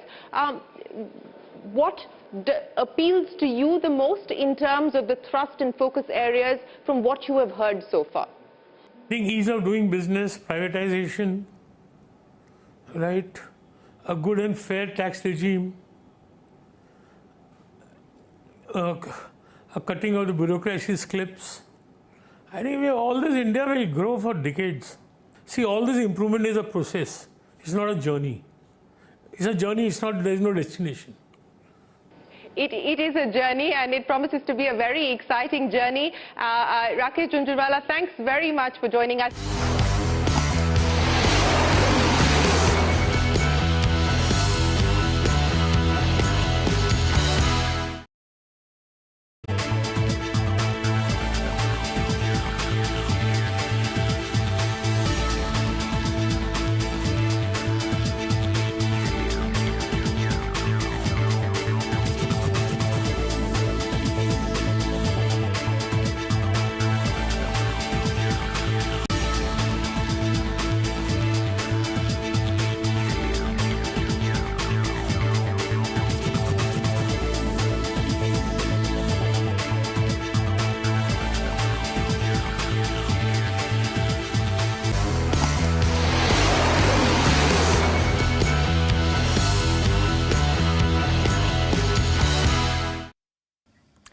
Hi guys, let's take the budget conversation forward with my colleagues Aparna and Siddharth joining us from the markets desk. Hi guys, let's talk macros. I mean, as dull as it may sound, it is a lot about the macros which came out in the budget today. A lot of numbers, a lot of data, a lot of forward-looking commentary and projections and targets. But Siddharth, I want to talk to you first about the big three numbers that the Aam Aadmi should be focusing on amid a barrage of data, a barrage of numbers. What should they be watching out for?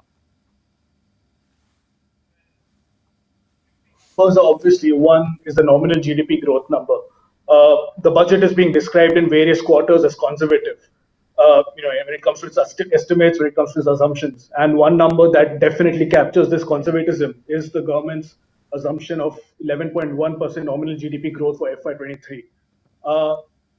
This is far lower than what was assumed in the previous budget. The previous budget assumed a number of 14.4%. This was exceeded by the first advanced estimate, which came out at 17.6%.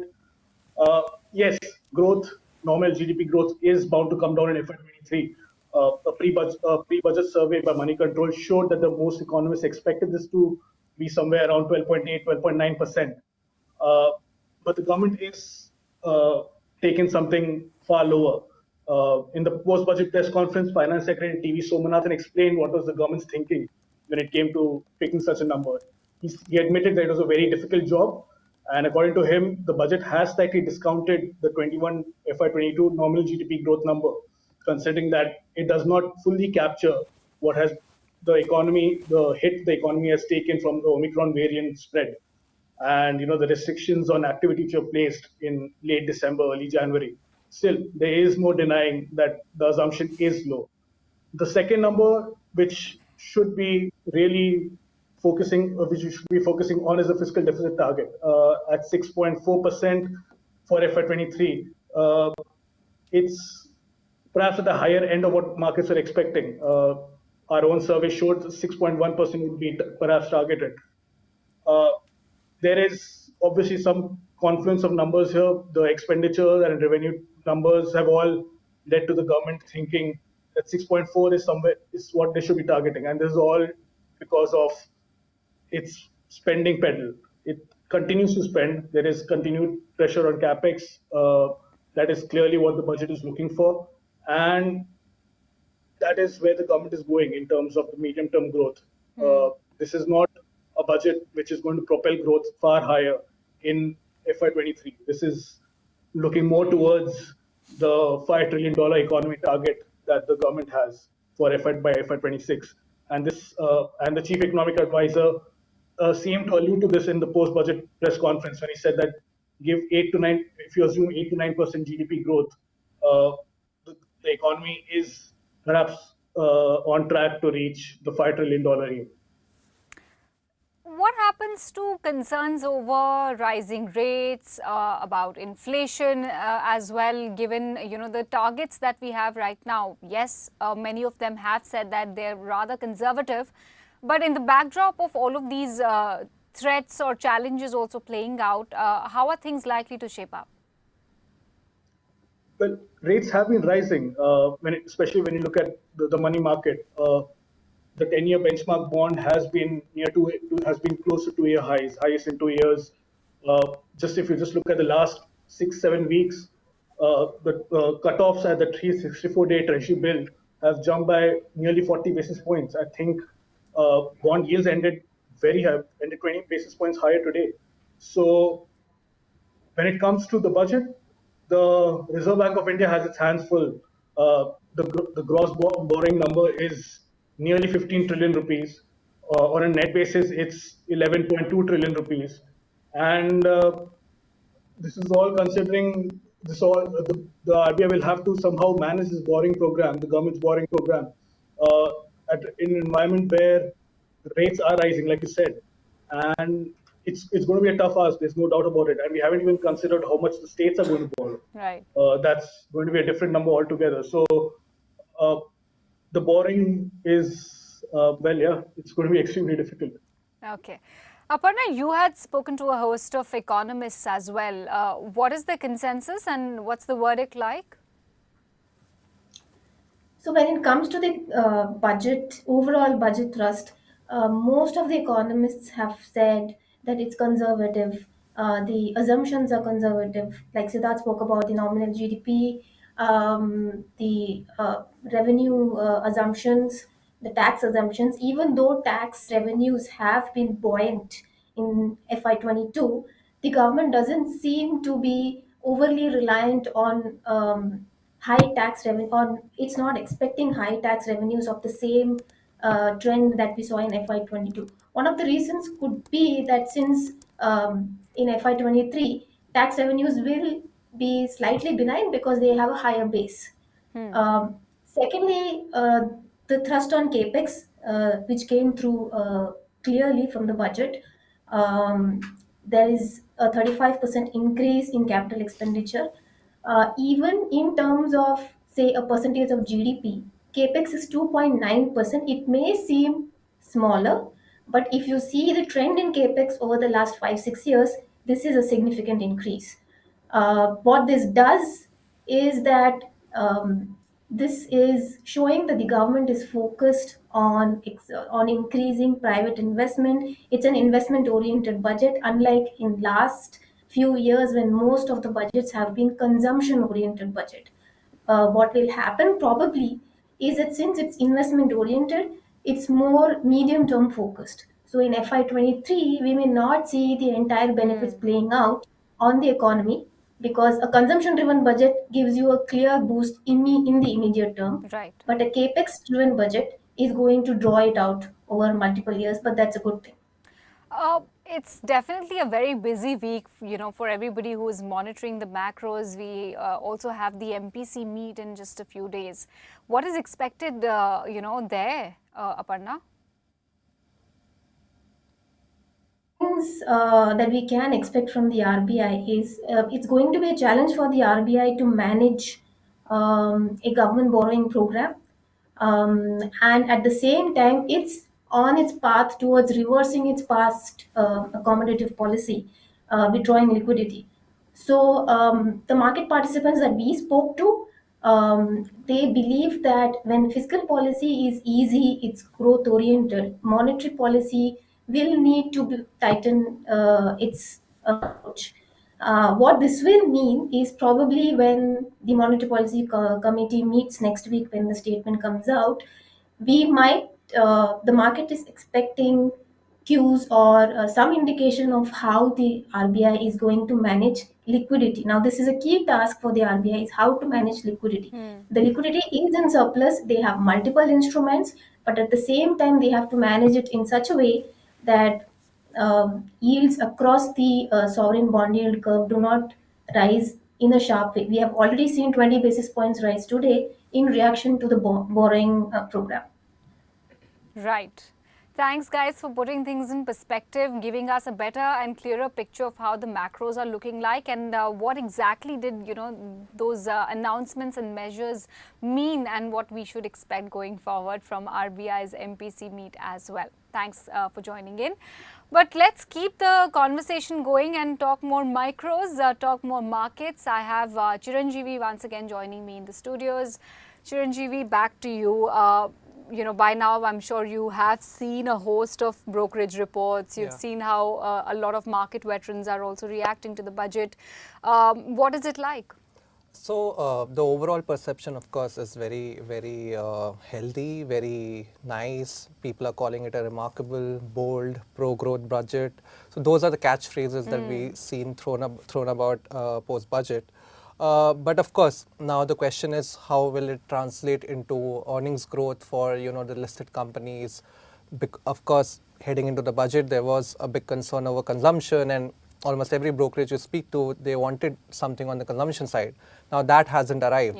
But now, of course, the focus shifts towards the investment side of the economy. So the thought process is that probably you might see a lot of the consumption sectors lagging behind.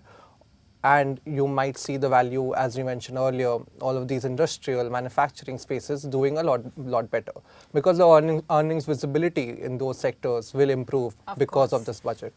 So, are there any common favorites that brokerages have at this point? So, of course, in the infrastructure space, L&T remains the biggest beneficiary because of its size, because of its market share, because of its execution prowess. Of course, L&T will remain a preferred bet for investors there. But apart from that, a lot of road construction companies like IRB Infra, a lot of these companies have utilized the pandemic period to basically cut down on their balance sheet, the debt on their balance sheet. So that, of course, brings them at a very healthier stage in order to participate in more government tenders going forward. And with the finance minister promising almost 25,000 kilometers of new national highway network, that should lead to a good tendering activity for road construction companies going ahead. Interestingly, we did not see too much of action coming by in logistics companies. Many of these railways related plays also, some of them, yes, they did react positively, but not all of them. Absolutely, because I think a lot of it is already in the price. Because we had seen that a major thrust towards logistics and the railway side came in the previous budget. And these stocks have done phenomenally well over the past 12 months, barring, of course, the last 2-3 months where we have seen a broad sell-off in the market and everything is corrected. But if you look at it, a lot of it is in the price. But now investors are now seeking delivery. They don't just need promise. The days of promise are gone in this equity market. It's all about delivery. It's all about execution, because you are commanding premium valuation, or in some cases above trend valuation. So now in such a scenario, earnings growth becomes the main driving force. There's nothing else that will drive stock performance going forward. Any massive thumbs down from the market that the budget is getting? Any of the announcements or commentary that the street did not like? Nothing that stands out in particular, nothing as such, except for the PSU side, especially on the PSU banking side, there was a little bit of disappointment that the government there's no indication as of yet that it will be tabling a bill to amend the FDI holding norms and stuff like that. That would have probably indicated a further push towards privatization of certain state-owned lenders. We had two PSU banks which were announced as part of the privatization process last budget, but this time around we did not even have disinvestment mentioned in the budget. So there is a little bit of a pessimism on that space. We saw the Nifty CPSE index underperform, the PSU bank underperform. Also, remind you, the PSU banks are also affected by the happenings in the bond market and the sort of almost a 2 sigma event that we have seen in the bond market with 20 basis point hike rise in yields. That will negatively impact their treasuries, and so therefore there is some doubt appearing now on PSU bank earnings in the coming quarter. PSU banks, or rather the entire banking space, of course, will be in focus rest of the week as well as we go closer to the RBI meet. So, will the jitteriness continue, especially for PSBs? It is possible, of course. On the PSU side, it is possible because now the focus will acutely shift to what is happening in the bond market, given that a lot of these treasury earnings will be at risk, and therefore I think we could expect the banking space to be a little bit range bound, but overall, if you speak to anybody on the street, financials remains the place to be, and they are very optimistic that this year will belong to banks and other financial services company compared to the previous years where we have seen metals or new age companies or IT companies take the cherry in the market in that sense. This time around, financial is everybody's favorite bet. But is it just the core banking that the street is liking right now, or are there other periphery, segments like NBFCs, gold financing, HFCs, etc.? Right. So I think at this point of time, the major focus remains, your large and mid-sized banks. NBFCs, people are tentatively coming back because they still remain averse to the balance sheet risk that a lot of these smaller NBFCs and mid-sized NBFCs carry because of the pandemic's impact. And when it comes to microfinance institutions, they are still a very no-no sector because, as we have seen in the case of IndusInd Bank, which has a big MFI led business, there is a lot of risk there of bad loans piling up because of the impact of the pandemic on the lower strata of their society in that sense. Right. What about insurance? Because nothing really significant has come insurance come remains just totally oblivious to what is happening in the market at this point of time. We have seen good set of earnings from both SBI Life and HDFC Life this quarter, but the stock reaction to those earnings have been largely muted, not too great. So that is, of course, I mean, if you speak to long-term investors, they would, always say that, from a longer-term point of view, insurance is the place to be, given the penetration play. But for those who are looking for maybe a 6 to 1 year horizon, probably insurance may not give them the sort of returns that they have gotten used to in the past 24 months. So the flavor of the week would be probably banks, not because only of budget, but also because of the upcoming policy meet, MPC meet, and of course infra. Of course, infra, cement companies, capital goods stocks, and I mean, who's to say maybe even IT stocks could see a little bit of buying given the sort of correction that we have seen. Nifty IT index fell almost 11% at one point of time last month.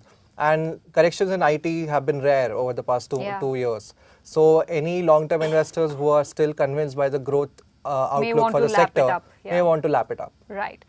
Cool. Thank you so much for joining in with that update. So all of you know which stocks to keep on your radar, not just tomorrow, but for the coming week as well. Lots happening on the macros front, so keep an eye out for that as well.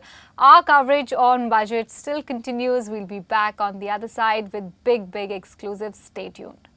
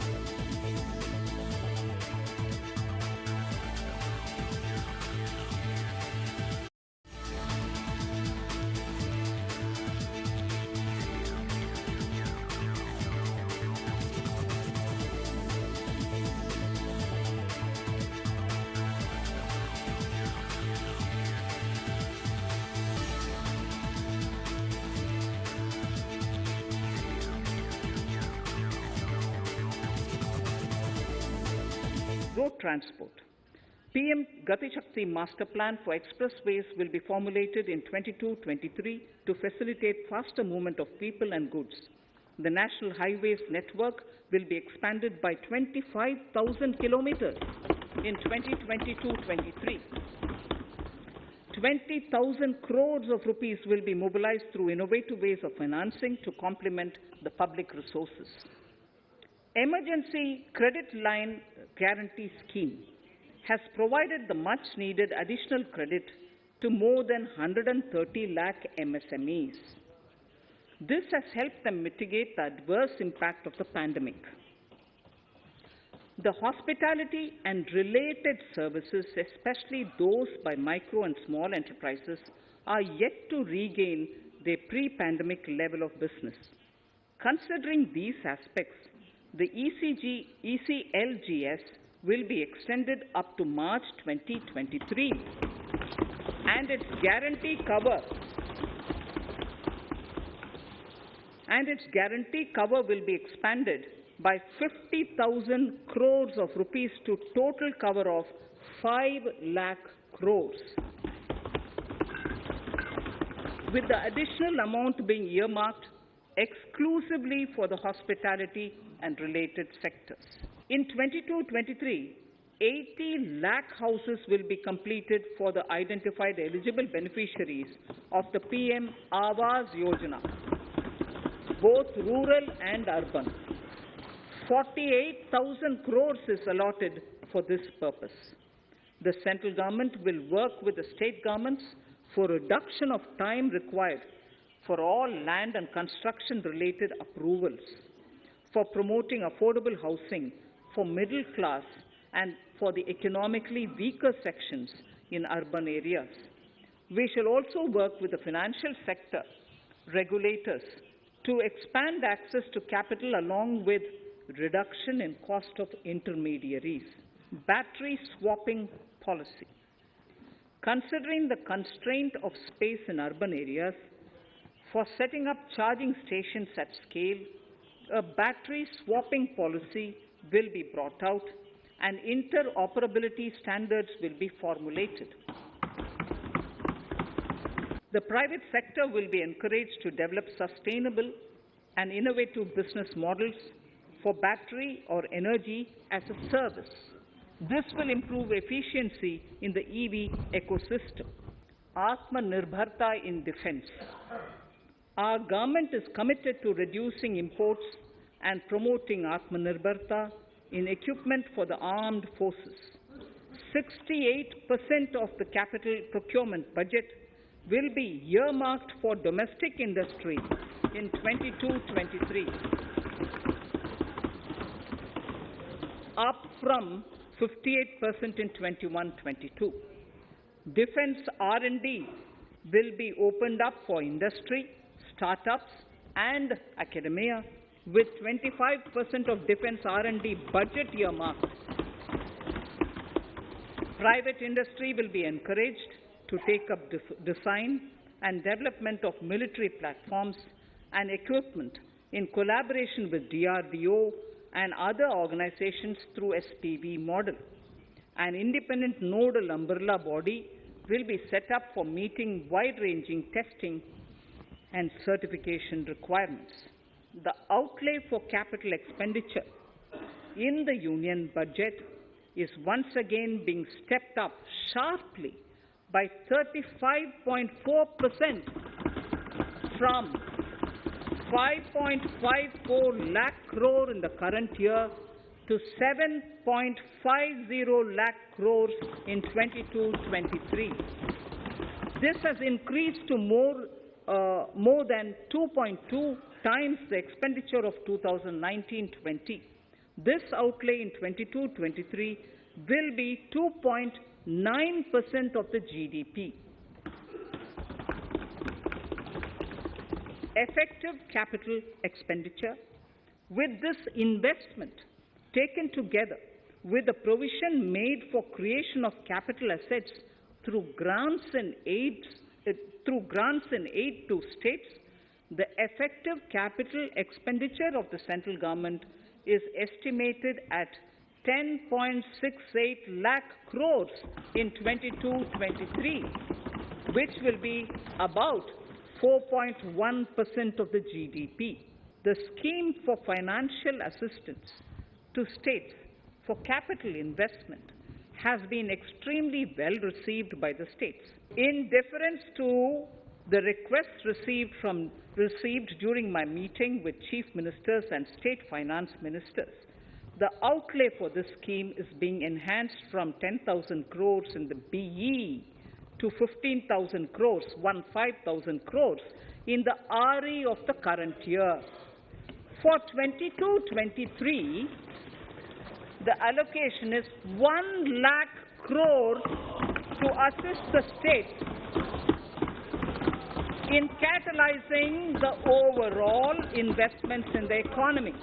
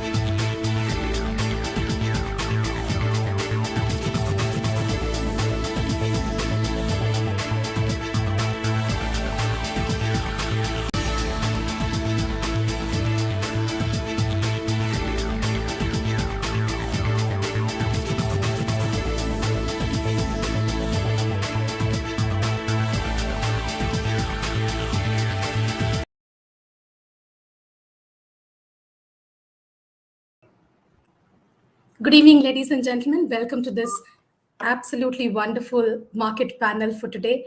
It's been a big day. The finance minister has announced a budget that is largely seen as growth oriented, no harm done to any sector at all. And I have the privilege of a very fabulous panel today, this evening. Neelkant Mishra from Credit Suisse, S. Naren, CIO of Prudential ICICI AMC, Bharat Shah, ASK Group, Jim Walker, and Saurabh Mukherjee from Marcellus Investment Managers. Neelkant, I will lead with you. What do you make of the budget math? 11% growth in nominal GDP and 9.67% gross tax collection projection. Is the finance minister undershooting terribly, or do you think she's being super savvy? You under-project growth, defer expenditure to when to make them as and when required during the year, and at the end of the year, you could still end up with a fiscal deficit number that you projected. What do you make? How do you make sense of this? Yeah, so I think the government is struggling with a problem which is very different from what it had gotten used to over the past decade. So in the past decade, we were always evaluating budgets on how quickly they can consolidate, how quickly they can bring down expenditure, how quickly they can raise taxes. Right now, the challenge is not high taxes, because in fact, on the tax side, as you rightly said, the government has been very conservative. I think the growth numbers for next year are going to be substantially higher than what the government is projected. Even for this year, in the fourth quarter, if you look at revised numbers, they are talking about a decline year on year in the fourth quarter. So this year's numbers are going to be higher as well. On the expenditure side, and this is where the problem is, the government is struggling to spend. So if you look at state plus central government cash balance with RBI, that is at a record high 5.5 trillion rupees. So this is a kind of a new territory for the government, for bureaucrats in the finance ministry. And I think they have responded to this by bringing down their estimates, by being as conservative as they could be. Even on the expenditure side, a lot of the expenditure, look at the increase in capex next year. Of the 2 lakh crores, 2 trillion rupees of higher capex, 1 lakh crores is an interest-free loan to state governments for capex that they may want to do. And there's a lot of off-budget stuff that has been brought on budget. They have cleared off a lot of the payment arrears. So I think the governments are right now struggling to spend. And in that context, I am not surprised that the numbers are deliberately conservative. But what this means is that sometime during the course of FY23, the governments may have to bring down their borrowing target substantially, because I don't think they can scale up spending that quickly in the midst of a year. Nilkant, I take your point on struggling to expand on the ground, but how does that justify undershooting growth? How can you assume lower growth figures? Is there something that we are missing, or is there something? Is it just being conservative enough to ensure that you create headroom for spending during the year? So if the collections are better and you are able to ramp up, you'll do that. So you look at the optimization algorithm, right? So what you are given if you're setting up the budget for a year is that there is a fiscal consolidation path. So you started at 6.8, maybe at 6.9 now. You have to go to 4.6% in 5 years. So you decide to go down by 50 basis points. So you are going from 6.9 to 6.4. Then you have to assume a certain tax take. You brought down your disinvestment target, which is fine. But then still, if you assume a very high growth number, it will necessarily mean a higher tax number. And that will mean that you need to increase spending. What do you increase spending? Why? Because if you look at the increases in spending, they're all in interest cost and transfer to states. So I think that's my interpretation for how the process may have flowed in terms of how do you go about measuring these numbers. Because if you saw the economic survey, though I know they are totally different documents, the economic survey and the budget have no correlation. But the economic survey was talking about 8 to 8.5% real growth, in which case the nominal growth would have been closer to 13%. And I think it can be 13 to 14%, maybe higher. But the government did what it did. Naren, do you think we will end up achieving better than what the finance minister wants us to believe? Yeah, I think in recent times that is the goal, because if you look at this year, this has been the first year where every month after the release of the fiscal deficit number, you feel that you're going to achieve good numbers on the fiscal deficit side.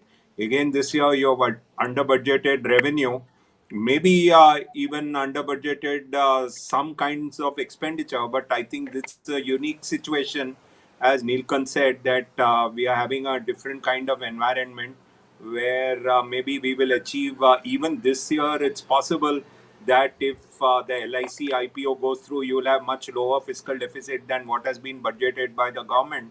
So I think it's a new government where you're really trying to surpass what you're committing in a budget. And that's a very different situation from where we used to have at one point of time. Sure. Saurabh, what is your reading of the big numbers? I think the maths is under control, as Nilkant and Naren are saying. I reckon the government is setting its stall up for GST pullbacks. I think they know that GST, the broad contours of the GST equation, they know are now working. I thought it was quite a pointed reference the FM made to the record collections for GST for the latest month, and I think one of the reasons they're doing the maths conservatively on the fiscal side is they're leaving themselves ample room for significant GST pullbacks as the year plays on. They're also giving a fairly explicit signal. I thought there was a lot of signals in the budget that anti-rich, anti-foreign investor taxes are not really going to happen in the life of this government, and therefore the government is setting its stall up saying we are not fiscally profligate, we're actually fiscally conservative, we are focused on capex, we're pulling back revex, we're pulling back subsidies, and my reckoning is the logical way that will translate as the year wears on is cuts in GST rates. Sure. Jim, how do you look at the Indian economy versus the rest of the emerging markets? The market seems to be placing tremendous faith in India's growth trajectory from here on.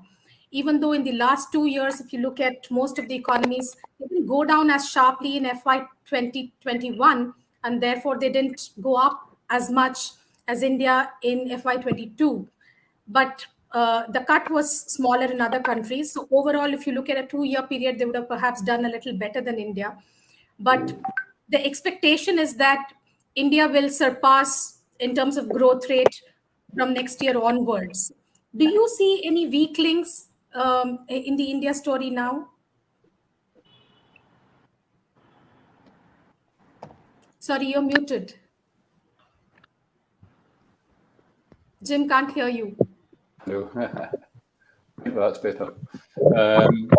Yes, I think it's interesting to put it in those terms. I think India at the beginning of the pandemic had some real problems in actually collecting data. And therefore it tended to, I think, underestimate its growth and underestimate activity in the economy.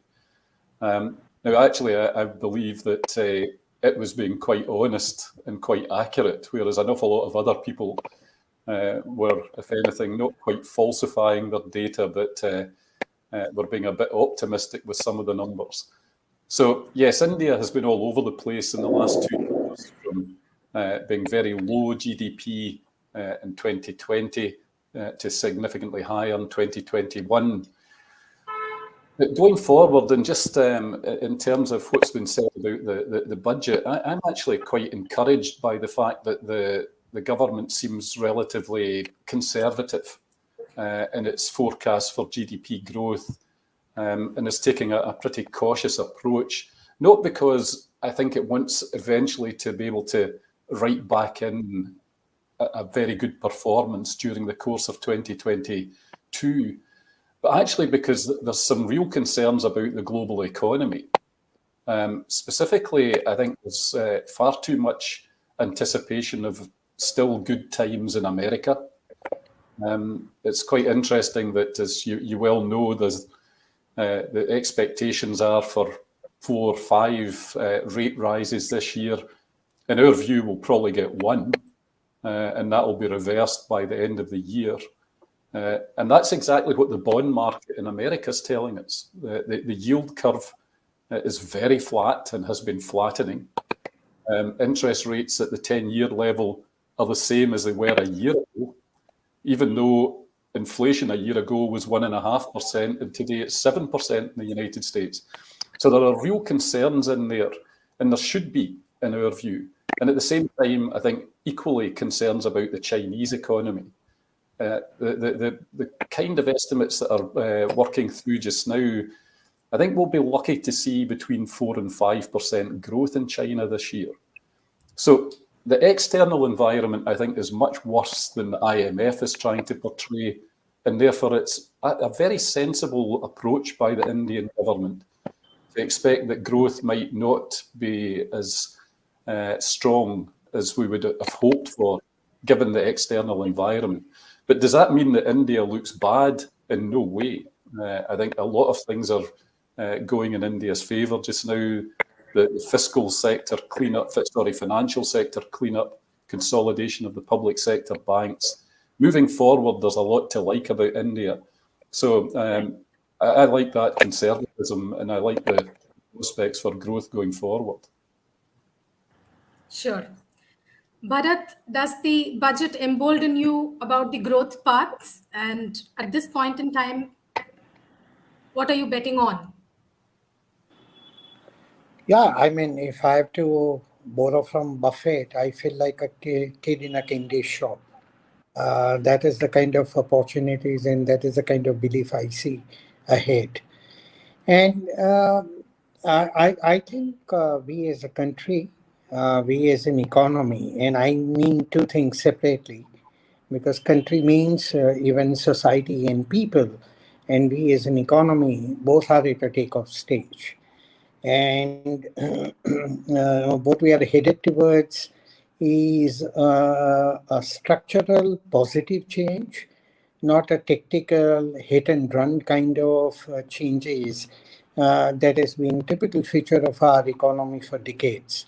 So I think finally we are at a stage where we are in a structural transformation. And the duration, not only the quality of the change, but the quantum of the change also, in my opinion, is going to be very large. So I think we as a country, the markets, the people, the society, and the businesses, I think are in a new discovered state of confidence and self-belief. And I would say not just for 5 or 10 years, but probably a couple of decades ahead, we are seeing the foundation and the seeds having been laid for a couple of decade kind of a golden run ahead of us. Sure. Sort of one pain point that everybody points to is the fact that private consumption is the laggard in the GDP pie. And it's the one part which is really not closed the pandemic gap. We're still operating at pre-pandemic level. And the budget seems to take the investment-led approach to growth. Do you see this consumption gap getting bridged during the course of the year? Or will it take time for this to, pan out? And largely, we know your investment strategy. What are you bullish on? What are you underweight on in that high quality basket? I think the first thing we have to realize is India is by and large now a free market economy, right? Government expenditure is more than 15% of GDP. And in the wake of the first two COVID waves and the way that it resulted in mass migration from the cities to the villages, it's not apparent what the government can do to suddenly resuscitate consumption. Yes, consumption has been hit, especially in the lower income segments of our economy, especially in the SME community. But I don't think the government has some panacea. Throwing money at an REGA or food subsidies is suddenly not going to revive consumption because of the scale of the hit that lower income people have taken. What we need to see is whether the abatement of the COVID waves, the increase in vaccination results in return migration to the cities. If that happens, consumption will gradually recover. The FMCG and two-wheeler segments are good indicators of that.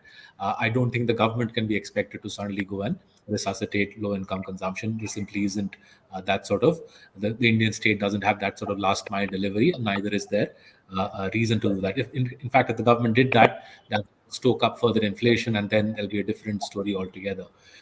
Vis-a-vis, what do we do after this budget? Three clear themes, I think, for us to invest in. The financing of the capex, the financing of the recovery, I presume, will be done by private sector banks. The public sector banks will continue ceding market share. The government did not announce any further dole-outs for the public sector banks. So invest in well-run private sector banks, straightforward way to participate in the recovery. Second is, basis the capex announcements the government has made, and more generally the buoyancy in real estate, building materials of all sorts should get a further leg up. So whether it is pipes or whether it is cement, there should be adequate ground for optimism on building materials as a sector. That's a relatively straightforward sector to invest in. And the final aspect, that the government was at pains to stress that they want to make India a technology-oriented economy.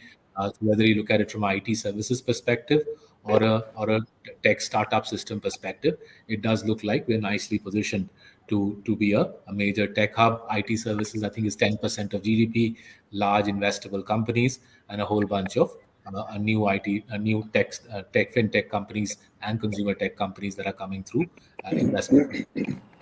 So those are the three broad themes which stand out from the budget, beyond the usual focus that people have on, say, metals and mining and construction. Sure. Neelkant, what do you make of the paring down of the disinvestment target? You know, all these years we have seen that we had really ambitious targets and we always ended up with the actual numbers were way lower than what was targeted. And now we suddenly see, I mean, one would have expected that this year there was so much talk about BPCL, LIC, and all of these things. Since it didn't happen, you would have thought that next year would be a bumper year and you would reap a lot of money out there. Does it make a statement about the intention of the government, or the fact that they're not able to pull through these things which should have been perhaps done much earlier? And every passing year, the prospects of it's not that these companies become more agile or nimble footed or improve in terms of competitiveness. So it isn't in the interest of the state to actually get rid of these assets as quickly as possible. And this is the best market to sell your assets. No, I totally agree. And when we think about the government, let's divide the government into the political leadership, the political intent, and then the execution.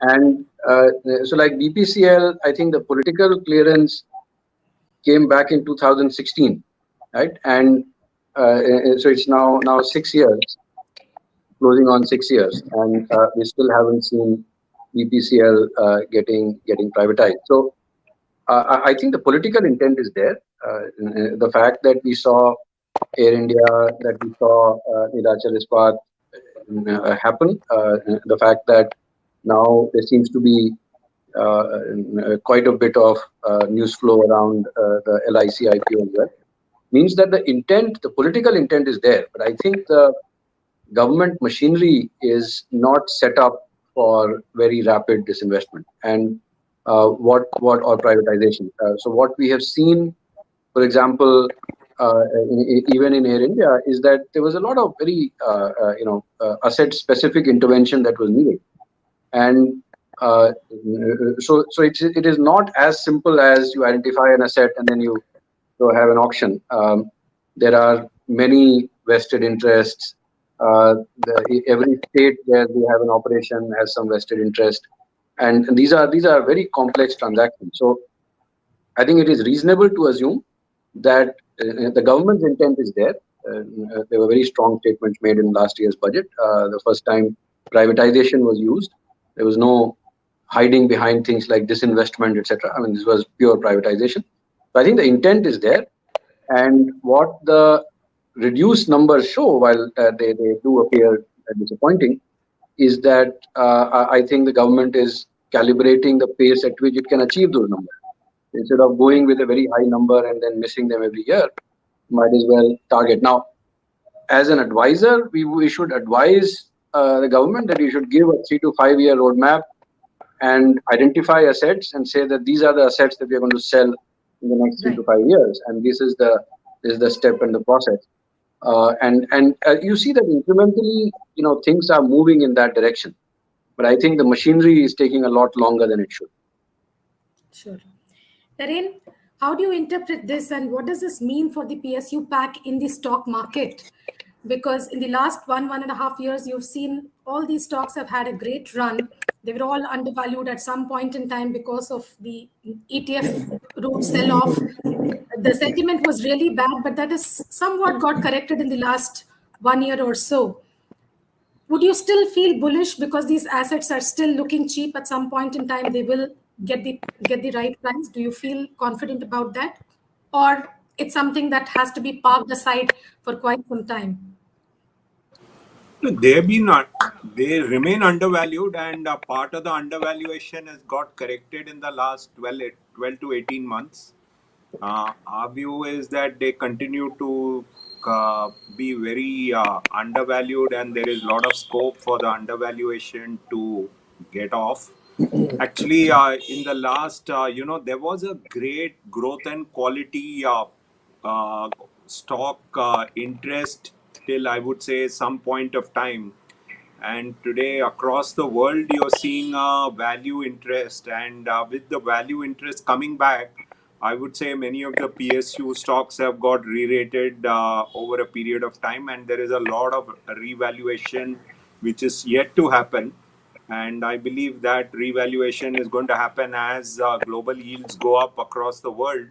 You're going to see it happen, and it will continue to happen. And many of these companies over the last few years have actually seen decent performance. And I would say in the last 6 to 7 years, many of them have not made serious capital allocation mistakes. If you look at sectors like power, for example, many of the private sector power companies did much more serious power capital allocation mistakes than the public sector players. And in fact, most of the private sector players have actually walked out of the sector in something which is required on a day-to-day basis. And there are so many sectors where the private sector thought that they could make money very easily. They bid wrongly and now they have exited the space, leaving the space back to only the public sector. So I think there's a lot of opportunity and a lot of re-rating yet to happen. And of course, what is still required is that the government does not do anything which does something which again derates the sector, and we have not seen that happen recently. And in fact, there is a DPAM circular which says that if you're coming out with any policy changes which you think can affect the stocks, you should think about it before you take any such decision. And I think such steps are very, very positive for the re-rating of the sector. And many of them are still available at very attractive dividend yields and low PE, and compared to the market which trades at very high PE. So I think it's bound to happen, and many of them are actually basic goods. So I think it's yet to happen. Partially it has happened. That's how I look at it. Sure. So you continue to be bullish on the PS in the PS. Yes, very much. Sure. Bharat, I know you have you have a completely contrary viewpoint on this. Yeah, I think businesses in general have become complex. Business environment has become dynamic. There are too many risks which businesses need to manage.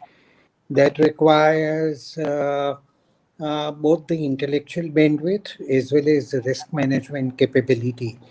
And typically, most of the businesses, including some of those basic goods, etc., it requires a good degree of management capability to handle challenges, foreseen, many unforeseen. And therefore, not just in India, all over the world, bureaucracy and government run businesses, it's not a question of capability. It's a sheer the way the structures are. When you seek to manage it through bureaucracy or through the government mechanism, these businesses will find them wanting in dealing with the challenges and managing risks better and intelligently and prudently. And therefore, even when all of the things are in place, on a long run, that will result into suboptimal outcomes. So what are your favorite bets right now in the market? If you were to tell me top 3 bets? I'll not like to name names. That would be teams and sectors that you think will do well this year. But that is where I have a dilemma. I don't think like sectors and then buy. I mean, I like businesses which I like and then I buy.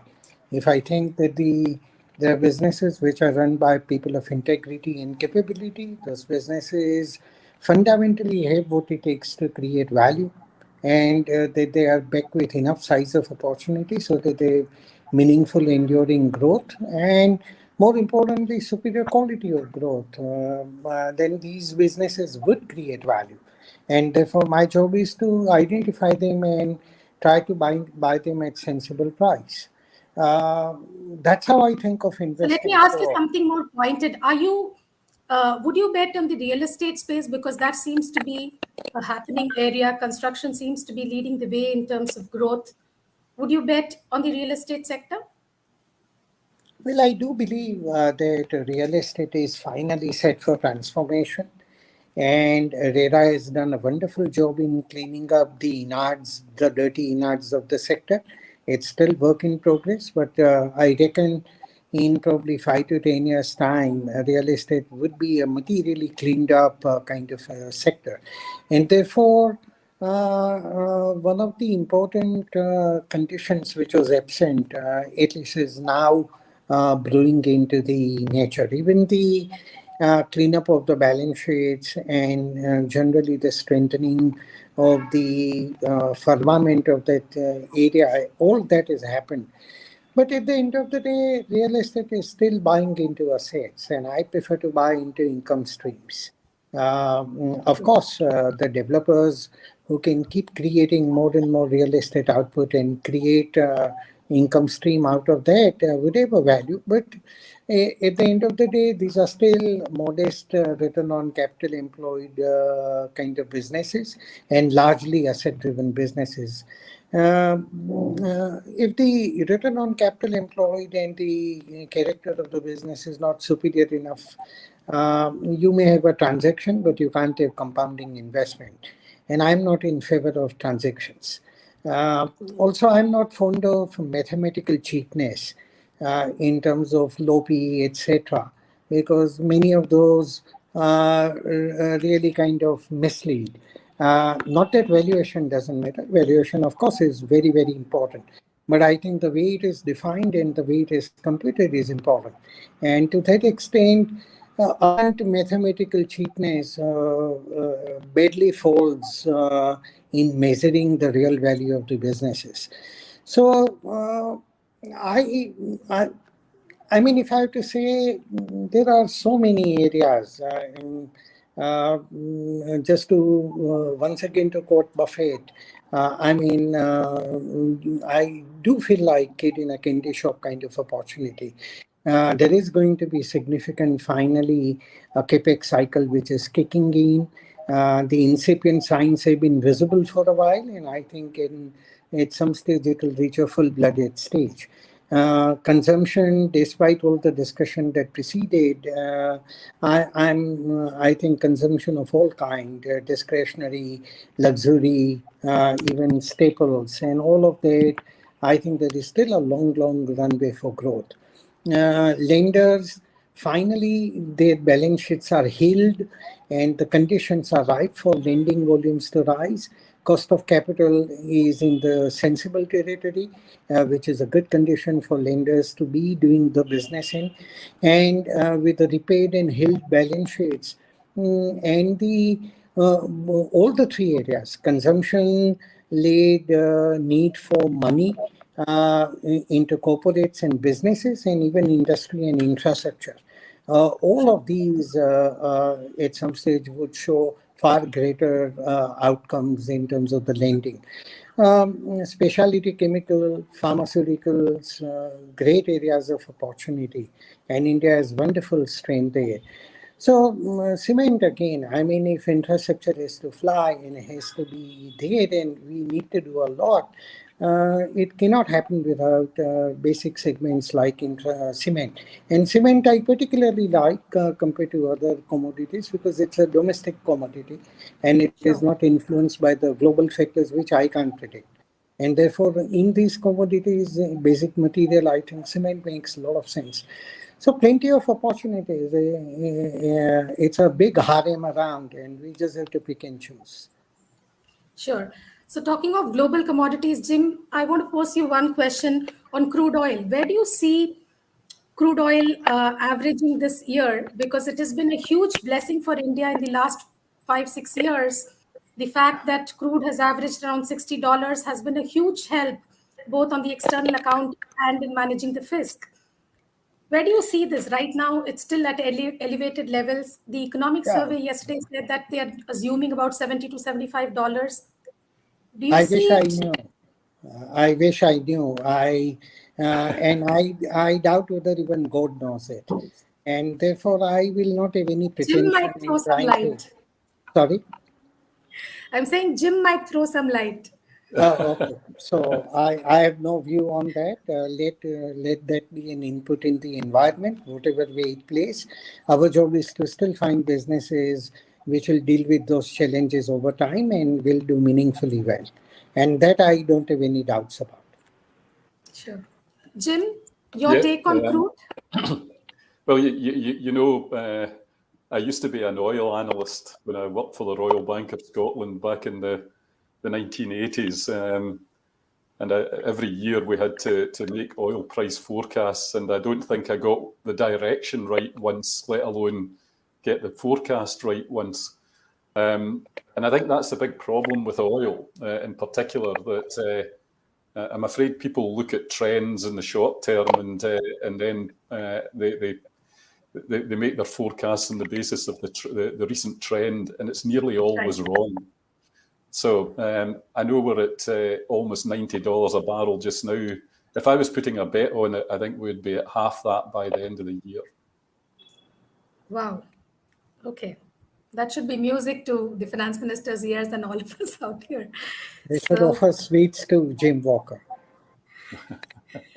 So, okay. One last question.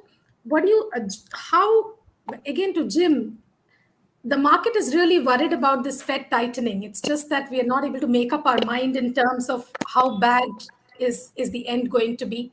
There are economists and market people who think that whenever the final unwinding happens, the last leg is going to be really bad and it will end badly. There are also people who think that the Fed and the governments across the world have too much at stake to annoy the markets, and therefore this is going to happen in a very orderly fashion. And this is a known risk that the market knows, and therefore it's not going to be too bad. We'll survive this. What is your take? Yeah, well, I would say that markets and economists are rarely on the same wavelength. And the Fed's full of economists. So if you think that they're in tune with markets, I think you're being very kind to them. Here's the thing. They're talking about 3, 4, maybe even 5 interest rate rises this year. And that would take us to 1.25% in the US, 125 basis points. When I was growing up, that wasn't even an interest rate. You would get more than that in a deposit account in the savings bank in Scotland than 1.25. So, what we're talking about here is so ridiculous that the whole world has been transformed into this zero interest rate world, except for places like China, India, and some of the other emerging markets where interest rates are actually still sensible. But in the United States, they're anything but.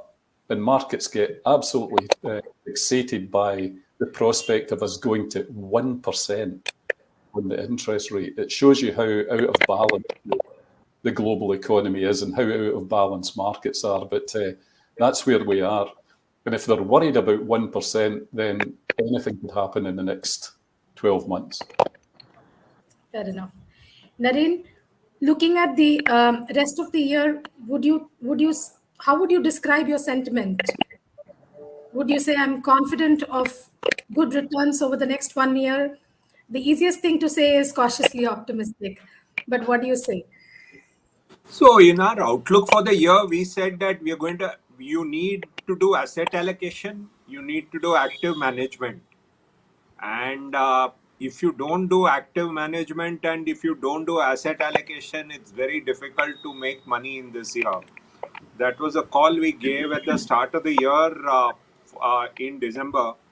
And we continue to retain that view till the time the Fed settles and says we are through with tightening and we are now comfortable.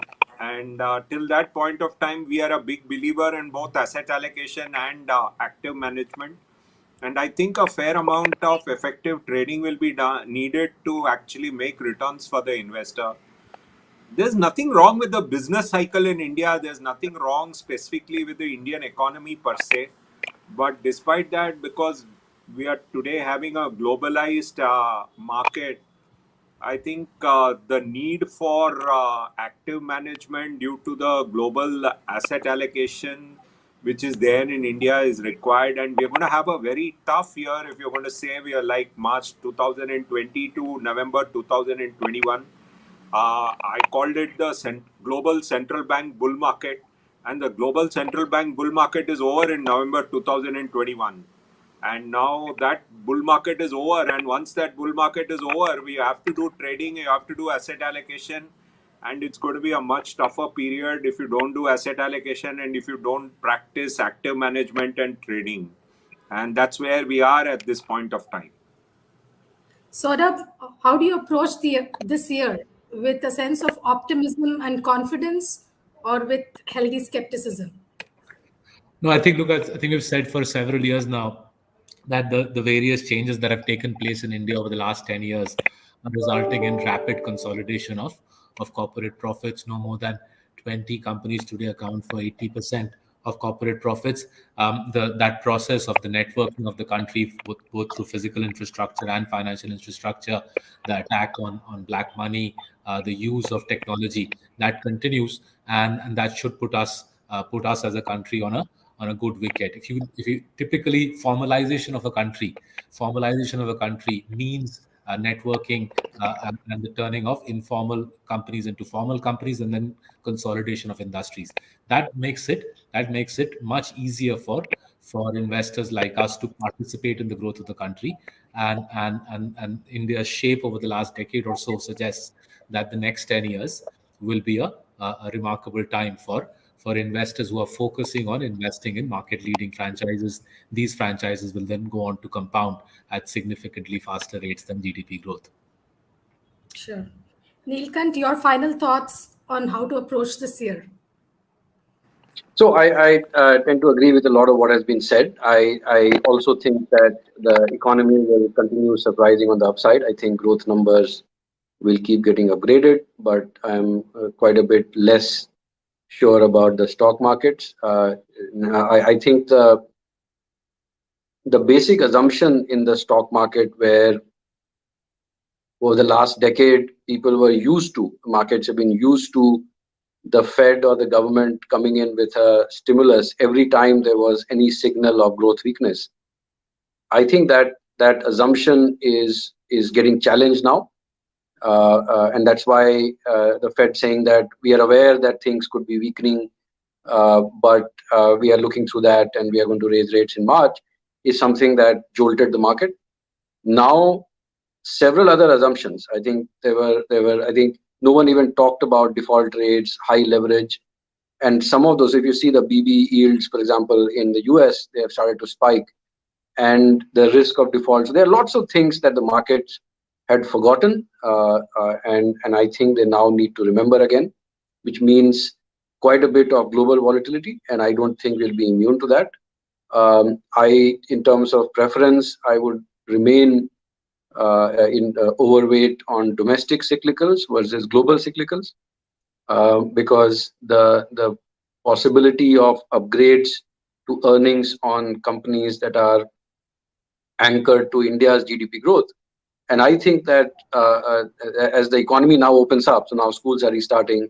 I'm sitting in office. I think offices will restart, and as that happens, I think a lot of the low-end jobs, which have so far not come back. If you see the job losses, they are in for school teachers, personal services, construction material, auto production, construction equipment. So these are the sectors which are where the job losses have been the most extreme. So as the economy opens up fully, I think you will see many of these jobs coming back, and then that should support overall GDP revival. But has a point. He wants to make a point. Please go ahead. I just wanted to add to the whole discussion by the others. First of all, I have no view for a year. year is too short to measure in equity investing. And while that's a popular sport to try to judge next quarter or next 6 months or the next year, popular though it is, but markets have their own great capability to defy all those kind of norms. Secondly, I have a feeling and a belief, I hope I'm right, but generally, what is something known to markets is going to or likely to happen where the timing is uncertain, but happening of the event and its certainty is reasonably there. Markets are very efficient, forward, futuristic compounding and discounting machines. So the markets fade and tightening and some such ideas. While at a point of time some volatility and violence may occur, but I doubt whether markets don't understand these issues and can't really factor into how to value into the businesses. Thirdly, I would say too much of the focus and worry is on the volatility of the markets. When have markets not been volatile? They were volatile 100 years back, they were volatile last decade, they were volatile last year, they were volatile last week, and they will be volatile next decade and 100 years and 200 years later. Volatility is part of the market. What's the big deal about it? It is our job as investors to find businesses which will cut through that market volatility, but will benefit from the business performance and will grow. And so long as we do that, all the too much of glamour and focus on volatility and various big picture macro ideas, most of it are impossible to predict. And when you've got a mismatch of a couple of dozen macro variables all thrown in together, it is virtually a Russian roulette where it is completely random activity that you're trying to predict. So I think when we mix up all of this, we are deviating from investing, and we talk about it appears as if it is about investing, but it is, in my opinion, it has nothing to do with investing. Fair enough. On that, I would have loved to take forward this conversation, but we've really overshot our time. It's already going to be 9:30. Thank you so much, gentlemen, on your optimistic note, Bharat Bhai, for next year and beyond. Great run for India, I hope, and all of us become richer. Thank you so much for this lovely conversation and taking out time on such a busy day. Thank you. Thank you and good night. Thank you. Bye-bye. Bye, everybody. Bye.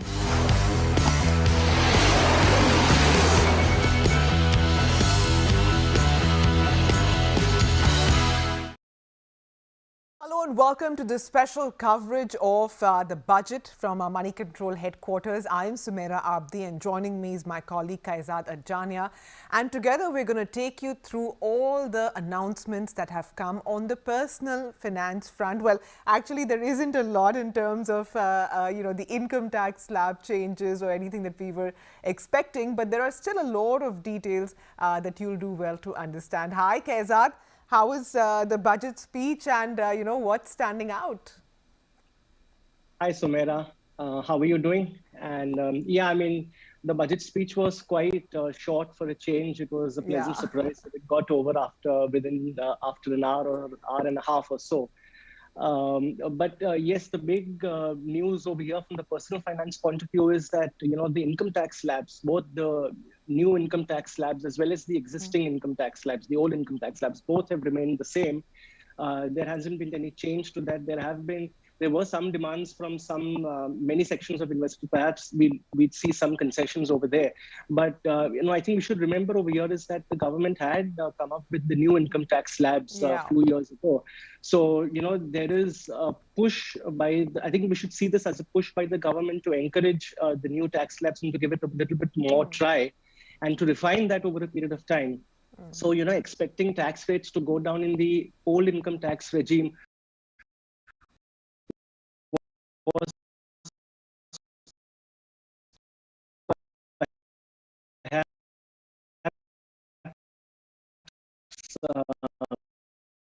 a bit too much to expect, and that is what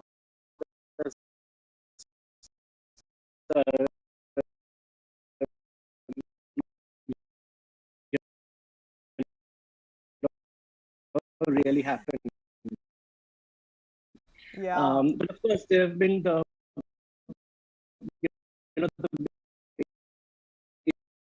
basic exemption limit, everything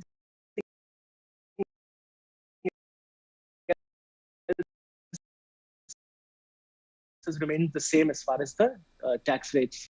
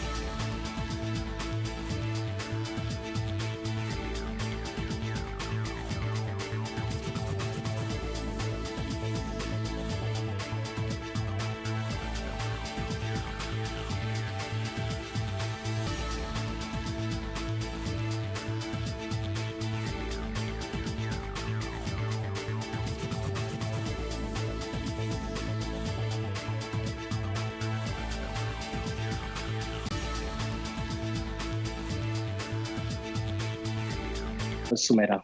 Yeah, in fact, we're joined now by Homi Mistry, who's a partner at Deloitte India. Hi, Homi. Thanks very much for joining in.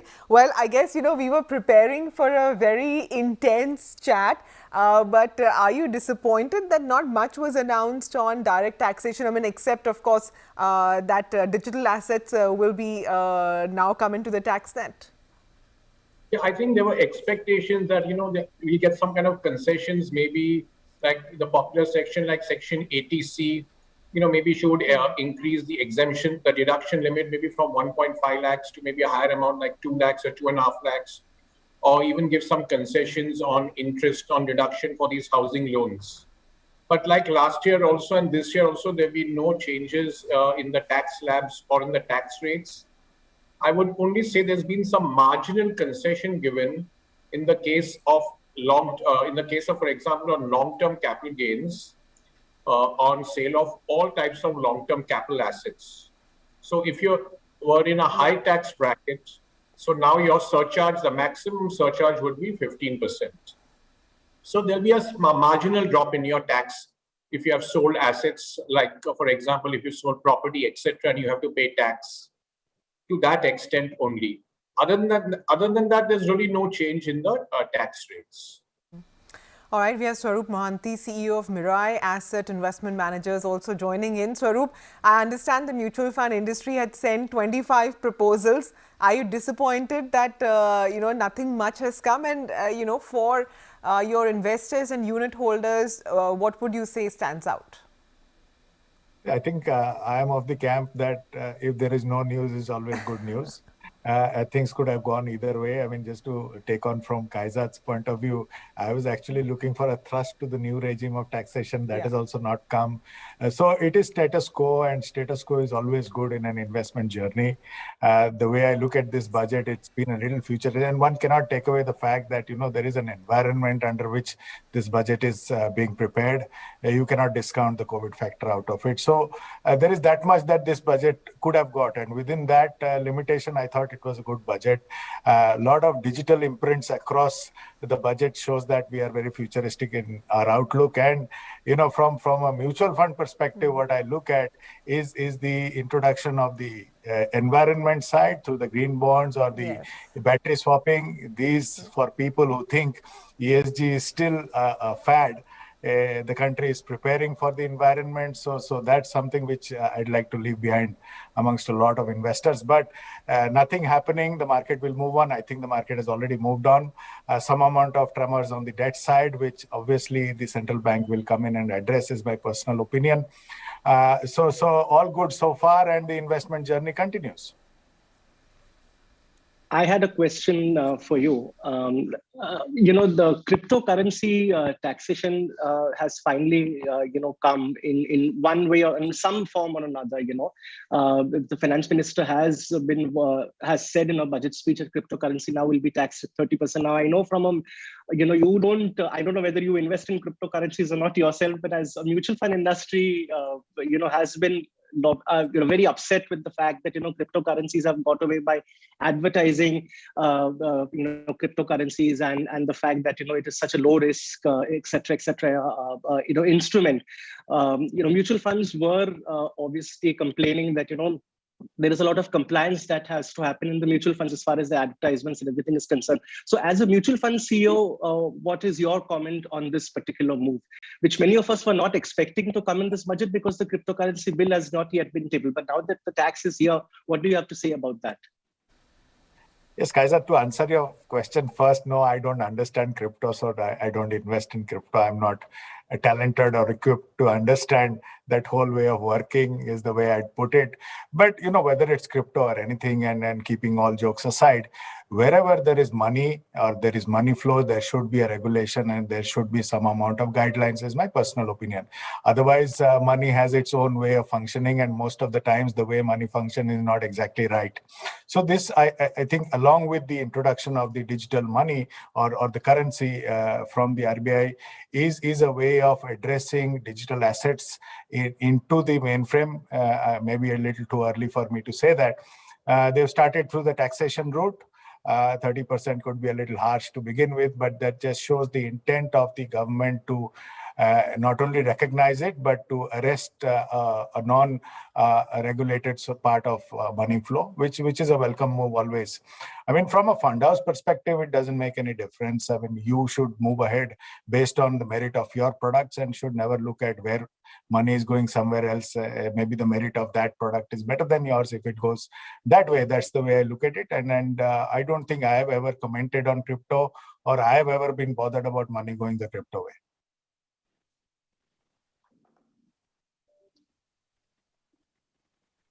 Homi, what is your take on the whole cryptocurrency taxation of 30%? I mean, so far, many chartered accountants have been taxing cryptocurrency gains in the past also at the highest possible tax level. Do you think this kind of legitimizes the way cryptocurrencies will be taxed or will be dealt with in future here?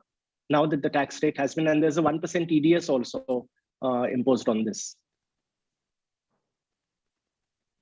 Yeah, so Kaizad, see, obviously this is going to be in the future, means it's going to start from next year onwards. So the rate of tax will be 30%, then depending upon your tax slab, you may have to pay the surcharge and cess. So it could be, depending on what your income is, it could go up even to 42.7% if your income exceeds 5 crore rupees. But having said that, question comes up, what about the past? Because people have undertaken transactions also in the past, in this year and the prior years also. So there's no clarification on that part. Will it be taxed as capital gains? Will it be taxed at the lower rates? Or if it was business income, obviously it be taxed at the normal applicable rate. So there's no clarification on that aspect. But at least on a going forward basis, at least it's been clarified that it will be taxed at a flat rate of 30%. And you can only claim a deduction for the cost of the cryptos that you bought. And you can't claim a deduction for any other item or any other expenditure, etc. So that's the main clarification. And as you mentioned, there's a 1% TDS also, which is applicable when the payment is made to the recipient. Swaroop, you think a lot of this money might start flowing in to mutual funds? I mean, that's one part. The second thing that I wanted to ask you is that, the surcharge on LTCG for all assets has now been capped at 15%, right? So this will bring into its ambit debt funds, real estate, unlisted shares, etc. So at a time when, people were shying away from debt funds, do you think this might give it a boost or is it not incentive enough? See, I think from a debt perspective, I've always had this basic submission that the same investor behaves differently when it comes to debt and equity. Over the years, and that is for all of us to reflect, over the years, we have not been shy of pointing out the volatility of the equity markets, but we've been completely shy of pointing out the volatility on the debt side. I mean, today, if you look at the yields at where it spiked, if you ask me as an investor, it's a great time to enter long funds at this moment, but that is not how the debt investor perceives it. Whether that will swing the way because of some taxation, I doubt. I think the more market overhang will play a bigger factor, and this is watching the money flow over a period of time, than the taxation part. Yes, it does levies. It levels taxation across, which is a good thing, and that was something which was expected. So to answer your question on the debt side, I don't expect this to be a factor in the movement of money into the funds. And neither do I expect the crypto investor to come to us, because that is an investor with a different mindset. And that investor will remain there is my observation.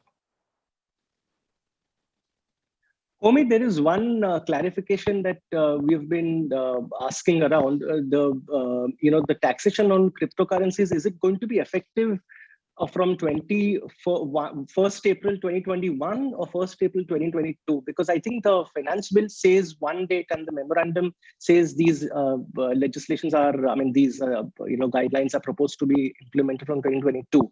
So what is your reading from, is it retrospective from 21-22 financial year or then, upcoming financial year? No, it will be prospective. So it will be from the coming financial year. This bonus stripping of shares has now been disallowed. Was this in use, quite a bit? And do you see it having much of an impact? Sumera, I think it was in vogue some years back. Over the last 2-3 years, I've not seen that happening at all. So it's good that it's been capped and a way out. I was never a big proponent of bonus stripping in the mutual fund unit. So it's good that it has happened. But to answer your question, last 2-3 years, I've not heard of any instances of bonus stripping in the industry. Swaroop and Homi, both of you all can clarify on this. The bonus stripping and the dividend stripping, which has been announced today, but that has already been in vogue for mutual funds for a number of years, right? I mean, is it just announced for InvITs and REITs this year, or is it announced for other assets like other assets also? Because we get a feeling that it's only for InvITs and REITs. I think for mutual, Swaroop, you can confirm, right? I mean, dividend stripping and bonus stripping was disallowed even earlier also, right? Because you had changed the 3 months, 6 months, 3 months, 9 months entry exit. Absolutely.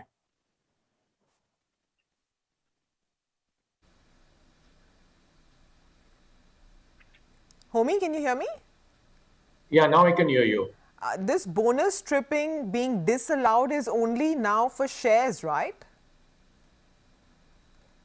No, I think they brought in it down for, was it not for units this year? No, I think units has been changed to securities, right? That was what was expected, because yes. mutual funds couldn't do it either way. Right. So then if it's for securities, also it will include then equity shares. Okay. Kaisad? Yes, and I think even for InvITs and REITs also, it is. I think it's mentioned InvITs and REITs also. Maybe Homi can clarify us on that aspect as well. Right. And Homi, another thing I wanted to ask you was that a lot of taxpayers were expecting concessions on health insurance benefits. So because for self premium paid on health insurance under Section 80D, it was 25,000 for non-senior citizen self, 50,000 for senior citizen self, and 50,000 for senior citizen parents. I mean, when we had spoken earlier, you were expecting a lot of concessions to come over there as well. The limits have also remained practically the same. I mean, that's a disappointment, right, from the health insurance point of view, from the policyholders' point of view. Yeah, there is absolutely no concession on that. Actually, the status quo remain the same. The only concession, and that's not for premium, is that people, last year the government announced that if you had suffered from COVID, etc., and payments were made by the employer towards the medical expenses of the individual or the family member, that would not be taxed. Or if the individual or his family member, in the event that unfortunately that person died because of COVID, then there was an exemption given to the, if the amount was given by the employer, it was not taxed. And otherwise it was given by any other person, it was exempt up to 10 lakh rupees. So only that is there. But otherwise, this the Section 80D for health insurance premiums, etc., there's been no change in that at all. Homi, to my mind, one of the important announcements this year is also on the income tax returns, right? They've given now this provision that in case you have forgotten something, you have up to 2 years from the assessment year in which it can be added. You think there might be a penalty if you were to, edit and update later? How will it work? Yeah, so actually what this proposal is stating that in such cases, they've given you a time period of up to about 2 years from the end of the assessment year. So what they are saying that in such there are also there are restrictions for that. So you can use it only to increase your income to pay tax. If it's going to result in a refund, there's a loss case or a reduction in your tax, then you cannot utilize this. Also, if in case your case is under what you call an audit or a scrutiny, or you've been searched, etc., or there are other parameters, you can't use it. But assuming that you could use it, then in that case, you have to pay an additional amount. And what they say, if you were to update and file your return after up to 12 months, you have to pay an additional 25% of the tax and interest. And if it is more than 12 months and up to 24 months, then you have to pay 50%. So in a way, you have to pay a higher amount. That's what this proposal is stating. Okay, but you pay that and, no one's coming after you. You can still pay it and update it up to 2 years, right? You can update it up to 2 years. That is correct. Now they can still issue, if they want, they can still issue a notice later on to audit you. But this is the way the proposal is. Even the proposal states is more for voluntary compliance. Okay. Kaizad? Yes, but homie, after you file your tax returns, they could be processed within a period of 2 years. So what happens in that case? That can you still use the the new facility to your advantage, saying that I'm still within my 2-year window, so I can still update my returns? Or if your returns are processed and if there's a notice that comes to you, then that's it. No, if your returns are just processed, that's fine. But if your case is under assessment or scrutiny, then in that case, the proposal says that then you can't get the benefit of this new updation scheme. Okay.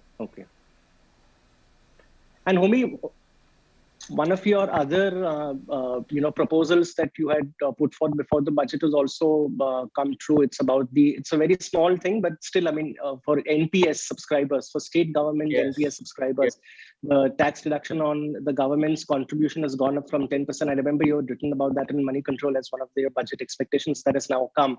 So does it, one thing is that, of course, state government and central government employers' contribution has been on par now, but private sector employees have been left out, as they are still at 10%. So is this a negative? No, I don't know negative. Hopefully, maybe in the next year, or they may even correct it in this budget. We don't know. If people give representations that just as you've extended to central government and now you're extending it to state government, you should then also extend it to the private sector. So hopefully they might look at it, if not this year, at least the next year. So at least your deduction then can go up from 10% to at least 14%. Okay, we also have joining in Radhika Gupta, MD and CEO of Edelweiss AMC. She's also the Vice Chairperson of Amphi.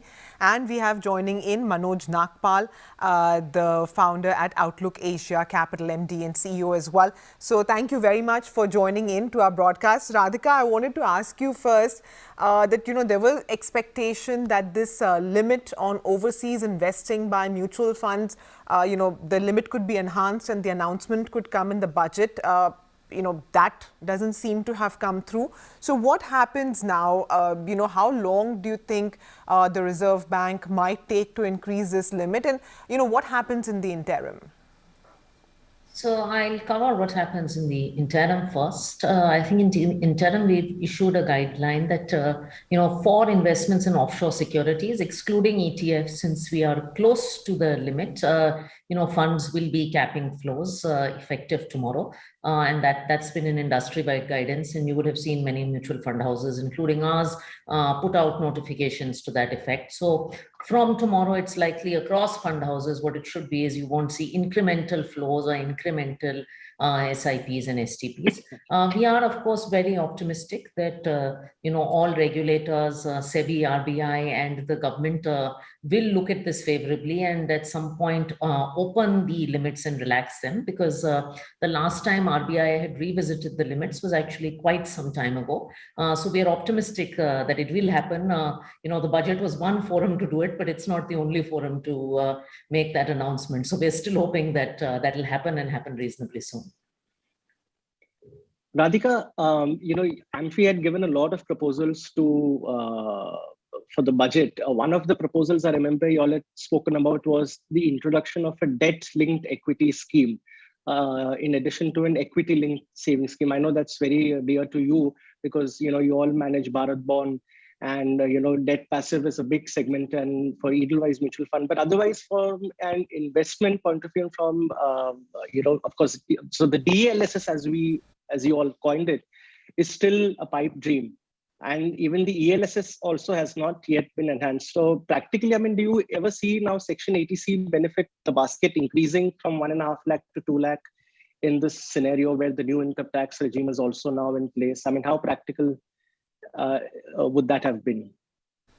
Look, Kezar, it was an ask, and I still think that DLSS is an important ask from the industry, simply because we don't have a long-term debt savings culture today. If you look at a large part of the industry, AUM, with the exception of debt passives and Bharat Bond, it is 70% short-term assets, and really, not every investor is an equity investor. So having a culture of long-term debt savings is important, and mutual funds provide an important tax advantage to the consumer. And we were hoping that would happen. I think this is not the only year. I would say that if you look at this budget, there were not too many capital market related proposals, and fairly so. Perhaps there are other things that need to be focused on, in terms of capex, consumption, a lot of other things. So there were not too many capital market proposals in any case, but that doesn't mean that this can't change in the years to come. Okay. Swaroop, just one more question for you before we let you go. You had spoken about green bonds and how the mutual fund industry may be keen to, lap it up. What is the extent of the issuance that you see, and what might be the appetite? Will it be only from the pure ESG funds, or, is there scope for other funds to also invest in this? Sumera, just to clarify, I was referring to a broad environment being created for ESG as a culture, and the introduction of green bonds, and say the swapping of batteries is a country getting ready or recognizing the environment part of the overall scenario. And now, in my entire course of understanding ESG or talking about ESG in the last 2-3 years, people either discard it or say it's a fad. At the point I'm making is not a fad, and neither is it just a theme. It is very core in its nature, and it's a matter of time that the country will build a strong and robust platform which will aim not only just from a business perspective, but a complete environment perspective, which cannot discount either the environmental responsibilities or the social responsibilities. Governance part has been carrying on for some time. So it's a matter of time that all of us will acknowledge the ESG part of it. Now, when we look at the fine print of it going on, yes, if there's a good proposition, why won't funds pick it up? I mean, that's my whole basis of my judgment of the entire thing. But I was more referring from an ESG perspective than just a green bond perspective. Thank you, Swaroop. Thank you so much for joining us. Thank you.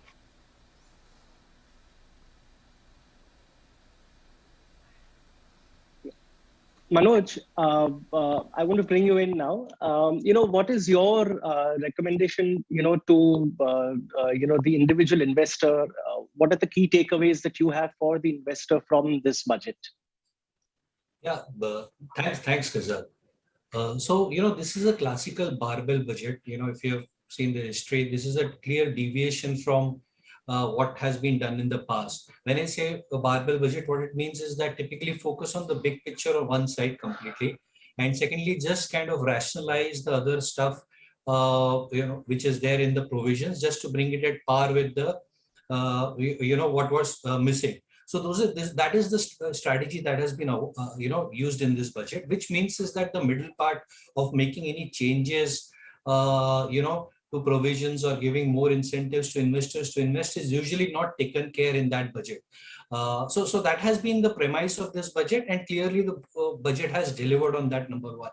Number two is that by not doing any changes in Section 80C or not doing any changes in mutual funds, that is good in terms of continuity, because every year otherwise, investors come and ask, should I be in the dividend option? Should I go to dividend reinvest? Should I go to growth? Those are the minor tinkerings that happen, or people direct their savings based on some benefit that is there. So for example, one of the things a lot of people were asking this time is also the increase in the NPS limit from 50,000 to 1 lakh, but that has not been done, because that's the entire strategy of the budget. So it is good in that sense that budget has the earlier budget did the tinkering, now wants to give a clear pathway to investors, saying that okay, we are in a stable regime, and now you can plan your finances accordingly. So always in terms of planning financial, doing a personal financial planning, this kind of a budget is good, because it does not distract you from your core focus on the asset allocation part, rather than trying to optimize your taxation, which a lot of people do. So that's part number one. Now, part number two is that if you see the broad direction of the budget, clearly that, budget is trying to, one, consolidate the balance sheet of India, and B is that push towards, capex growth in terms of infrastructure and other sectors, which clearly from a personal financial perspective, obviously that's good for India. It helps the, economy to grow. However, in terms of your personal financial planning, how you need to see is that this can lead that consumption gets left out of the entire basket of year. So there is no benefit for people to consume more also in that case. And there is a focus on the cyclicals in terms of sectors. So if you have been running, and that is what most of the people have been running their portfolios in terms of tilted towards consumption, in terms of tilted towards, high growth momentum stocks, this could mean that investors start rethinking their portfolio allocation a little more to cyclicals also, or the core part of the economy, rather than just focusing on the other part. So I think those are the key takeaways as I look at it. Okay, I see you didn't mention crypto, so let me ask that question to Radhika. What do you make of the tax on these digital assets, and do you think that incrementally some of that money could now flow into the mutual fund industry? So I was wondering when the crypto question comes, because I've been a I'm glad I didn't disappoint you, Radhika. Thanks. I was just wondering when that question would come to me. So thank you for not disappointing. So firstly, I have made a lot of comments on crypto in the past, and I think, I would reiterate the stance that it is very good that a taxation regime has been put out for digital assets / cryptocurrency, whatever you want to call it. I think it is an acknowledgement by the government that this asset class has grown substantially, and it now needs to have frameworks around it, and those are tax frameworks, and eventually a crypto bill will come in place. I think the argument that all of us, at least I have made, Sumaira, is that any asset class where people enter, one, has to be regulated, it has to have investor protection and clear taxation regimes, and secondly, people need to come in for the right reasons. Now that's advertising, risk reward, all of that has to be right. I think the taxation is very positive, and I think the taxation is also, if you compare it to the way other things are taxed, including derivatives, etc., I think it's also a fair set of taxation given the nature of the asset class. So I think it's a positive. It's a recognition that we have to, control this animal that has grown. And I think between the crypto bill and this, it's a very positive thing. As far as whether money will come into mutual funds, so I think there are two broad mutual fund classes, fixed income and equity. I don't think crypto investors were fixed income investors, even though the tax treatment is similar. I mean, I run a large fixed income book, but it's hard to believe that crypto investors were fixed income investors. They're largely speculative investors. Perhaps it does make equity a little more attractive, because in the past you could have thought that crypto is similar to equity. Instead of doing equity, I'll do crypto. A lot of people have told me that. So I think equity and equity mutual funds are advantageous. Whether that will compel a bunch of people to switch, I don't know. But they're certainly not fixed income investors. Okay, Radhika, just one more question then. For fixed income investors now, we've seen that the surcharge on LTCG has been capped at 15%. Will that draw large investors towards debt funds? I think debt funds is something that is evolving. You have to realize a lot of the alternative for debt investors has been FD. And already there was a large gap. I mean, if you take the benefit of indexation that exists with or without surcharge versus a marginal rate of tax, I think it's already substantial. This makes it marginally better, but it was already very, very substantial. A lot of FD investors, however, Sumaira, are not full tax investors. So some of this doesn't matter to them. I think we have to realize that. But fixed income growth will happen with education and with time, and it's definitely happening. I will say this will be a tough year for fixed income investors, given what is happening with bond yields in any case. So Radhika, a lot of investors have been waiting on the sidelines for the budget to come and for the budget to give some cues about, where they should invest their money in the coming financial year, if they haven't already put their money so far, or if they already haven't taken care of their asset allocation so far. So, what's your advice to such investors who have been waiting on the sidelines for this budget? Where do where should they go from here? What are the cues that they can take from markets that can go in whichever direction, depending on what they perceive today's budget as? So I think it is, Kezad, if I had to think of it from an investor perspective or from a market's point of view, more broadly, it is a BAU budget. You had a great period of capital markets run. You had an economy that is recovering out of the pandemic, and the budget is not doing anything disruptive in terms of taxation or capital markets, and it is spurring growth and investment. So I think it is a BAU budget for investors. If you were waiting for this to influence your asset allocation, I think it's business as usual. I think the core principles for investors remain intact. Given the kind of environment we're in, I think it really calls for a balanced asset allocation, a healthy mix between domestic and international equities and fixed income. Maybe some opportunities in long-term fixed income will emerge because of rising interest rates. That's one thing I think will come out of this. All right, Radhika, thanks very much for joining in with your inputs. And at this time, let me also invite Vishal Dhawan, founder of Plan Ahead Wealth Advisors, who joins our coverage. Vishal, thanks very much for joining in. So, on the face of it, nothing really for individuals, as such, who were expecting perhaps, maybe some relief on the direct tax front. But on the other side, the other thing is that at least wealth tax and inheritance tax, etc., have not made a comeback. You think that it's been postponed to a later date, or is that something which just doesn't look to be feasible to be reintroduced? So, well, this is an item that has been getting discussed fairly regularly before every budget, and every year it doesn't seem to come through. Our view on this is that, we've had a great revenue year for the government. In fact, after a long while, we're hearing conversation about how the revenue estimates may be a little conservative, which is not normally what we hear when a budget is presented. So I think we would much rather think of this as saying that at this point in time, the government probably doesn't require, additional revenues. And we are at a point where world over, there is clearly, space available for spending, because everyone's spending a lot. So you're not an exceptional country, which is out there running a high fiscal deficit, for example.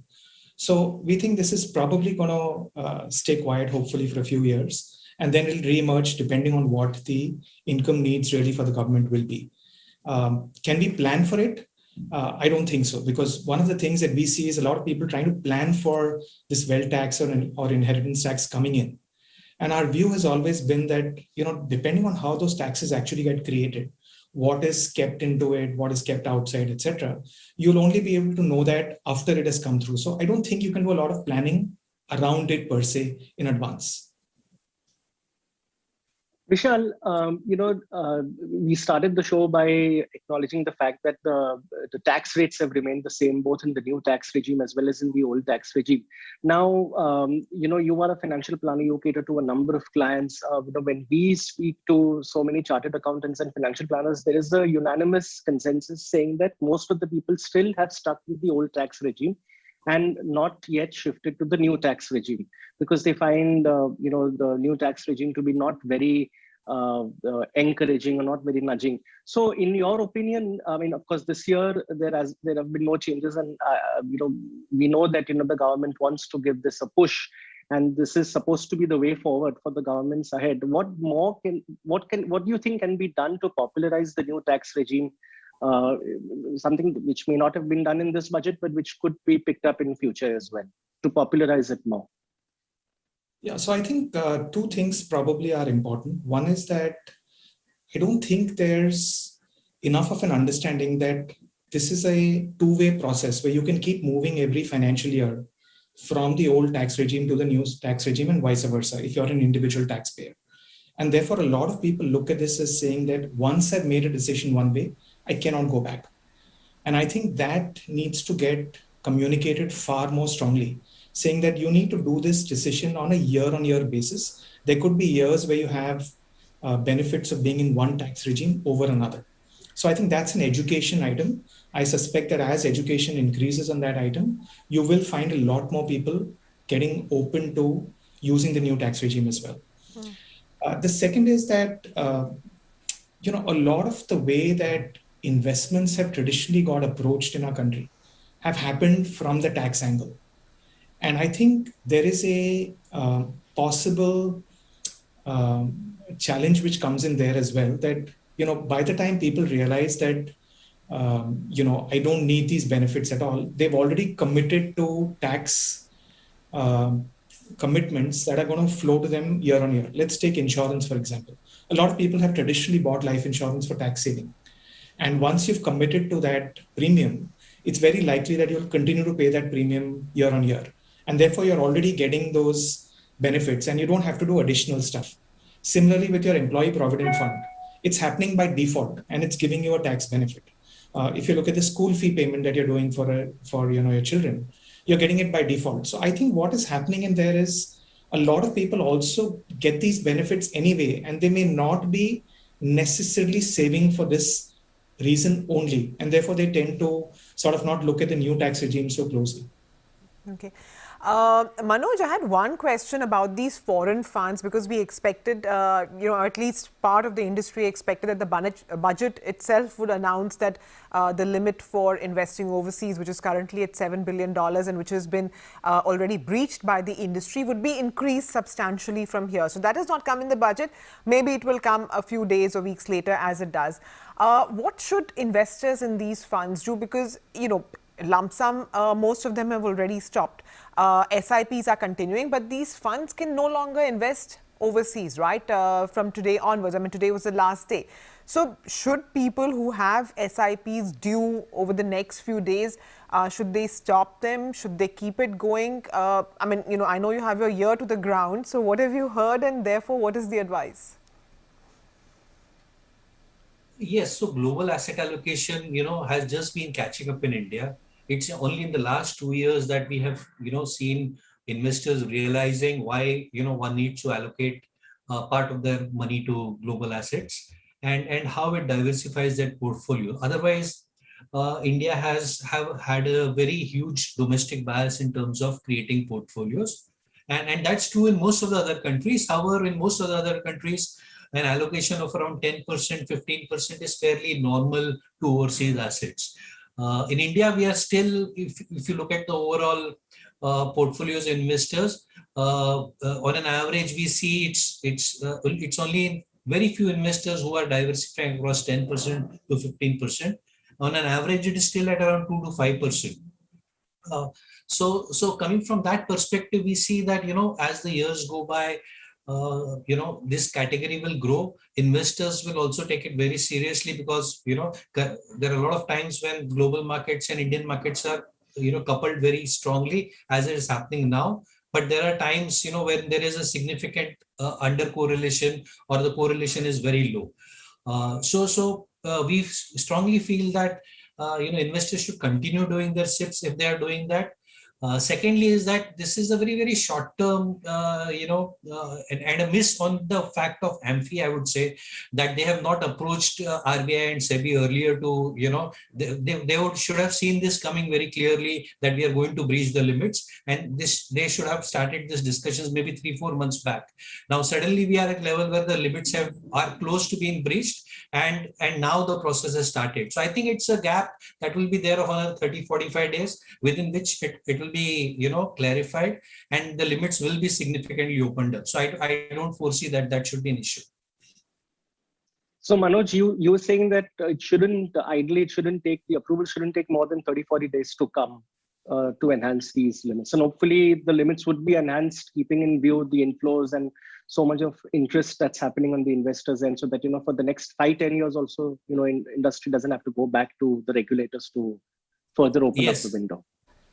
Yes, Keshwani, I completely agree with that. And it's a part of the growing. If you believe the mutual fund industry is going to grow from currently 38-40 lakh crores to 100 lakh crores in the next 5 to 7 years, you can assume that even if there's a 10% asset allocation going to global assets, that's the amount of limit that should be looked at. And it should be a dynamic limit to the overall assets of the industry also. So for example, 2008 or whenever was the last time when the limits were redefined, it was an X percentage and the industry was very small. At this point of time, the industry has grown 2x, 3x. but the limit has changed. So it should be a dynamic limit linked to the overall assets of the industry also. And I hope, IMF will take it across accordingly. Yeah, no, that's a fair point, Manoj. Just that, because the Reserve Bank is involved, I don't know how quickly a dynamic limit can be, sort of ratified by the Reserve Bank, constantly. But, your point is absolutely fair that $7 billion is grossly inadequate right now. Vishal, what's your take on this? Because, even if it takes another 1 month, in that 1 month, the AMCs can only invest in domestic stocks, right? I mean, as of tomorrow, there is no more buying overseas stock. So, as an investor, should I feel cheated if, I continue putting money into this because my money is going into Indian stocks for the next 1 month at least? So I think there's sort of two ways to look at this, right? One is to imagine that, yes, it does happen in the next 1 month itself, like Manoj was mentioning. I think if that's really how this whole thing plays out, then I think there's a very, very small impact, because essentially there's nothing which is clear today to tell us that India is substantially more expensive than the US, for example, because markets are expensive in many, many parts of the world today. And therefore, the choice of what you're buying as a fund manager may well have tilted towards one side if you had money which was coming in. So I would say that if it's a 1 month sort of item, then really investors should not be doing anything at all. If they're very keen that they want to buy international investments, then the ETF route is still available in certain cases. So you can still use that route and get in there. There are complexities around using the ETF route if it's listed directly overseas, etc. But a lot of investors are doing that anyway through buying direct stock overseas. So they just need to replace that with an ETF internationally and still achieve the same objective. This problem will obviously be much bigger if it's not a 30, 45-day problem, but that limit raise takes a substantial period of time. And I think the way to therefore approach it would be for investors to probably wait for the next, I'd say 2 months.